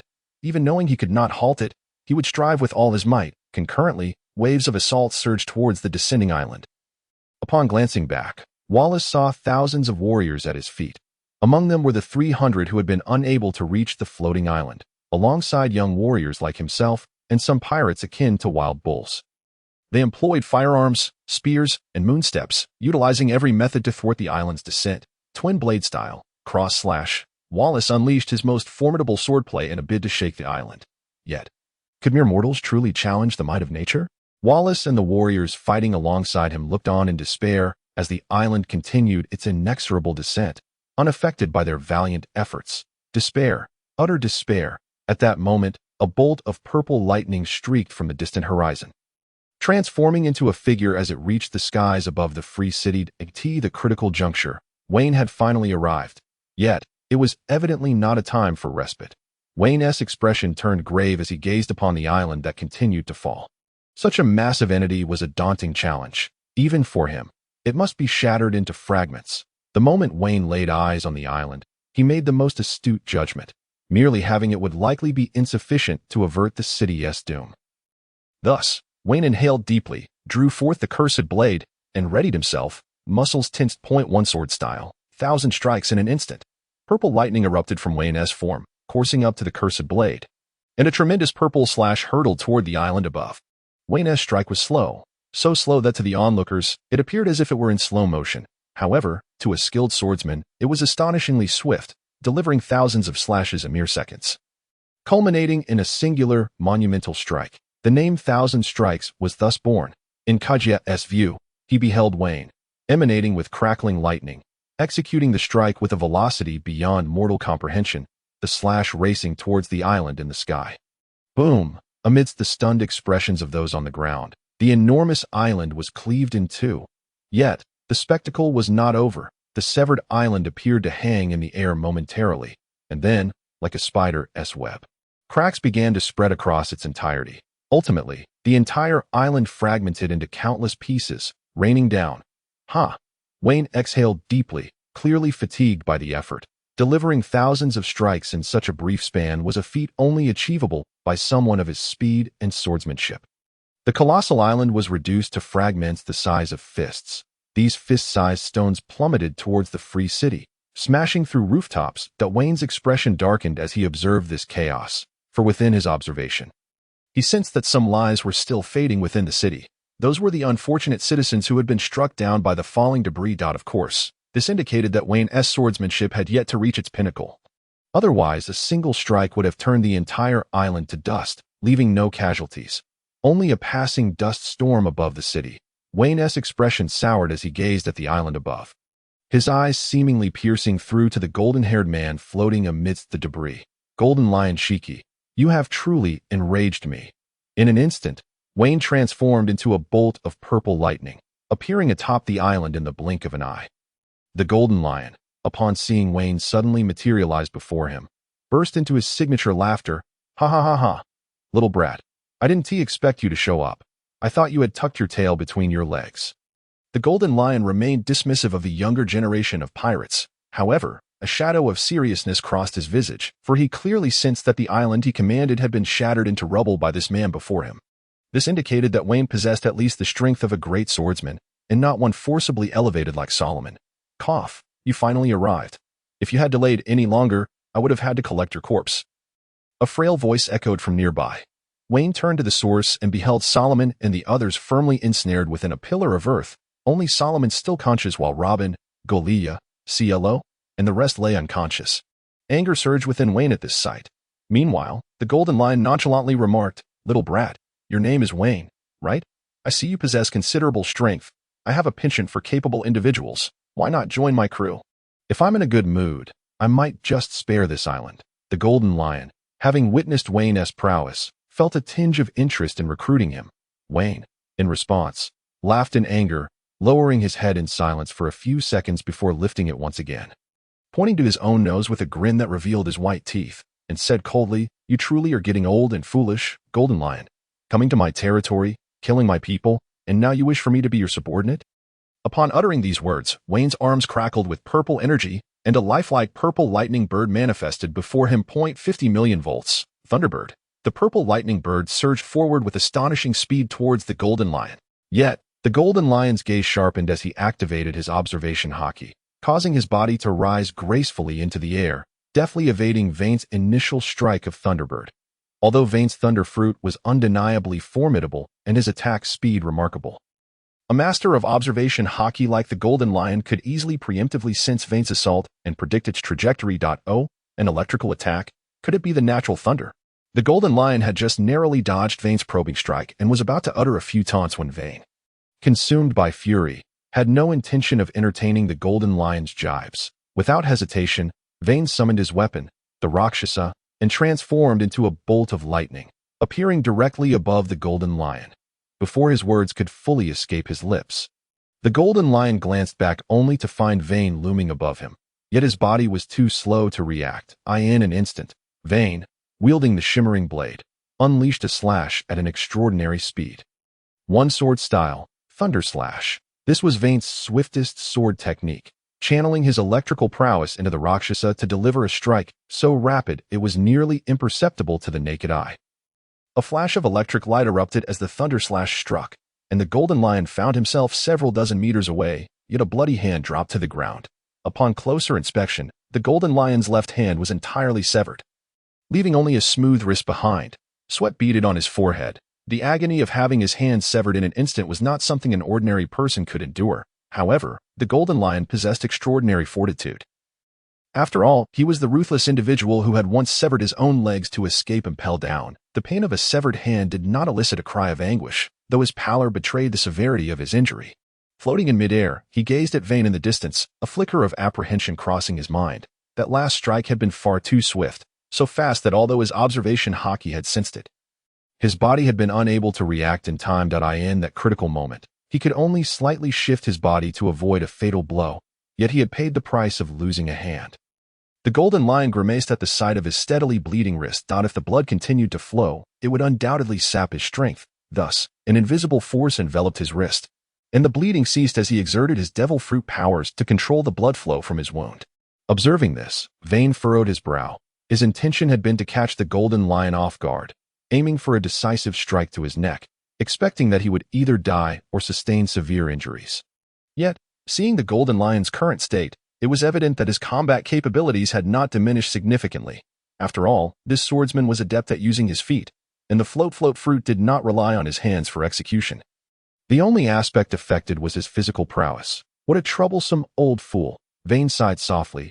He had initially regarded the golden lion as his equal at the onset of their battle, but now that the golden lion had shed his disdain, Vayne realized that achieving a similar outcome would likely require a grueling struggle. Casting a glance at the stone pillars that had trapped the others behind him, Vayne felt a surge of determination. He swung the Rakshasa several times, shattering the pillars into fragments, leaving Solomon and the others unharmed within. After ensuring their safety, Vayne turned his attention back to the golden lion, instructing Solomon, "Wake them up and lead them to a safe place." Solomon, acknowledging Vayne with a glance, then turned to the distant figure of the golden lion. Under Vayne's cover, he roused the others and led them away from the forest. Once they had departed, Vayne let out a sigh of relief and addressed the golden lion. "Now, we are undisturbed. Let the battle continue." Although the golden lion harbored intentions of attacking the departing group, he was compelled to suppress such thoughts, aware of Vayne's elusive speed as he watched them flee. "Ha ha ha." The golden lion erupted into a hearty laugh, redirecting his full attention to Vayne. "Kid, I admit I underestimated you. You possess the strength to match me, but I am the golden lion." With that declaration, he willed a nearby mountain to crash down upon Vayne, while several more mountains in the distance were uprooted and sent hurtling towards him. Vayne, observing the incoming boulders, inhaled deeply, then grasped the Rakshasa firmly. Enveloping the blade in armament Haki, with powerful slashes, he countered the descending mountains. Boom! With a single strike, Vayne cleaved the falling boulder in half and launched himself towards the golden lion. Unhurried, the golden lion continued to manipulate the distant mountains to strike at Vayne. This was the terrifying aspect of the golden lion's abilities. Any non-living material he had touched was under his command. In other words, the very terrain of this island lay within the realm of his influence.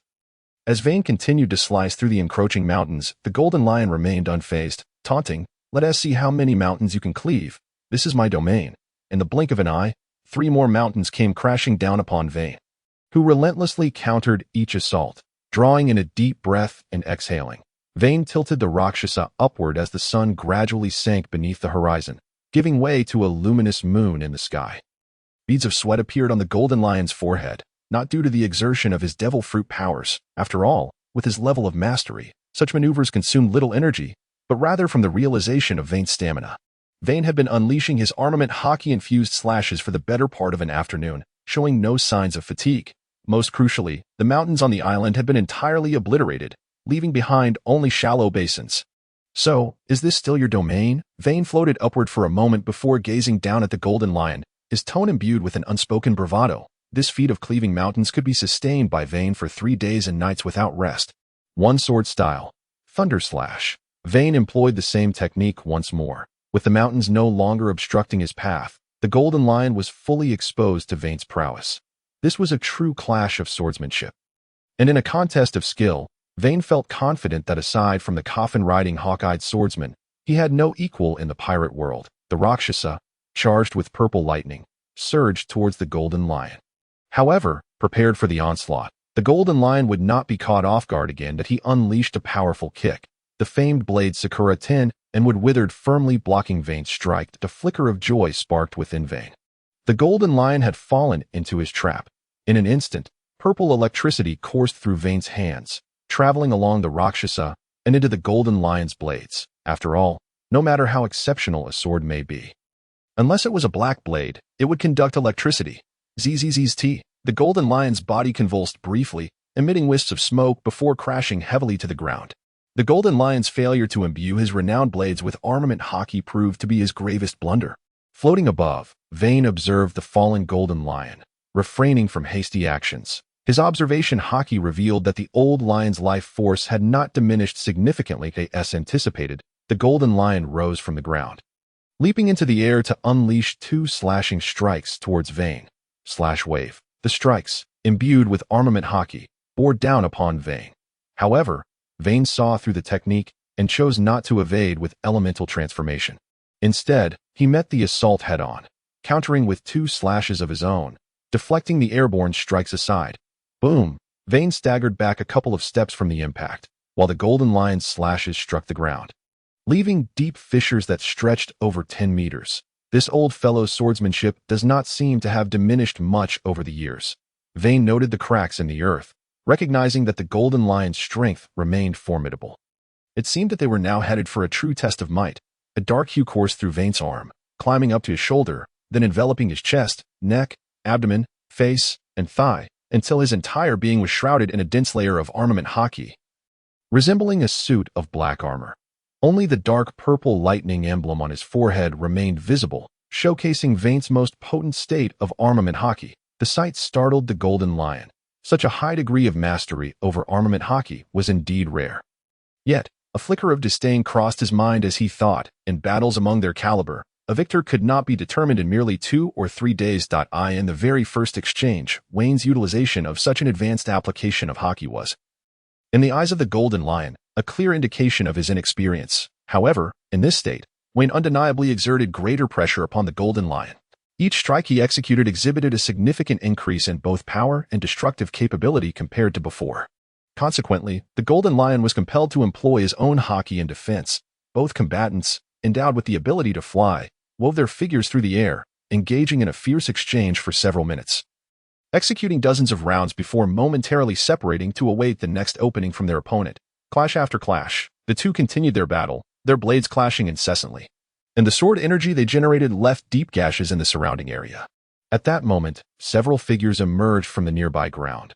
The officers who had recovered their strength. Robin and Gloria appeared to be in good condition, while Solomon, Kuro, and Cage were all bandaged up. Notably, Cage was swathed in bandages, resembling a mummy.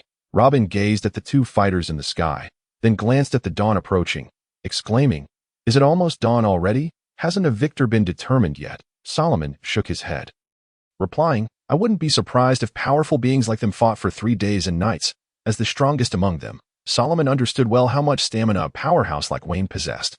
Crow adjusted his glasses with his bandaged hand and suggested, "How about we assist the boss?" A glimmer of hope sparked in everyone's eyes. But Solomon sternly interjected, "Did you not see the slashing marks surrounding them?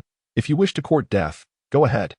At their level, we are not in a position to intervene. If things go awry, Vayne would have to divert his attention to protect you." At this, Crow's expression darkened. He genuinely wished to contribute to Vayne's efforts. Especially after being aboard for so long without having defeated a worthy opponent, he felt a sense of guilt for having received a devil fruit while others said nothing. Just then, Gloria spoke up. "I believe I can use my fruit's ability to disrupt the Golden Lion." Everyone perked up, realizing that Gloria could assist just as they had previously when they overwhelmed the Golden Lion together. Solomon glanced at the two battling in the sky and asked, "Are you confident? We wouldn't want to inadvertently interfere with Vayne." At that moment, the two fighters were quite close, and Gloria's singing fruit indeed posed a risk of affecting both allies and foes alike. After some contemplation, Gloria replied, "I can activate my ability when they are farther apart. Manipulating the sound waves should pose no problem." Suddenly, figures sprang forth from the nearby thicket. It was Indigo, the ship's doctor, and Scarred, the gorilla from the Golden Lion's crew. "We won't allow you to interfere with Captain Golden Lion." The two stood before Robin and the others, clearly having overheard their plan and intent on thwarting Gloria. Crow chuckled at this, stepping forward with his fingers cracking audibly, declaring, "Gloria, focus on finding an opportunity to disrupt the Golden Lion. We'll handle these guys." Crow and his companions positioned themselves in front of Gloria, asserting, "If we cannot defeat the Golden Lion, we can certainly deal with you lot." Gloria nodded, responding, "Then I leave it to you." The officers soon engaged in combat within the forest, returning to Vayne and the Golden Lion. The two had exchanged several blows, each successfully deflected, before they drew apart. At that moment, the Golden Lion heard a strange sound and felt an unsettling annoyance, even his breath becoming erratic. An opportunity. Although Vayne did not comprehend the cause, he attributed it to the Golden Lion's age, believing him incapable of sustaining such an intense battle. He would not let this chance slip away. Flying sword style, dragon soaring slash. Vayne swung his sword, Roxasa, unleashing a crescent-shaped flying slash towards the Golden Lion. This is not good. The Golden Lion, having disordered his own rhythm, found himself unable to react swiftly to Vayne's attack. He pivoted his body and activated his Haki, trying to block the fatal blow. Boom. The hastily summoned Haki could not withstand Vayne's dragon soaring slash. It shattered instantly, leaving a gruesome wound at the juncture of the Golden Lion's neck and left arm. Enduring the excruciating pain, the Golden Lion distanced himself from Vayne, his gaze narrowing on Gloria, realizing that she was the source of the interference he had just experienced. Slash wave. Two flying slashes hurtled towards Gloria with tremendous speed, leaving her little time to react. One sword style, Heaven's Line. Vayne retaliated with a swift slash, intercepting the Golden Lion's attack midair. Vayne furrowed his brow, now aware that the Golden Lion's sudden vulnerability was likely triggered by Gloria's actions. Vayne held no qualms about such underhanded tactics. After all, he was not like the naive Katakuri, who insisted upon fair duels among men. He was far more pragmatic. The seasoned Golden Lion, too, would not entertain such childish notions. Rather, Vayne considered it advantageous to have allies who could alleviate some of his burdens. After all, in battle, one against many was the norm. Should he fall to the combined might of the three admirals in the future, it would simply reflect his own inadequacy, not a fault of numbers. Gloria, emboldened by her successful interference, sought to continue disrupting the Golden Lion.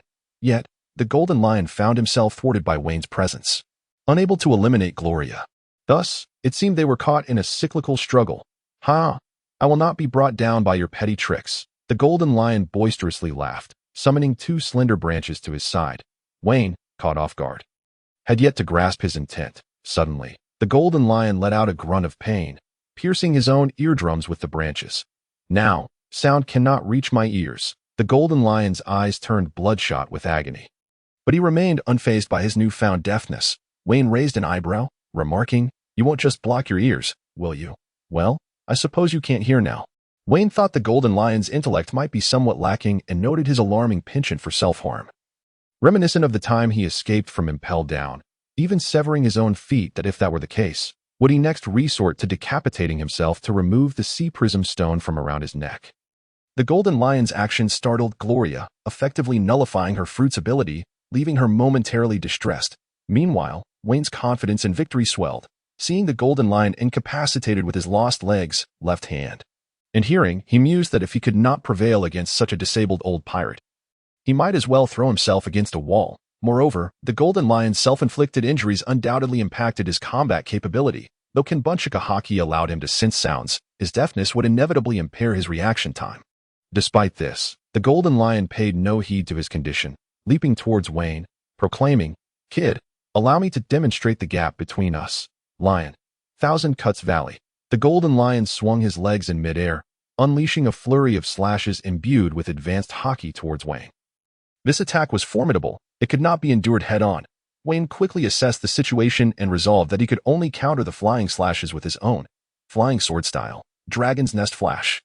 Vayne unleashed a barrage of slashes, each laced with high-level Haki, aimed at intercepting the Golden Lion's Thousand Cuts Valley. Boom! The two waves of slashes collided mid-air. But the destructive force of the Golden Lion's Thousand Cuts Valley surpassed even Vayne's Dragon's Nest Flash. Vayne's numerous slashes barely managed to deflect the Golden Lion's onslaught. Vayne's expression soured. He had not anticipated such a powerful technique from the Golden Lion. In contrast, the Golden Lion chuckled heartily, stating, "Kid, more slashes do not equate to greater efficacy. Sometimes, it's about the concentration of power." Upon hearing this, Vayne fell into contemplation, pondering his swordsmanship. He believed his technique surpassed the Golden Lion's by a margin, and his strength was at least on par. Furthermore, his stamina and Haki dwarfed that of the aging Golden Lion. However, the mastery of sword and blade that he possesses is indeed beyond his reach. It is a kind of combat experience. Such knowledge is acquired only through relentless confrontations with masters and formidable foes. After his initial encounter with Aokiji, he had already recognized his own shortcomings and achieved remarkable progress. Yet, when it comes to combat experience, he is still significantly inferior to the seasoned Golden Lion. Given this, let us attempt this technique once more. Flying Sword Technique. Dragon's Nest Flash Bite. Once again, Vayne unleashed dozens of aerial slashes. Yet this Dragon's Nest Flash Bite carried even greater power than the previous Dragon's Nest Flash. Utilizing more of his armed Haki and consuming more of his stamina, the Golden Lion's pupils contracted. As a great swordsman, he sensed the unusual nature of this move. Thus, he had no choice but to go all out. Lion's Might.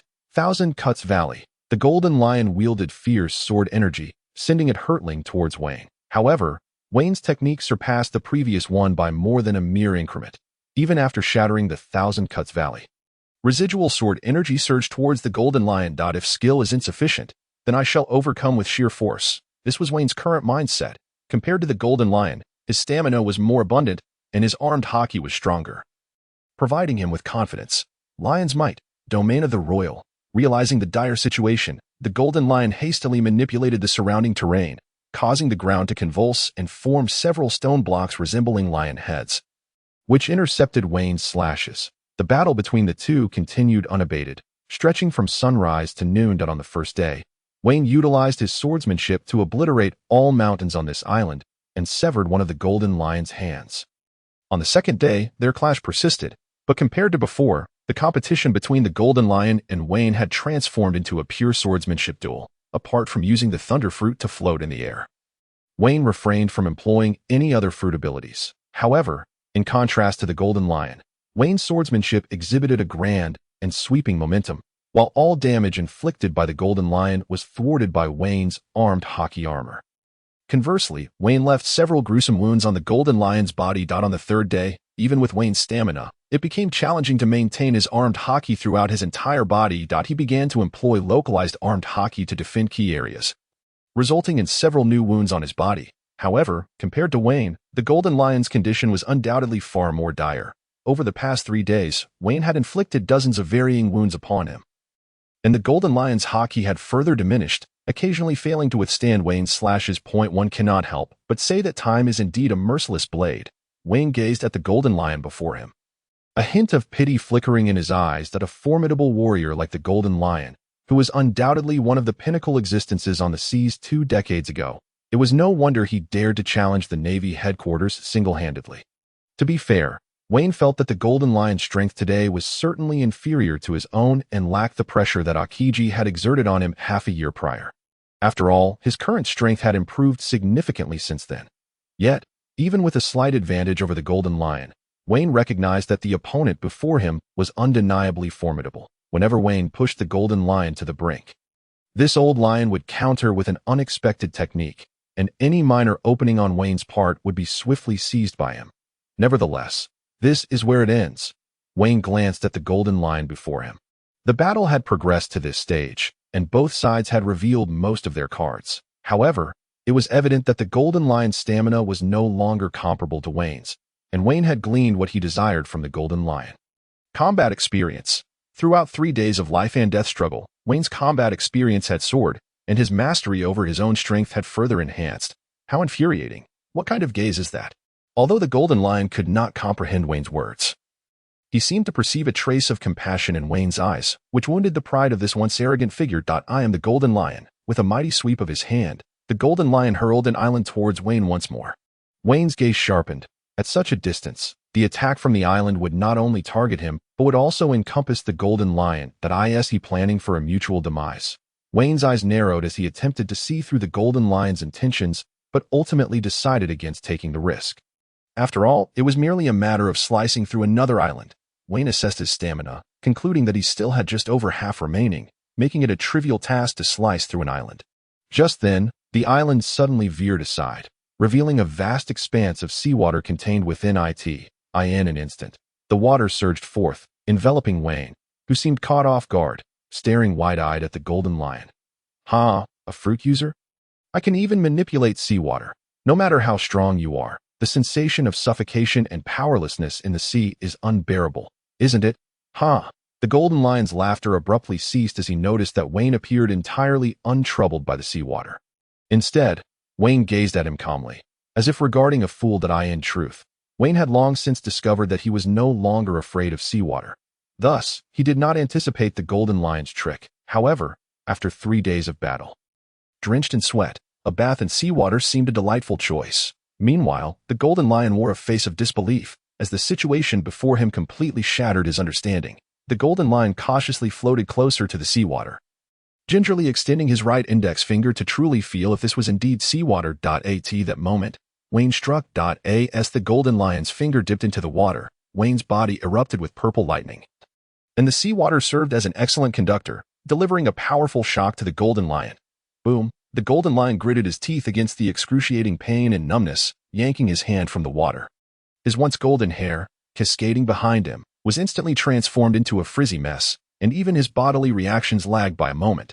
Vayne certainly would not squander such a prime opportunity. He seized his weapon, Rakshasa, bursting forth from the water, arriving beside the golden lion in an instant, and then unleashed 9 massive flying slashes, enveloped in advanced armed Haki, flying sword technique, 9-headed dragon flash, 9 fearsome clawing dragons surged towards the golden lion. At that moment, the golden lion finally reacted, gazing at the 9 flying slashes before him, attempting to evade. Yet, he soon realized that evasion was utterly impossible. Unavoidable slashes, truly miraculous swordsmanship. The golden lion gritted his teeth, unleashing a powerful aura, and a layer of black armor materialized around him, with deeper clouds forming on his cheeks. Armed Haki fully enveloped, this old lion, in his final moment, finally unleashed the remnants of his Haki. Brothers, lend me your strength. I seek 5-star reviews. Not only that, but the aura emanating from the golden lion intensified, gradually transforming into a substance capable of influencing reality. This is the Conqueror's Haki of the golden lion. Under his command, the Conqueror's Haki entwined around the 2 renowned swords at his feet. As one of the most powerful pirates of the old era, the golden lion undoubtedly possessed this technique of entwining his Conqueror's Haki. Boom! The 9-headed dragon seemed to roar in the air as it ultimately slashed towards the golden lion, who frantically wielded the 2 renowned swords at his feet, managing to block 6 or 7 slashes in the blink of an eye. However, the strength of Vayne's attack lay not only in its inevitability, but also in the complete restriction it imposed upon the enemy from 9 different angles. Although the golden lion's feet were agile, he could not fend off the slashes targeting his body. Truly a formidable young whelp, the golden lion ultimately survived, but his aura had diminished significantly compared to before. He bore long, narrow wounds on his back and abdomen, deep enough to reveal the flowing intestines within. The golden lion had still failed to block one of Vayne's most powerful sword techniques, and Vayne's advanced armed Haki had breached his defenses, leaving a fatal wound. They're truly a fruit user unafraid of seawater. There are indeed people beyond people. The golden lion roared with laughter, as if delivering his last words. Have the new era of pirates all grown up? It seems Sengoku's old head is about to ache. Don't be ridiculous. It's evident that someone like you could never submit to the Navy. Go forth and stir this vast ocean. Turn this world upside down. The Golden Lion proclaimed, taking a deep breath before forcefully yanking the ship's helm from atop his head. Cough, cough. The Golden Lion groaned in pain twice, yet astonishingly endured this fatal injury, his entire aura condensing into an even mightier presence than before. With a bold smile, he declared, "Come, young one, unleash your strongest move. Allow me to show you the power of the mightiest pirate from the bygone era." With that, the Golden Lion leapt into action, igniting what little Busashoka Haki remained within him. Coughing up 2 mouthfuls of blood, his gaze fixated intently on the figure of Vayne before him. Alas, Vayne sighed, sensing the Golden Lion's unwavering resolve to meet his demise, while removing the helm would allow for a more fluid application of his Haki. It was merely a flicker of light before the darkness. The decades-old injuries were not so easily overcome. Even without Vayne's assault, the Golden Lion could not withstand for long. Yet, Vayne resolved to grant this old lion a dignified end. After all, was not all that the Golden Lion had done in service of preserving his final vestiges of dignity? Vayne nodded slightly, enveloping himself once more in Busashoka Haki, a suit of ebony armor materializing around him. Not only that, but dark purple lightning crackled upon his forehead, while the Haki surged from his chest, ultimately coalescing into 2 arcs of purple lightning. This was the manifestation of Vayne's Haki, though even he could not maintain this state for long. Having fought thus far, a mutual respect had blossomed between the 2 combatants, paving the way for their final clash. The 2 formidable forces of conquerors Haki collided. In an instant, the clouds above split asunder, and the very heavens seemed to divide, as a fierce wind arose upon the island. Ha ha ha ha. The king of the new era, is it? Indeed. A man like you cannot lack talent. The Golden Lion laughed heartily, summoning within him the final strike of his life. Lion's might. Thousand Cuts Valley. With that, several slashing attacks imbued with advanced Busashoka Haki hurtled towards Vayne, their overwhelming force causing him to feel a twinge of fear. Was this the ultimate strike of a lion at death's door? Vayne dared not underestimate it. This blow could certainly spell his end. Drawing in a deep breath, Vayne unleashed his most powerful sword technique.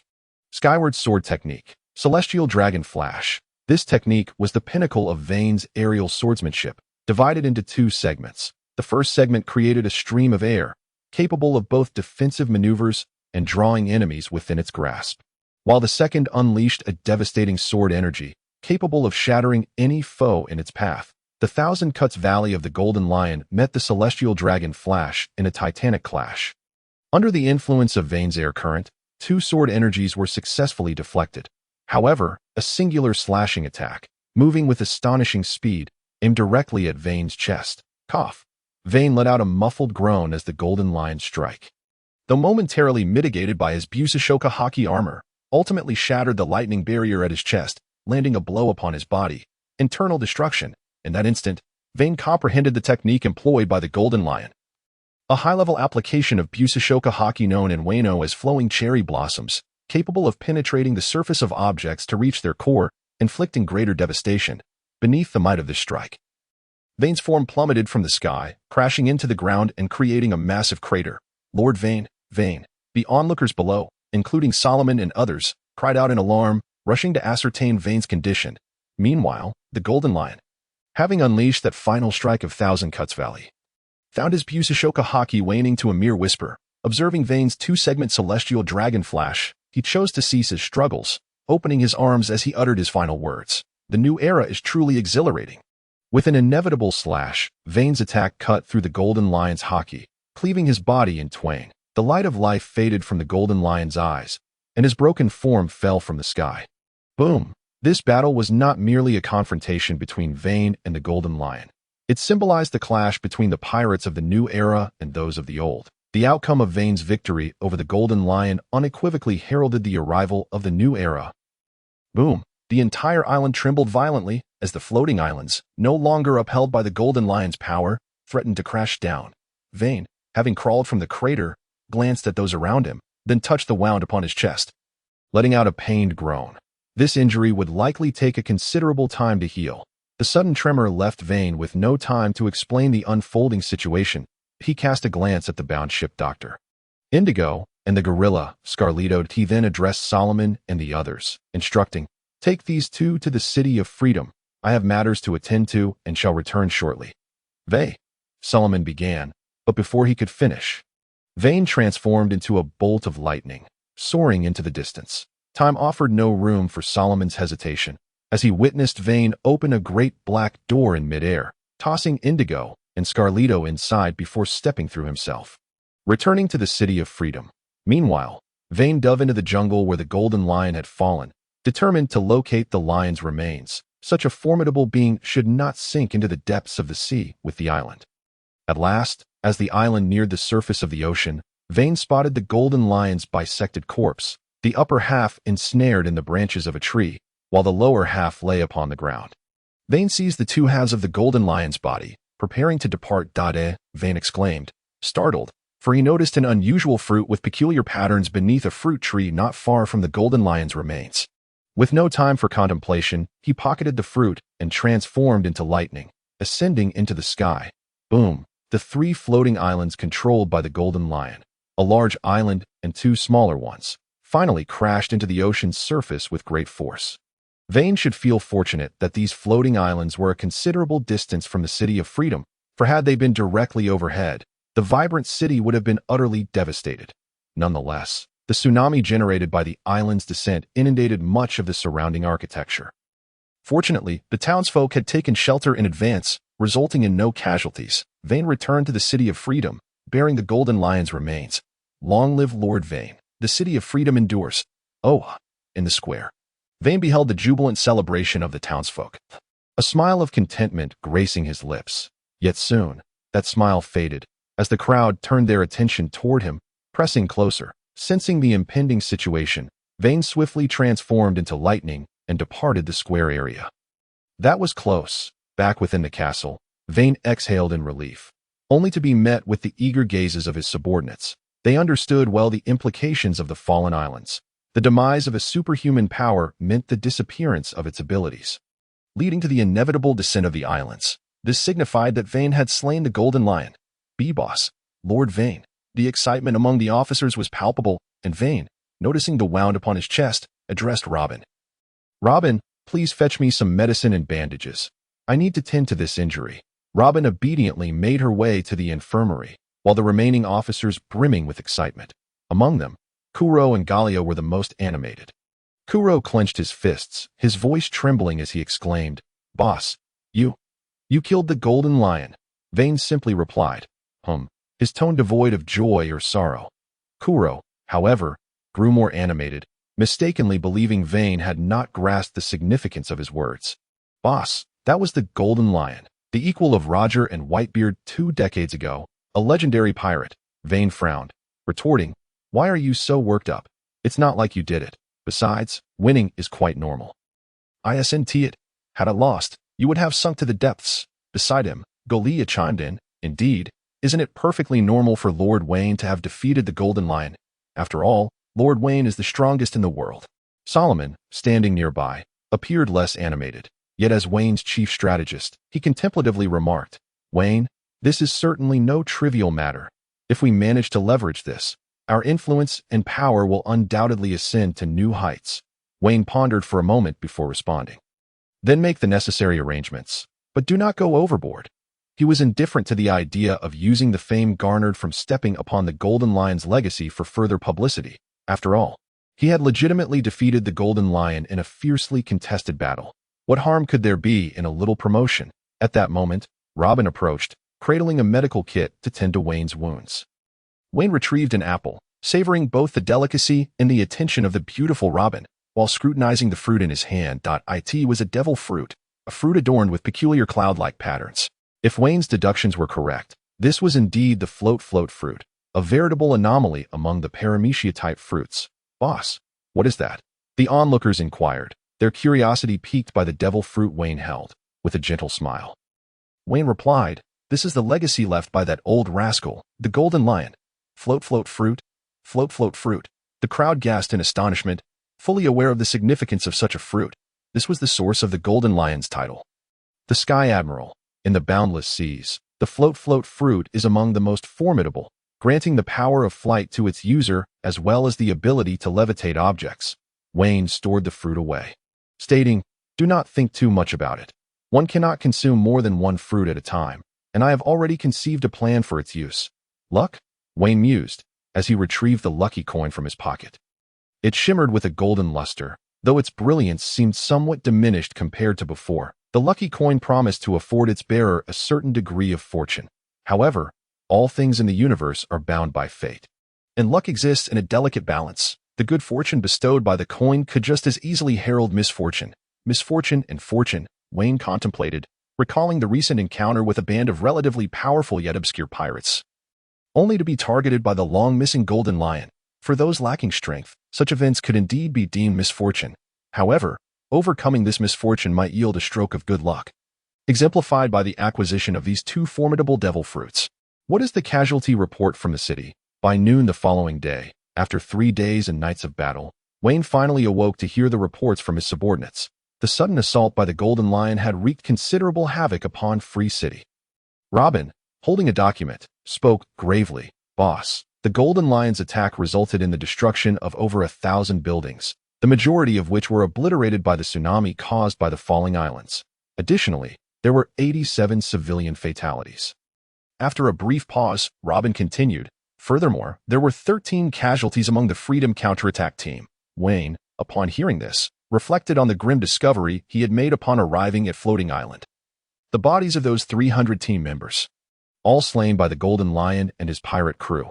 Yet, war is inherently deadly. Vayne merely nodded slightly, saying, understood. Compensation will be distributed to the families of the fallen members, and we must expedite the recruitment process for the vacant positions. Additionally, the reconstruction of the buildings must commence without delay. Robin nodded in acknowledgement. Boss, there are 2 more matters to report. The first is that a group of winged individuals has descended from Floating Island, seeking to join Free City. Vayne recalled that in the original narrative, there was indeed a small community of villagers with wings capable of flight. Their numbers were limited to a mere few hundred. He replied, very well, they are no better than slaves under the Golden Lion.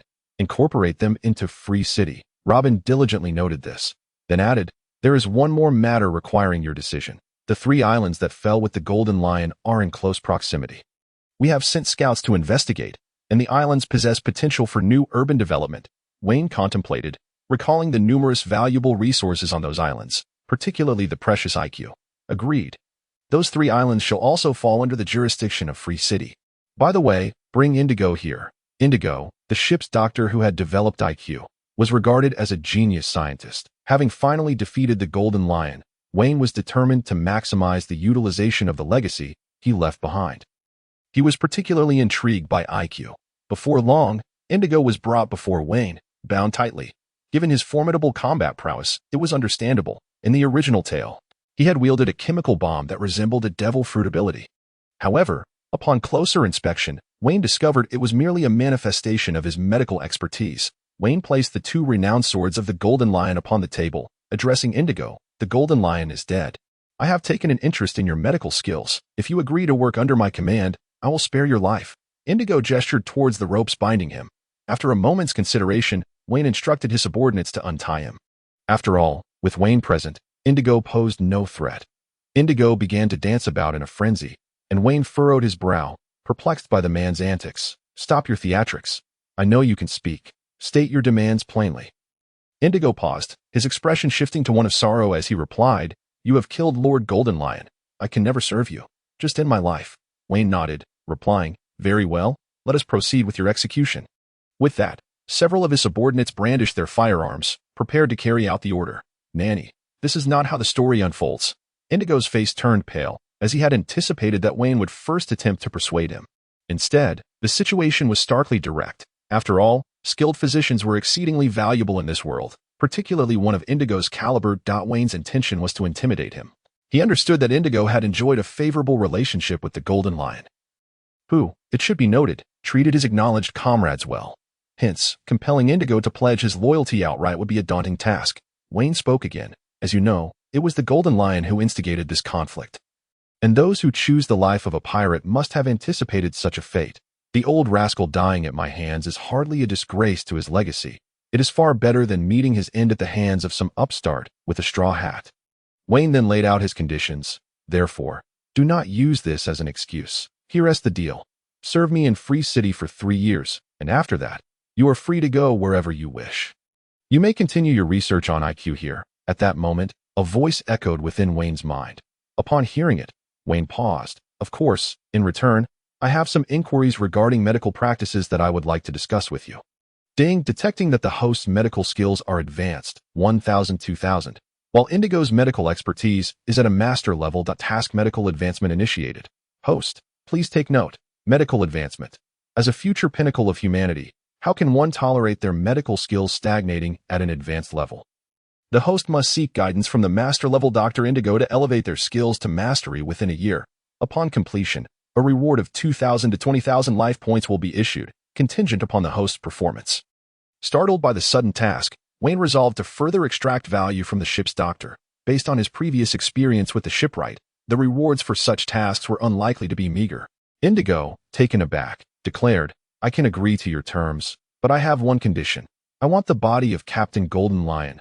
Wayne's expression shifted upon hearing this. Was Indigo akin to Moria? However, he quickly realized that Indigo likely wished to ensure a proper burial for his captain. Wayne nodded and said, "No problem, it is settled then. At that time, I shall gift you a small island. As for your original large island, I have other plans for it." Wayne had not intended to vent his frustrations on the corpse of the Golden Lion. Rather, he contemplated giving this old man a proper burial. After all, this cantankerous fellow was indeed a remarkable pirate. Entrusting the burial to Indigo was most fitting. A day later, a purple lightning bolt began to appear in various corners of the fallen floating island. Initiating an exploration of its topography, this figure was none other than Wayne, who, after resolving Indigo's recruitment, intended to assess the terrain of this island, the results of which greatly satisfied him. To his surprise, the old Golden Lion had left him such a substantial fortune. It appeared he truly needed to offer a couple of incense sticks in his honor. The 3 islands were not small by any means, especially the main island. Once the city was fully established, accommodating hundreds of thousands of residents would pose no significant challenge. As for the other 2 islands, one was intended for training soldiers. The recent raid by the Golden Lion had made Wayne acutely aware of the lack of advanced combat power among his ranks. The final island was designated for researching IQ. After surveying the terrain, Wayne returned to Freedom City. The recent battle had come as a shock. Although the losses were considerable, many of his subordinates had demonstrated exceptional performance, and Wayne was never one to skimp on rewarding his men. Thus, he organized a concert in Freedom City to celebrate the successful defense against the Golden Lion's assault, and afterward, he would commend and reward his subordinates. "Wallace, you performed admirably this time," Wayne remarked, observing the youthful face of the boy before him, as if seeing a reflection of his younger self. At merely 20 years old, Wallace had grasped the essence of all things breathing, and it was not beyond the realm of possibility that he would become a great swordsman in the future. Wallace, facing Wayne, appeared anxious and excited as he replied, "Lord Wayne, this is merely what I ought to do." Wayne nodded in acknowledgement, stating, "However, merit deserves reward. This is the custom of Freedom City. By the way, you are a dual-wielding swordsman, are you not?" Having said this, Wayne gestured for an officer to bring forth a long box. Upon opening it, 2 renowned swords, the Golden Lion's own blades, Sakura-tin and Mihawk, lay within. Wayne handed the 2 esteemed swords to Wallace, saying, "These blades were once wielded by the Golden Lion. One is named Sakura-tin, and the other Mihawk. They are now entrusted to you, and I hope you will practice diligently and soon become a great swordsman worthy of their renown." Wallace trembled as he received the box, for to a swordsman, their sword is akin to his second life. Every swordsman yearns for a renowned blade. The 2 swords Wallace had originally possessed had shattered while striking the island, and these new ones would surely elevate his prowess. Wayne finally managed to send the tearful Wallace on his way when the next visitor, a flushed Cage, arrived. As the captain of the 300 combat team, Cage's strength was undoubtedly on par with that of Wayne's officers. After a moment's contemplation, Wayne retrieved a book from his pocket and handed it to Cage. "Cage, your performance was outstanding," Wayne remarked, observing the stammering Cage, who struggled to utter a word. "This is my cultivation insight, containing reflections on the return of life. Upon receiving it, you will be able to enhance your vitality." Wayne pondered for a while, believing this to be the most suitable gift for him. After all, the tenacity of the honey badger, flat-headed brother, was already formidable, and coupled with the return of life, he might indeed become an indomitable force akin to Luffy from the original tale. After bestowing awards upon Wallace and Cage, Wayne also rewarded those who had performed excellently, each receiving approximately 10 million berries. A considerable fortune for them. Phew, the awards are finally concluded.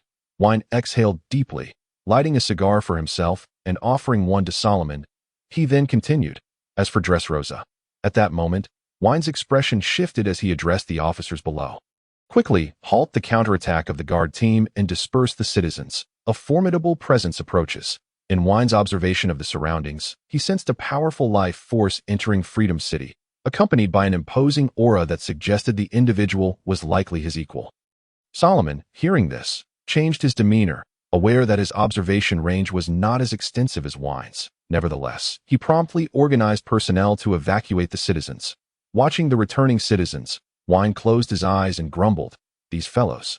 Why must they come one after another? When will it end?" With that, Vayne extinguished his cigar and transformed into a streak of lightning, racing toward the sensed presence. Soon, Vayne arrived in the harbor area, where he encountered the figure of a man wearing a gentleman's hat, a long sword slung across his back, and eyes as sharp as an eagle's. This man was none other than the warlord of the sea, the world's foremost swordsman, Haki Mihawk. Oh, has he arrived? Hawkeye seemed to sense the approach of another formidable swordsman, raising his head to fix his gaze upon Vayne from afar. Why is this fellow here? Vayne sighed in relief, yet a hint of worry crept in. He truly feared the arrival of someone like Kaido or Big Mom. The recently wounded Freedom City could hardly withstand an assault from a notorious pirate. However, Hawkeye Mihawk was not a foe to be underestimated. Though he did not slaughter the innocent, his intentions for being here were unmistakable. Hawkeye Mihawk had always relished the challenge of confronting skilled swordsmen. And Vayne happened to be a great swordsman. What a headache this was. Vayne swiftly approached Mihawk, saying, "What brings you to my territory?" Noticing the lightning surrounding Vayne, Hawkeye frowned slightly, replying, "What a pity, you are not a pure swordsman." "Are you?" Vayne, upon hearing this, felt a wave of exasperation wash over him. That Hawkeye's tone resembled that of someone pitying a young maiden who had been wronged. Therefore, Vayne retorted, "Wait a moment, as a fellow warlord of the sea. What is your purpose for coming here? Be careful, or I might report you to the higher-ups." Hawkeye glanced at the blade, Risetsu, hanging at Vayne's waist, seemingly sensing Vayne's extraordinary nature. He then drew forth his black sword, holding it with both hands, and stated, "I have long heard that Warlord Vayne is also a great swordsman, so I have come to challenge you, hoping you will graciously accept." I knew it would come to this. Vayne rubbed his temples, fully aware that Hawkeye sought to challenge him. However, they held no grudge against one another, so why engage in battle? Moreover, the Navy would surely catch wind of it and intervene. Fortunately, Vayne had already concocted an excuse. He pointed to the bandages on his chest, saying, "I apologize, but I just had a fierce battle with the Golden Lion, and I am quite seriously injured, my strength diminished." I imagine the world-famous swordsman would not take advantage of an opponent in such a state. In reality, Vayne's injuries had mostly healed, and under his robust vitality, they hardly affected his combat capabilities. Only the scars would take time to mend, as expected. Hawkeye frowned slightly at this revelation, for it was not the outcome he had sought. Engaging in a fair duel with a great swordsman to continuously refine his skills was what he yearned for. However, Hawkeye quickly discerned another avenue. The Golden Lion was also a great swordsman, and one with a more illustrious reputation. He could challenge the Golden Lion instead. With this thought, Hawkeye's spirits lifted. Defeating a legendary great swordsman from the bygone era would undoubtedly align with his aspirations. "Then where is the Golden Lion?" Hawkeye inquired. "You are injured. I shall challenge you another time. For now, battling the Golden Lion seems a splendid choice." A hint of a smile graced Hawkeye's face.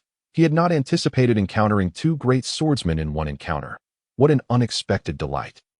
Vayne raised an eyebrow and replied, "You wish to seek out the Golden Lion. That may prove quite challenging."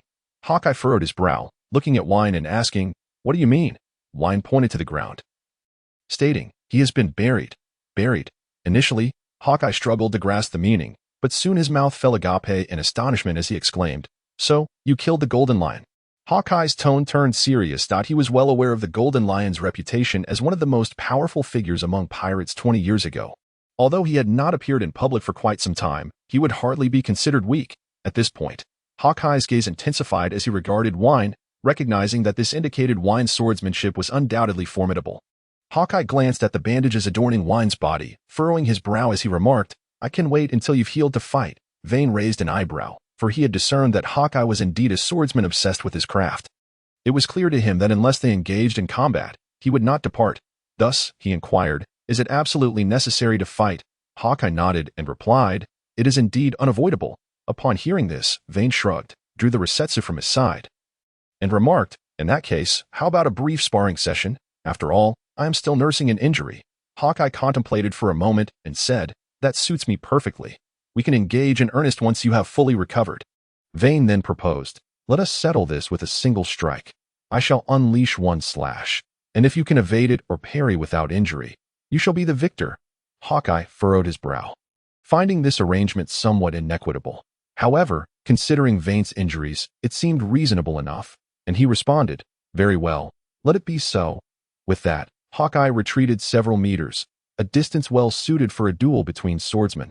Vayne nodded, casting aside his black cloak to reveal his robust physique, with layers of bandages stained with blood adorning his chest. Yet he paid it no mind, gripping the Resetsu with both hands and exhaling deeply. Flying sword technique, nine-headed dragon slash. Vayne ultimately resolved to employ this technique against his opponent.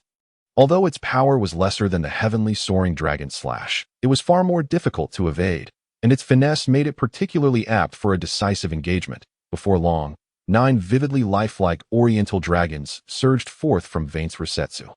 Unlike before, these dragons appeared somewhat slimmer, but this was not indicative of reduced potency. Rather, it was a manifestation of the focused power he had acquired during his battle with the Golden Lion. The slender dragons were, in fact, more lethal. Additionally, they were entwined with hints of purple and black, the purple representing the electric energy of Vayne's thunder fruit, while the black signified the armament Haki enveloping them. Swiftly, the 9 clawing dragons hurtled towards Hawkeye. Upon witnessing this attack, Hawkeye's gaze sharpened, for as a master swordsman, he immediately sensed the hidden menace within the strike. His instinctive reaction was to evade. However, as the thought crossed his mind, he realized that this was a blow he could not escape. Was it a guaranteed hit? A glimmer of intrigue flashed in Hawkeye's eyes. Realizing this, he resolved to confront the attack head-on. Meanwhile, Vayne sheathed his sword, for they had agreed upon a single strike, and after executing his move, he lit a cigar, eager to observe how Hawkeye would counter this onslaught. Such an encounter would also serve to refine Vayne's own swordsmanship. In Vayne's perception, first and foremost, there loomed an overwhelming sword aura, Hawkeye's entire being erupted with a fierce sword intent, as if an invisible blade had materialized around him, one that could genuinely inflict harm upon the surrounding entities. Moreover, in this state, Hawkeye's swordsmanship transcended to a higher realm of understanding. This was the essence of Hawkeye's sword way. Could it be an invincible sword force? Vayne observed Hawkeye with contemplation. He possessed a sword aura of his own. Yet it paled in comparison to the purity emanating from Hawkeye. It seemed he must devise a way to consolidate his own sword aura. Realizing this, Vayne gained a deeper understanding of the sword. Meanwhile, Hawkeye, evidently not merely passive, let out a soft exclamation, accurately predicting the trajectory of Vayne's 9 slashing strikes within his own sword aura. With remarkable speed, he executed 8 swift cuts with his black blade, deftly blocking the strikes aimed at his abdomen, legs, back, arms, and neck. However, this was not the end. Vayne's technique was not so easily thwarted. Indeed, as Hawkeye extended his blade to intercept the final strike, a miscalculation occurred. Though Hawkeye's black blade was perpetually imbued with armament Haki, capable of withstanding Vayne's electric paralysis, his own body lacked such dense Haki to repel the electric current's numbing effect. This was a shortcoming inherent to swordsmen.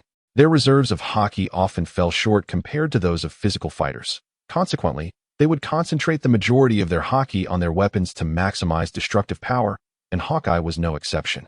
Of course, Vayne was an exception in this regard, possessing a physique almost monstrous in nature, verging on that of a physical fighter. This is bad. Hawkeye seemed to sense the encroaching danger as his body slowed slightly under the influence of the electrical paralysis. Yet, even this slight delay could dictate the outcome of their contest. Hawkeye's body hesitated momentarily, but relying on his mastery of swordsmanship, he managed to deflect Vayne's final strike aimed at his face. However, it seemed he had not completely succeeded. A fine cut appeared on Hawkeye's cheek, shallow but still drawing blood. Vayne exhaled in relief. It seemed he had indeed defeated Hawkeye, for their agreement stipulated no injuries. Hawkeye, gripping his black blade with one hand, gingerly touched the wound on his face, and a glimmer of excitement flickered in his gaze. How long had it been since he had sustained an injury? Especially in a duel of swordsmanship. Ever since he had ascended to the throne of the world's greatest swordsman, he had not been wounded. Before him stood a man truly capable of challenging his status. With this thought, Hawkeye's desire for battle intensified, and he leaped to continue the engagement with Vayne. Stop, stop, stop. Vayne interjected, raising a hand in front of him. Hey, Mihawk, we agreed on a single strike. You wouldn't be trying to cheat. Would you? Hawkeye remained silent for a moment, seemingly grappling with his thoughts.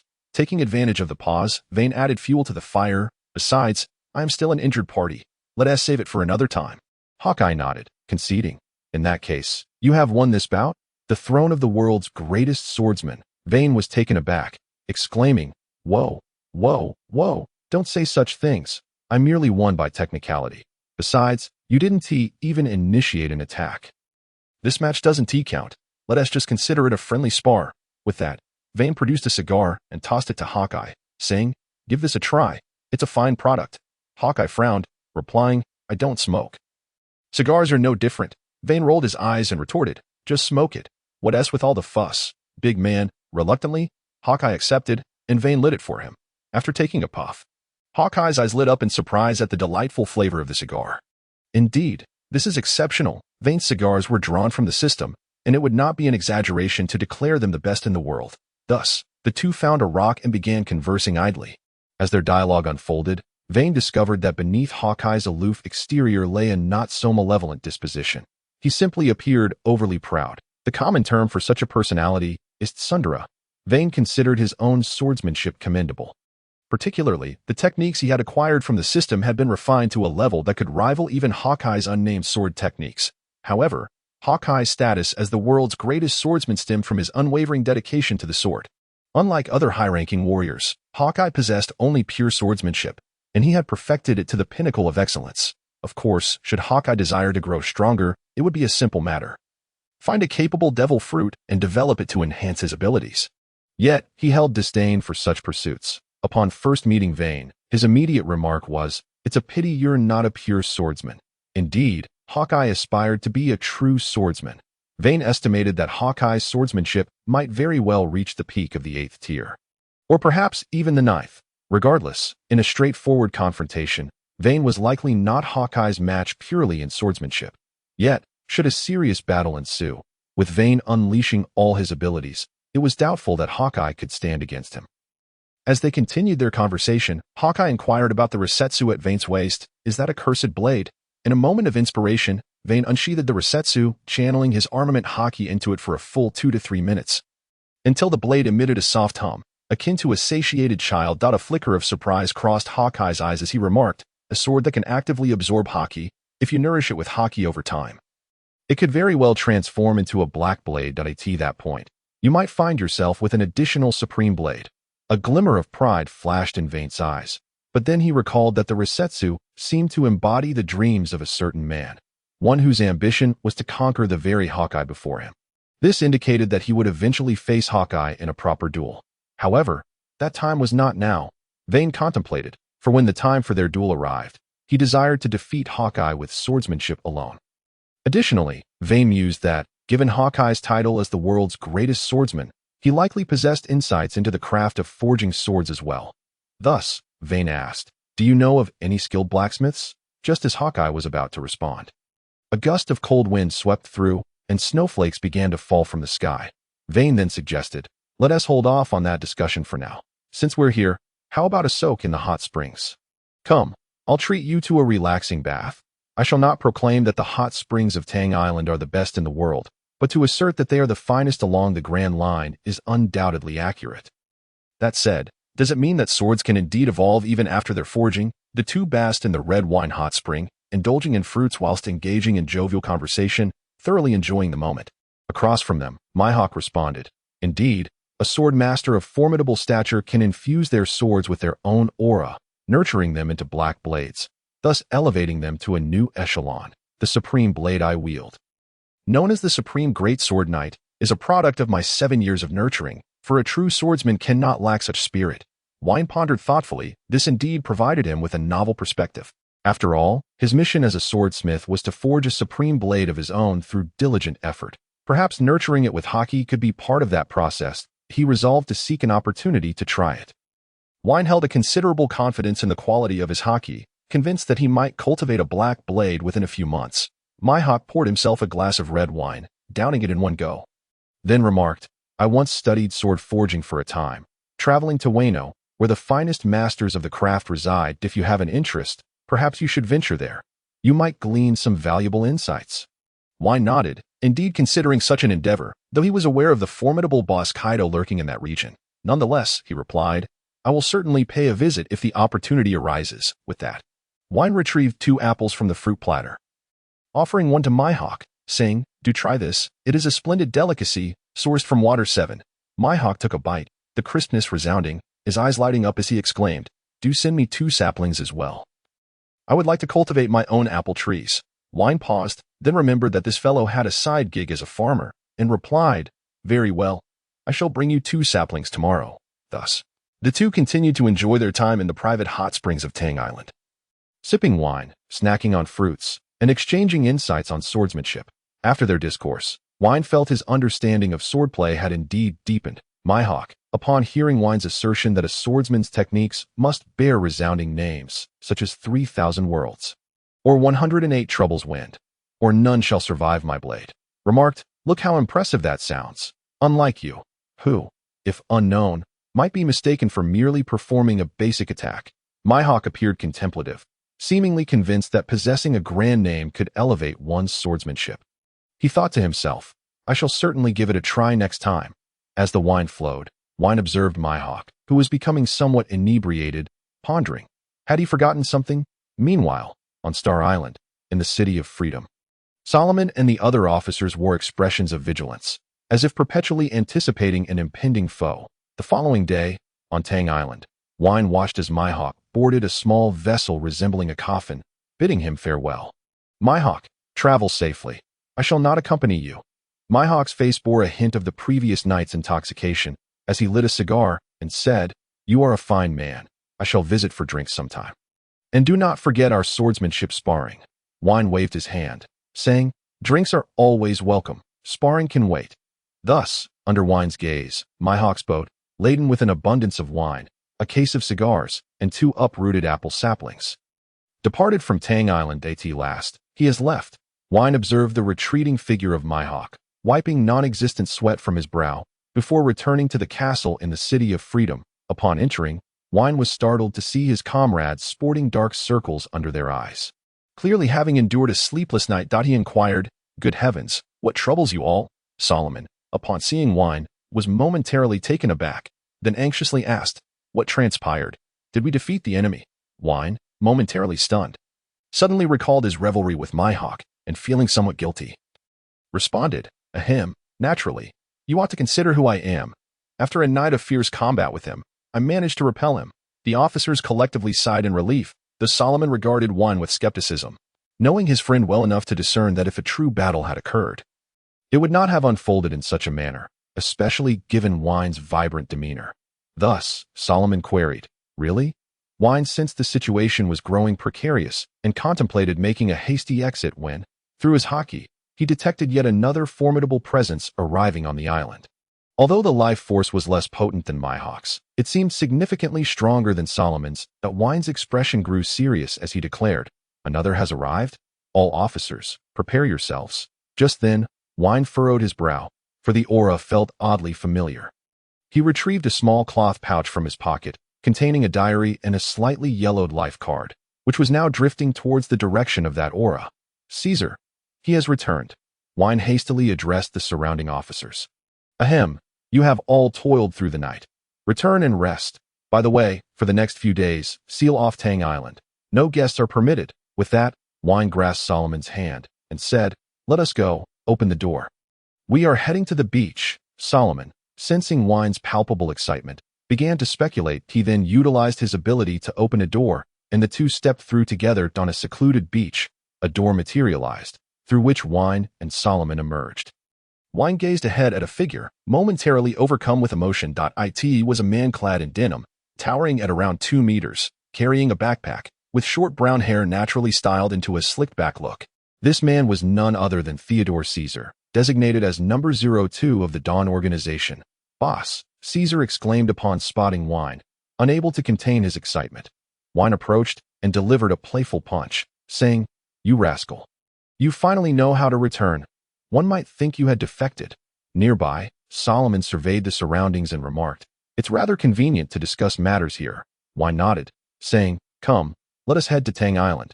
By the way, you have yet to experience the comforts of our hot springs, have you?"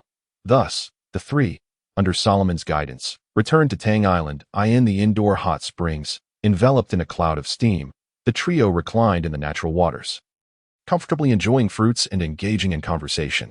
Wayne turned to the scarred Caesar and said, "You've been faring well in the Navy. I hear you're on the verge of becoming a rear admiral?" Caesar retrieved 3 cigars from his backpack, lighting one for himself and handing the others to Wayne and Solomon, saying, "Try this. It was given to me by Admiral Kazu, a special supply from the Admiral. Truly exquisite." Wayne waved his hand, summoning 3 cigars from his spatial ring, and declared, "Now this is the good stuff. Give mine a try." Caesar lit the cigar Wayne offered, took a puff, then exclaimed in astonishment, "Boss, this is incredible. It surpasses the Admiral's special supply." Wayne's eyes gleamed with pride as he said, "Look at you, acting as if you've never seen such luxury. I have plenty more. I shall bring you a few cases to take back. By the way, how long can you stay this time?" Caesar exhaled a smoke ring, saying, "Boss, you know I'm not as free as you in the Navy. This visit is merely a vacation. After this, I shall be promoted to Rear Admiral, and I expect to have about a week off." Wayne nodded, saying, "Then enjoy your time in the City of Freedom." Caesar shook his head, saying, "I cannot afford to be seen here. I am on leave. However, I had to change ships to reach Tang Island, and I swear, I spent an entire day just hopping from one island to another. It nearly exhausted me." Wayne understood the effort it took for Caesar to return and said, "Then why not quit the Navy and join us? We could use more hands, and with our current strength, we need not be so secretive." Caesar shook his head, replying, "Boss, if you wish to achieve that goal, you must have trustworthy individuals within the Navy, and no one fits that role better than I do." Solomon nodded in agreement, saying, "Caesar is correct. By the way, do you have confidence in advancing 2 more ranks in the coming years?" Caesar pondered for a moment. Ascending 1 rank would mean becoming a vice admiral, and 2 ranks would elevate him to the status of a prospective admiral, undeniably placing him within the core circle of the Navy. Shaking his head, Caesar remarked, "Becoming a vice admiral within 2 years is feasible. After all, capturing a few notorious pirates to amass military achievements should suffice. However, the prospect of becoming a prospective admiral," he paused, continuing, "that might prove to be somewhat challenging. Firstly, the faction I currently belong to is under Admiral Kazu, who is not particularly keen on vying for accolades, thus making the ambition of becoming a prospective admiral rather difficult." Wayne nodded in acknowledgement, well aware of Kazuru's laid-back demeanor, which indeed made advancement under his command quite arduous. Caesar continued, "Moreover, I have little regard for Sakazuki's character, hence I have no desire to serve under him. Furthermore, to become a prospective admiral, strength is paramount. Currently, my abilities are comparable to those of the elite vice admirals, but I am still far from reaching the level of an admiral." Upon hearing this, Wayne smiled slightly and retrieved a devil fruit from his spatial ring, holding it in his hand. Solomon, standing beside him, wore an expression that suggested he had anticipated this moment. Meanwhile, Caesar gazed at Wayne's devil fruit with a look of confusion. Given Caesar's current strength and status, he had undoubtedly encountered devil fruits before. In fact, if he desired one, he could acquire it either from Wayne or exchange military merits within the Navy. However, the issue lay in the fact that, with his current abilities, only a Logia-type fruit or an ancient or mythical Zoan-type fruit, as well as a formidable Paramecia type, would be beneficial. Otherwise, it would merely serve to expose his weaknesses. Wayne smiled gently, holding the float fruit, and said, "A top-tier Paramecia ability, the float fruit. How about it? Would you like to consume it?" Caesar was momentarily taken aback. Then his pupils constricted as he exclaimed, "Isn't the float fruit that old geezer Golden Lions?" Could it be? A bold prediction formed in Caesar's mind, to which Wayne, with a light-hearted grin, nodded affirmatively, stating, "Indeed, it is that old man's legacy. You shall soon hear the news of Golden Lion's demise." Wayne tossed the devil fruit high into the air, catching it deftly as he asked, "So, what do you think?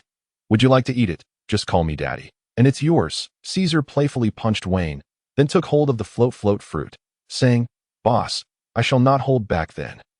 With great care, Caesar took a bite, only to grimace as if he had tasted something repugnant. He swore he had never encountered anything so unpalatable. Nevertheless, under Wayne's watchful gaze, Caesar gritted his teeth and consumed the remainder of the fruit.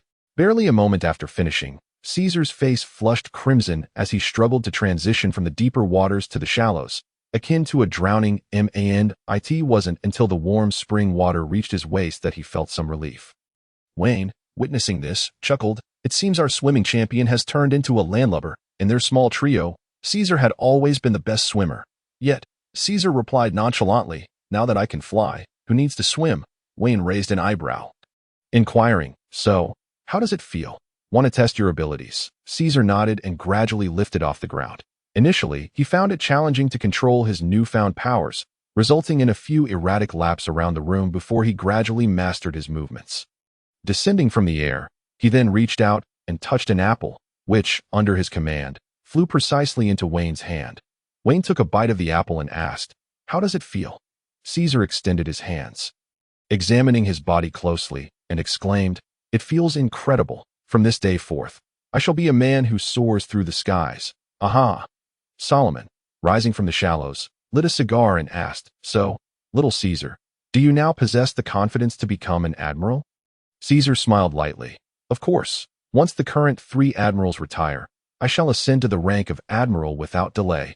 Wayne recognized the jest in Caesar's tone, but was unaware that perhaps, in 2 years, such an opportunity might indeed arise. Thus, Wayne inquired, how is your physical combat and Haki training progressing? Caesar, still toying with the fruits floating in midair, responded, I have mastered the 6 styles, and I've been practicing life return for quite some time. I just feel that my Haki could still use some refinement. I'm contemplating whether I should practice swordsmanship. Wayne rolled his eyes and retorted, forget it. You're already 27. What good would it do to learn swordsmanship now? By the time you master it, it will be too late. With that, Wayne produced a vial and handed it to Caesar. Taking the vial, Caesar asked curiously, boss, what's this? Wayne answered mysteriously, this is a remarkable elixir. Once you hit a bottleneck in your armament Haki training, consuming this will undoubtedly lead to immediate progress. Caesar, upon hearing this, solemnly placed it into his backpack. A potion that could elevate one's Haki level was certainly a priceless treasure. Solomon, rising from the spring, playfully punched Wayne, saying, hey now, you're hoarding good stuff. Why not share such treasures with me? Wayne poured Solomon a glass of wine as an apology, stating, Caesar is currently on duty outside. I worry for his safety, hence I sought ways to enhance his strength. Next time I acquire something like this, I promise it will be yours. Solomon relented, saying, humph, that's more like it. Wayne earnestly advised. Caesar, the float fruit is indeed powerful. However, physical prowess is fundamental. While you explore the capabilities of the fruit, do not neglect your training. I look forward to hearing good news from you. Strive to become a prospective admiral within 2 years.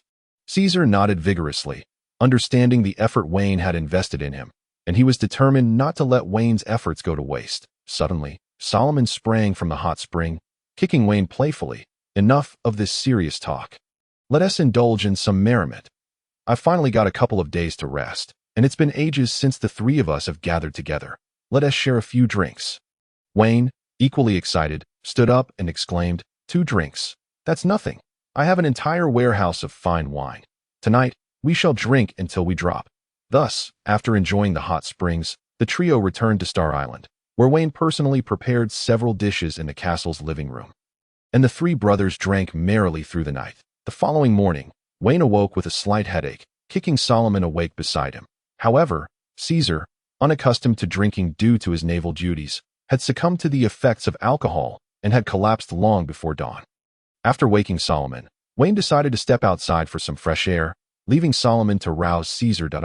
It's been ages since I've enjoyed myself so thoroughly, Wayne remarked as he stepped out of the castle. Lighting a cigarette and savoring a couple of puffs at that moment, a few carrier seagulls flew overhead. With a gentle wave, one flew down beside Wayne. Wayne placed a manuscript of water margin into an envelope, slipped in 50 berries, and retrieved a newspaper, eager to catch up on recent news. However, upon reading the headlines, he nearly choked on the smoke from his cigarette. 2 stories dominated the front page. The fallen island. The legendary golden lion of the old era has perished, and the world's greatest swordsman has changed hands. Wayne, the 7 Warlords, may become the strongest of them all. Wayne opened the newspaper, preparing to delve into its contents. It was undeniable. that Morgan's World Economic Journal had earned its reputation as the most influential newspaper in the pirate world. What particularly troubled Vayne was Morgan's nearly omnipresent intelligence network. Countless seagulls served as Morgan's eyes, perpetually relaying information, a feat even Vayne could not rival. Of course, the report on Golden Lion's demise was a result of a proactive communication between Vayne and Solomon, aimed at demonstrating their strength to the outside world and deterring any would-be adversaries. For Morgan, such sensational news was precisely what he wished to report, making it a mutually beneficial arrangement. The front-page photograph depicted Golden Lion, missing a hand, glaring furiously at Vayne. While Vayne's expression remained cold and indifferent, the article concluded with images of Golden Lion's dismembered body and the 3 islands that had fallen near the City of Freedom. All signs pointed to the fact that Golden Lion had indeed met his end at Vayne's hands. One could only hope that this report would yield favorable outcomes. Within Vayne's heart, a flicker of unease lingered. Primarily, his confrontation with the Golden Lion had indeed laid bare many of his hidden cards. The powers of the Thunderfruit were self-evident, destined to be uncovered by those with intent, a fact Vayne had no intention of concealing. What truly troubled Vayne was the potential revelation of his unique immunity to seawater, a pivotal ace up his sleeve. In comparison to the news of the Golden Lion's demise, the impact of the second piece of news was equally formidable. Morgan truly thrived on chaos. Vayne gazed at the photograph accompanying the second report, where he stood face to face with Mihawk, whose visage bore a long, narrow scar, with thin rivulets of blood trickling down his cheek. The essence of the news was as follows. Shockingly, has the title of the world's greatest swordsman changed hands? Mihawk himself admits to being bested in a single strike. The article commenced with lavish praise for Vayne's miraculous swordsmanship. Furthermore, the location of Mihawk's injury was grievous. The journalist even speculated that Vayne had shown mercy. Otherwise, the consequences could have been far more dire than a mere wound, possibly even Mihawk's life. In a surprising turn, a reporter had managed to interview Mihawk, who reportedly stated, "Vayne's sword technique is indeed formidable. I was bested in our duel." Thus, through a web of conjecture spun by the reporters, Vayne emerged as the new world's greatest swordsman. Vayne rubbed his temples in exasperation. These paparazzi truly thrived on sensationalism. It seemed he would have his hands full in the days to come. Vayne understood that Mihawk, with his pride, would be disinclined to clarify matters. However, if others took this news at face value, a ceaseless stream of challengers would likely come forth. And unlike Mihawk, Vayne was not a battle fanatic, which naturally left him somewhat vexed. Meanwhile, this report was disseminated worldwide. At Marine headquarters in Marineford, Admiral Sengoku, sporting a braided beard, scrutinized the newspaper in his hands, his eyes betraying a mixture of apprehension and gravity. After a prolonged silence, he tossed the paper onto the table, where it was promptly devoured by a goat-like figure with a similar beard. Heavens, has Vayne truly become this formidable? Sengoku observed the other senior Marines, who were equally somber as they glanced at the paper. What do you all make of this monumental event? Sengoku exhaled deeply, surveying the room in anticipation of their responses. Akainu clenched his fists, his facial muscles twitching, and declared, "I must personally invite Vayne to join the Navy. Such power must not be allowed to fall into the hands of a pirate, even one as distinguished as a warlord of the sea." Kizaru lit a cigar, taking a drag before commenting. "Sakazuki, you are indeed quite formidable. But what if Vayne declines your invitation?" Akainu's expression darkened as he gritted his teeth. "I absolutely cannot allow any evil to arise." Before Akainu could finish, Admiral Sengoku interrupted. Fully aware of Akainu's intent, Sengoku would not permit any conflict between Akainu and Vayne. Regardless of Vayne's status as a warlord of the sea, he stood allied with the Navy. Moreover, given Vayne's current prowess, a confrontation between Sakazuki and Vayne might not guarantee Akainu's victory. Sengoku scanned the room once more before stating, "Enough, Sakazuki-Kazan. You have fought Vayne before. How credible do you find these reports?" Aokiji removed his eye patch and scrutinized the news. After a moment, he replied, "The likelihood of its truth is quite high.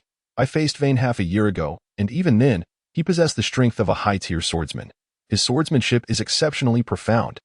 Aokiji closed his eyes, seemingly lost in recollection, and continued, "No, to be precise, it transcended mere swordplay. He has a strike that is nearly guaranteed to hit. Even I suffered under that technique." Sengoku locked eyes with Aokiji, inquiring, "So, you are saying he truly defeated Mihawk?" Aokiji replied, "I have not faced Mihawk, but Vayne's strength had already placed him among the elite of the seas, and he possesses numerous bizarre abilities that enhance his combat prowess. He also has a remarkable food that can instantly restore a portion of his stamina. Aokiji set the newspaper down, stating, "At that time, I had a 70% chance of subduing Vayne. However, I would likely have sustained injuries that would never heal. The remaining 1% chance meant I might have perished alongside him on that island." As Aokiji finished speaking, a profound silence enveloped the meeting room. This was the first time many of the senior Marines had heard Aokiji's account of that battle. Furthermore, Aokiji's assessment of Vayne was undeniably high. Such strength could rival that of an admiral. Sengoku inhaled deeply, addressing Kazu. That was Vayne's strength 6 months ago, and given his rapid growth since then, coupled with his acquisition of the Thunder Fruit. The high-ranking Marines, including Akainu, fell into contemplation, comprehending Sengoku's implications at that moment. Vice Admiral Tsuru interjected, "However, there is no need for excessive concern. Thus far, Vayne's actions have leaned towards justice. Moreover, let us not forget, the Golden Lion's demise at his hands could be seen as a fortuitous event. After all, that old wretch, though absent for 2 decades, was a ticking time bomb." The assembled Marines nodded in agreement. Vayne had not committed any egregious acts, and his bounty had not been excessively high since his debut. The sound of a transponder snail echoed in Sengoku's pocket. He answered, "Moshi Moshi. This is Sengoku." "Understood." A glimmer of joy crossed Sengoku's face as he hung up, announcing, "Ahem." That was a call from the Gorosei.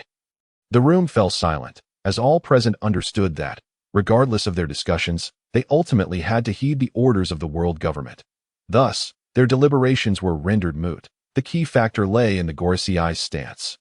Sengoku paused momentarily, stating, "The Gorosei's message indicates they wish to reassure and court Vayne. After all, his elimination of that old lion has been a significant boon for us.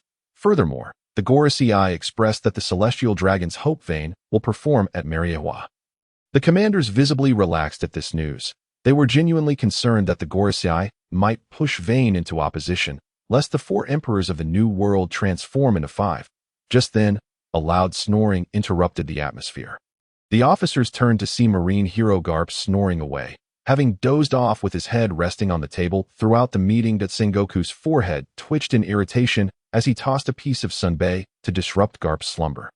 Bellowing, "Garp, what are your thoughts on the Golden Lion situation?" Garp, roused from his dreams, blinked in confusion. "What? That old coot is attacking Marine headquarters again." The room was filled with exasperated silence among the Navy's upper echelons. Garp was notoriously indifferent to most matters. Yet, he remained the most crucial force, the steadfast anchor of the Navy. Meanwhile, Vice Admiral Tsuru represented wisdom, and Sengoku often sought her counsel. Concurrently, in the New World, Dressrosa, Doflamingo glared at the newspaper in his hands. Veins bulging on his forehead. All his plans had been shattered by this sudden news report. He now had to reassess Vayne's strength, if the information in the news was accurate. Vayne had not only slain the Golden Lion but also defeated Mihawk the very next day. This indicated that Vayne's prowess was indeed formidable. Doflamingo dialed several numbers, reaching out to the underworld's elite, instructing them to cancel their original plans. Torpol observed the silent Doflamingo on the throne. "Doflamingo, what about our plans?" Doflamingo took a deep breath, regaining his composure, and replied, "Have our subordinates pause the slave trade for now. We require new forces to confront Vayne. By the way, it seems the Golden Emperor Tezelo is reluctant to yield. Investigate the situation. If possible, lend a hand discreetly, but be cautious not to let Vayne catch wind of our involvement." Once Torpol departed, Doflamingo returned his attention to the newspaper, a hint of jealousy creeping into his tone as he murmured, "The head of the great pirate, the Golden Lion, is indeed enviable. The true era has dawned. In the world of pirates, newcomers seeking fame often find that defeating the Navy is not the only path to notoriety. Undoubtedly, the most effective method is to ascend by stepping over the corpses of the older generation of pirates, and the legendary Gold Lion serves as the quintessential stepping stone. Doflamingo fervently hopes that it is he who will vanquish Gold Lion." In the New World, at the headquarters of the Whitebeard Pirates, the Phoenix Marco, clutching a newspaper, soared to Whitebeard's side, exclaiming, old man, tremendous news. Gold Lion has been slain by the warlord, Wine." Whitebeard, with his colossal physique, sat in a massive chair, receiving the newspaper from Marco while still receiving in 4 drip. After meticulously reading it, he erupted into a hearty laugh. "Kahahaha. What an extraordinary little brat. Did that scoundrel Shiki fall to him as well? It seems a new era has indeed dawned. Rising to his feet, his towering form startled a nearby nurse. He then lifted a jug of alcohol, declaring, "Kua! Sons, let us celebrate. Raise a toast to the arrival of this new age. Sons, you must strive harder. Oh, oh, oh, oh, long live the old man. Feast, feast." As Whitebeard surveyed his sons, a flicker of joy illuminated his eyes. Though he was undoubtedly a relic of the past, he vowed to eternally protect these children. After all, he is Whitebeard. In the new world, at Wano, Kaido gazed at the newspaper in his hands, downing a few swigs of alcohol. He turned to the masked figure beside him and said, "Yamato, my daughter, do you desire a husband? If so, this wine seems to be quite the remarkable man." Yamato tugged at the iron chains binding her, replying, "I do not want that. I wish to establish a nation in Wano." In the East Blue, a green-haired pirate hunter, having just set sail, purchased a newspaper for 50 berries. "Nanny?" Zoro's eyes brimmed with disbelief as he muttered, "That man actually lost? The world's greatest swordsman, the warlord Vayne?" He meticulously cut out Vayne's photograph from the newspaper and tucked it into his pocket. This day, he would forever remember the face of this man. After all, Dracula Mihawk had always been his target since he began his swordsmanship journey. But it mattered not. Regardless of who occupied that throne, Zoro's singular aim remained: to become the world's greatest swordsman. A week later, in Free City, Vayne had just forged a new blade. Not bad, not bad. Significant progress. Ding. Congratulations, host. After 3 hours and 28 minutes of forging, you have crafted a fine quality sword, earning 61 professional experience points. Your blacksmithing level is now advanced, 199-13000, and you have gained 61 life points, bringing your total to 789. Vayne wiped the sweat from his brow and prepared to place the ore he had set aside into the furnace for further forging. Caesar had departed Free City 3 days prior, as he was on vacation and would inevitably return to the Navy headquarters. However, with his current strength, he would surely rise swiftly upon his return. Meanwhile, Vayne's forging skills had seen remarkable improvement ever since he acquired the chaotic split hammer technique. He was capable of crafting 1 or 2 renowned swords daily. At this pace, it would not be long before his blacksmithing reached the master level. At that moment, Vayne's din mushy suddenly rang. He glanced at the ore in the furnace before answering. "Moshi Moshi, this is Vayne. What can I do for you?" On the other end, Luffy's voice came through. "Boss, it's Luffy. I have 2 pieces of information to share." Vayne stepped out of the forge, lighting a cigar as he inquired. "Go on. What is it?" Luffy continued. "The first piece of news is that Doflamingo's side seems a bit off. Initially, they intended to deal with the boss. But after the newspaper was published, it appears they have temporarily halted their plans. Moreover, their slave trade has significantly decreased recently." Vayne pondered in silence for a moment. Previously, he had been prepared to visit Dressrosa to confront Doflamingo after Gold Lion's absence. But that old rascal had stolen his opportunity. Now, it seemed Doflamingo's movements had lessened, though Vayne remained vigilant, suspecting he might be scheming something big. Nodding, Vayne replied, "Understood, let's hold off for now. I will seek out Doflamingo in due time." "What is the second piece of news?" Luffy's tone revealed a hint of regret as he said, "Boss, Ace has set sail once more." Vayne fell silent, and Luffy, aware of Vayne's concern for Ace, quickly explained. "Boss, I sent 2 capable individuals to keep an eye on Ace in the East Blue, but he managed to slip away." Vayne raised an eyebrow and asked, "Is everyone all right?" Luffy assured him, "They are fine and have been taken to the hospital. I provided them with some funds. They should recover in no time." Vayne nodded. "And where is Ace now? Do you have any idea?" Luffy shook his head. "Not yet, but this has been several days now. It seems Ace should be nearing Loguetown." Vayne recognized that Luffy had done his best. However, Ace's strength had undoubtedly increased considerably. Thus, Vayne remarked, "Understood. You can return to your tasks now." After hanging up, Vayne contemplated while puffing on his cigar. He retrieved a package from his pocket and pulled out a yellowed photograph. The image depicted Vayne and Lucio, both smiling joyfully, with the infamous Doeldita Roger beside them. Notably, Lucio was already pregnant, with Ace nestled within her womb. "Lucio, I will ensure Ace is well taken care of." Vayne placed the photograph back in the package, reigniting his cigar as he pondered silently. Initially, Vayne had forcibly thwarted Ace's departure at Loguetown, leading Ace to believe he was unprepared, delaying his journey by over half a year. This undeniably disrupted the original storyline. potentially altering the course of history. Furthermore, according to the intelligence Vayne had gathered, Ace had made significant advancements in Haki, physical prowess, and devil fruit abilities over the past 6 months. His armed Haki had reached the stage of rapping, while his observation Haki was likely not far behind. With such strength, Ace would be regarded as a formidable opponent, not just in the East Blue but even in Paradise. When Vayne set out on his journey, his abilities were likely not as developed as Ace's current prowess. The words Solomon had shared with Vayne lingered in his mind. A bird trapped in a cage could never soar like an eagle. Moreover, upon entering the new world, Ace would find it far more challenging to pursue reckless endeavors. Vayne chuckled softly. His influence in the Grand Line was not insignificant, particularly in the New World, where he had emerged as one of the few major powers beneath the 4 emperors. Especially after the news spread, Vayne's reputation as the strongest warlord and the foremost of the warlords had gained considerable weight. Once Ace entered the Grand Line, Vayne's extensive intelligence network would swiftly uncover Ace's whereabouts. Should Ace venture into the New World, Vayne intended to reveal his identity and extend an olive branch to him. At that time, Ace had not joined the Whitebeard pirates at all. It seemed that he would have no part in the Marineford War. The more Vayne contemplated, the more elated he felt, convinced that his plan was nothing short of impeccable. In the East Blue, at Reverse Mountain, Ace gazed at the towering peaks before him, along with the river flowing in reverse, his mouth agape in astonishment. The crew behind him wore expressions of bewilderment, utterly at a loss. However, Ace reacted swiftly. He turned and shouted to the crew, "You lot, find something secure to hold on to, and strap yourselves firmly to the ship."